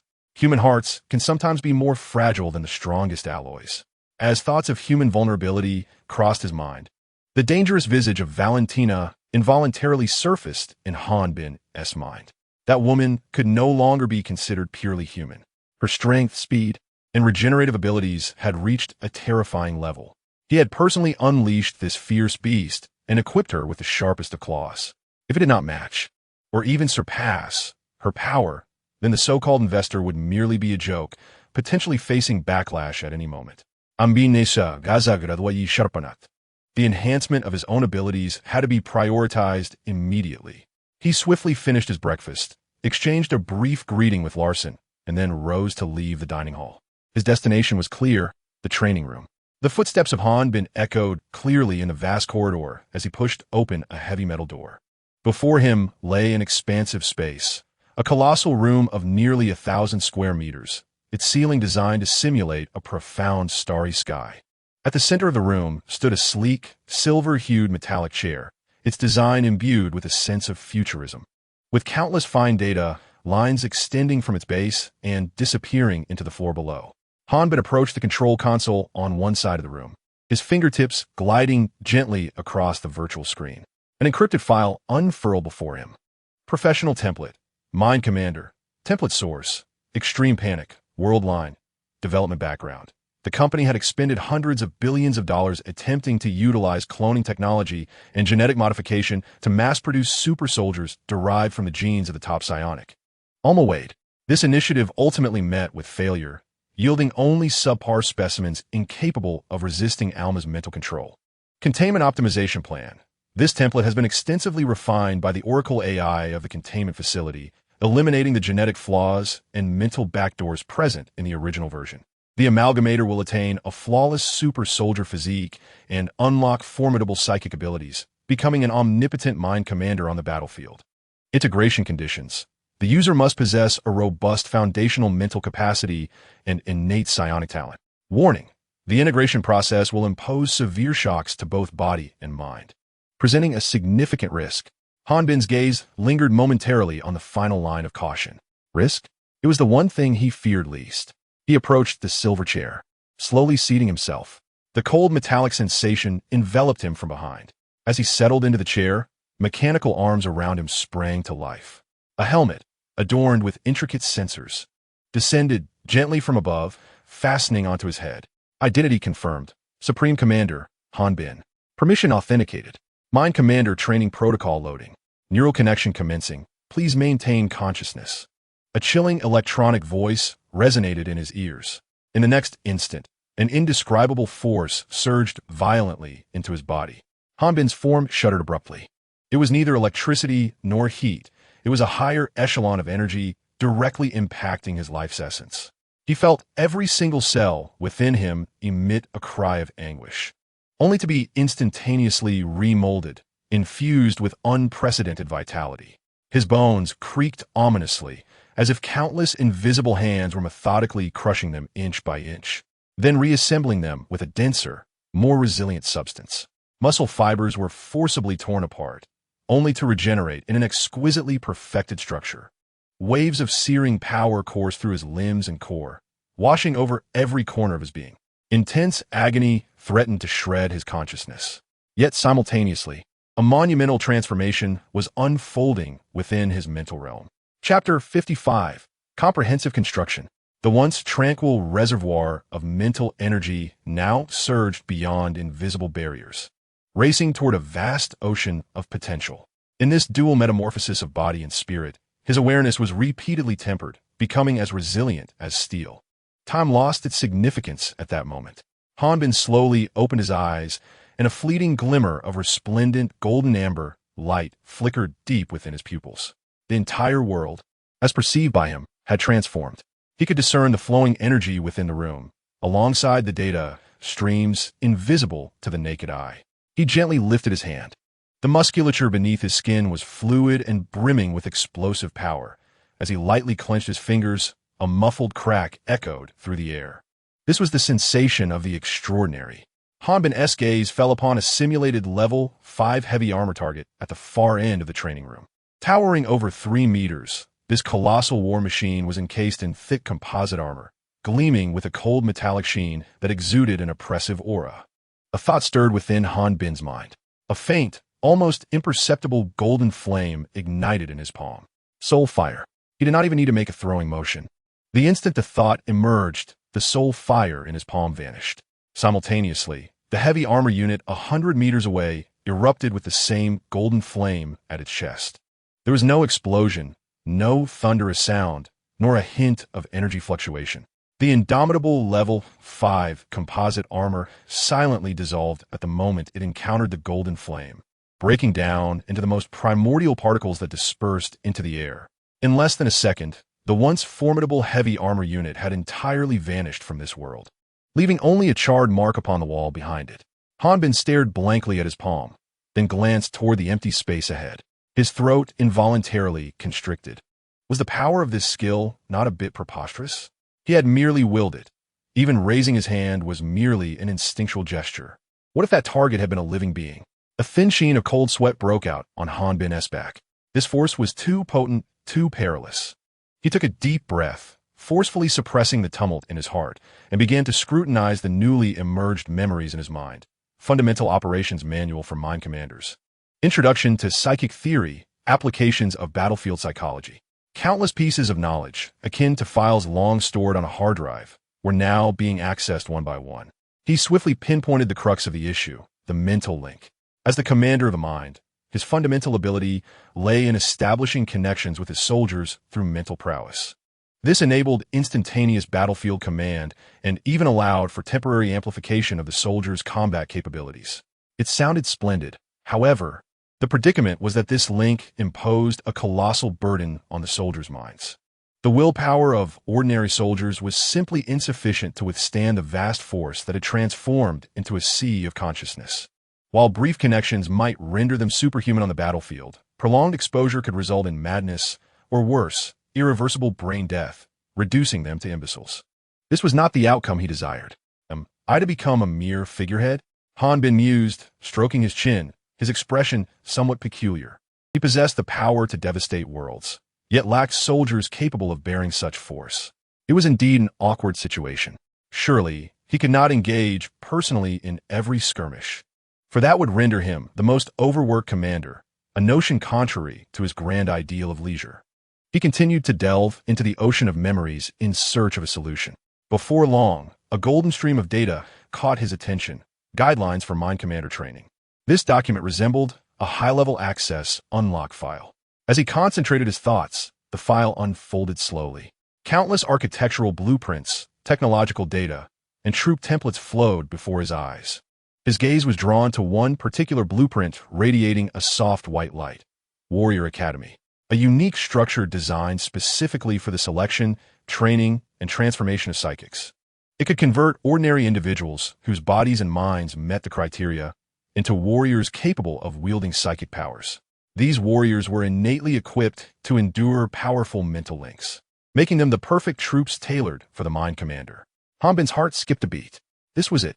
He immediately reviewed the construction requirements. The Warrior Academy. A special building necessitated the expenditure of 50,000 points of reality to construct.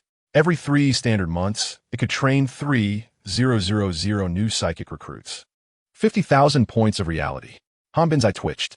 The total savings he had painstakingly amassed amounted to only 100,000 points of reality. This would consume half of his reserves, a significant sacrifice indeed.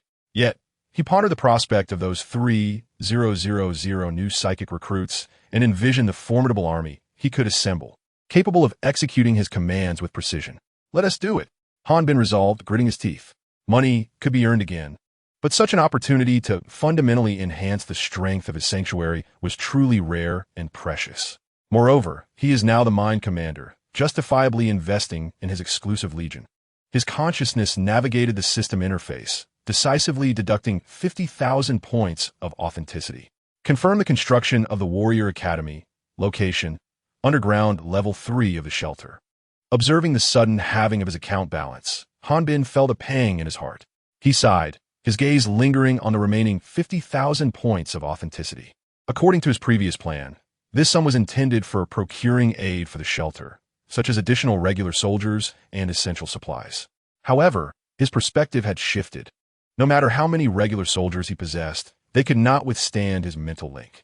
In the face of high-end combat power, the significance of a strategy reliant on sheer numbers diminished. Rather than amassing a horde of cannon fodder, It would be more prudent to concentrate resources and forge a true elite force. His fingers swiftly glided over the listings in the system marketplace. Soon, he identified several options with exceptional cost-effectiveness. Prototype clone soldier production materials, castrated version, priced at 10,000 authenticity points. Capable of constructing cloning facilities to produce mentally blank, utterly obedient clone soldiers. The drawback is a lengthy growth cycle and an inability to think independently. Absolute obedience, a blank mind. This is not merely the perfect cannon fodder, but an ideal vessel for his links. Purchase original samples of viral series, priced at 15,000 authenticity points.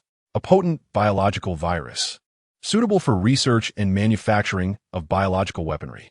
Purchase complete production authorization for powered exoskeletons, priced at 20,000 authenticity points.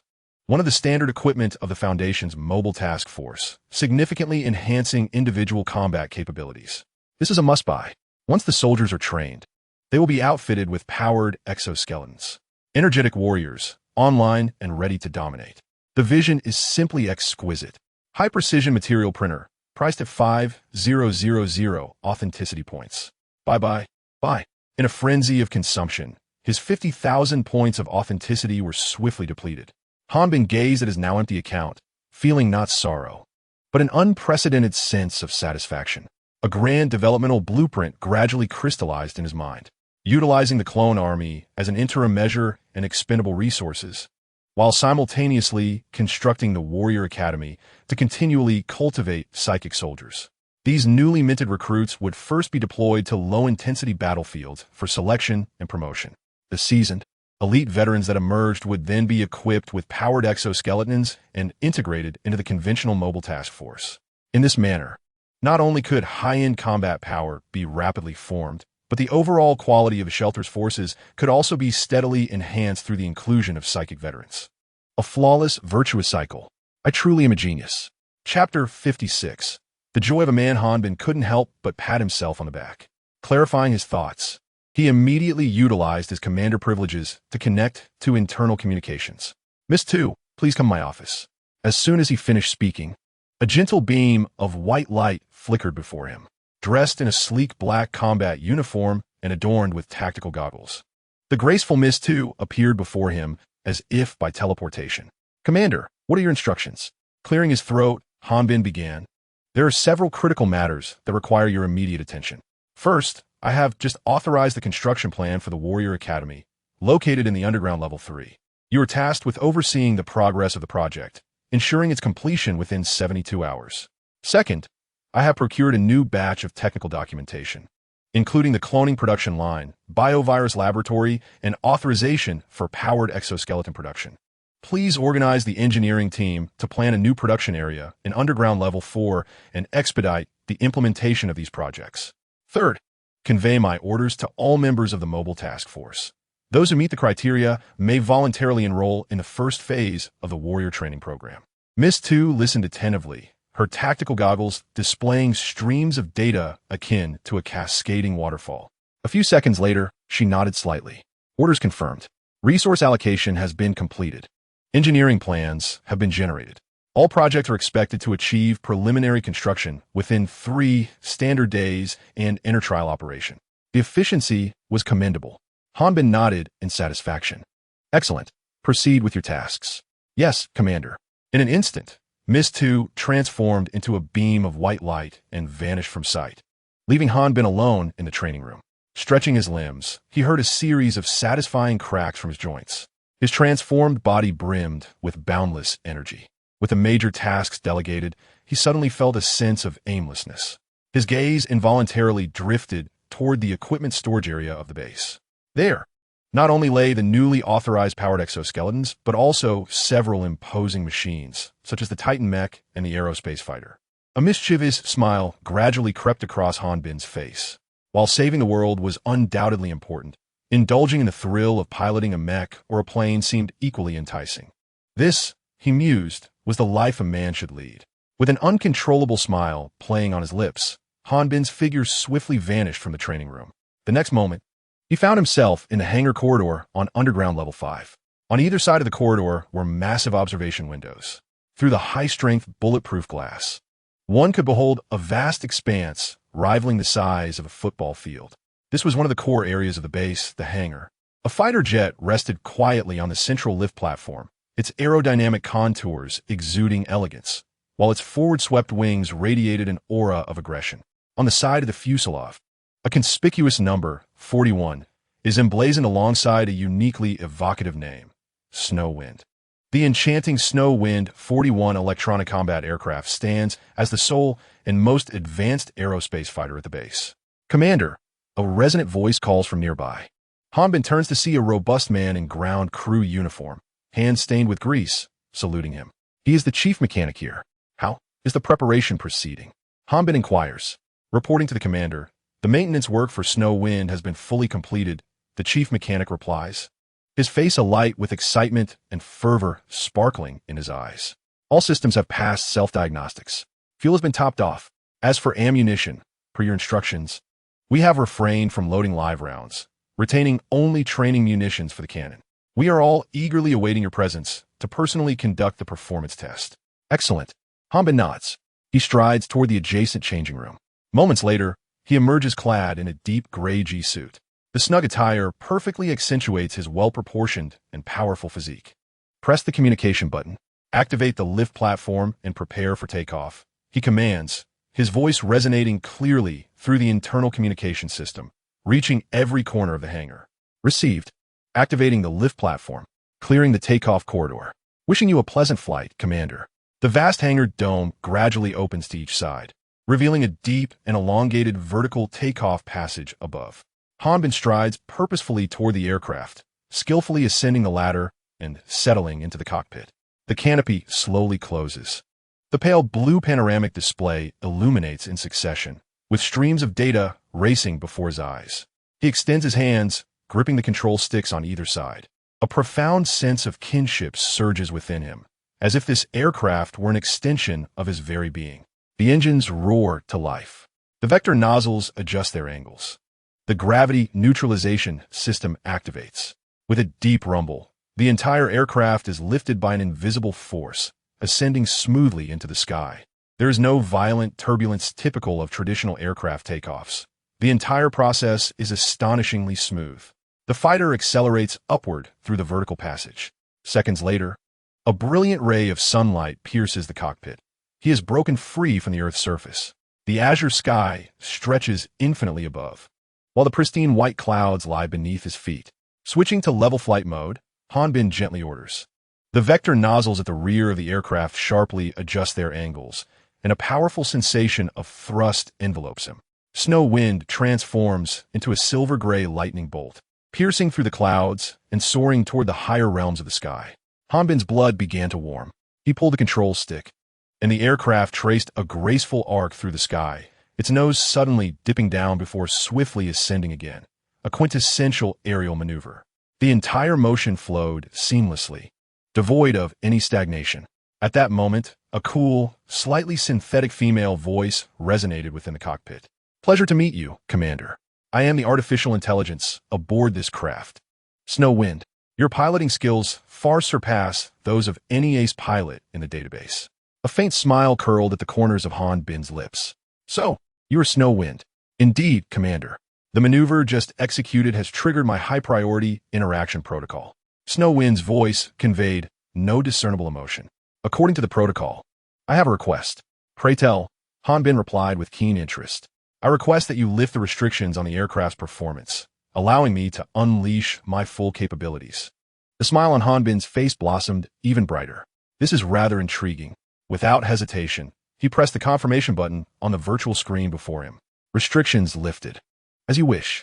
Thank you for your trust, Commander, Snowwind replied. At that moment, the engine's exhaust at the rear of the aircraft erupted into a dazzling blue halo. Terrifying thrust surged forth instantaneously, pressing Hanbin firmly into his seat. The scenery outside began to blur as the sound barrier was effortlessly shattered. The aircraft's speed soared recklessly, 3 Mach, 5 Mach, 8 Mach. Soon, the numbers on the speedometer surpassed an astonishing threshold, 10 Mach. This velocity had already exceeded the limits of the fastest active aircraft in the Federation. North American Air Defense Command, Underground Command Center. A piercing alarm suddenly filled the entire hall. Alert! Unidentified high-speed aircraft detected.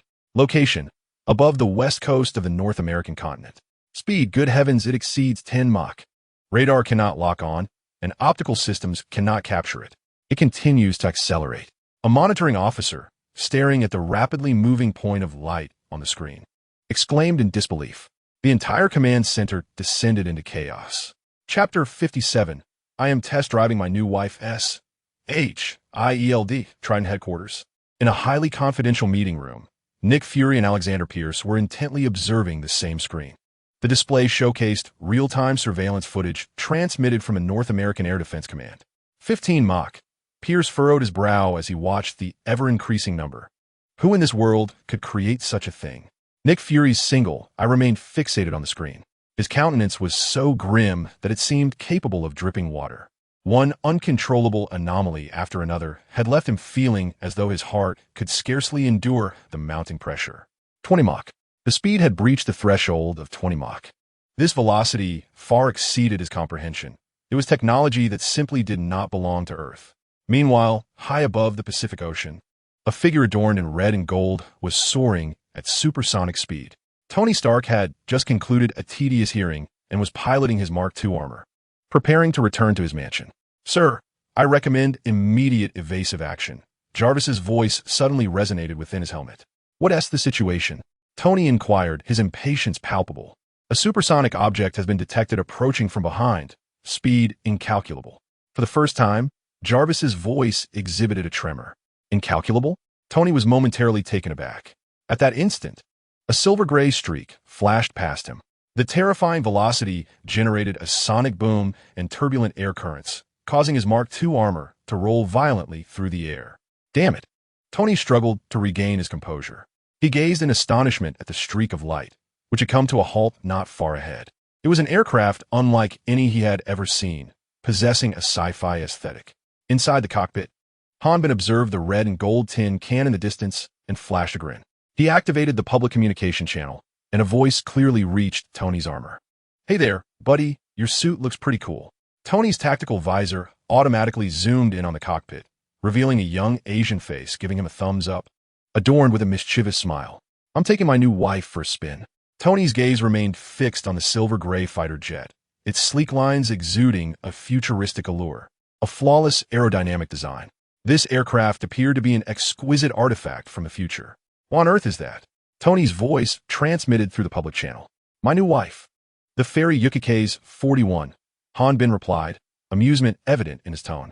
Pretty cool, right? Cool. Tony felt his vocabulary woefully inadequate. This was beyond mere coolness. Cautiously, he piloted the Mark II closer for a more detailed examination. Every aspect of the fighter revealed a sense of advanced technology that transcended time, a beauty that was effortlessly captivating. Name your price, Tony eagerly proposed. How about we swap your tin can for my aircraft? Hanbin contraried. Tony fell into silence. The Mark II battle armor is undoubtedly the pinnacle of individual combat equipment on this planet. Yet, when juxtaposed with a monstrous machine that can soar to a staggering speed of 20 Mach, it pales in comparison. Well, you've won this round. Tony conceded unusually without retort. However, I could offer 10% of Stark Industries shares in exchange. He presented a figure that would send any global entrepreneur into a frenzy. Not interested, Hanbin replied succinctly. Money is merely a number to me. I prefer to rely on my own efforts for sustenance. This statement left Tony momentarily speechless. Don't be so disheartened. Tony Stark, Hanbin perceived his thoughts. While I cannot part with my wife, perhaps we can collaborate. Collaborate? Tony's eyes sparkled with intrigue. Indeed, we could work together to develop some new toys. A mysterious smile played on Hanbin's lips. For instance, upgrading the energy system of your tin can, or swapping it for a more formidable firepower system. Alternatively, we could construct something even larger together. Each of Hanbin's words struck precisely at the core of Tony's enthusiasm. As a top-tier genius inventor, nothing excites him more than the prospect of creating advanced technology. Deal, Tony almost blurted out. I'll come see you tomorrow. You're always welcome, Hanbin replied with a smile. As he observed the exhilaration on Tony's face on the screen, another thought surfaced in his mind, the 12 Round Table Council. a clandestine organization covertly funding the chaotic separatists. According to the intelligence at his disposal, this organization is intricately linked to a shareholder of Stark Industries. That individual is Obadiah Stane, Tony's most trusted uncle figure and an ambitious schemer attempting to usurp control of Stark Industries from the shadows.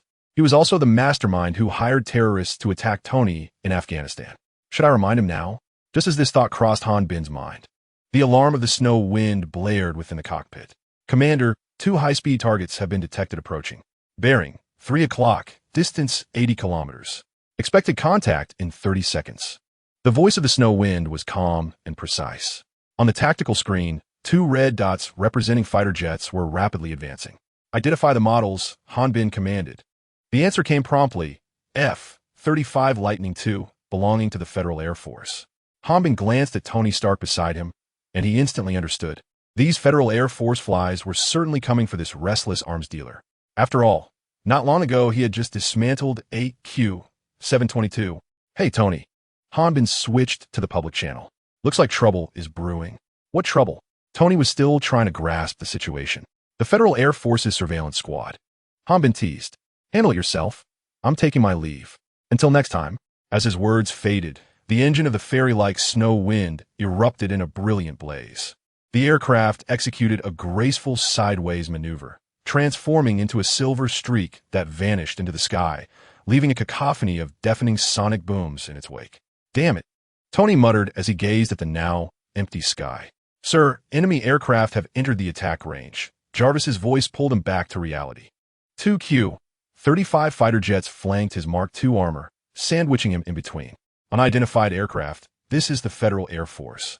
Immediately identify yourself, or we will engage. The cold warning echoed through the public channel. Hey guys, take it easy. Tony raised his hands in a gesture of surrender. We're on the same side. Repeat. Immediately identify yourself. The pilot's voice was devoid of emotion. In the next moment, from beneath one of the Q-35's wings, a dogfight missile shot forth, trailing flames. Shit. Tony's expression changed. He swiftly activated the thrusters in his hands, maneuvering the Mark II through a perilous arc, narrowly evading the missile's assault. The explosion lit up behind him. Jarvis, connect me to Rhodey, Tony shouted while desperately dodging the attack. Damn it, I'm going to file a complaint. Chapter 58. Danger lurks nearby. Meanwhile, Han Bin had piloted the Snowwind to a smooth landing on the base runway. Inside the spacious hangar, lights illuminated the area. 2 young ladies, dressed in elegant black business attire, had been awaiting his arrival. One of them held a tray with a glass of chilled cola, condensation beating on its surface. As the cockpit canopy slowly opened, Han Bin jumped out. Well done, Commander, the young lady offered the cola. With a satisfying gulp, Han Bin consumed nearly half the drink. The icy liquid slid down his throat, alleviating some of the fatigue from flying. Refreshing, he sighed contentedly. 2. Please prepare a civilian vehicle for me. I need to go out tonight. Understood, she nodded. Do you require my company? No, I'm just meeting a friend. Han Bin waved his hand dismissively. Also, please book a table at the Afterlife bar. Understood, Commander. Without further ado, he turned and departed. Night descended. The streets of Los Angeles were adorned with vibrant lights. The glow of neon illuminated the city in a kaleidoscope of colors. The Bar of Rebirth, a clandestine establishment on the city's outskirts, served as a haven for mercenaries, hackers, and various fringe characters. The entrance was discreet, concealed behind an unremarkable metal door nestled within a graffiti-laden alleyway. Han Bin pushed the door open and stepped inside. The deafening electronic music, mingled with the sense of alcohol and smoke, enveloped him. The ambience was dimly lit, with holographic advertisements flickering in the air. Behind the bar, a burly bartender skillfully shook a cocktail shaker in his hands. Han Bin made his way directly to the bar and took a seat. A David Martinez. He instructed the bartender. The bartender glanced at him, nodded, and remained silent. Soon, a vibrant cocktail was placed before him. The blue and red liquids within the glass swirled together, resembling a dreamlike nebula. Han Bin raised the glass and took a gentle sip. At that moment, a man clad in an expensive suit, yet appearing somewhat disheveled, pushed open the bar door. It was none other than Tony Stark. Evidently, he had exerted considerable effort to evade the pursuit of 2 relentless pursuers. His gaze swept across the bar before settling on Han Bin at the counter. Tony approached and plopped himself down in the seat beside him. You certainly know how to pick a place, he remarked, eyeing the unfriendly patrons around them. The drinks here are quite good, Han Bin replied, shaking his glass. Care for a drink? I'll have the same, Tony said to the bartender. His curiosity about Han Bin piqued. What is the story behind this drink? Tony inquired, gazing at the captivating liquid in his glass. There is a tale behind it. Han Bin's expression grew contemplative. It's a story of dreams, betrayal, and redemption. Oh, Tony raised an eyebrow. Do share. Once, there was a young man named David Martinez. Han Bin began slowly. His voice, though soft, resonated clearly in Tony's ears. He hailed from humble beginnings, yet possessed extraordinary talent. To fulfill his mother's dying wish and to make a name for himself in Night City, he equipped himself with military-grade cybernetic enhancements. He believed that if he became strong enough, he could seize control of his fate and protect those he loved. Han Bin paused, his gaze intense. But he was mistaken. The formidable power he relied upon was merely regarded as an experimental subject in the eyes of the company's upper echelons. Those he trusted, for the sake of personal gain, could betray him without a second thought. Everything he endeavored to protect ultimately dissolved into mere illusions. In the end, he met his demise at the hands of his idolized legend, Adam the Hammer, a complete tragedy. Han Bin concluded the tale, lifting his glass and downing the remaining contents in one swift motion. The bar remained a cacophony of noise. David Martinez, Stan Winston, the company's experimental subject, betrayal by trusted individuals. These words struck Tony's heart like heavy mallets. He recalled the kindly visage of Uncle Obadiah, as well as Pepper Potts, the woman who had always supported him silently. A chilling thought began to fester in his mind. What if Obadiah was the traitor? Would Pepper be in danger? Tony's complexion turned ashen in an instant. His grip on the glass tightened, causing his knuckles to blanch. He finally comprehended that Han Bin had summoned him to this place to recount this tale not as a mere display of profundity, but rather as a subtle yet direct warning. There's a mole among you. Tony Stark nearly fled in panic, his face, usually adorned with arrogance and scorn, now devoid of color. The vividly colored drink, David Martinez, which he had just held, was now abandoned on the bar, the ice gently cracking within. He could scarcely utter a polite farewell as he stumbled through the bar's entrance. Han Bin raised his glass, draining the nebula-like liquid in one gulp. Another, please, he said to the somewhat dazed bartender. Put on my tab. Han Bin gestured towards the empty seat Tony had vacated. Stark Industries will cover it. The bartender hesitated for a moment before breaking into a knowing smile and deftly beginning to prepare a new drink. The man at the bar, who appeared unremarkable, had provoked such a profound reaction from Tony Stark, undoubtedly indicating he was no ordinary character. Han Bin lingered no longer.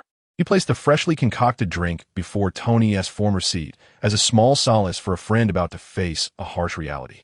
Stepping out of the bar, the cool dampness of the New York night air enveloped him. The neon signs flickered along the streets, casting shadows that stretched and shrank with each passing moment. An inconspicuous black Audi A8 glided silently to a stop before him.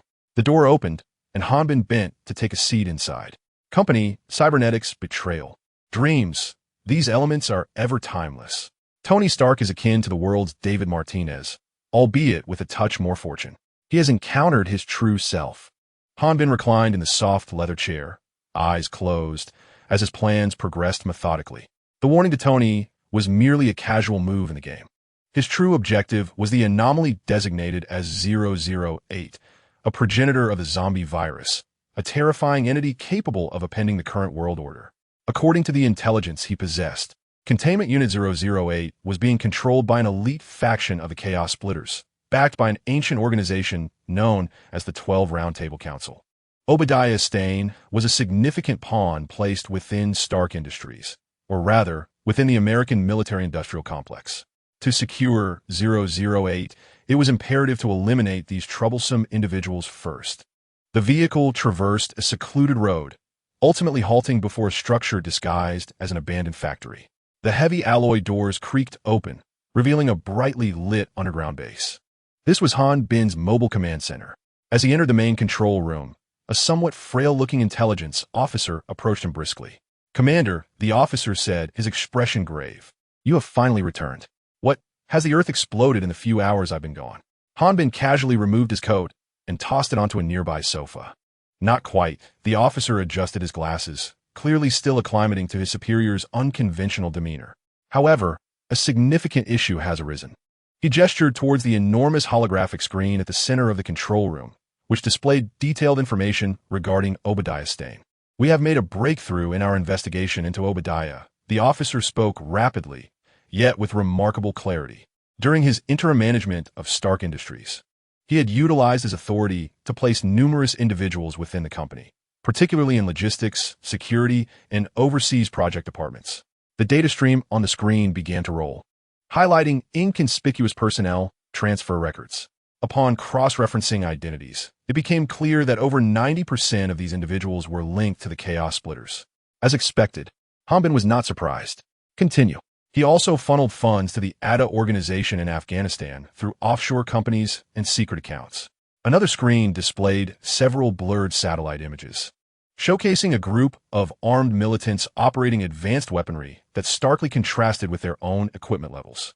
These remnants had not only acquired obsolete weaponry from Stark Industries, but also received personnel from the Chaos Splitters as military advisors. The intelligence officer's expression grew somber. Most crucially, we have observed a significant number of missing persons in the areas where they have recently been active.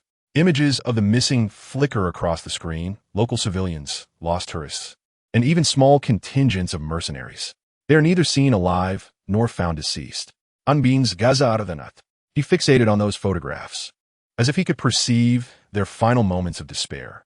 They are merely resources for Experiment 008.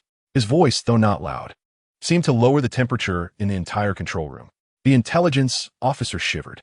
"Commander, there's an even more urgent matter." He switched the display on the main screen. The image revealed Tony Stark's opulent mansion located on Malibu Beach. However, at this moment, the glass doors lay shattered, and the interior was in disarray. Just an hour ago, Obadiah's men had made their move. He had stolen Tony Stark's arc reactor, the very core of the Iron Man suit, which must not fall into his hands. "I recommend we deploy the Phantom team immediately to reclaim it before he can transport it away." The intelligence officer looked to Han Bin, awaiting his command. Yet Han Bin merely stared at the screen, his expression betraying no emotion. "No need." He softly uttered those two words. "What?" The intelligence officer was taken aback. "Commander, I ask you, when a fish bites the hook, do you immediately reel it in, or do you wait for it to swallow the bait deeper?" Hanbin turned and patted the intelligence officer's shoulder. "Obadiah is akin to that self-satisfied fish. He believes he has seized the dragon-slaying sword, but in reality, it is merely bait we have cast. Let him take it. Let him study, replicate, and forge his own iron tyrant." A playful smile returned to Han Bin's lips. "The fatter the fish, the more gratifying the catch. Wouldn't you agree? What we seek is not merely an arc reactor, but the entirety of the Round Table Council behind him." The intelligence officer suddenly comprehended, his earlier anxiety swiftly replaced by admiration. "I understand, Commander. We will continue to monitor him, ensuring he remains within our sight." Hanbin issued the order. "Yes." Just then, another technician reported suddenly, "Commander, there is new information regarding the target location." The holographic screen shifted once more to real-time surveillance. Several black cars were parked outside Tony's mansion. A group of men in black suits, their expressions grave, streamed out, with none other than Coulson at the forefront. S.H.I.E.L.D. agents have arrived. The intelligence officer frowned again. "They are remarkably swift." Hanbin stroked his chin, finding the situation increasingly intriguing. "The intervention of S.H.I.E.L.D. indicates that the cunning Nick Fury has sensed the unfolding events. The chaotic splinter group, Stark Industries, and S.H.I.E.L.D. are entwined, creating a murky situation. However, murky waters are often the best for fishing. He requires someone with deeper insight to help him analyze the current circumstances." Han Bin approached the independent communicator, deftly inputting a series of encrypted commands. A graceful black swan icon illuminated the screen. The connection was established. "Good evening, my dear Valentina," Han Bin said in a light-hearted tone. "I hope I'm not intruding on your nightlife. If your notion of nightlife involves analyzing the latest operational reports of those fools, then you've succeeded," came the magnetic, slightly languorous voice of Valentina from the communicator. "Oh, it seems my call is quite timely," Han Bin chuckled. "Let me share something amusing. Obadiah Stane has just pilfered Tony Stark's arc reactor." Moments later, S.H. S.H.I.E.L.D. Personnel rushed to the scene. What is your take? Valentina fell silent for a few seconds. Hanbin could almost envision her slender fingers lightly tapping on the desk. Obadiah represents the chaotic splinter group. Or rather, the will of the council. Valentina's tone grew serious. S.H.I.E.L.D. stand for the World Security Council. The simultaneous attention of these two forces on Stark is certainly not for a mere arc reactor. They must be plotting something, a move grand enough to astonish the world. A move grand enough to astonish the world. Hanbin's eyes sparkled at the prospect. He relished grand maneuvers. They heralded immense opportunities and substantial gains. Yet, he needed additional intelligence to ensure he could extract maximum benefit from this impending storm. Tony Stark felt as though a gaping void had been hollowed out within his chest. Chilled air rushed into his body through this opening. He slumped on the sofa, his complexion ashen, devoid of any color. Sweat drenched his hair, clinging to his skin. His exquisite tailored suit lay wrinkled and disheveled. A gruesome gash on his chest was exposed, with several severed wires hanging limply. There should have been a small reactor emanating a blue glow in that space. Now, only an empty metal ring remained.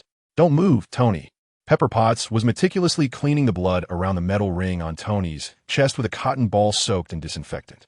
Her movements were gentle, as if she feared inflicting any additional pain upon him. Tony's breathing was somewhat labored, each rise and fall of his chest tugging at his wound, sending sharp pangs of pain coursing through him. Nevertheless, he managed to muster one of his trademark, infuriating Stark smiles. Don't worry, Pepper. I'm not weak enough to be felled by a mere scratch. Pepper's eyes were slightly reddened. She paid no heed to Tony's jest, focusing intently on tending to his injury. At that moment, the front door of the villa was pushed open from the outside, and two figures strode in briskly. Chapter 60. Come together at the forefront was a striking woman with fiery red, cascading curls, clad in a snug black combat suit that accentuated her flawless curves. Her gaze was sharp, and her steps were steady, exuding the professionalism of a seasoned agent. It was Natasha Romanoff. Following closely behind was a younger girl with dark hair, equally attired in S.H.I.E.L.D. standard issue, her eyes brimming with vigilance and curiosity. Mr. Stark, we are from S.H.I.E.L.D. Sent to protect you, Natasha stated directly, her eyes swiftly scanning the disheveled living room. They ultimately settled on the hollow space in Tony's chest, her pupils narrowing slightly. Tony lifted his eyelids to glance at them. Protect me? He scoffed, the derision in his voice almost palpable. Your protection arrives only after my heart has been ripped out? The party is over. Ladies, you're late. He gestured to his vacant chest. The villain has snatched the candy and smashed the jar in which it was contained. Natasha's expression remained impassive. She seemed entirely unfazed by Tony's sarcasm, accustomed to it long ago. We arrived as soon as we received the intel. Intel? Tony chuckled as if he had heard a grand joke. Is your intelligence system dial-up? The folks at the shelter warned me before anything happened. They said Obadiah was a problem. He paused, surveying Natasha and Sky. It seems their early warning system is far more advanced than yours at S.H.I.E.L.D. A barely perceptible frown flickered across Natasha's brow. The shelter, that enigmatic organization again. Mr. Stark, now is not the time for this discussion. Sky attempted to diffuse the tension. Tony interrupted her outright. His distrust towards S.H.I.E.L.D. was palpable. This group always appeared post-crisis, cloaked in the guise of protection while engaging in unsavory dealings behind the scenes. He would rather place his faith in Hanbin, who, despite only a few phone calls, consistently struck at the heart of the matter. Struggling, Tony sat upright on the couch, ignoring Pepper's concerned gaze as he retrieved a uniquely designed phone from his pocket. It is not merely any smartphone available on the market, but rather the encrypted communication device given to him by Hanbin, designed for direct contact. He paid no heed to Natasha and Sky, who stood nearby, and promptly dialed the number. The call was answered almost instantaneously. It seems you found yourself in a bit of a predicament, Mr. Stark. Hanbin's teasing voice resonated through the receiver. You guessed correctly. Tony leaned back against the sofa, exhaling deeply. The tautness in his nerves miraculously relaxed upon hearing Hanbin's voice. It's Obadiah. He has stolen the reactor. I knew that old dog wouldn't be able to resist. I need your assistance. For the first time, a tone of entreaty laced Tony's voice. I require a backup reactor. and I need your strength to track down that old scoundrel and the items he has pilfered. Not a problem, Hanbin replied succinctly. My medical team and task force will arrive in 5 minutes. Additionally, I need the latest intelligence. Tony glanced at Natasha and Sky, who were standing a short distance away, a slight smile curving his lips. As it happens, 2 agents from S.H.I.E.L.D. are right here. I believe they wouldn't mind joining us for an intelligence briefing, would they? Hanbin chuckled lightly on the other end of the line. Of course, the more, the merrier. I enjoy a lively gathering. Have them prepare. My aircraft will pick them up as well. After hanging up, Tony tossed the phone aside and looked up at Natasha. The people from the containment facility will arrive shortly. Their commander, Hanbin, has extended an invitation for both of you to visit their base. He mentioned wanting to discuss Obadiah and the individuals behind him. Natasha and Sky exchanged glances, surprise reflected in each other's eyes. To the containment facility's base? Is this enigmatic organization finally ready to unveil its secrets? I need to report to my superior. Natasha maintained her professionalism, retrieving her communicator and stepping into the villa's courtyard. Once the connection was established, Coulson's ever-pleasant face appeared on the screen. Director Coulson, what is the situation? Stark's reactor has been stolen. It was Obadiah Stane's doing. Natasha succinctly reported. Moreover, the containment facility personnel have intervened, and their commander, Hanbin, has invited us to their base for an intelligence exchange. Coulson furrowed his brow. Deeply troubled, the names containment facility, chaos splitters, and Stark jumbled together, causing him a throbbing headache. S.H.I.E.L.D. have been facing considerable challenges recently. As a self-proclaimed organization, known as the Chaos Splitters had launched a series of frenzied attacks against them on a global scale. Their methods are both enigmatic and remarkably efficient, appearing and disappearing with an elusive grace that renders them nearly impossible to thwart. Within just a few months, S.H.I.E.L.D. has suffered hundreds of casualties among its agents due to these circumstances. The World Security Council has expressed its profound outrage, exerting immense pressure on Nick Fury. Yet, they cannot even grasp the shadow of their adversary.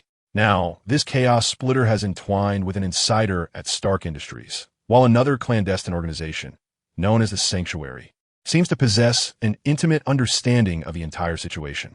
Coulson paused for a moment, burdened by the current turmoil within the agency. His voice carried a deep weariness as he lamented their near-total ignorance regarding the chaos splitter.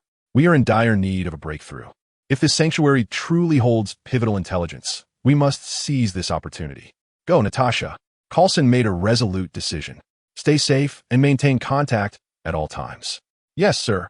Natasha severed the communication and returned to the villa. Just as she prepared to speak, an immense roar erupted from the sky, prompting everyone to instinctively look up. A uniquely designed aircraft hovered above the villa, featuring a fixed-wing fuselage with enormous rotors at both ends of its wings. It was AV-22 Osprey. The belly of the craft slowly opened, and several ropes were cast down.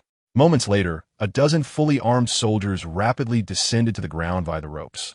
Clad in black tactical gear and donning helmets that obscured their faces, their expressions remained indiscernible. Upon landing, they wasted no time, immediately dispersing in a standard tactical formation. They secured the villa with unwavering vigilance. Their synchronized movements radiated an aura of lethal precision that caused Natasha and Sky to feel an unsettling shiver. This was undoubtedly an elite unit. A team leader swiftly approached Tony, removing his helmet to reveal a resolute visage. Mr. Stark, we're Mobile Task Force 11, codenamed Kitsune, dispatched to escort you to the base. His voice was steady and commanding. Subsequently, 2 medics approached with a silver medical kit, skillfully tending to Tony's wounds and connecting a portable energy device. A gentle warmth began to coalesce in Tony's chest, restoring a hint of color to his pallid complexion. Observing this well-equipped and highly trained task force, in contrast to the tardy arrival of the 2 female agents from S.H.I.E.L.D., Tony realized that, without comparison, one cannot appreciate the value of what is before them. For the first time, he felt that placing his trust in Hanbin might very well be one of the wisest decisions of his life. Let's proceed. The task force leader gestured politely to Tony, Pepper, Natasha, and Sky. The group boarded the transport aircraft under the protection of the Sanctuary's elite task force. Chapter 61, Shelter Base 008. The rotors of the Osprey tiltrotor aircraft gradually came to a halt. Its massive body hovered steadily before descending vertically onto a spacious helipad. Tony Stark, with Pepper's assistance, was the first to descend the ladder. Squinting against the surroundings, he observed a young man clad in casual beach shorts and a floral shirt standing nearby, wearing an infuriatingly smug smile. Beside him stood a striking silver-haired woman in a black uniform, exuding an air of icy elegance. "Well, if it isn't our billionaire star," Hanbin exclaimed, his tone dripping with mockery. "What happened? You look like you just crawled out of a dumpster." Tony's expression darkened instantaneously. The makeshift energy source embedded in his chest pulsed with residual warmth, its pain a constant reminder of his recent ordeal. "Obadiah." Tony gritted his teeth, forcing out the name. "That damned bastard stole my arc reactor. He intends to kill me."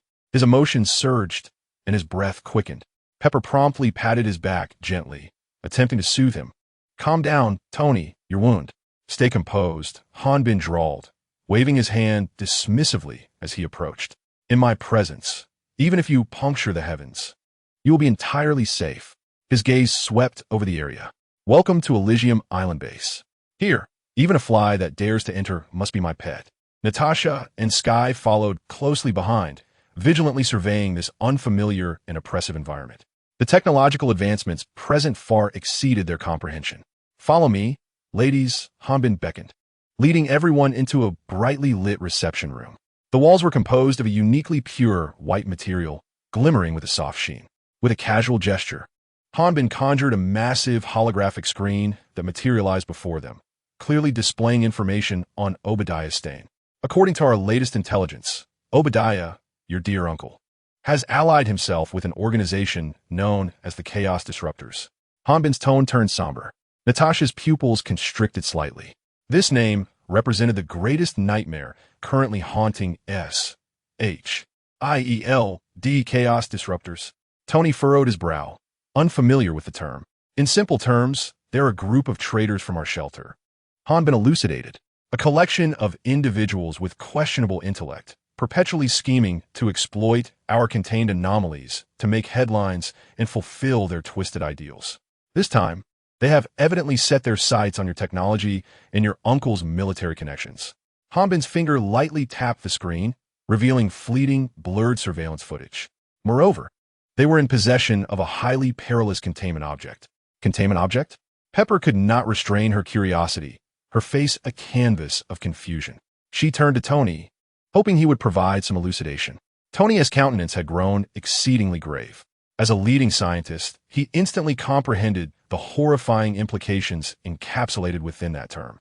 "Pepper, a containment object refers to those anomalous phenomena or items that defy explanation by current scientific understanding," he explained, his voice somewhat hoarse. "They have the capacity to distort reality, disregard the laws of physics, and possess unimaginable destructive power." The color drained from Pepper's face, and she instinctively grasped Tony's arm. One Obadiah was terrifying enough, but now there was an additional mysterious and dreadful organization, along with containment objects. A profound sense of fear enveloped her. Seemingly aware of the group's tension, Hanbin chuckled softly and deactivated the holographic screen. "Do not be so tense. It makes the atmosphere overly solemn." He gestured towards the immense floor-to-ceiling windows of the reception area. "Look outside and relax." The group followed his direction. Beyond the window lay a vast helipad and a runway stretching into the distance. A futuristic-looking fighter jet stood quietly in front of the hangar. Its lines exuded a sense of power and futurism, as though it had flown straight out of a science fiction film. That is the 41 Snowstorm high-mobility tactical reconnaissance aircraft. Not far from it, another slightly smaller but equally menacing unmanned combat drone, the 99 Light Knight, was smoothly gliding into position under the guidance of its automated navigation system. On the ground, members of the mobile task force, clad in uniforms identical to that of the Nine-Tailed Fox, were engaged in routine training and equipment maintenance. Tony's eyes widened in astonishment. Even Natasha and Sky, two seasoned S.H.I.E.L.D. agents accustomed to grand spectacles, felt a tumultuous wave of emotion within them. The S.H.I.E.L.D. aircraft carrier and Quinjet seemed like mere toys in comparison to these formidable machines. This display of overwhelming military strength allowed the Group S taut nerves to relax somewhat. At least here, they were safe. I need to confirm whether Obadiah has indeed colluded with the Chaos Splitters. Natasha withdrew her gaze and looked back at Han Bin, her expression regaining its professional composure. S.H.I.E.L.D. does not require your arm support. However, we must ascertain his whereabouts. Of course. Han Bin snapped his fingers. At your service. He reopened the holographic screen, which displayed a satellite map of New York City, a red that was flashing incessantly at a specific location in Midtown Manhattan. We have just detected a very faint yet unique energy signal near Hell's Kitchen, which shares a common origin with the technology utilized by the Chaos Splitters. Han Bin's finger traced a line across the map. Moreover, Obadiah's private jet has just altered its flight path, heading towards New York. New York! Natasha and S.H.I.E.L.D. exclaimed almost in unison. That is New York, the epicenter of global finance, a sprawling metropolis with a population exceeding 8 million. The ramifications would be unimaginable if the Chaos Splitters were to wreak havoc there. What containment unit did they bring? Natasha fixed her gaze intently on Han Bin. After a brief moment of silence, as if weighing his words, Han Bin spoke slowly. It is a specimen designated as 008. To put it simply, it is a zombie virus. The air in the room seemed to freeze at that moment. However, based on our analysis, the variant in the possession of the Chaos Splitters has undergone some form of extraordinary enhancement. Han Bin's tone remained calm, yet the gravity of his words sent a chill through everyone present. The original 008 has a long incubation period, and its transmissibility is relatively contained. But this mutated version, let us just say, once it erupts, it could completely erase New York from the map within days, leaving not a single soul behind. Silence. The reception area fell into a profound silence. Tony's lips moved, but no sound emerged. Just then, a soft yet clear electronic synthesized voice shattered the stillness. It was the silver-haired aide beside Han Bin. Commander, the New York agents have emitted a high-priority distress signal from the Hell's Kitchen area. Han Bin's demeanor instantly sharpened, the earlier nonchalance evaporating. He turned to Natasha and S.H.I.E.L.D. It seems today's tour of the base will have to be postponed. He issued a command into the communicator on his wrist, notifying Nine Tails. The first squad must prepare for an immediate airdrop into Hell's Kitchen. Then, his gaze fell upon the two S.H.I.E.L.D. agents. You should accompany us as well. It is an opportune moment for you to witness firsthand how our facility manages such troubles. Chapter 62. The Malevolent Empire Inside the Cabin. Natasha and S.H.I.E.L.D. settled into tactical seats, feeling the subtle vibrations beneath them. They had donned the black combat suits provided by the facility. The fitted design accentuated their silhouettes. Yet the fabric was remarkably resilient. Accompanying them was an intelligence officer named Vera, who sported a neat bob of golden hair and wore frameless glasses. Vera's movements were fluid as she deftly tapped on the tactical tablet before her. This is the distress signal we have just received. A holographic image projected before them. The image trembled violently, filled with static and signal interference. It presented a first-person perspective, capturing the heavy breathing of the recorder and the dense gunfire echoing in the surroundings. We are Team Alpha. Repeat, we are Team Alpha. We have encountered an ambush at the abandoned slaughterhouse on the west side of Hell's Kitchen. In the footage, an agent clad in a S.H.I.E.L.D. tactical helmet suddenly peeks from behind cover, his rifle spitting flames. However, in the next moment, a bullet strikes his helmet with precision, sending him sprawling backward. The camera swiftly pivots, focusing on the interior of the slaughterhouse. Several agents in S.H.I.E.L.D. uniforms are retaliating from behind rusted metal counters and slaughter hooks. Their adversaries exhibit fierce firepower and demonstrate exceptional tactical proficiency. They're no ordinary foes. Caution! They possess a scream pierces the air. The agent recording the footage appears to have been shot, his body uncontrollably collapsing to the ground. The camera tumbles, finally settling on a chaotic scene strewn across the floor. At the edge of the frame, a few enormous glass incubation tanks can be vaguely discerned, containing unidentified tissue samples, with a green liquid emitting an eerie glow under the dim light. Signs of biochemical experimentation are evident. S.H.I.E.L.D. furrows her brow tightly. Natasha's expression also grows grave. The S.H.I.E.L.D. Mole Team is an elite unit responsible for infiltration and reconnaissance. It is alarming that they have signaled for help in such a short span of time, possibly facing total annihilation. In the final moments of the footage, a bloodied hand reaches out, seemingly attempting to turn off the recording device. The screen abruptly cuts to black. This incident occurred merely 5 minutes ago. Vera's voice reveals no trace of emotional fluctuation. The nine-tailed fox is expected to arrive at the target area in 10 minutes. Natasha nods, her gaze icy.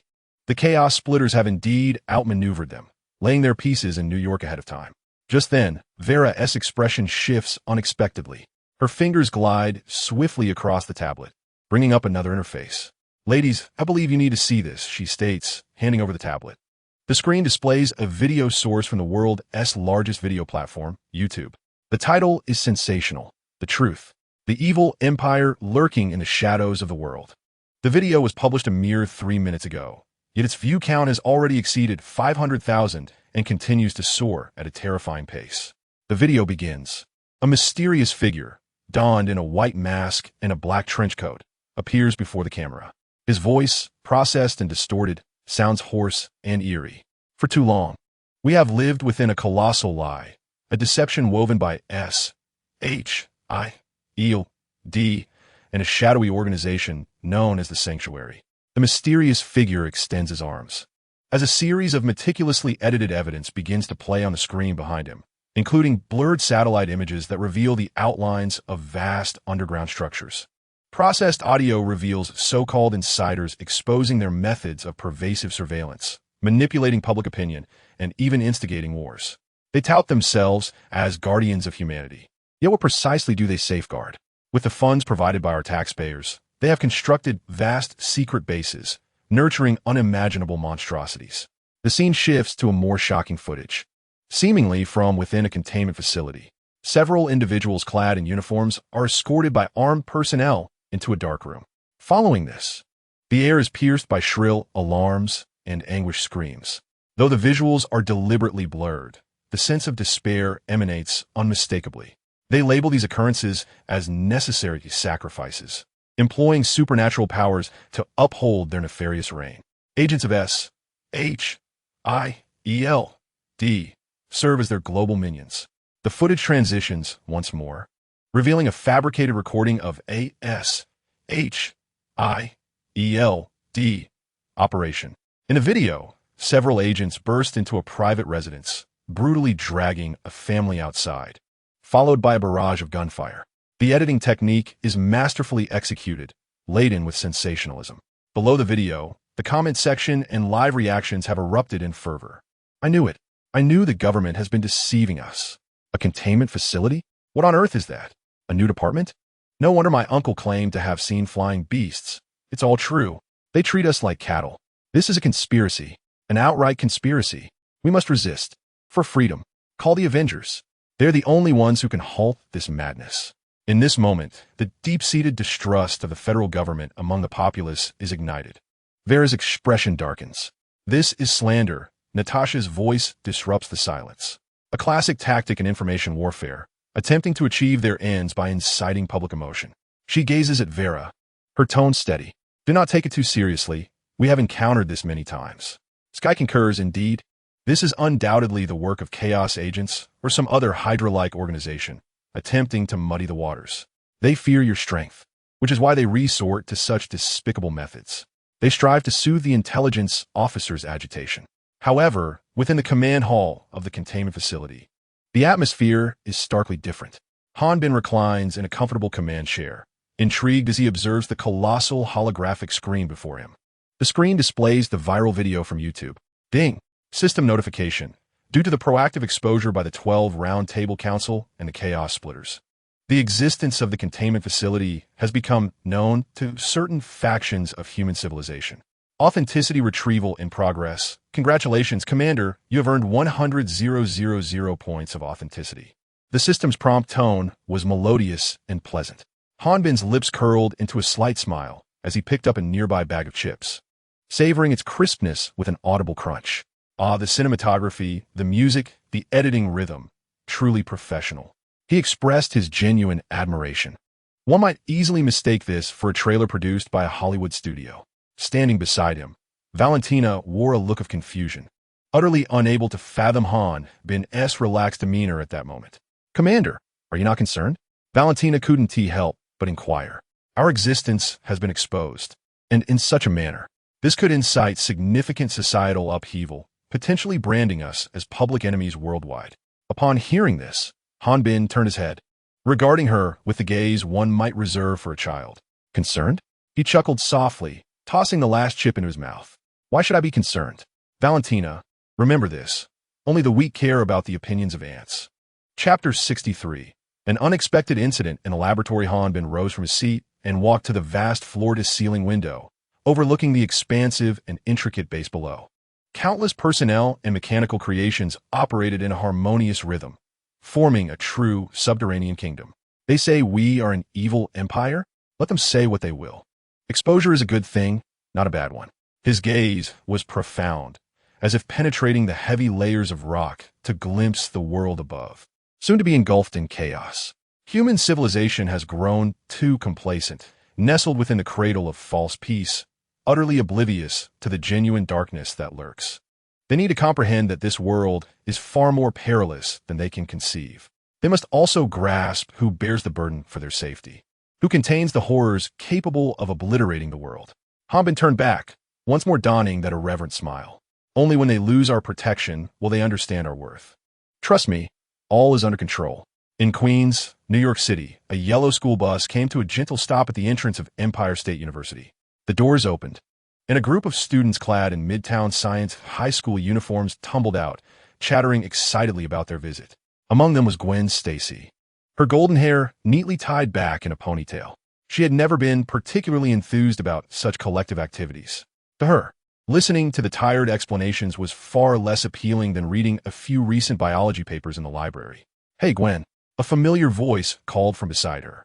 It was Peter Parker, her best friend, and the only one who could alleviate her school-induced boredom. "You seem somewhat uninterested in this tour," he observed quietly, adjusting his black-framed glasses.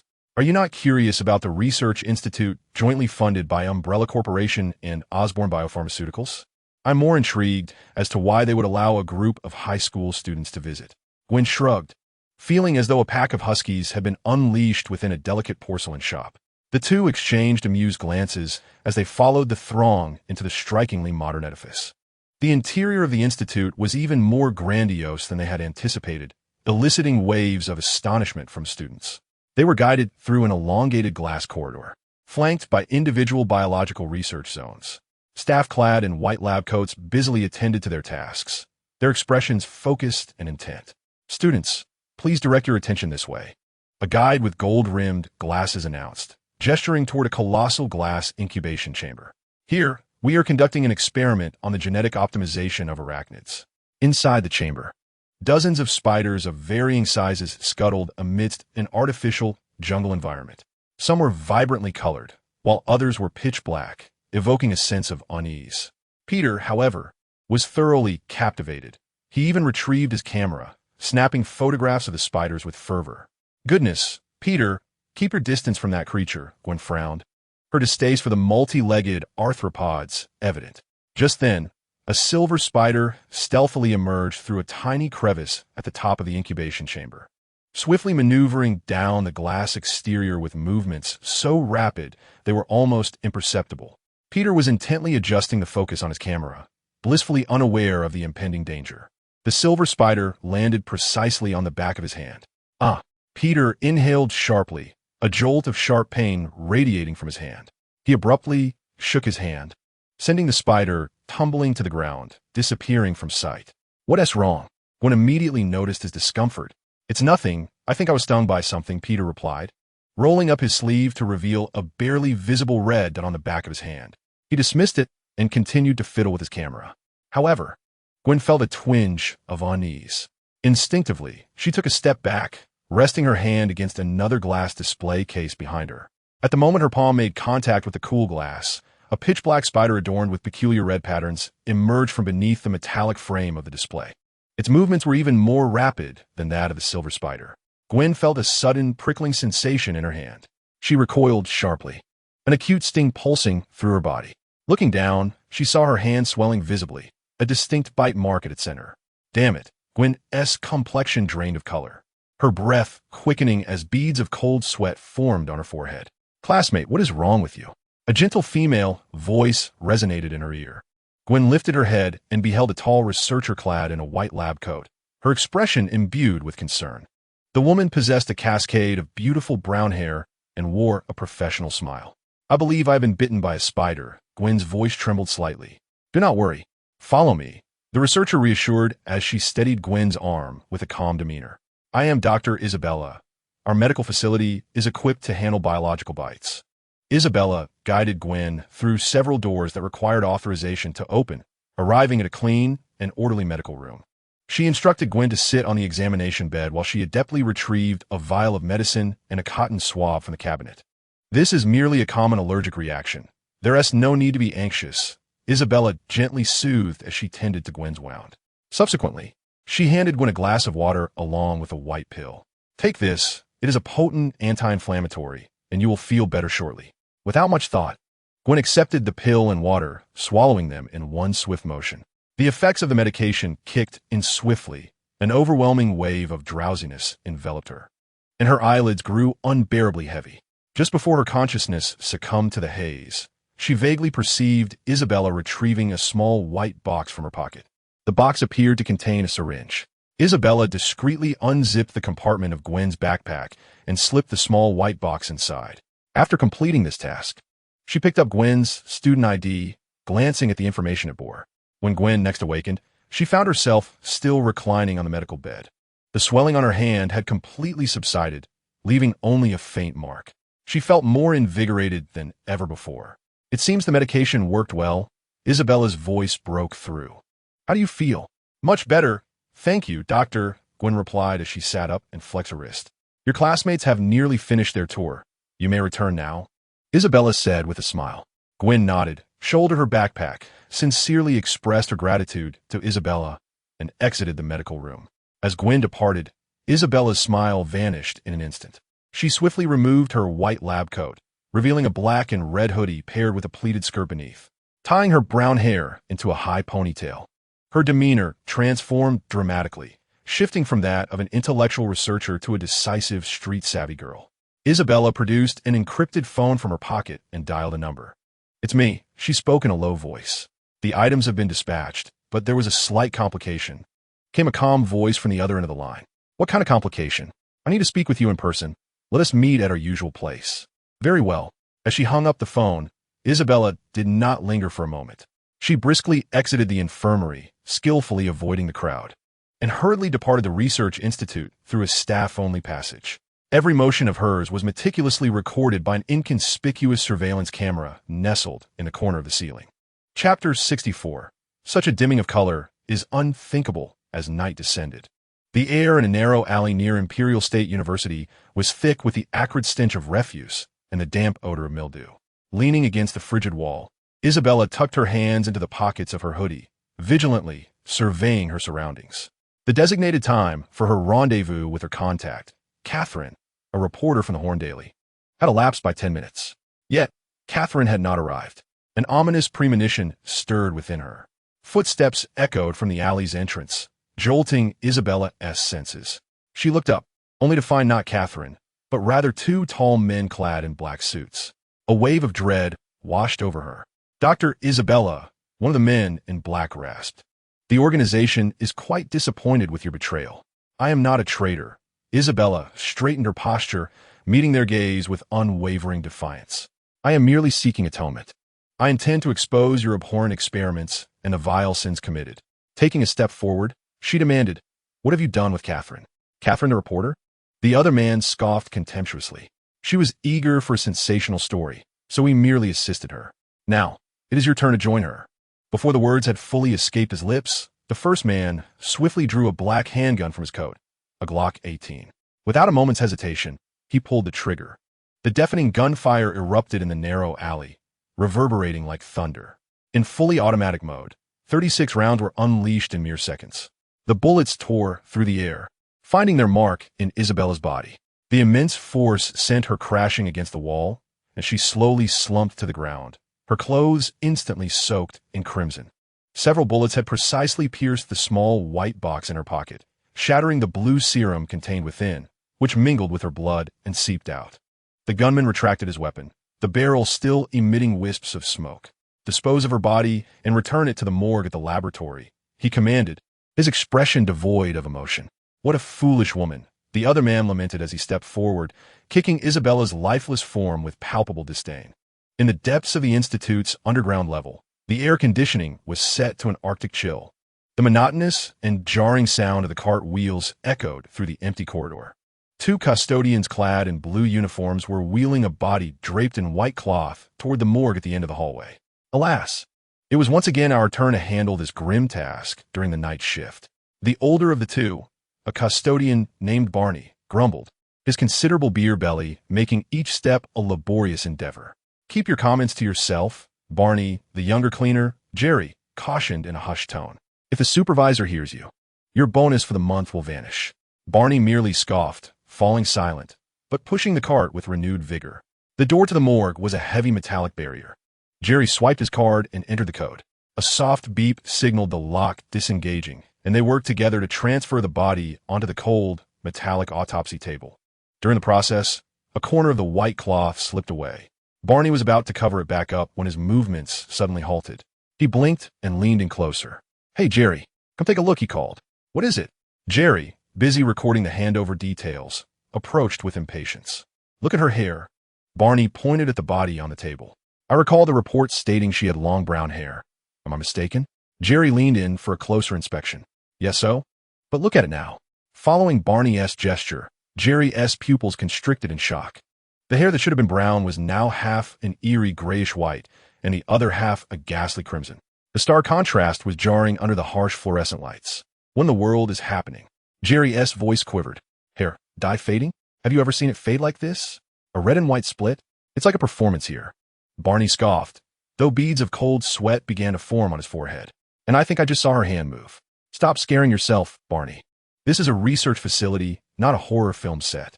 Jerry attempted to maintain his composure, yet his gaze remained fixated on the body, unwilling to divert his eyes. At that moment, the corpse's eyelashes fluttered ever so slightly. The movement, though minute, was unmistakable to the two tense men. She moved. She truly moved. Barney screamed in terror, collapsing to the ground and scrambling backward. Jerry's face turned ashen, instinctively drawing his sidearm, a precaution provided by their organization that he had never anticipated would be necessary. In the next instant, Isabella on the autopsy table abruptly opened her eyes wide. What manner of eyes are those? The pupils, a deep crimson, devoid of any semblance of confusion or uncertainty, exude an icy stillness. She has awakened. Or rather, a wholly new incarnation of her has emerged. A monstrous entity. Jerry's mental defenses crumbled entirely as he raised his pistol, aiming it at Isabella's head. Isabella's gaze gradually shifted to Jerry, her silence punctuated only by a slight tilt of her head, as if she were appraising this raucous creature before her. To Jerry, this gesture felt akin to a death knell. He bellowed, attempting to bolster his own courage. Yet, Isabella's response was swifter than he could fathom. Without fully rising, her hand shot out like lightning, too fast for Jerry's eyes to comprehend. A sharp crack echoed, the sound of bone fracturing. Jerry's neck twisted at an unnatural angle, his expression of terror frozen in place as his body crumpled to the ground. Throughout this harrowing tableau, Isabella's face remained impassive, her movements reminiscent of a predator's instinct, precise and efficient. In the corner, Barney, witnessing his companion's grim fate, was paralyzed by fear. He too drew his weapon, frantically pulling the trigger at Isabella. Bang, bang, bang, bang. The bullets erupted in succession, each striking Isabella's form with pinpoint accuracy. However, an eerie phenomenon unfolded. The bullets, capable of tearing through flesh, seemed to sink into her skin as if it were quicksand upon contact. No blood splattered, no wounds materialized. The projectiles lingered on her surface before being gradually absorbed, visibly disappearing into her flesh. Isabella frowned slightly, a hint of irritation prickling her senses. She turned her gaze toward the portly figure still futilely firing at her, an instinctual yearning surging from deep within her. Hunger. She craved energy. Rising from a dissection table, barefooted, she approached Barney with deliberate steps. Barney, having emptied his magazine, despairingly hurled his pistol at Isabella and attempted to flee. Yet, his corpulent form could not muster the speed required. Isabella extended a single hand, her arm morphing from a fixed shape into a dark, sanguine liquid mass, swiftly elongating to ensnare Barney's ankle. "No, please." Barney's final cry echoed in desperation. The grotesque fluid rapidly enveloped him, consuming not only his being, but also his blue work uniform and the firearm that had fallen to the ground. Chapter 65. The resurrected researcher, the dark crimson liquid writhed and contracted, ultimately retreating entirely into Isabella's body. On the ground, only a few droplets of errant spillage remained, serving as a testament to the presence of a living soul moments prior. Isabella closed her eyes as a tumultuous torrent of memories surged into her consciousness. A chatty wife, a rebellious son, and a favorite basketball team, the Knicks. 3 bottles of cheap beer consumed the previous night, accompanied by endless grievances about work. Isabella emitted a faint, cryptic chuckle. So, this is absorption? Not only replenishing energy, but also conveniently packaging the memories of others? What a deal! An all-in-one farewell gift. She glanced down at her body, where the bullet wounds had completely vanished, her skin restored to its pristine smoothness.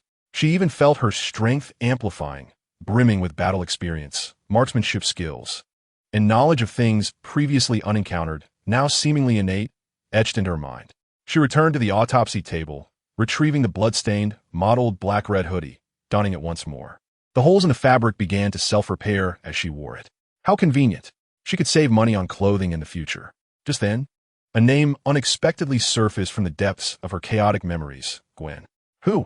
The name resonated with familiarity, seemingly significant to her. Before she could ponder further, urgent footsteps and shouts erupted from outside the morgue. Listen up. Immediately lay down your weapons and come out with your hands up. It appeared the gunfire from earlier had attracted the attention of the Institute's guards. Perfect timing. She was still hungry. Approaching the heavy metal door, she did not attempt to unlock it, but instead lifted her leg. With a resounding crash, the specialized alloy door, designed to withstand minor explosions, buckled inward under her force, the frame splintering. The sight left a group of janitors and fully armed guards outside, frozen in shock. Before they could react, Isabella burst through the shattered doorway, her speed leaving only an afterimage in her wake. One guard instinctively raised his assault rifle, ready to fire. Yet Isabella was already upon him. Rather than employing her peculiar absorption ability, she relied solely on her raw physical prowess. With a swift, precise strike, she delivered a blow to the guard's neck. Crack! The guard fell without a sound. Another guard, quick to respond, had already aimed his weapon at her. Isabella's body contorted in an anti-physical manner as a bullet grazed the tip of her nose. Simultaneously, she propelled her legs forward, delivering a knee strike that struck the guard squarely in the chest. The dull thud of impact was accompanied by the audible crack of fractured ribs. The guard was sent hurtling backward, crashing against the wall before sliding down, lifeless. The entire combat unfolded with fluid grace. She could distinctly sense her mastery over this body accelerating rapidly. Each attack, each evasion, flowed more smoothly and lethally than the last. The combat experience she absorbed was swiftly assimilated, transforming into her own instinct. Open fire. Fire at will. The remaining guards finally responded, unleashing a torrent of gunfire upon her. A dense hail of bullets enveloped her in an instant. Yet, Isabella stood resolute, unflinching. She extended her hands, and a multitude of dark crimson viscous flesh surged forth from within her, coalescing into a massive, writhing shield before her. Bullets struck the shield, creating ripples that were promptly devoured. This technique proved quite effective, she mused internally. In the next moment, the shield erupted violently, morphing into dozens of blood-red tendrils that swept outwards in all directions. The corridor was immediately filled with piercing screams. Mere seconds later, silence returned. In the hallway, apart from Isabella, no one remained standing. The alarm echoed throughout the research facility, and the red warning lights flickered incessantly, casting an eerie glow upon her red and white hair. Without a moment's hesitation, Isabella raced towards the ground, guided by the remnants of her memory of the facility. She needed to escape. The ground exit of the research facility was a 10-meter-high alloy barrier, entwined with high-voltage electric wires. Isabella merely cast a glance at it before bending her legs slightly. In the next instant, she soared into the air, effortlessly clearing the barrier and landing steadily in the parking lot outside. Buzzing filled the air as the spotlight of an armed helicopter locked onto her, and the Gatling gun aboard began to spin in preparation. Without a second thought, Isabella seized a nearby Toyota Prius. "To hell with this," she growled, her arm muscles bulging as she lifted the car, weighing over a ton, above her head and hurled it towards the helicopter. The vehicle tumbled through the air, whistling as it accurately struck the helicopter's rotor blades. Boom! A massive fireball erupted midair. The helicopter's wreckage, engulfed in flames, plummeted like a meteor. Not far away, several armored vehicles burst forth from the research facility, attempting to block the parking lot's exit. Isabella let out a cold laugh, opting not to confront directly. In an instant, her figure transformed into a streak of crimson and white, darting through the gaps between two armored vehicles, and surged onto the street. She began to sprint through the streets of Manhattan, her speed astonishing. The cars beside her appeared to be sluggish metal boxes in her eyes. The scenery along the roadside rushed past, leaving behind a long trail of afterimages. A taxi driver, waiting at a red light, rubbed his eyes, questioning his vision. Did I just see a girl in a hoodie running faster than my car? A white-collar worker, speaking on the phone nearby, stood in stunned silence, staring at the fleeting figure. "Hello, is this 911? I need to report something." No. It's not a robbery. I just saw a superhuman. A woman. Her hair is red and white. Yes, she-s not flying. She-s running. Running faster than a Ferrari. Yes, officer. I assure you I'm not intoxicated. This was already the 17th similar report received that night. In the call center, an experienced operator hung up the phone and turned to a colleague, stating, "It seems this is not some collective prank." The shrill sound of sirens drew Gwen Stacy from her slumber. Annoyed, she turned over, burying her head in her pillow. Yet the noise was relentless, and eventually, she surrendered to wakefulness and sat up. Rubbing her sleepy eyes, she instinctively reached for her glasses on the bedside table. Halfway through, she froze. Wait, can I see clearly? The room was unlit, illuminated only by the streetlight filtering in through the window. Yet she could distinctly read every letter on the band poster across the wall. Her vision seemed to have improved. She blinked in confusion, descended from her bed, and made her way to the living room. Chapter 66. A major incident. Her mother, Helen, clad in her nightgown, gazed anxiously out the window. "What is happening outside? It's so noisy." "I don't know, dear," Helen replied, turning back with a hint of unease. "It seems something is amiss downtown. Has Dad gone on duty?" Gwen's father, George Stacy, was a police captain in the New York City Police Department. "He must have." Helen sighed. Just then, the front door swung open from the outside. George entered, dressed in his uniform, looking weary. His expression was unusually grave. "George, you're back. What is going on?" Helen rushed to him. George did not respond immediately. He removed his hat and glanced at his daughter. "Gwen, Helen." He took a deep breath and spoke in a solemn tone. "You both need to pack your bags and stay at your aunt's house in the countryside for a few days." "Why? This is so sudden," Gwen asked in confusion. George's gaze swept across the window. A lockdown may be imminent. A profoundly serious event had transpired. The following day, the atmosphere within the classroom of Midtown Science High School was oppressively stifling, inducing a sense of drowsiness. The mathematics teacher was fervently scribbling on the blackboard, the chalk S-tips scraping against the surface, producing a grating, high-pitched sound. This noise, previously just a mundane background to the class, was now magnified 1,000-fold in Gwen Stacy's ears. She could not help but furrow her brow, using her pinky to block her ear in an attempt to isolate herself from the annoying cacophony. A classmate seated in front of her seemed to sense something amiss, glancing back with a look of confusion. Quickly, Gwen lowered her hand, forcing an awkward smile as if nothing had occurred. What on earth was happening? Her father's words from the previous night echoed in her mind. A lockdown may be imminent. A profoundly serious event had transpired. This had robbed her of a good night's sleep, her thoughts spiraling into chaos. Now, her body was behaving strangely as well. It wasn't just her hearing. Her vision had become unusually acute. She could discern the second hand of the teacher's old digital watch ticking with precision. She could even read the messages being discreetly sent on the phones of her classmates in the last row. "Are we gaming tonight? I'm really good as Yasuo." Gwen rolled her eyes. Was that all? She might as well focus on the lesson. Bowing her head, she attempted to divert her attention by taking notes. Her fingers wrapped around the all-too-familiar mechanical pencil, giving it a gentle squeeze. Snap! A crisp sound of fracture echoed as the plastic pencil, which had accompanied her for 2 years, shattered in her grasp, disintegrating into an array of useless plastic shards. Instantly, the gaze of the entire class converged upon her. Gwen froze, clutching the remnants of the pencil, her expression a blend of innocence and bewilderment. Miss Stacy, if you have any objections to my lesson, please express them directly rather than resorting to such antics. The mathematics teacher adjusted his glasses. No, sir, it's not my fault. The quality is just poor, Gwen stammered, her cheeks burning with embarrassment. She felt utterly like a freak. Finally enduring until the bell rang, she bolted from the classroom as if fleeing. She needed to find Peter Parker, the unfortunate soul who, like her, had been bitten by a peculiar spider associated with Oscorp. Only he might understand what was happening to her. However, despite searching throughout the entire grade, she could not find Peter. Hey, have you seen Peter? She asked a boy from his class. Parker? He is absent today. He said he had a cold, the boy replied. Absent? Of all days? Gwen's heart sank.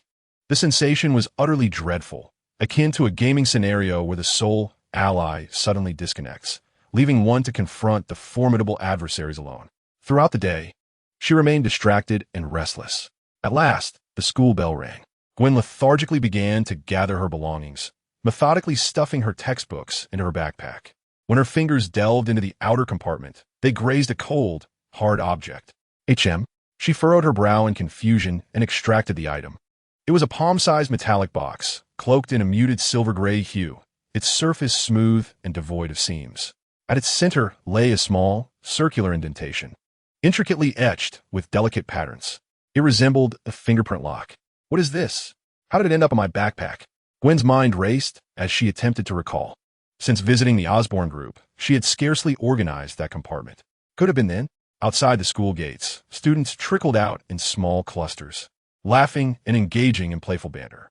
Gwen stood beneath a bare tree, awaiting her mother, Helen, to pick her up. She tucked the metallic box into the pocket of her hoodie, gripping it tightly. Just then, a jarring screech of tires pierced the air. A deep blue BMW 3 skidded to a halt before her. The window descended slowly. Behind the wheels sat a woman clad in a white hoodie, her hair a striking contrast of fiery red and icy white. It was her, the researcher, Isabella. Her gaze was devoid of warmth, fixed intently upon Gwen. Get in the car. Instinctively, Gwen took a step back, warily scrutinizing her. I'm sorry, but I believe you have mistaken me for someone else. My mother taught me not to get into strangers' vehicles, especially not those of individuals with such flamboyant hair. I don't have time for your nonsense. At that moment, out of the corner of her eye, Gwen noticed several figures emerging from the crowd, approaching her with deliberate calmness. 4 individuals, all clad in black trench coats and hats pulled low, obscuring their faces. Yet, Gwen caught sight of hands gripping weapons beneath their coat hems. These were no ordinary firearms. They were military-grade submachine guns, equipped with silencers. A chilling dread surged from the soles of Gwen's feet to the crown of her head. Were they coming for her or for the woman in the car? It seems you have no choice. Now, immediately, get in the car. One of the figures in black had already raised an arm. Gwen's pupils dilated sharply. She felt no lingering hesitation. With a swift motion, she dashed forward, flung open the car door, and vaulted into the passenger seat. Drive! Just as she slammed the car door shut, a series of muffled thuds echoed. The rearview mirror shattered, and spiderweb-like cracks instantly spread across the window beside the driver's seat. Isabella slammed the accelerator to the floor. The engine of the BMW 3 roared to life, and the tires left 2 inky black marks on the pavement as the vehicle surged forward. The powerful thrust pressed Gwen firmly into her seat. Hold on tight, Isabella shouted, frantically twisting the steering wheel. The car wove through the congested traffic, leaving a trail of cars in its wake. Who are you? Gwen shouted. Why are they chasing us? Chapter 67. Have I become a superhero? I don't know. Isabella's response was blunt and straightforward. Just then, a tremendous buzzing sound came from above. Gwen looked up, her heart skipping a beat. 2 pitch-black helicopters circled overhead, their bodies devoid of any insignia. Moments later, several unmarked black cars surged from various intersections, joining the pursuit. It was a net closing in. This is madness, Gwen thought, clutching her head, feeling her worldview shatter in mere minutes. I'm just a high school student trying to get home to do my homework. Isabella paid no heed to her lamentations. At a crossroads, she seized the moment, yanking the handbrake and sharply turning the steering wheel to the left. The car executed a flawless drift, narrowly navigating a sharp 90-degree turn and plunging into a narrow alleyway. The vehicle screeched to a halt, its nose mere centimeters from the wall. "Get out!" Isabella unclipped her seatbelt with practiced ease. She yanked open Gwen's door, pulling her arm and dragging her out. "Follow me. Up there." She pointed to the weathered wall of an adjacent apartment building. Then, to Gwen's astonishment, she took a couple of running steps and propelled herself off the wall. Defying gravity, she sprinted vertically upward. With one hand gripping Gwen's wrist, she lifted her off the ground as well. The sensation of weightlessness struck Gwen, eliciting a brief gasp. But soon, a peculiar feeling surged within her. The experience of being pulled along the wall didn't seem so unbearable after all. It felt as though a force within her responded to this illogical movement. "Let go of me," Gwen shouted up at Isabella. "I can manage on my own." Isabella glanced down at her, surprise flickering in her eyes, yet she relinquished her grip. The instant Gwen was freed, she felt an incredible lightness in her body. She pressed her hands and feet against the rough brick wall. A peculiar adhesive sensation tingled at her fingertips and toes. She was truly sticking to the wall. "Oh, cool." She couldn't help but exclaim, then quickly scrambled upward with hands and feet. Although her movements were somewhat clumsy, reminiscent of a newly hatched gecko learning to ascend walls, her speed was anything but slow. The two ascended the rooftop of the apartment swiftly, one following closely behind the other. Breathless, they stood at the edge of the terrace, the evening breeze tousling their hair. In the next moment, they simultaneously turned around and glared at each other. "Who on earth are you?" The air instantly thickened with tension. It was Gwen who broke the silence first, her chest heaving. "You speak. Why are those people chasing you? Why were you at my school gate? How do you know me?" Isabella's brow furrowed, her eyes reflecting anguish and confusion. "I don't remember. My memories are a blur. All I recall is waking up in a research facility, and then I've been on the run ever since." "What? Amnesia?" Gwen chuckled incredulously, as if she had heard the most ludicrous joke of the century. "Come on, that excuse is so overused, even in primetime dramas. Can't you come up with something more creative? I only remember one thing." Isabella ignored her sarcasm, her gaze piercing. "You possess something I need." Gwen's heart skipped a beat. She thought of the cold metal box in her pocket. She pulled it out and held it before Isabella. "Is this it? What on earth is this thing? And are my bizarre, physical changes related to you?" Isabella stared at the metal box.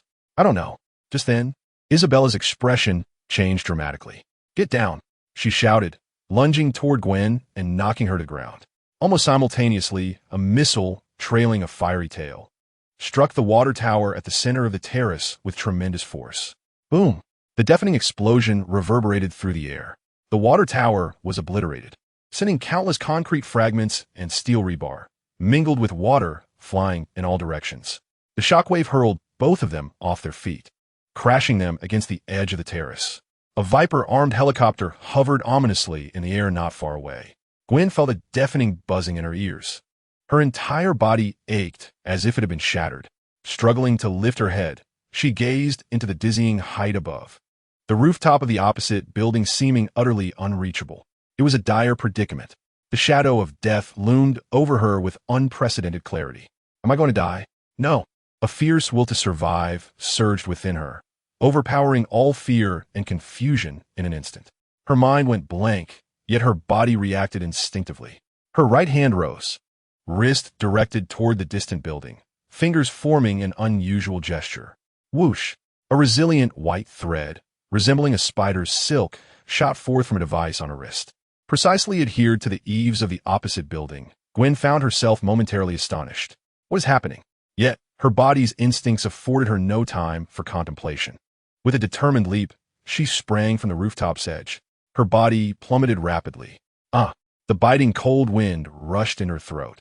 Just as she braced for the impact that would leave her a mere splatter, the web line suddenly tautened.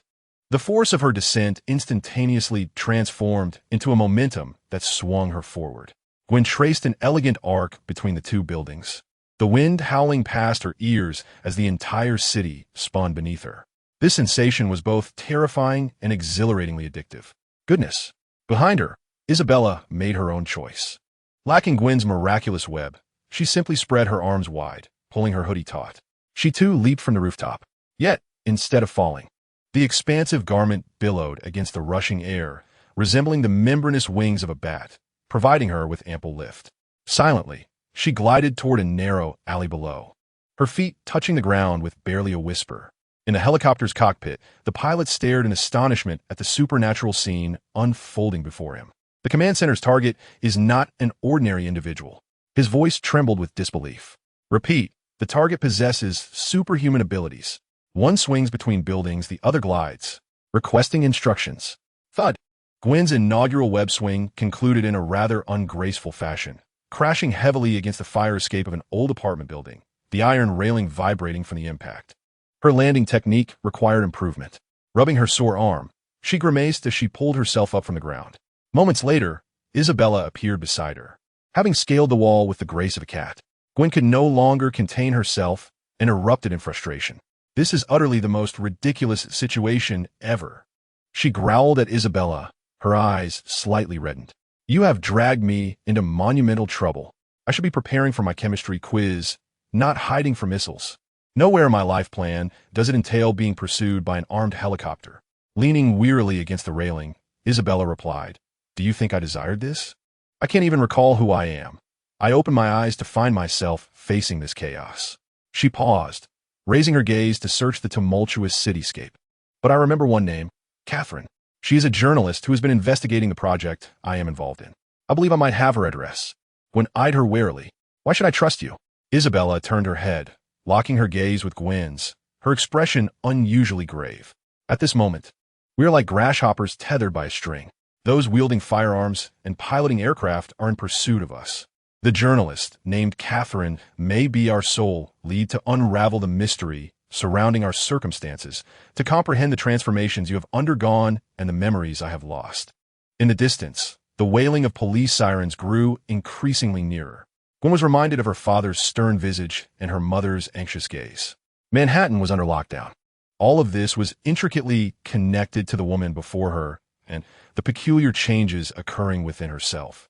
She despised this feeling, yet she recognized the validity of Isabella's words. With a long sigh, she acquiesced. Very well, I shall accompany you, but let it be understood, if my parents can find me as a consequence of this endeavor, you shall bear the blame. Isabella nodded in agreement. It was settled. She gestured towards the dark, shadowy alley below, then looked at Gwen, her eyes silently inquiring. Taking a deep breath to muster her courage, Gwen nodded in affirmation. They exchanged no further words and simultaneously leapt from the fire escape, their silhouettes vanishing into the shadows of the alley. Chapter 68. The Arrival of Many Hell's Kitchen. The air was thick with the damp scent of mildew, mingled with the acrid stench of decaying refuse, accompanied by a faint, metallic sweetness of rust. The basement of an abandoned warehouse had been repurposed into a makeshift safe house, resembling more of a hellish interrogation chamber. The only source of illumination was an industrial floodlight suspended from the ceiling, casting a stark, white light that illuminated a pool of dark crimson liquid on the floor, blindingly vivid. Water dripped from exposed pipes, falling to the ground with a monotonous, rhythmic tapping that grated on everyone's nerves. A man was bound to a metal chair, his head drooping, breaths faint. His combat uniform was torn, revealing a mangled body beneath. He was called Beaver, an operative of the Federal Strategic Bureau. In that moment, he resembled nothing more than a discarded rag doll. I shall inquire one last time. A voice resonated, imbued with a morbid elegance, the English tinged with a Japanese accent, somewhat awkward yet laced with cruelty. The interrogator, clad in an expensive suit that starkly contrasted with the filthy surroundings, meticulously wiped a uniquely shaped dagger with a pristine white handkerchief. The blade, as thin as a cicada's wing, gleamed coldly. Where's the sample of the blacklight virus? Beaver remained silent, merely lifting his head to glare at the interrogator with swollen eyes, his lips curling into a scornful sneer. The smile faded from the interrogator's face. Such fortitude. He nodded, seemingly in appreciation of a piece of art. I am fond of individuals with tenacity, for they render the ensuing ordeal far more intriguing. He approached the Beaver, seizing his left hand bound to the armrest. Crack! The sharp sound of a bone fracturing reverberated through the stillness of the basement. The first finger was forcibly broken. The beaver's body convulsed violently, beads of cold sweat instantly adorning his forehead, yet he gritted his teeth, uttering not a single sound.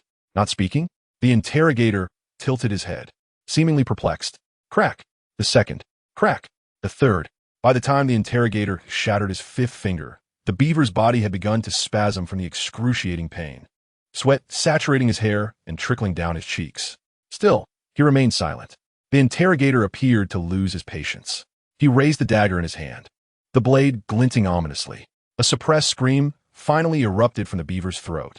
His left fingers were methodically severed, falling to the ground with a dull thud, blood gushing forth and staining the floor crimson. The interrogator stepped back in disgust, avoiding the splattered gore. He crouched down, prodding one of the severed digits with the tip of the dagger. You see, why endure such torment? Speak, and you shall be spared this agony. The beaver gasped for breath, his vision blurring. Summoning his last ounce of strength, he spat a mouthful of blood toward the interrogator. Spit. You shall not succeed. The interrogator's gaze turned icy.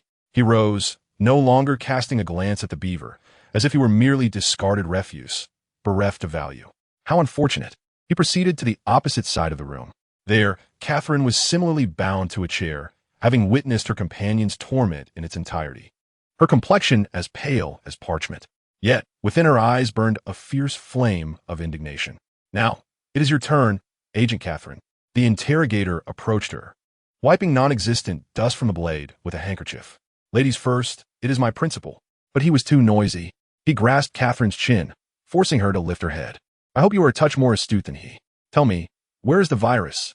Catherine fixed her gaze upon him, articulating each word with conviction. Awaiting you in hell. The interrogator chuckled. Excellent. He raised the dagger, aiming it at Catherine's right eye. Do you know? The eyes are the windows to the soul. I have always been curious what vistas might be revealed when this window is shattered.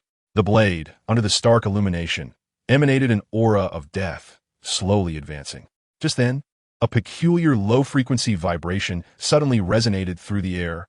The interrogator halted his actions, scanning the surroundings warily. Who? No one answered. In the dim corner of the basement, shadows appeared to writhe momentarily. A woman clad in a black trench coat silently emerged from the gloom. Her face was obscured beneath a hood, rendering her features indistinct, save for a pair of eyes that glowed ominously red in the darkness. The interrogator's pupils constricted in fear. He was oblivious to the moment she had materialized. Who are you? He barked, brandishing a dagger against Catherine's throat, using her as leverage. The woman remained silent, merely lifting her hand. Her skin was pale, her fingers elongated. Yet to the interrogator, that hand emanated an aura of profound menace. Stop. One more step and I will kill her, he shouted, his voice trembling with fear. The woman halted in her tracks and gently spread her fingers towards him. In the next instant, something bizarre transpired. The interrogator's body began to contort in an unnatural manner, his face frozen in terror. It was as if an invisible hand had seized him, his bones protesting under an unbearable strain. He opened his mouth, yet only incoherent sounds escaped his lips. His skin began to dissolve, his suit, muscles, and innards transforming into a viscous pool of blood cascading down his frame. The entire process unfolded in less than 3 seconds. Before Catherine's eyes, a living man was reduced to a steaming puddle of blood, leaving only a lifeless suit crumpled on the ground. The dagger clattered to the floor. The air was saturated with a nauseating blend of charred flesh and blood. Catherine stood dumbfounded, nearly forgetting to breathe. At that moment, the basement door was kicked open from the outside. Bang! 2 figures burst in, Isabella and Gwen. What on earth is that smell? Gwen exclaimed, nearly retching from the stench, pinching her nose in disgust. Isabella, however, immediately assessed the scene before her. Catherine, bound to a chair and drenched in blood, the lifeless body of a beaver nearby, and the strange pool of blood on the floor, alongside the enigmatic woman lurking in the shadows.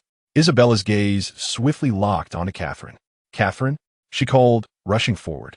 Gwen's eyes widened in horror as she beheld Catherine's grievous state, particularly her bloodied eye, stirring a tumult of nausea within her. Good heavens, she gasped, her face paling instantly. Isabella knelt down, attempting to untie the ropes binding Catherine. Do you know me? Catherine murmured weakly, her eyes filled with apprehension. Tell me, what has transpired? Who are those pursuing us? Isabella's voice was tinged with urgency as she desperately sought clues about her identity from the journalist. Chapter 69. We must collaborate. Can you please refrain from asking questions for now? Gwen suddenly erupted, shoving Isabella aside. She's on the brink of death. Can't you see? Gwen's voice trembled with anger as she pointed at Catherine, whose eyes were bleeding profusely. Is there anything in your mind besides your own trivial matters? We must save her first. Shaken by the push, Isabella glanced at the agitated Gwen and then at the barely conscious Catherine. Her lips quivered, but she ultimately chose not to argue. Gwen rushed to Catherine's side, frantically attempting to staunch her bleeding, yet she was utterly clueless about what to do. She was merely a high school student, not a doctor. Damn it, damn it, damn it. Tears nearly spilled from her eyes in desperation. I'm Fine. Catherine managed to utter first, her voice barely above a whisper, yet remarkably composed.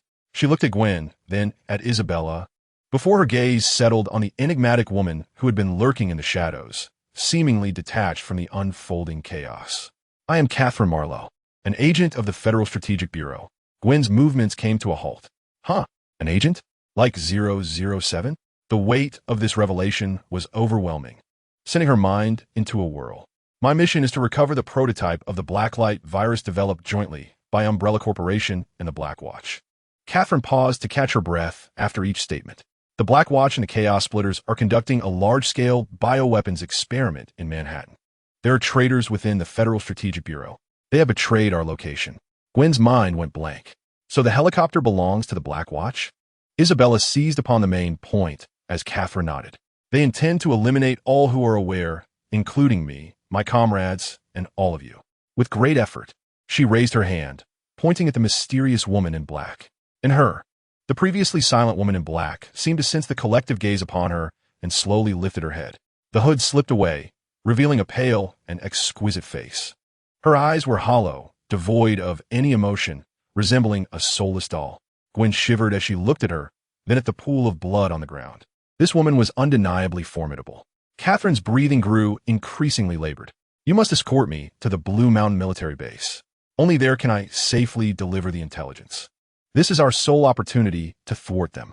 Upon finishing her sentence, she struggled to rise from her chair, but her legs buckled, and she nearly fell. Gwen and Isabella promptly supported her, one on each side. Catherine paid no heed to her injuries as she staggered towards the lifeless body of her comrade. Once a steadfast ally in battle, he now lay cold and still, his eyes wide open, seemingly accusing the tortures he had endured before his demise. With trembling hands, Catherine gently closed his eyes. Rest in peace, old friend, she uttered, her voice hoarse, tinged with a hint of emotion. She then removed the blood-stained identification tag from his neck, inscribed with S.H.I.E.L.D, Triskelion Headquarters. Beyond the expansive floor-to-ceiling windows, the Potomac River shimmered, reflecting the tranquility and splendor of Washington. However, within the room, an atmosphere of stark solemnity prevailed. Nick Fury stood like a silent black statue, hands clasped behind his back. Gazing out the window, his solitary eye peered into the distance, profound enough to seem capable of devouring all light. The automatic door of the office slid open soundlessly, admitting a slender and agile figure, Natasha Romanoff. Her footsteps were nearly imperceptible as they fell upon the thick carpet, raising no dust. Director, she spoke with a calm demeanor, devoid of any excess emotion. Fury did not turn. Speak, he commanded, a single word, succinct and authoritative. We have received intelligence regarding the chaotic separatists. Natasha took a few steps back, halting at a respectful distance behind him. They may be utilizing a novel biochemical virus to instigate a large-scale disaster in densely populated areas. Though Fury's shoulders remained immobile, Natasha sensed the atmosphere in the room growing increasingly tense. She continued her report, her pace steady. Just 30 minutes ago, the open-day event at Blue Mountain Military Base was attacked. Preliminary reports indicate that the assailants deployed a viral dispersal device. There are already numerous soldiers exhibiting symptoms of infection, and the situation is spiraling out of control. A holographic projection screen flickered to life before Fury. The screen displayed real-time surveillance footage from Blue Mountain Base, segmented into dozens of small frames. Some images shook violently, filled with the terrified screams of soldiers. While others were chillingly still, capturing a fallen soldier convulsing at an unnatural angle, green foam spilling from his mouth and nose. A vivid red alarm flashed frantically in one corner of the screen, emitting a piercing yet silent warning. Fury slowly turned around, his intact eye reflecting the pulsing red light of the screen, revealing no sign of emotional fluctuation. "Where's Coulson?" "Agent Coulson is en route," Natasha replied. No sooner had she spoken than the office door slid open once more. Phil Coulson entered briskly, his typically immaculate suit appearing somewhat disheveled. "Director," he said, his breath slightly labored. "I've seen the briefing. The situation is dire. Deploy the Anomaly Response Unit immediately to provide assistance at the Blue Mountain Base," Fury commanded, his voice icy and devoid of any hesitation. "Understood, sir," Coulson replied, nodding promptly before turning to issue the orders. "Wait," Fury suddenly halted him. Coulson paused, perplexed, and turned back. Fury's gaze shifted from the chaotic surveillance footage to Coulson, his singular eye narrowing as if engaged in a rapid calculation and assessment. Moments later, he reached a new conclusion. "Revise the plan. Let Natasha lead the Anomaly Containment Unit to secure the perimeter and establish a quarantine zone." A flicker of surprise crossed Natasha's eyes, yet she said nothing, merely nodding slightly. "Yes." Fury's attention returned to Coulson. "Your primary task is to contact the Foundation without delay." "The Foundation?" Coulson faltered for a moment. "This incident involves the Chaos Splitter as the mastermind, but there may also be shadows of Umbrella and Blackwatch lurking behind it." Fury's voice was somber. "The complexity of the situation may exceed our expectations. While S.H.I.E.L.D. can manage the aftermath, it cannot eradicate the source. We require collaboration." Coulson swiftly grasped Fury's intent. "I understand, sir." After a moment of contemplation, he added, "Since the Chaos Splitter is entangled with Blackwatch, the Federal Strategic Bureau must be aware of this situation. The disappearance of Agent Catherine Mallet is likely connected as well. Perhaps we can attempt a trilateral cooperation with the Federal Strategic Bureau and the Foundation." Chapter 70, Joint Operation Fury's face revealed a hint of approval for the first time. "Excellent. Proceed with that plan. You will personally reach out to the Foundation's commander, Han Bin. Inform him that I need to speak with him." "Yes, sir," Coulson affirmed solemnly, nodding before swiftly departing the office. Once again, the office was left with only Fury and Natasha. "Do you not find it curious?" Natasha suddenly broke the silence. "What?" "The Chaos Splitter has always been a lone wolf. When did it learn to collaborate with an official violent organization like Blackwatch? When hyenas and wolves begin to ally, it only signifies that a fiercer lion has appeared on this savanna. They sense a threat." At that moment, a gentle male voice emanated through the communication system. "Neek, may I come in?" Alexander Pierce. A flicker of disturbance crossed Fury's eyes before he regained his composure. "Enter, Alexander." The door opened, revealing a man clad in an elegant suit, his hair impeccably styled, wearing a standard politician smile as he stepped inside. He cast a glance at the dismal scene displayed on the holographic screen, his brows knitting together with just the right amount of concern. "My goodness, this is utterly horrifying. How could the Blue Mountain Base have descended into such chaos?" "A biochemical attack," was Fury's succinct reply. Pierce approached Fury's side, both of them fixated on the screen.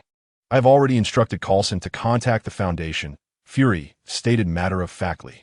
"We are preparing for a joint operation with them, as well as the Federal Strategic Bureau." Upon hearing this, a smile of approval graced Pierce's face. "That is a wise decision, Nick. In the face of such a crisis, we truly need to unite all forces available to us." His tone was sincere, his gaze earnest. Yet, deep within him, a distinctly different voice whispered, "Chaos is quite the boon. Let those self-righteous individuals in S.H.I.E.L.D., the Foundation, and the Federal Strategic Bureau tear each other apart.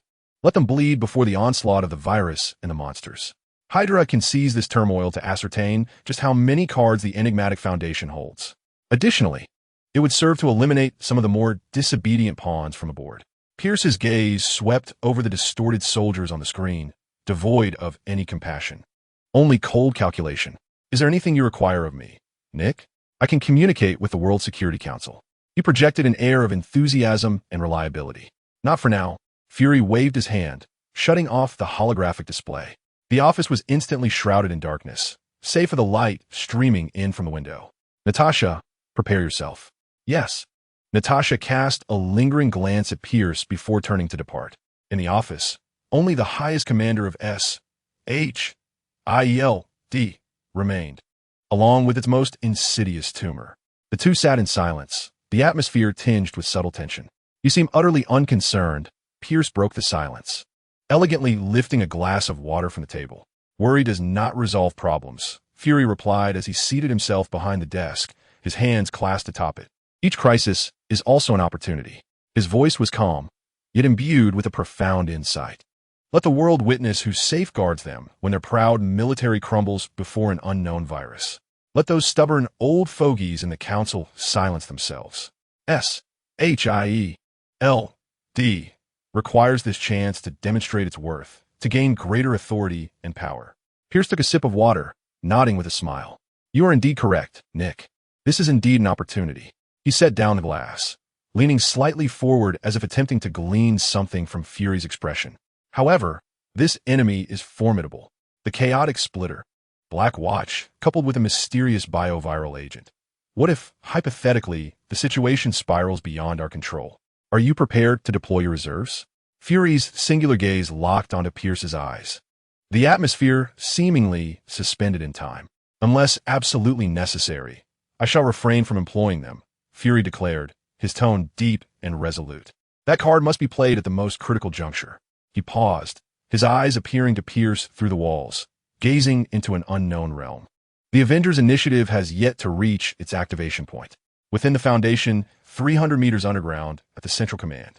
In a vast, circular command hall, hundreds of personnel in uniforms systematically process streams of information from across the globe. Yet, in the independent command room at the hall's apex, the ambience felt somewhat too relaxed. "Hey, do you think this cup of instant coffee from 82 is a bit off?" Han Bin inquired, holding a mug emblazoned with the words "worker" and shaking it with exaggerated seriousness. He asked the silver-haired woman beside him, clad in a black Gothic combat skirt and tactical goggles. Miss 2, formerly known as Kajiha Type 2, Han Bin's deputy and personal security officer, was a living embodiment of excellence. She remained expressionless, not even turning her head. "Commander, according to my taste sensors, this beverage comprises 93% water, 5% caffeine extract, and 2% non-dairy creamer and white sugar. Its chemical composition cannot sustain a stable liquid film on the ceramic cup wall for more than 3 seconds. Therefore, it does not cling," she stated in a cold, emotionless voice, as if reciting a technical report. "TSK." Hanbin clicked his tongue, realizing his jest fell flat. Engaging in earnestness was his defeat. At that moment, the alloy gate of the command room emitted a subtle mechanical sound. Iris, voiceprint, and genetic locks completed their triple authentication in an instant. The gate slid open silently. Vera, clad in the Foundation's standard intelligence officer attire, entered briskly, her expression grave. "Commander." Vera's voice bore a hint of tension. "Ah, Vera, in such a hurry. Have you caught a big fish?"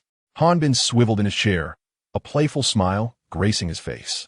Vera seemed accustomed to her superior's nature, ignoring the jest and placing a secured datapad on the console before Hanbin. "The Federal Strategic Bureau's Mole Team 7. Our operatives successfully extracted them from the encirclement of Black Watch. However, only 3 survived." Hanbin's smile waned slightly. He reached out, gently tapping the datapad, and a holographic display unfolded instantly. "Get to the point." "Yes, Commander." Vera inhaled deeply, her words rushing forth with urgency. "According to the accounts of the survivors from Team Mole 7, a clandestine research facility under the auspices of Black Watch, codenamed Gold Mountain, initiated a covert operation known as Operation Gold Mountain 3 days ago. The specifics of the operation remain undisclosed. Yet it has directly resulted in the total loss of contact with our undercover team, led by Catherine." Chapter 71. A grand game. Hanbin's fingertips gently tapped the console, producing a muffled sound. "Proceed." Simultaneously, we received a request for intelligence sharing from the S.H.I.E.L.D. agency. The Blue Mountain military base was assaulted by a bioweapon 4 hours ago, leading to a complete communication blackout within the facility, with a significant number of infected individuals appearing among the perimeter forces. Vera brought up a satellite surveillance image, revealing the once heavily guarded military base now engulfed in thick smoke and flames. It appeared to be a suspected virus leak. The mere mention of the word virus seemed to lower the temperature in the command room. Even the immovable figure of two, standing silently behind Han Bin, appeared to shift slightly. Ah, as expected, it is them. Han Bin suddenly chuckled softly, breaking the silence. He deactivated the satellite image and retrieved another document. On the light screen, enlarged images of $100 bills emerged.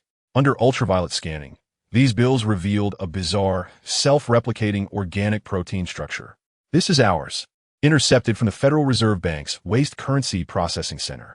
A novel viral mutation spreading through physical currency. Han Bin's voice was calm, yet it instilled a chilling dread in Vera and a previously silent lady beside her. The lady, adorned in a well-tailored burgundy gown, with golden hair elegantly styled into an updo, radiated the charm of a sophisticated matron. She was Valentina, a socialite wielding considerable influence in the federal elite, and an important partner of Han Bin. Has Blackwatch gone mad? Valentina's hand trembled slightly, causing ripples in the wine within her glass. What do they intend to do? Destroy the entire Federation? No, not destruction, but control. Han Bin leaned back in his chair, hands clasped behind his head. Blackwatch merely serves as the visible FAID. The true puppeteers lurking behind them are the ancient members of the 12 Roundtable Council. Through a controllable biocrisis, they seek to dismantle the current order of the Federation, plunging the populace into terror. Then, they will present themselves as saviors, utilizing the antidote and military power at their disposal to establish a new order under their complete dominion. Han Bin's tone was so nonchalant, as if he were merely commenting on the pleasant weather. What an intricate game this is. From finance to virology, from military to politics. Each element is interlinked. These old men, in pursuit of their delusions of elevating human civilization, are truly unscrupulous. Valentina's complexion paled slightly, although she moved among the powerful. She had never encountered such a grand and insane conspiracy. What shall we do? She glanced at Han Bin, the man who always exuded an air of excessive composure. He was her only hope. What should we do? Han Bin smiled. Of course, we shall gather our allies. He sat up straight and glided his fingers across the console. Since they wish to play, we shall indulge them in a splendid game. It is time to unleash the loyal hound we have kept within the Federal Strategic Bureau. Vera and Valentina were momentarily taken aback. ISNT, the Federal Strategic Bureau, the highest intelligence agency, directly under the federal parliament? Vera questioned uncertainly. Han Bin shook his head, a mysterious smile gracing his lips. That is merely the facade. In truth, the Federal Strategic Bureau was established precisely to address situations like the present. It serves as both a scalpel and a potent remedy. Its highest operational principle is not loyalty to the federal parliament, but rather to the very essence of federal civilization. Its existence is to excise any malignant entities threatening the survival of civilization, even if such entities are the federal parliament or the entire federal government. These words struck Vera and Valentina like a thunderclap, reverberating in their minds. They had never considered that the seemingly colossal entity, akin to the S.H.I.E.L.D. agency and the Foundation, concealed such astonishing foundational intentions. At that moment, a blue holographic screen, visible only to Han Bin, quietly unfurled before him. Ding! A large-scale biohazard crisis detected. Worldline deviation exceeds threshold. Emergency mission. The Uncontrolled Symphony mission objective, within 72 hours, contained a viral outbreak at the Blue Mountain base and exposed parts of the 12 Roundtable Council's conspiracy to the public. Mission reward. Unlock support sequence for the initial reinforcement. 200 general combat model humanoid robots. Unlock technology. Type 103 Tyrant Modification Blueprint. Han Bin raised an eyebrow. Oh, the system has finally taken action. 200 sisters, this is quite a deal. He muttered quietly. The electronic eye of the tactical goggles worn by the two sisters flickered for a moment, seemingly capturing certain keywords, yet ultimately, they remained silent. Han Bin cleared his throat, his expression instantly turning serious. Veda. Yes. Immediately retrieve the broad-spectrum serum vaccine targeting the virus from the gene bank, and take an advance team to the periphery of the Blue Mountain base as swiftly as possible. I do not care what methods you employ. I want to see the first vaccine injected into an infected individual before dawn. Understood, Commander. Vera responded without hesitation, executing a standard military salute before swiftly departing. 2. I am here. The subsequent mobile task force is under your coordination, always prepared for airborne support. Understood. The voice of number 2 remained cold and detached. Commands were issued one after another, and the entire command room instantaneously shifted from a state of leisure to high-speed war operations. Ultimately, Hanbin's gaze fell upon Valentina. Valentina, I'm here, my commander. Valentina placed a hand over her heart, attempting to steady her racing pulse, which had quickened from tension. Contact your people and bring out that formidable creature we previously concealed in the hive to bask in the sunlight. A hint of amusement danced across Hanbin's face. Inform them to comprehensively modify that Type 103 tyrant according to the schematics I provided. Remember, I require an absolutely loyal super soldier capable of obliterating a main battle tank with a single punch. Valentina's pupils constricted sharply. The Type 103 tyrant. The legendary and most perfect bioweapon. She had assumed it was merely a trump card employed by Hanbin to intimidate certain factions. She never imagined he truly intended to activate it. I understand. Valentina nodded emphatically, aware that a colossal wave, poised to engulf the entire Federation, was about to be unleashed to Hanbin's fingertips. Hanbin rose and approached the expansive floor-to-ceiling window. Outside, a simulated azure sky adorned with white clouds and warm sunlight lay before them. Yet, everyone knew that beneath this facade of tranquility, the real world was being consumed by viruses and conspiracies. His voice, though quiet, resonated clearly throughout every corner of the command room. Chapter 72. A spark of fire notified the publicity department. In 8 hours, I wish to initiate an unprecedented propaganda campaign across global networks. Furthermore, in my name, send a highly encrypted communication request to the Federation speaker, urging him to promptly sign the emergency order number 91. In the Capitol at the White Tower, the air within the speaker's office was as heavy as a lead weight. Outside the vast floor-to-ceiling windows, what should have been a bustling urban nightscape was now shattered by piercing alarm sounds and distant bursts of flames. Speaker Adam Benford's tie was askew, and his graying hair was in disarray. His face, typically marked by composure, was now etched with deep fatigue and anxiety. Useless. All of you are utterly useless. He slammed a freshly delivered emergency report onto his expensive mahogany desk, producing a resounding thud. 3 states, 12 cities, all fallen within 6 hours. And now you tell me, aside from establishing a perimeter, there is nothing you can do? In the office, more than a dozen high-ranking federal officials sat in stunned silence, their heads bowed almost to their chests. Sweat soaked through their expensive suits, yet none dared to speak. The air was thick with the bitter aroma of coffee, mingling with a faint hint of fear. Mr. Speaker, the speed at which the virus spreads has surpassed all models' predictions. Conventional isolation measures have become inadequate. A senior official from the Ministry of Health mustered the courage to speak, but was abruptly interrupted by Adam Benford's icy gaze. I do not wish to hear this. I demand solutions. Adam's voice was hoarse, each word seemingly forced through clenched teeth. At that moment, the heavy oak door of the office swung open.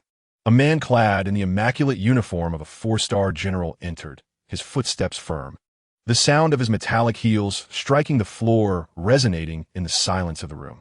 The newcomer was none other than General S.H.I.E.L.D, commander of the Federal Armed Forces. His countenance was resolute, his gaze sharp, akin to a sword unsheathed, starkly contrasting with the despondency of the surrounding officials. Adam, S.H.I.E.L.D's voice, though not loud, carried an undeniable strength, instantly capturing everyone's attention. This is not the time for assigning blame. He approached the desk, his eyes scanning the report riddled with red alerts, his brow remaining unfurrowed. I need you to sign an order immediately. Adam Benford lifted his bloodshot eyes. What order? S.H.I.E.L.D enunciated deliberately. Emergency order number 91. At the utterance of this term, the air in the office seemed to be sucked away in an instant. Several officials privy to the situation turned pale, their bodies trembling uncontrollably. Adam Benford's pupils constricted sharply as he fixed his gaze on S.H.I.E.L.D. S.H.I.E.L.D, do you comprehend the implications of what you are saying? Activating Order 91 entails grave consequences. I am fully aware, S.H.I.E.L.D replied, his expression unwavering. He circled the desk, moved closer to Adam, and lowered his voice. It signifies that the Federal Strategic Bureau will take control of everything. It means we still have one last card to play. Adam's breathing grew labored as he leaned back in his chair, his voice quivering slightly. The Federal Strategic Bureau? The division responsible solely for data analysis and risk assessment? They lack even a single-armed squad. What they possess is far more substantial than you can fathom. S.H.I.E.L.'s gaze deepened. He leaned closer to Adam, whispering in a tone audible only to the two of them. 3 days. Grant me 3 days, and the Bureau will manage the situation. Adam's eyes flickered with intensity. He could detect the confidence in S.H.I.E.L.'s tone. Yet, he remained apprehensive. Who will command? Who wields such influence to mobilize so many forces simultaneously? After a moment of silence, S.H.I.E.L.D. uttered a name: the Foundation. The Foundation will intervene comprehensively in this incident. Adam Benford's body jolted, and in that instant, all hesitations in his eyes dissipated. He seized the encrypted electronic pen from the desk and inscribed his name on the virtual order. Adam Benford, as the final letter descended. A golden beam flickered across the virtual document. The Emergency State Order Number 91 was officially enacted, almost simultaneously, within the confines of an undisclosed command center. Hanbin leisurely sipped from a steaming cup of goji berry tea, observing the live surveillance of various regions displayed on the screen. TSK. These old fellows take longer to convene than I do to play a game, he muttered under his breath. At that moment, the seemingly unremarkable black watch on his wrist emitted a faint beep. A golden iris emblem illuminated on the dial, accompanied by a line of small text. Emergency State Order Number 91 has been signed. Highest authority request has been dispatched. Hanbin raised an eyebrow, a knowing smile creeping across his face. Finally, it has arrived. He lifted his wrist, gently tapping the dial with his fingertip. Authorization. A cool, electronic female voice resonated in his ear. Authorization confirmed, Commander. Commencing takeover of the Federal Strategic Bureau Command System. System takeover progress. 105-0100. Takeover complete. In accordance with the highest authority provisions of Emergency State Order Number 91, Commander, you have automatically assumed the role of Acting Director of the Federal Strategic Bureau. Hanbin took a sip of his goji berry tea, savoring the taste. Oh, a promotion. I suppose I should treat myself to an extra chicken leg tonight. No sooner had he spoken than the main screen in the command hall was instantly illuminated. A vast three-dimensional map of the entire Federation materialized, densely marked with countless red infection outbreak points. In the next moment, the background of the map abruptly darkened. Following this, orange dots began to illuminate simultaneously from every corner of the Federation, every city, and every region. These dots multiplied rapidly, coalescing from mere sparks into an overwhelming blaze. They resembled a vast, invisible network that was activated at that moment, enveloping the entire Federation. Each dot represented an operative embedded within various sectors of society. They could be baristas at street corners, programmers in office buildings, taxi drivers, or professors in universities. Yet at this moment, their sole identity was that of operatives for the Federal Strategic Bureau. The watches they wore, identical to Hanbin's, shone with orange brilliance. Valentina, standing behind Hanbin, along with her aide Leah, were utterly astounded by the scene before them. Leah's mouth fell agape, her beautiful eyes wide with disbelief. She could hardly fathom that this Federal Strategic Bureau, which appeared to be merely an information aggregation department, harbored such terrifying power. Valentina's chest rose and fell rapidly as she gazed at Hanbin's silhouette, her eyes brimming with an unprecedented awe. She took a deep breath, calming her tumultuous emotions before stepping forward. Commander, I must depart. Chapter 73. Suppressing the thugs. Hanbin turned away, not gazing at the mesmerizing map of glowing points. Instead, retrieving a bottle of Roman Econi from the adjacent cabinet, pouring a glass for himself and Valentina. He raised his glass, the deep crimson liquid swaying beneath the light. Go ahead, he said, a hint of playful amusement dancing on his face. Good luck, Valentina. Show them what the aesthetic of violence truly means. Valentina accepted the glass and downed it in one swift motion. The fiery liquid coursed down her throat, igniting her very blood. Yes, my commander, she affirmed, nodding resolutely before turning to leave with Leah at a brisk pace. Watching Valentina's silhouette vanish through the doorway, Hanbin drained the remaining wine in his glass. He turned back to the vast map adorned with orange glimmers, his single eye shimmering with the intensity of a hunter. The game had only just begun. November 19th. The evening news on the Federal Central Television reported an inconspicuous social update. Today, the Central District Memorial Hospital received its first patient exhibiting an unexplained high fever, with experts preliminarily diagnosing it as a novel strain of influenza. On the screen, a blonde reporter stood outside the hospital, her demeanor relaxed as she delivered the report. The image flashed away. The following day, the same hospital had transformed into a hell on earth. The piercing wails of alarm shattered the city's tranquility. The corridors were filled with patients groaning in agony, their skin taking on a peculiar ashen hue. Doctors and nurses clad in heavy protective gear navigated the crowd, utterly exhausted. The healthcare system had been completely overwhelmed within a mere 24 hours. The federal government responded swiftly, declaring a state of maximum emergency. On the third day, Federal Speaker Adam Benford appeared across all news channels, his expression grave, eyes sunken. I announced that New York City is to be placed under complete lockdown. No one may enter or exit without authorization. Emergency vaccines developed by the Federal Health Department will be distributed immediately. Armed federal soldiers flooded the city, establishing checkpoints at various intersections. They distributed the so-called vaccines to the citizens, although the liquid within the syringes appeared unsettlingly murky. On the fourth day, the Global Unified Health Organization convened an urgent press conference, officially naming the outbreak Green Death. A global pandemic of monumental scale had been confirmed. The rapid deterioration of the situation exceeded all expectations. Nations convened in emergency discussions, forming a joint operations department. Their primary mission was to enter New York and regain control of the situation. Day 5. The armored convoy of the Joint Operations Department rolled through the desolate streets.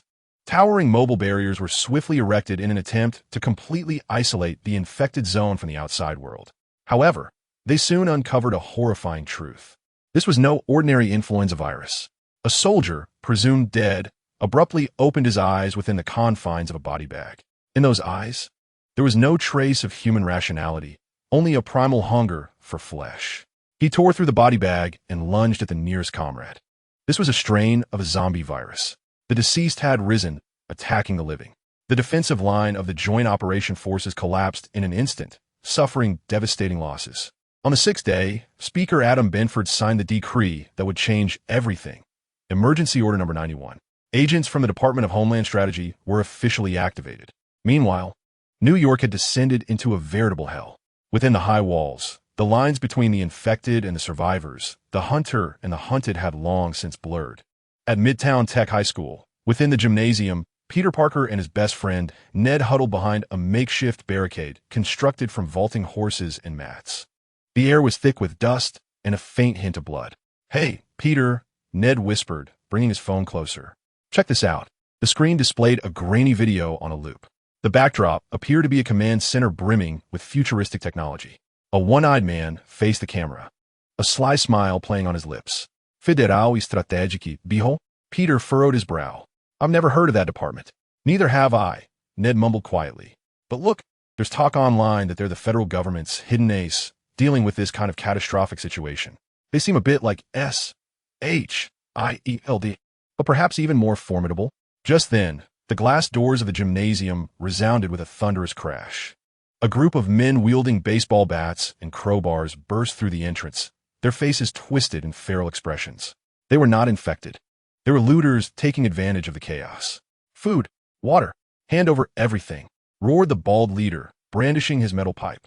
The surviving students in the gym screamed in terror. Peter's body tensed, poised to act.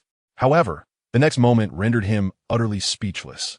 Mary Jane, the red-haired girl who usually sat quietly reading, suddenly stood up. The screen of her smart wristwatch flared to life, projecting a striking orange glow. Her demeanor shifted. The gentle warmth vanished, replaced by an aura of calm and sharpness. Ms. Linda Xiaochun. As Teacher Linda, the class advisor who always wore black-framed glasses and appeared somewhat stolid, was soothing her students. She lifted her head upon hearing a sound. Her wristwatch, too, illuminated with an orange glow. Removing her glasses, she carelessly tossed them to the floor, and her demeanor transformed into one of acute intensity. In one corner, a girl with short hair, engrossed in her video game, set down her console. In another corner, the usually reticent international student, Xiao Chun, slowly straightened his posture. The wristwatches of the four individuals glowed simultaneously in the dimly lit gymnasium. "Acknowledged." The three responded in unison. The assailants, evidently bewildered by this strange spectacle, were left questioning the absurdity of the situation. "What on earth? Are we filming a movie?" A burly man with a shaved head sneered as he raised a steel pipe and swung it towards Mary Jane, who did not even glance in his direction. She merely sidestepped with fluidity, effortlessly evading the forceful strike. In that same instant, her elbow struck the man's ribcage at an angle that defied ordinary perception. The man emitted a muffled grunt, his massive frame collapsing to the ground as he curled up in agony. The entire sequence unfolded with such grace that it was nearly imperceptible. Meanwhile, teacher Linda sprang into action, seizing a basketball without a second thought. She hurled it backward at another approaching assailant without even looking. The ball sliced through the air, striking him squarely in the face. He let out a pained cry, blood gushing from his nose as he fell backward. Xiao Qin's movements were even more direct, as they both became phantoms, swiftly penetrating the crowd. Their actions were devoid of superfluous motion, employing only the most efficient joint locks and holds. In less than 30 seconds, the 7 or 8 intruders lay incapacitated on the ground. Chapter 74. Guardians of Human Civilization. The gymnasium was silent enough to hear a pin drop. Everyone stared, mouths agape, at these 4 seemingly inconspicuous classmates and their teacher. Peter Parker and Ned felt their worldviews shaken to the core. "I can't believe it," Ned gasped. "She knows martial arts?"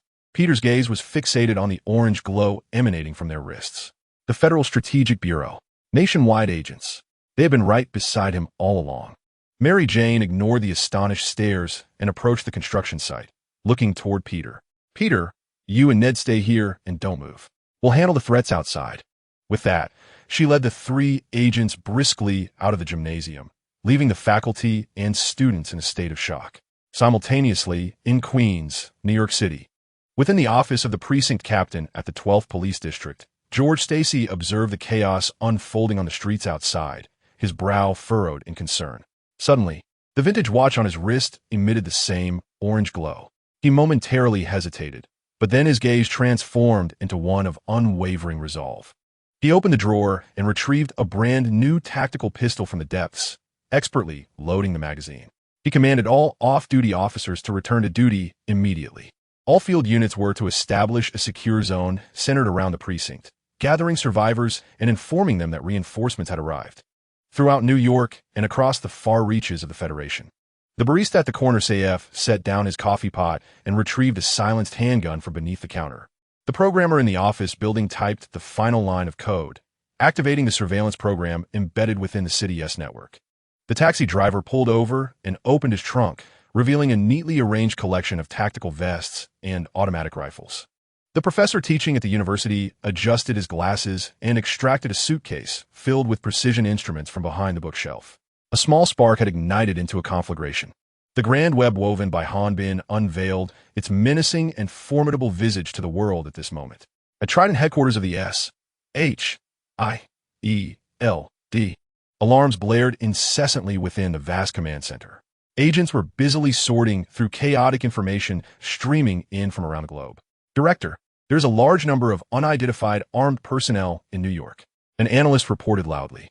They were well-equipped and strategically coordinated, establishing strongholds throughout various areas to eliminate the infected and rioters. Natasha Romanoff and Sky stood before the main screen, observing the surging data. Countless orange dots representing these unidentified armed individuals rapidly spread across the map of New York City. "Whose men are they?" Natasha furrowed her brow tightly. They did not belong to any known official or unofficial organization.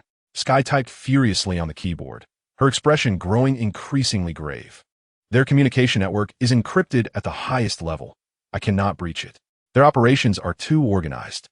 Natasha watched the synchronized movements of the orange dots on the screen, their efficient advance filling her with astonishment. This was not the work of an ad hoc militia. It resembled an awakened army. At that moment, outside Midtown Tech High School, the sounds of gunfire and explosions had ceased. Mary Jane and her team of agents returned to the gymnasium. A tremendous roar reverberated through the sky as a completely black helicopter, devoid of any markings, hovered above the schoolyard. The cabin door slid open, and a squad of soldiers clad in black combat gear and full-coverage tactical helmets swiftly descended to the ground via tactical ropes. Their movements were rapid and coordinated, emanating an aura of seasoned warriors. At the forefront stood the captain, adorned with a peculiar emblem upon his helmet, a circular insignia featuring 3 arrows converging at the center. The Foundation's mobile task force swiftly established a defensive line on the playground, while several members bore a massive portable screen, hastening into the gymnasium. The screen was promptly erected and connected to a power source. A flurry of static flickered across the display before revealing a youthful yet composed visage. Clad in a crisp black uniform, with a star insignia resting upon his shoulder, he was none other than Han Bin, the acting director of the Federal Strategic Bureau and commander of the Foundation.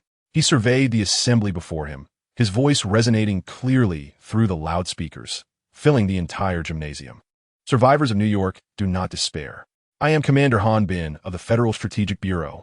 From this moment forth, we shall take full control of the rescue and reconstruction efforts in New York. I understand that fear and confusion grip you, but trust that dawn is on the horizon. He paused, allowing the weight of his words to settle. To those lurking in the shadows, I wish to convey that the game has only just begun. Han Bin's voice echoed through speakers, televisions, smartphones, and computers worldwide, reaching every ear. In Times Square, the colossal billboard that once showcased luxury advertisements was now dominated by a steadfast countenance. At the Shibuya crossing in Tokyo, countless pedestrians halted, their faces etched with disbelief. Within the command center of the S.H.I.E.L.D. aerial battleship, all screens were forcibly commandeered, displaying the same image. Han Bin's singular, I seemed to penetrate the screen, gazing into this chaotic world. I recognize that many of you harbor questions.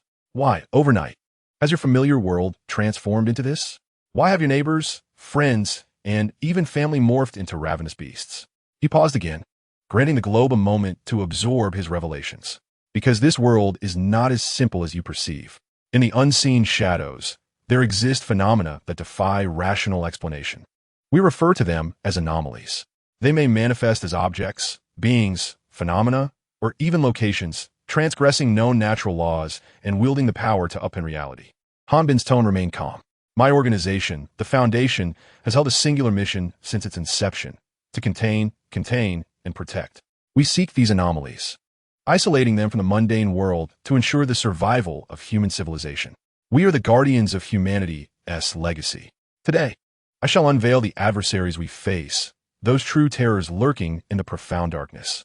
As his words faded, the screen transitioned, revealing a meticulously edited operational video that began to play. The scene is dimly lit and unsteady, imbued with an overwhelming sense of tension. This is the perspective of a helmet camera belonging to a mobile task force. They find themselves within a pitch-black underground tunnel, the beam of their tactical flashlight sweeping across the damp walls. Alpha Team, respond and report your location. A voice tinged with urgency crackles through the communicator. This is Captain Alpha. We are approaching the target area. All is proceeding as planned. Chapter 75. Perceiving the situation suddenly. A faint sound of a girl weeping emanates from the depths of the tunnel. Mommy, I'm so scared. The members of the task force freeze momentarily. Stay vigilant. The captain commands in a hushed tone. It's a trap. However, one young team member seems to be affected by the cry, hesitating in his steps. That sounds like my sister. Stay alert, rookie. The captain barks. 939 can mimic the voice of its last victim, but is already too late. From shadows, a blood-red, eyeless, and smooth-skinned humanoid creature lunges forth with terrifying speed. The young member barely has time to scream before being knocked to the ground. The sound of flesh tearing resonates through the microphone, echoing clearly across the globe. Open fire! Open fire! Gunshots reverberate within the narrow tunnel. The flashes illuminate the gruesome maw of the creature and the mangled corpse beneath it. Countless viewers instinctively cover their mouths, their eyes wide with horror. In the S.H.I.E.L.D. command center, Natasha clenches her fists unconsciously. Sky's complexion turns pale, her stomach churning with anxiety. The scene shifts once more, this time to a frigid, snow-covered landscape. A tall, slender white humanoid sits alone in the snow, its back to the camera, arms wrapped around its knees, its body trembling slightly as it emits low, sorrowful sobs. Target 096 confirmed. All personnel, be advised. Do not look at its face under any circumstances. A serious warning sounds through the communicator. The perspective of the recording is from a team member tasked with perimeter security. He moves cautiously, ensuring his gaze remains averted from the creature's visage. The operation appears to progress smoothly. The containment team inches closer. However, an unforeseen event occurs. A patch of disturbed snow slips down the slope. The recording team member loses his footing, toppling over. In that fleeting moment, the helmet camera tilts uncontrollably upward. Just for an instant, the face of the white creature flashes across the screen. It reveals a distorted, disproportionate visage, contorted in a scream. In the next moment, the world hears that sound, an unearthly, piercing shriek filled with boundless anguish and fury, beyond the capacity of words to describe. The white creature suddenly rose to its feet. It ceased its weeping. With frantic hands, it clawed at its own face, its body trembling violently. The target had been enraged. Repeat. The target had been enraged. It had seen my face. It had seen my face. The recording team member let out a desperate wail. He stumbled and scrambled towards the distant armored vehicle. Run, run. The camera shook violently. The sounds of wind and snow, labored breaths, and the increasingly ominous footsteps behind him filled the air. He ran swiftly, yet that entity was swifter. The final moments of the recording captured the team member, terror-stricken, turning back. A face distorted and drenched in blood and tears filled the screen in an instant. The image abruptly cut off. The world fell into a profound silence. Everyone was paralyzed by this incomprehensible primal terror. Is this what the Foundation confronts daily? Is this the true threat facing human civilization? The screen faded to pure black. Moments later, a line of white text slowly emerged. We contain, we secure, we protect. The Foundation, Stark Tower, New York. Tony Stark's hand, holding a glass of whiskey, froze midair. He gazed at the vow displayed on the screen, the levity and cynicism on his face dissipating for the first time. He picked up his phone and typed a message beneath a pinned live news feed. New arrivals. You have successfully captured my attention. To your sacrifices, I raise a toast. You are true heroes. S.H.I.E.L.D. Command Center. Natasha inhaled deeply, her chest rising and falling rapidly. She turned to Fury, her eyes filled with unprecedented shock. Director, is this all real? Fury did not respond, merely watching the screen with a complex expression in his single eye. The comments section had exploded. My God, what did I just witness? Salute to the heroes. So, we have always lived under such protection. I am in tears. The Foundation, forever divine. From today onward, I am an ardent fan of the Foundation. On screen, Hanbin's face reappeared, solemn and tinged with sorrow. They are heroes.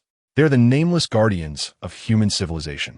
Now, the crisis you face is caused by an anomalous entity designated as 008, a mutant strain of a prion virus.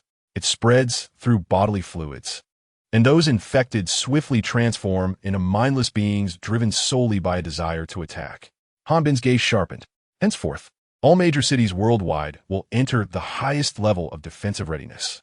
Our objective is to completely contain the 008 virus within 7 days and restore the order of human civilization. Please place your trust in us. Dawn is imminent. This live broadcast is now concluded. The screen reverted to its normal signal, yet the profound impact it had resonated for a considerable time. In the command center of the S.H.I.E.L.D. aerial mothership, an oppressive silence was shattered by a furious inquiry. Nick, you had better provide me with an explanation. Alexander Pierce's face appeared on the screen, ashen and filled with ire. Where did this so-called Foundation emerge from? Who granted them the authority to disclose such high-level secrets to the world? This is a violation of the existing order. It is a provocation to the World Security Council. Pierce's voice brimmed with an authoritative fury. As the director of S.H.I.E.L.D., how could you allow an organization of dubious origin to seize command in New York? You have brought disgrace upon S.H.I.E.L.D. I command you to immediately reclaim command from Hanbin. We cannot entrust the fate of humanity to a madman. Nick Fury slowly turned, his solitary eye coldly scrutinizing Pierce on the screen. Madman? Fury's voice betrayed no emotion. Mr. Pierce, while you sit comfortably in your secure office, accusing others of madness, this so-called madman is risking his life and that of his subordinates to plug the world's greatest catastrophe. You remain entangled in your notions of secrecy and authority, while he has already wagered his life on the table. So, put away your bureaucratic facade. Fury's voice rose sharply, infused with authority. Understand what is truly paramount at this moment. Hanbin's live broadcast had concluded, yet the world had only just begun to stir. Global Realism 1, 0000000. Congratulations to the host for completing the global live broadcast of the Dawn Declaration, significantly enhancing the Foundation's presence.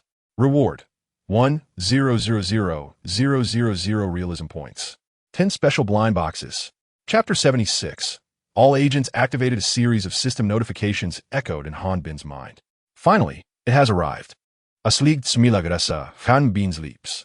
In this global broadcast, he had staked his own reputation and that of the entire Foundation, even the future itself. Fortunately, he had emerged victorious. 1,000,000 realism points and 10 blind boxes. This was a remarkable gain. Hanbin momentarily suppressed the urge to open the boxes immediately. The time was not yet ripe. He lifted his gaze, redirecting it to the holographic projection at the center of the command hall. A torrent of data flowed rapidly, outlining the real-time dynamics of various global war zones. Red alert indicators flashed furiously on the maps of major cities, such as New York, London, and Tokyo. This signifies that the infection of the 008 virus is spreading at an astonishing rate. Simultaneously, countless blue luminescent points, representing Allied units, emerge from various corners of the globe. Like an impenetrable net, they converge towards the red zones in a counter-encirclement. Commander, a cold and emotionless electronic synthesized voice resonated. Miss 2, clad in a gothic black gown and donning black tactical goggles, approached Hanbin with graceful strides and slightly bowed. Her voice remained calm and unperturbed, as if the world-altering broadcast that had just transpired was merely an inconsequential report. Within 3 minutes of the initiation of the Dawn Protocol, 100,000 operatives, covertly stationed worldwide, have been fully activated. The first wave of rescue and armed forces has entered 37 key cities, including New York, London, and Paris. It is anticipated that within 30 minutes, we will establish the initial safe zones in the core areas of these cities to shelter survivors and commence the quarantine and purification of the infected zones. Hanbin nodded, unsurprised by this outcome. These operatives are elite forces that the Foundation has secretly cultivated over many years at great expense. Their sole commonality lies in their unwavering loyalty to the Foundation, alongside a readiness to sacrifice everything for the sake of human civilization. Now, the time has come for them to fulfill their purpose. What response has there been from S.H.I.E.L.D? Hanbin lifted the coffee cup from the table and took a gentle sip. The coffee had grown somewhat cold, imparting a hint of bitterness. Nick Fury attempted to contact us, but I temporarily cut off the line citing busy circuits, was Miss 2's succinct reply. Additionally, S.H.I.E.L.D. Agents Phil Coulson and Melinda May are requesting to meet with you. They have arrived outside our temporary command center in New York. Coulson and May? Hanbin raised an eyebrow slightly. He was certainly familiar with these two ace agents from S.H.I.E.L.D. One is Fury's most trusted right-hand man, known as the agency's model employee, while the other is the renowned Iron Knight, an elite operative with extraordinary combat prowess. It seems that old Fox Fury can no longer remain idle. Let them in. Hanbin set down the coffee cup and leaned back languidly in his chair. As it happens, I am on my way to meet an old friend. I can give him a lift. Understood, Commander. Miss 2 bowed once more, then turned and departed, her high heels clicking rhythmically against the floor. 5 minutes later, Agents Coulson and May were brought before Hanbin, upon seeing the surprisingly youthful commander of the Foundation. Even the seasoned Coulson momentarily stiffened, his perennial warm smile faltering. He is far too young. The man who presides over such a vast and enigmatic organization, audacious enough to directly announce his takeover of the crisis to the world, appears to be in his early 20s at most, dressed in a well-tailored black combat uniform. He bears no military rank or insignia. He casually occupies the commander's seat, his calm gaze surveying them. His eyes possess a depth not typical of youth, as if they have pierced through the secrets of countless epochs. Agent May, more direct in her approach, instinctively placed her hand on the grip of her sidearm. Her muscles taut, her gaze sharp as a blade. As a top-tier warrior, she felt an indescribable pressure emanating from Hanbin. Please take a seat. Hanbin gestured towards the 2 empty chairs in front of him. His tone is relaxed, as if welcoming friends to his home. Would you like something to drink? Coffee or tea? Coulson forced a semblance of composure, attempting to mask his unease. Mr. Han, I believe we may not be in the mood for that right now. We come on behalf of S.H.I.E.L.D. and have numerous questions that require your answers. I am aware, Hanbin interjected. Questions regarding the origins of the Foundation, the ire of your chairman, and the notions of power and order.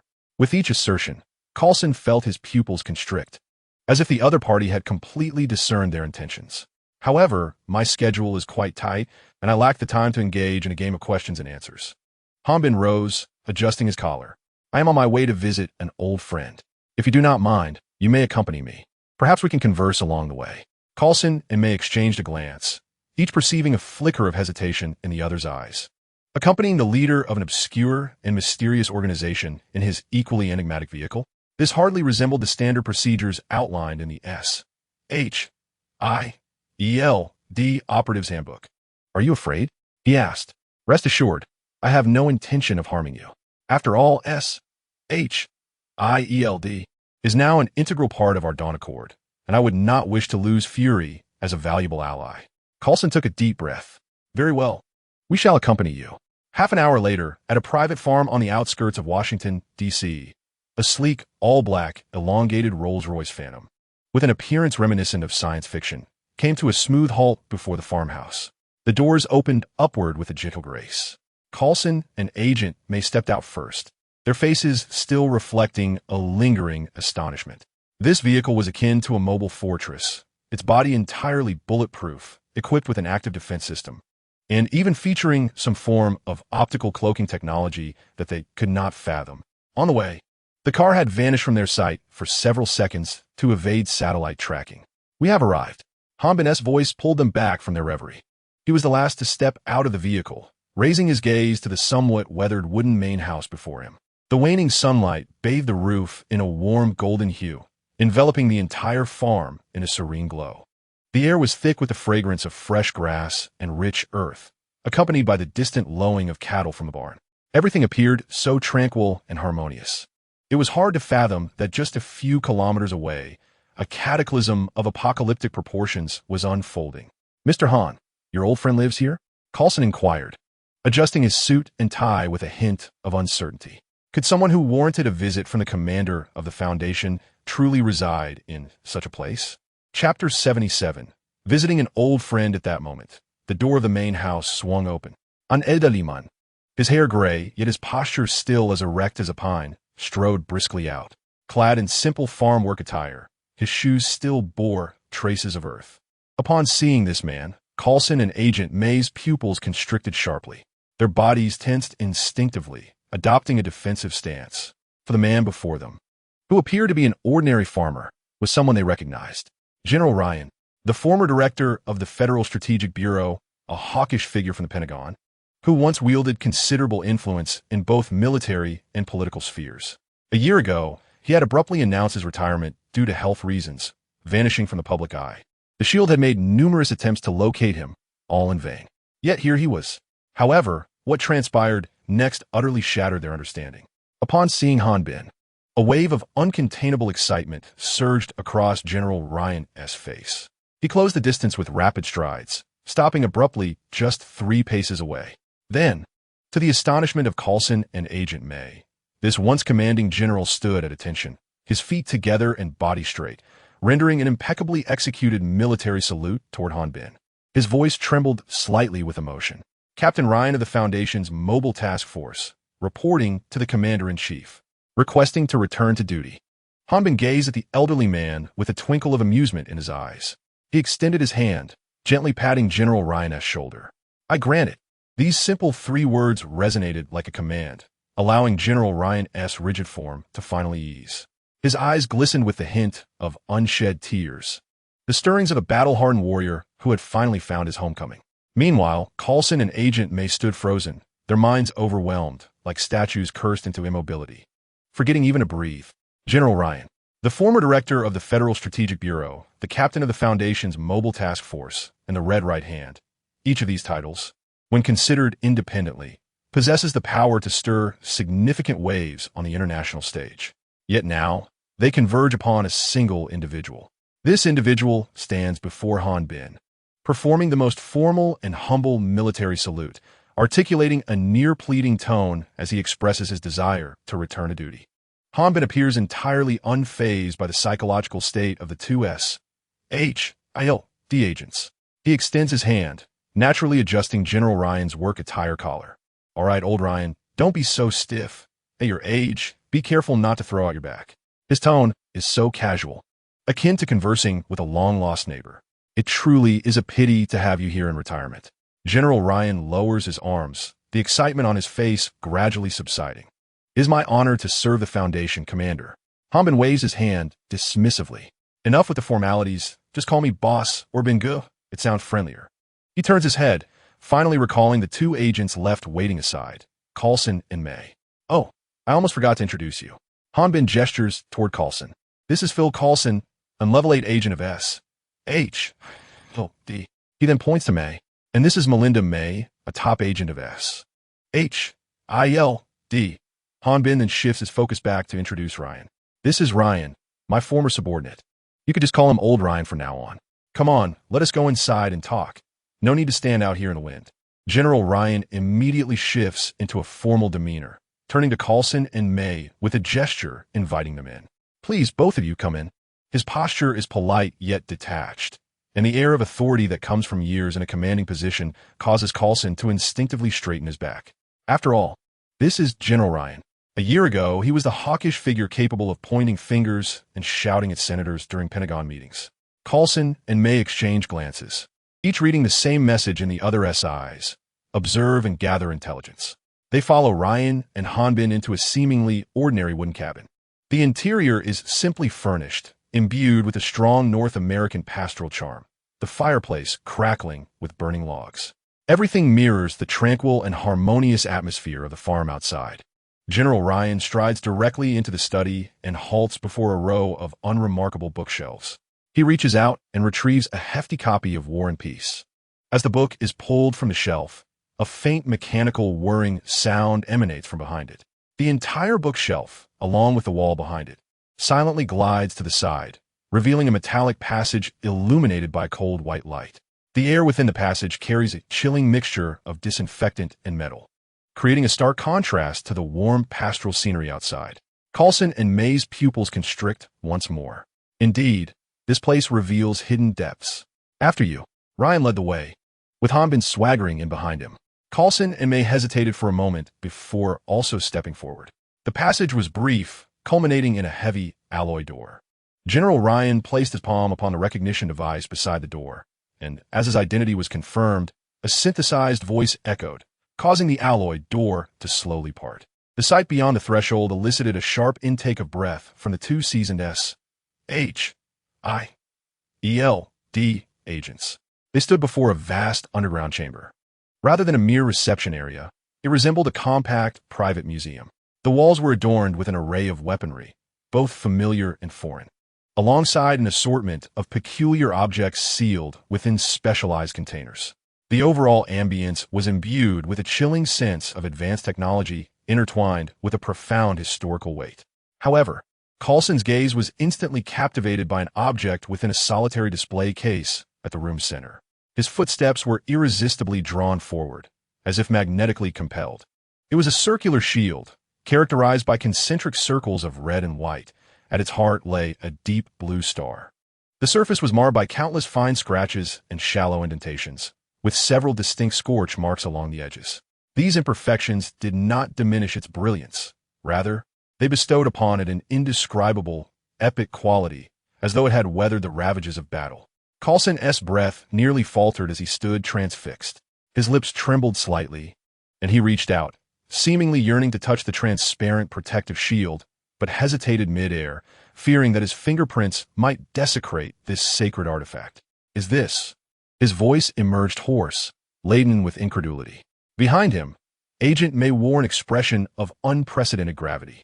Though not a fan of anyone in particular, she recognized the shield's material and design with clarity. It was indeed an authentic piece. Just a souvenir, Hanbin's languid voice interjected. Howard Stark had quite the craftsmanship back in the day, though he did have a flair for the dramatic. Coulson abruptly turned to Hanbin, his eyes brimming with a desperate desire for validation. Mr. Han, is this truly Captain America's shield? What else could it be? Hanbin sauntered over to the bar, pouring himself a glass of water.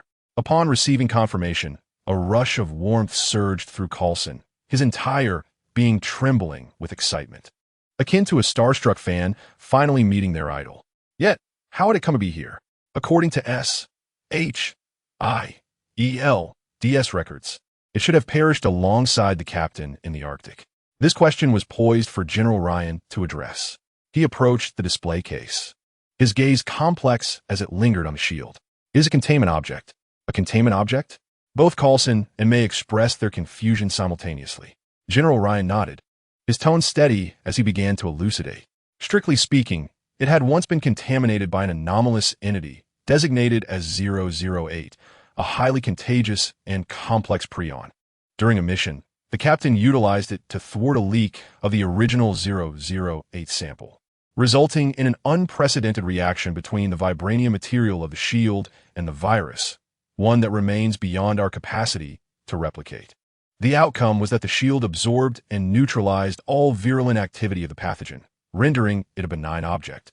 However, this transformation came at a cost. It lost most of its physical properties and was no longer indestructible. Layton paused, seemingly lost in recollection. Consequently, Howard worked tirelessly to forge a second shield for the captain, the very one that later vanished alongside him. The contaminated original shield was subsequently reclaimed by the Foundation, assigned the designation 77891, classified as harmless.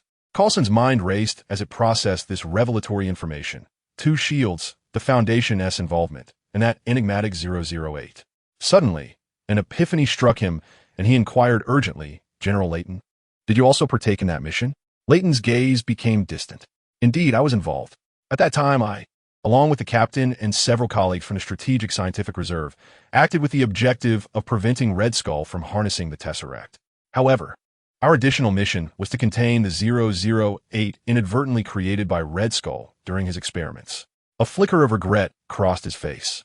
We successfully thwarted Red Skull, yet the containment mission faltered. The sample of 008 was lost amidst the chaos and remained missing until its recent reemergence. This revelation unsealed a 70-year-old secret. Coulson and May were profoundly shaken. It appeared that behind the globally renowned battle of good versus evil lay the shadows of the Foundation and its anomalous containment objects. They had believed they understood history, only to discover it was merely the tip of the iceberg. Taking a deep breath, Coulson endeavored to steady his tumultuous emotions. His professional training as an agent enabled him to swiftly grasp the crux of the matter. General Layton, I must report the existence of this shield to Director Fury. This is a significant discovery that could rewrite portions of S.H.I.E.L.D.'s internal records concerning Captain America. Certainly, unexpectedly replied Han Bin. You may contact him now. Just convey my words and advise him not to overreact. With permission granted, Coulson nodded appreciatively. Thank you, Mr. Han. He exchanged a knowing glance with Agent May, who understood the gravity of their information overload. They needed to return immediately to organize their report. Mr. Han, General Layton, if there are no further matters, we shall take our leave. Coulson said politely. Yes, go ahead. Han Bin waved his hand dismissively, as if shooing away a fly. Please drive slowly. Do not scratch my car, said Coulson as he and May turned and exited the secret Layton basement. As the alloy door gradually closed behind them, they could still hear Han Bin's voice echoing, Old lie, bring out my treasured Lafite. Tonight, we shall drink until we are inebriated. The door finally shut, severing all ties to the outside world. In the reception room, only Han Bin and Ryan remained. Just moments ago, Han Bin had been clamoring for a drink, but now his smile had vanished entirely. His gaze had deepened, becoming tranquil, as if he were staring into an unfathomable abyss. General Ryan similarly concealed all expressions, reverting to the serious demeanor characteristic of a soldier. He approached the desk on the opposite side of the room, standing rigidly. Speak, he commanded. Han Bin settled onto the sofa, crossing his legs and gently tapping his fingers on his knee. What truly transpired back then? Ryan's eyes sharpened. Commander, our crossing of the veil into this world was not by mere chance. Our initial mission was to investigate an anomalous project, designated Project 219. Han Bin's fingers ceased their tapping. Element 219? Indeed, Ryan replied gravely. Our pursuit of Element 219 ultimately led us to this realm. During our passage through the veil, we lost contact with most of your forces. Only our Alpha Team 1 managed to arrive successfully. However, we paid a heavy price. Our ship crashed, our equipment was lost, and we were severely affected by the intense radiation of element 219. He inhaled deeply, unveiling an even more astonishing secret. Subsequent research revealed that the 008 we brought with us underwent unknown mutations under the radiation of element 219, resulting in its current state. Hanbin's brow furrowed slightly. Ryan approached the desk and bent down, rummaging through a concealed compartment at the bottom. With a soft click, a drawer sprang open.